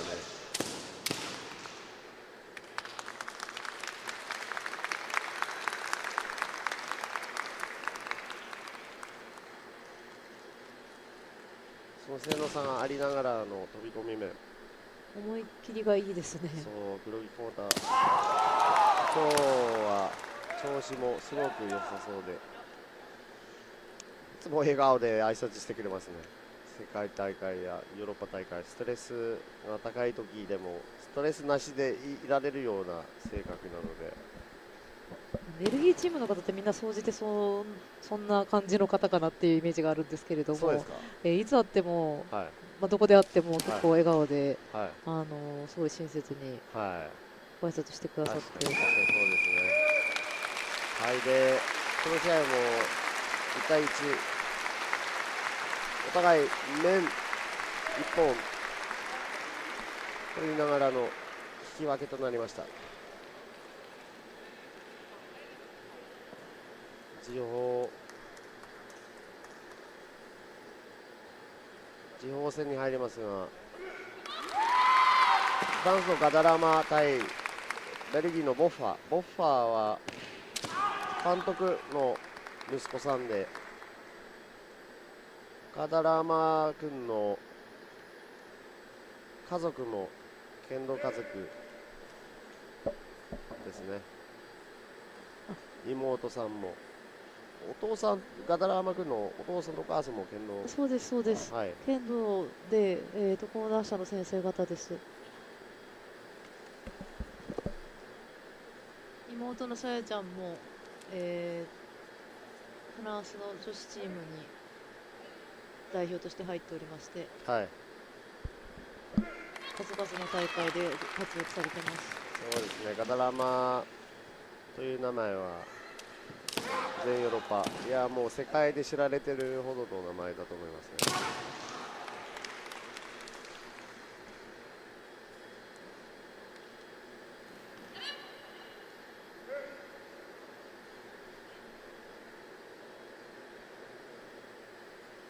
さて、このチャンネルご覧いただいている方の中に日本語で喋れる方、日本語でこれを聞きたいという方、どのくらいいらっしゃるのでしょうか。一人もいないかもしれないですけどね。そんな心の折れそうなことは思ってはいけません。そうですか。申し訳ありませんでした。しかし、日本語を喋る方いらっしゃらなくても、日本語を勉強している方がいるかもしれないし。そうですね。そういう方、ぜひチャットで何かリアクションしていただけると大変嬉しく、大変我々の元気の元になります。さて、試合また開始しました。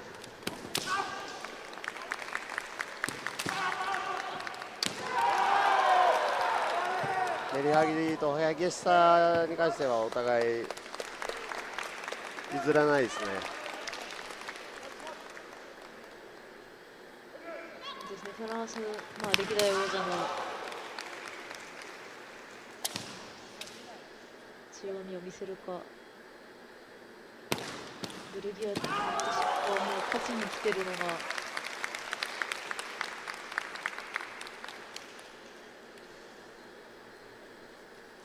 絶対勝つぞという気持ちが見えているので、両者譲らないですね。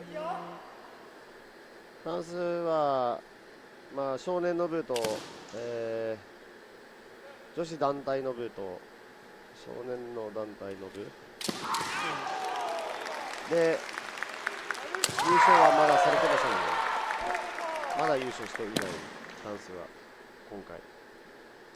まだというか、各カテゴリー、そういう意味では、はい、そうですね。今年はフランス、そうなんですよ。普段はアルブではもう優勝してるものなので、ここまで来てまだ優勝してない状態で、男子団体でこの場で立つのはやっぱり普通以上プレッシャーかかってるかもしれないですね。そうですね。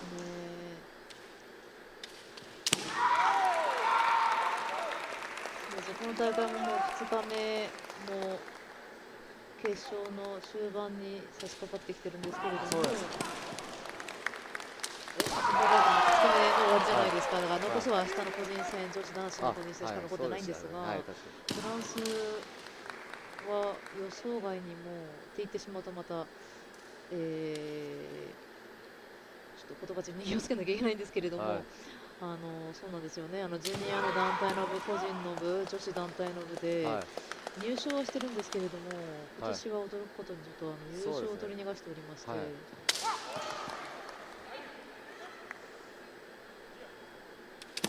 子団体は何としても優勝を守りたいところですね。そうですね。でも連覇し続けてるもんですよね。もう何度目になるのでしょうか、去年は。去年、入りました、小手。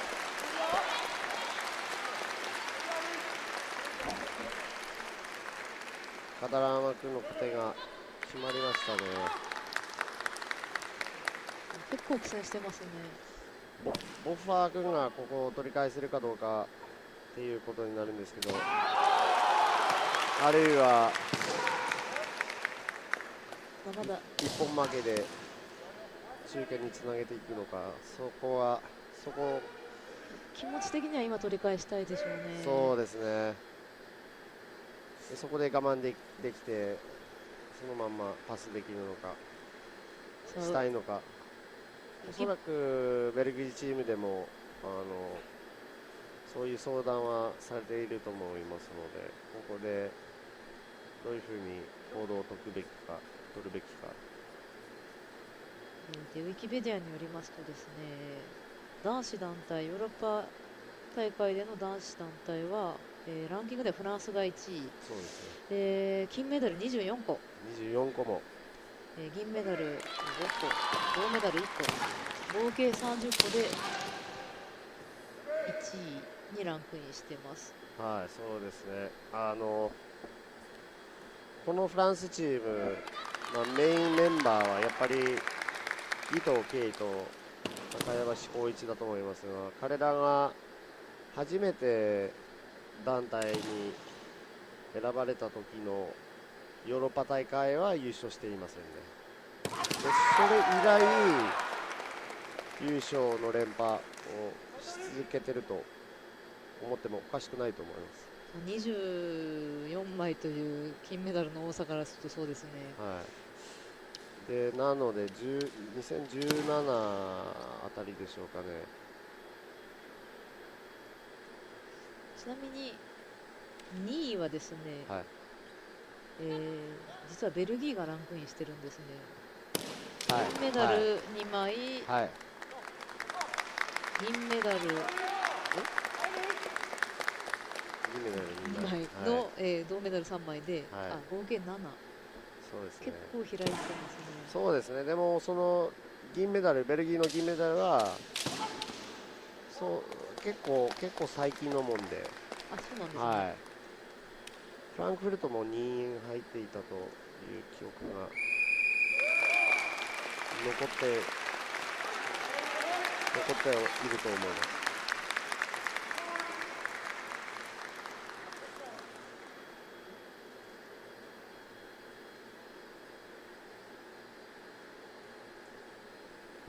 ボベ、フランスの23年フランスで開催された、ヨーロッパ大会2位。でもそう、はい、その前が10年前のベルリンで2位、はい、その前が1989年スイスバーゼルで開催された大会で3位。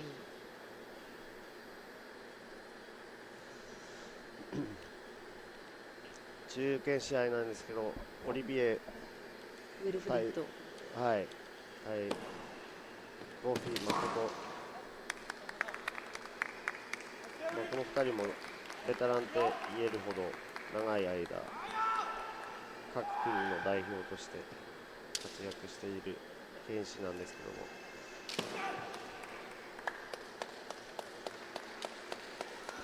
宇宙軍としてベルギーは何としても流れだけでもいいので、そうですね、取り返さないと取り返していきたいものですね。副招待賞で控えているフランスの方は、副招待賞で控えているのは伊藤選手と中林選手、対して、ベルギーの方はさっきから発音してるんですけど、多分発音間違ってると思うんですけど、スパーペン選手とデスメットで合ってますね。デスメット、はい、で日本語だとデスメットになりますね。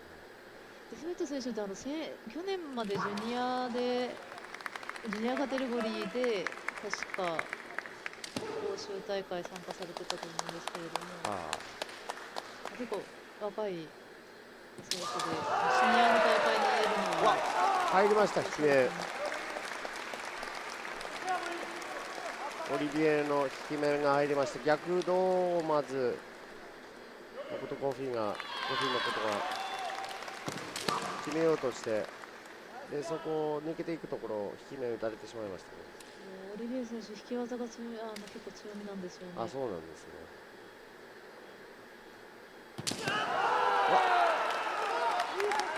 手応えは入りませんが、いいところ行ってますね。怖いですね、あれは。はい。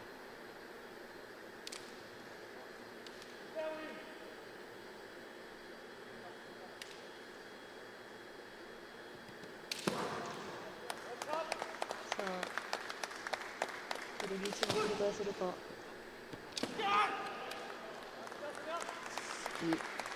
スキーですね、今。入りませんが。ここからはもうオリビエは守る、もちろんそれなりの攻めも入れておきながらの守りという課題になってきますね。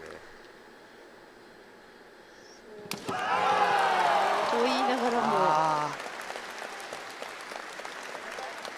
倒れてしまいました。一本もう一つ入れることができました、オリビエ。倒れてしまいましたが見事な一本でしたね。はい。なので今はもうフランスはここで今1分け2勝ですね。そうですね。フランスは。はいはい。ベルギーひっくり返すなら今しかない。はい、1分けですね。なのでここをフランス勝てば優勝となります。ベルギーとしてはここで何としても勝たないと終わりになってしまうんですね。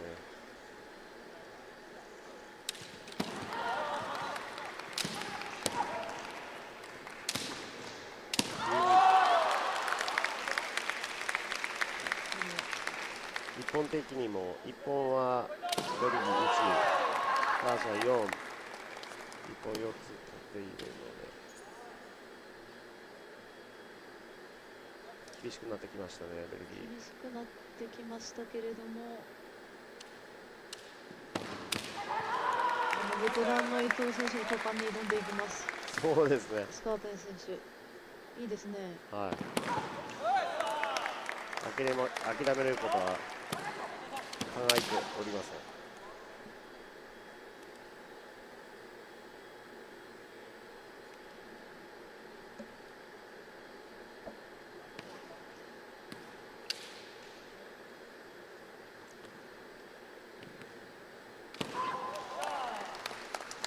もう伊藤選手と小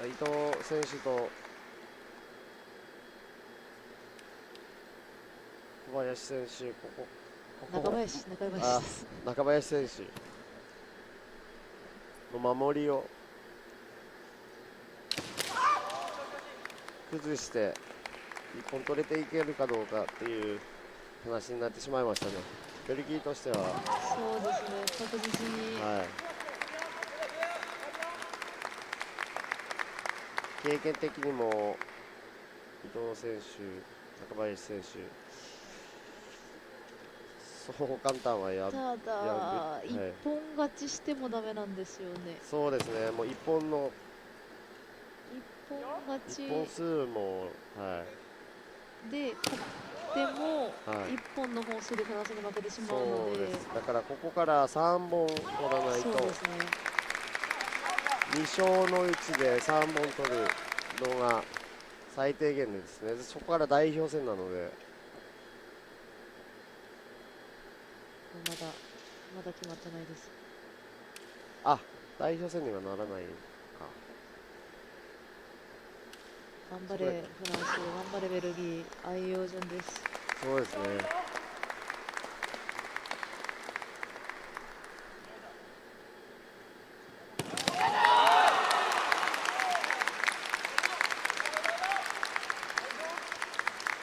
二段技の面は届かなかったですね。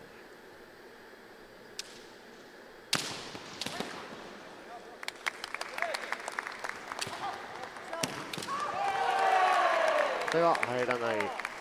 入らないけど、あの小手が怖いんですよね。そうですね、あの小手は怖いですね。確かに。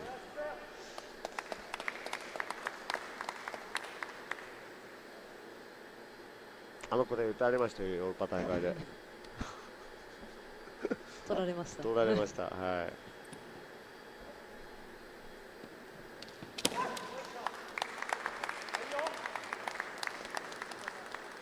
来ると分かってもどうしようもない時ってありますよね。はい。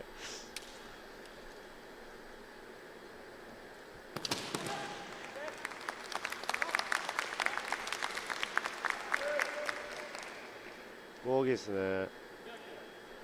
どうでしょう。つばぜり上げがちょっと長かった気がしますが。長かった気はしますが、でもまだ。や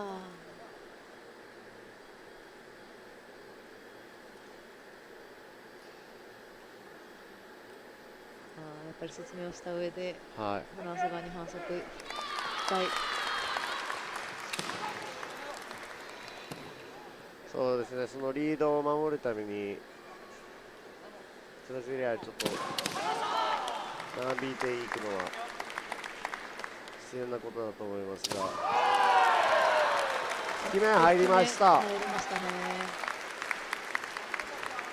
この1本を守ることができたらフランスの優勝が決まりますね。小手でも上がりません。上がらないですね。背面は上がらないです。いいところ行ってますがね、届かなかったでしょうか。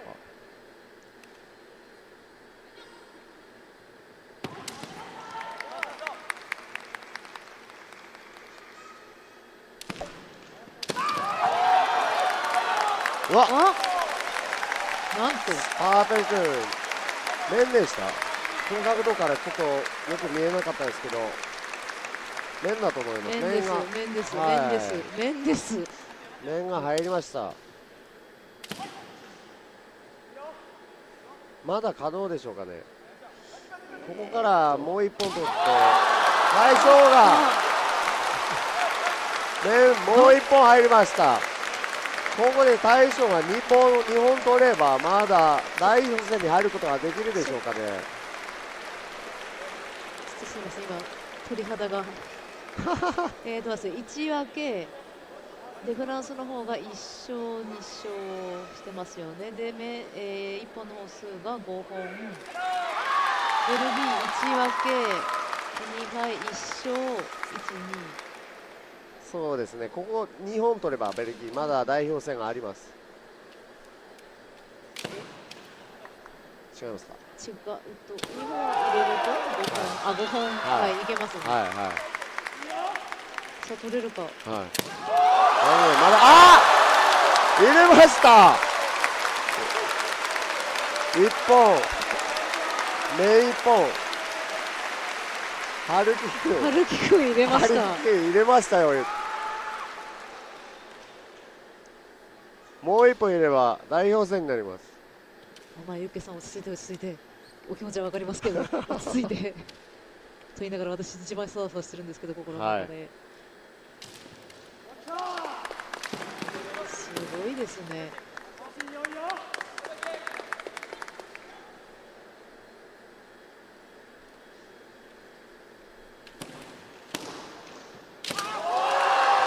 惜しいですね、どっちの側も。惜しかったですね、今のは。面と面返しの。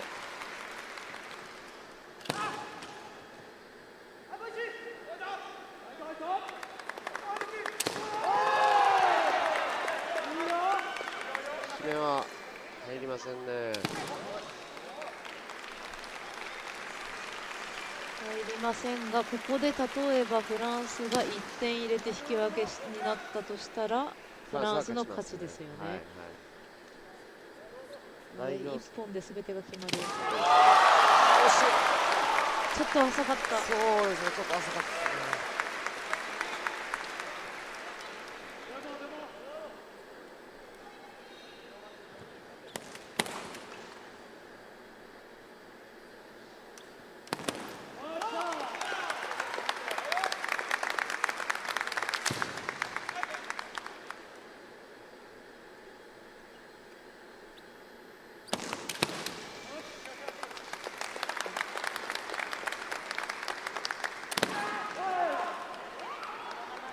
ナショナルチームの一員になって戦うっていうことはそれだけでもプレッシャーなのに、はい、この局面で戦うというのはもう多分想像を超えるプレッシャーではないかと思うんですが、もう見てる方でももうハラハラドキドキしてしまうので、まあ、一回その試合場に入るときはもう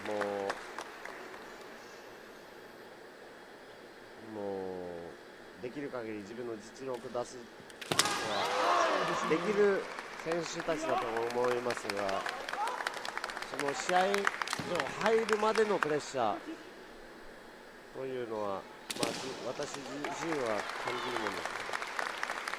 一旦入ったらそこからもうできる限り試合頑張ればいいものなんですが、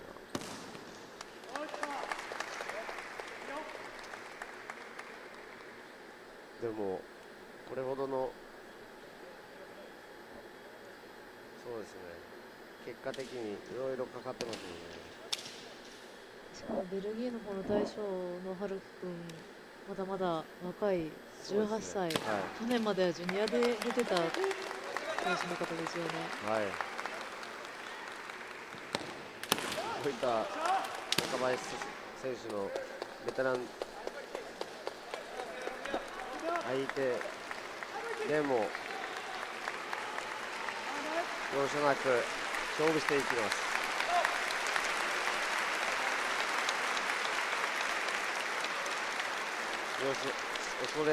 恐れないですね。何も怖がっていないような印象が。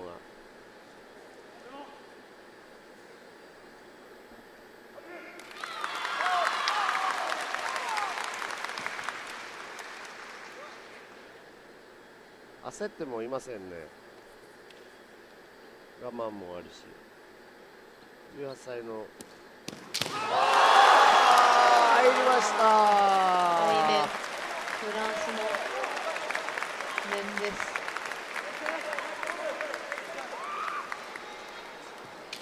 終わりましたね。しかし、いやまだハルキ君頑張ってるんで、勝負はまだ終わってないです。はい、この2人の間の勝負をまだ続けています。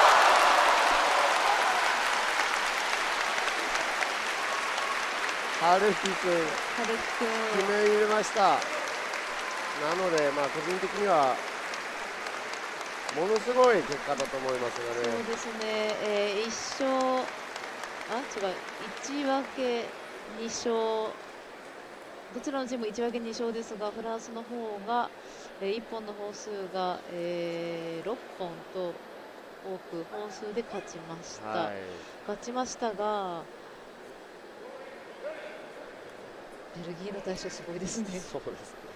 今のはすごかったですね。で、この年齢でこの局面でこの成績が残せるっていうのは、もう将来が楽しみになりませ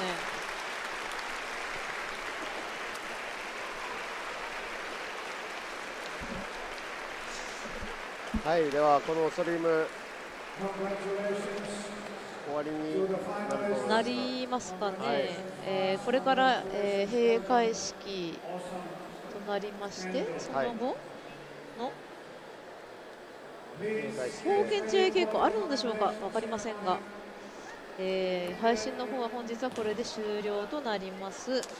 また明日、この34回ヨーロッパ選手権の、個人戦ですね。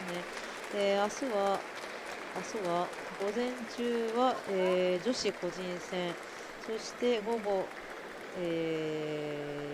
こちらのモンテネグロの、ローカル時間12時半から、男子個人戦が始まります。またもしかしたら決勝戦あたりでひょっと日本語チャンネル始まるかもしれない。アノイングゼロさんありがとうございます。ご視聴いただきありがとうございます。そしてありがとうの言葉ありがとうございます。励みになります。もしかしてオランダの勢のベアロ We don't care. Thank you for your message anyway. So see you tomorrow. Thank you very much. ありがとうございました。ありがとうございました。明日も見てください。日本語嬉しい。嬉しい。ありがとうございます。また明日、日本からの方ですかね。日本からの方でしたら多分もうそろそろ夜中も真夜中だと思うんで、遅くまでありがとうございました。日本じゃなくても、ご視聴いただきありがとうございます。また明日も、個人戦がありますので、ぜひぜひよろしければ、見てください。よろしくお願いします。ありがとうございました。ありがとうございました。失礼します。で、これどうする？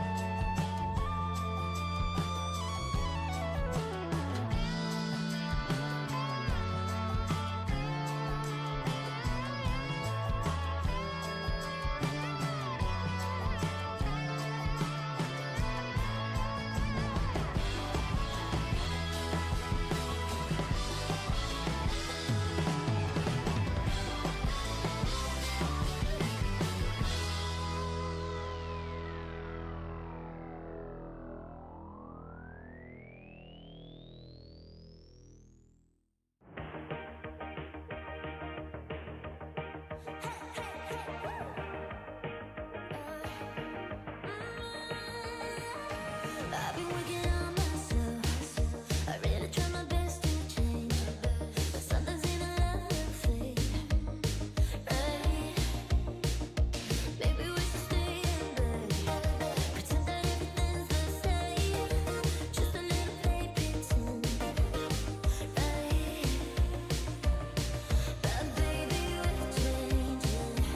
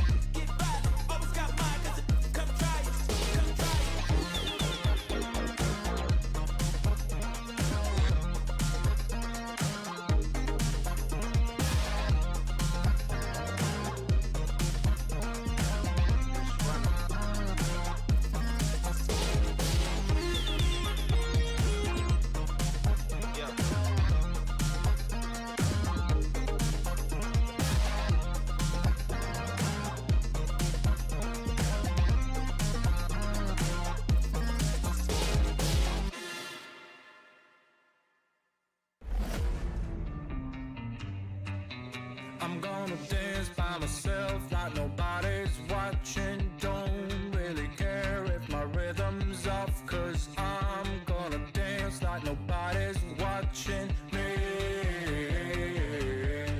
I'm gonna dance by myself like nobody's watching. Don't really care if my rhythm's off, 'cause I'm gonna dance like nobody's watching me.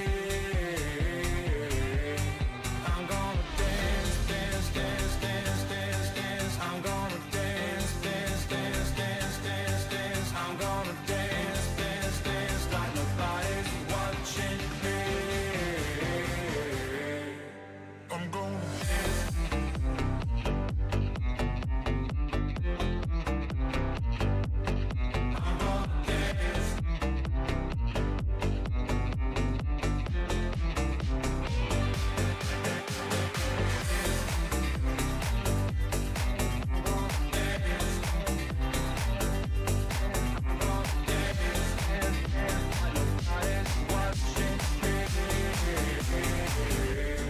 I've been trying to cope since you ran away. I've been feeling lost, I've been feeling pain. And no matter what I do, I just feel like I do what I do for you. I tried to call the doctor, it didn't help. Took a trip out to the sun to revive myself. No matter what I do, I just feel like I do what I do for you. I'm gonna dance, dance, dance, dance, dance, dance. I'm gonna dance, dance, dance, dance, dance, dance. I'm gonna dance, dance, dance like nobody's watching me. I'm gonna dance.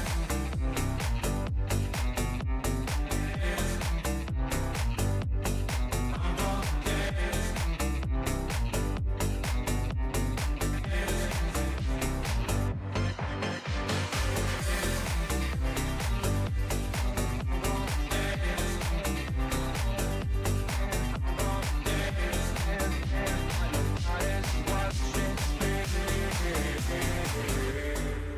I'm gonna dance by myself like nobody's watching. Don't really care if my rhythm's off, 'cause I'm gonna dance like nobody's watching me.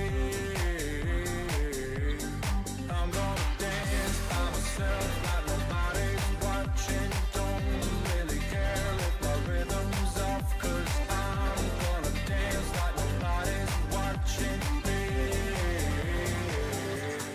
I'm gonna dance, dance, dance, dance, dance, dance. I'm gonna dance, dance, dance, dance, dance, dance. I'm gonna dance, dance, dance, dance, dance, dance. I'm gonna dance, dance, dance, dance, dance, dance. I'm gonna dance, dance, dance, dance, dance, dance. I'm gonna dance, dance, dance, dance, dance, dance. I'm gonna dance, dance, dance, dance, dance, dance, dance.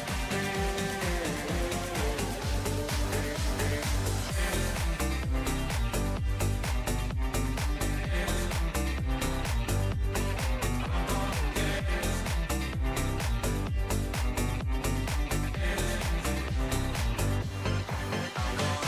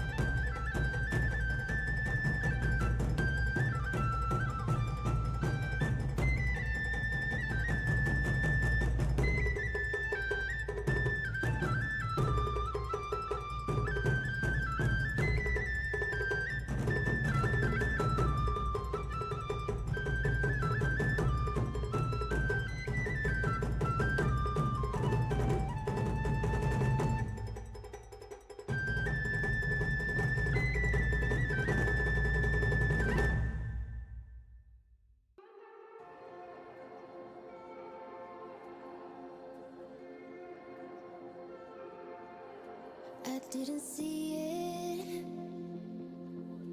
I never knew. Turn to the stars for clues. I call the moon. Then in my wildest dreams, there was a wave,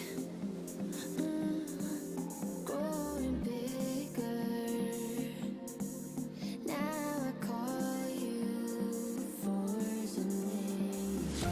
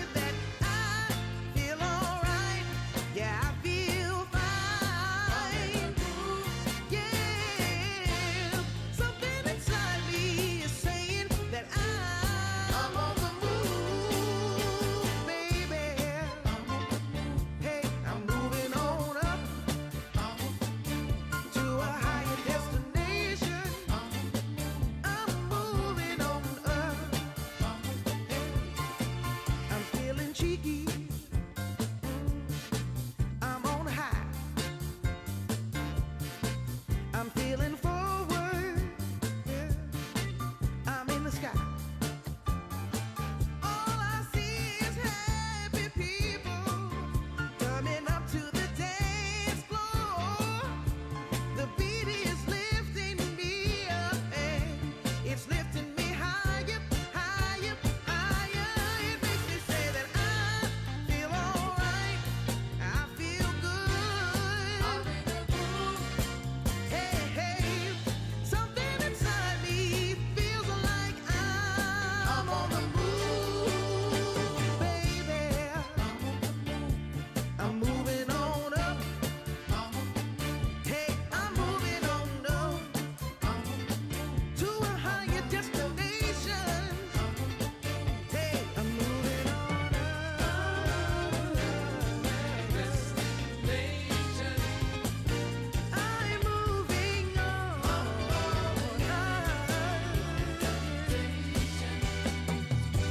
I'm moving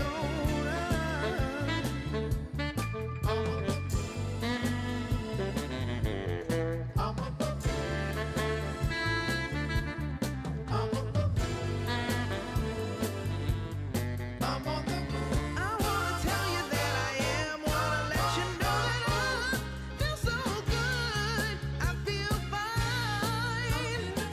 I'm riding on a groove, baby. Something inside me is telling me everything's gonna be alright. I feel good, I feel fine, I feel alright. Yeah, something inside me is telling me that I'm on the move. I'm on the move. Hey, I'm moving on up to a higher destination. I'm moving on up. I'm moving on up. Hey, I'm on the move to a higher destination.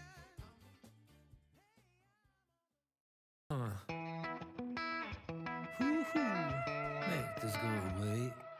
I need a top shelf drink to set me straight and a little bit of honey to make this go away.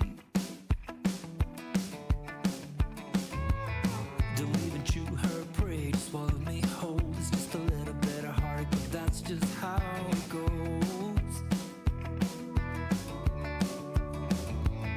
It's just a scratch, a little water in the tank like a flat. Oh, tired that you changed, just a bad dream, but I gotta wake up, let it go. Mommy, keep on coming, I can use a blackout. Give me something to drink, 'cause I don't wanna think by now. Knock me right out, filling me up, it's just out of my mind. Looking at my confidence and talking to a stranger. She told me to leave, and goddamn it, I see her point. It's time to go home, I know. But when I close my eyes, I can bet my money it's her I'm gonna see, and it ain't that funny.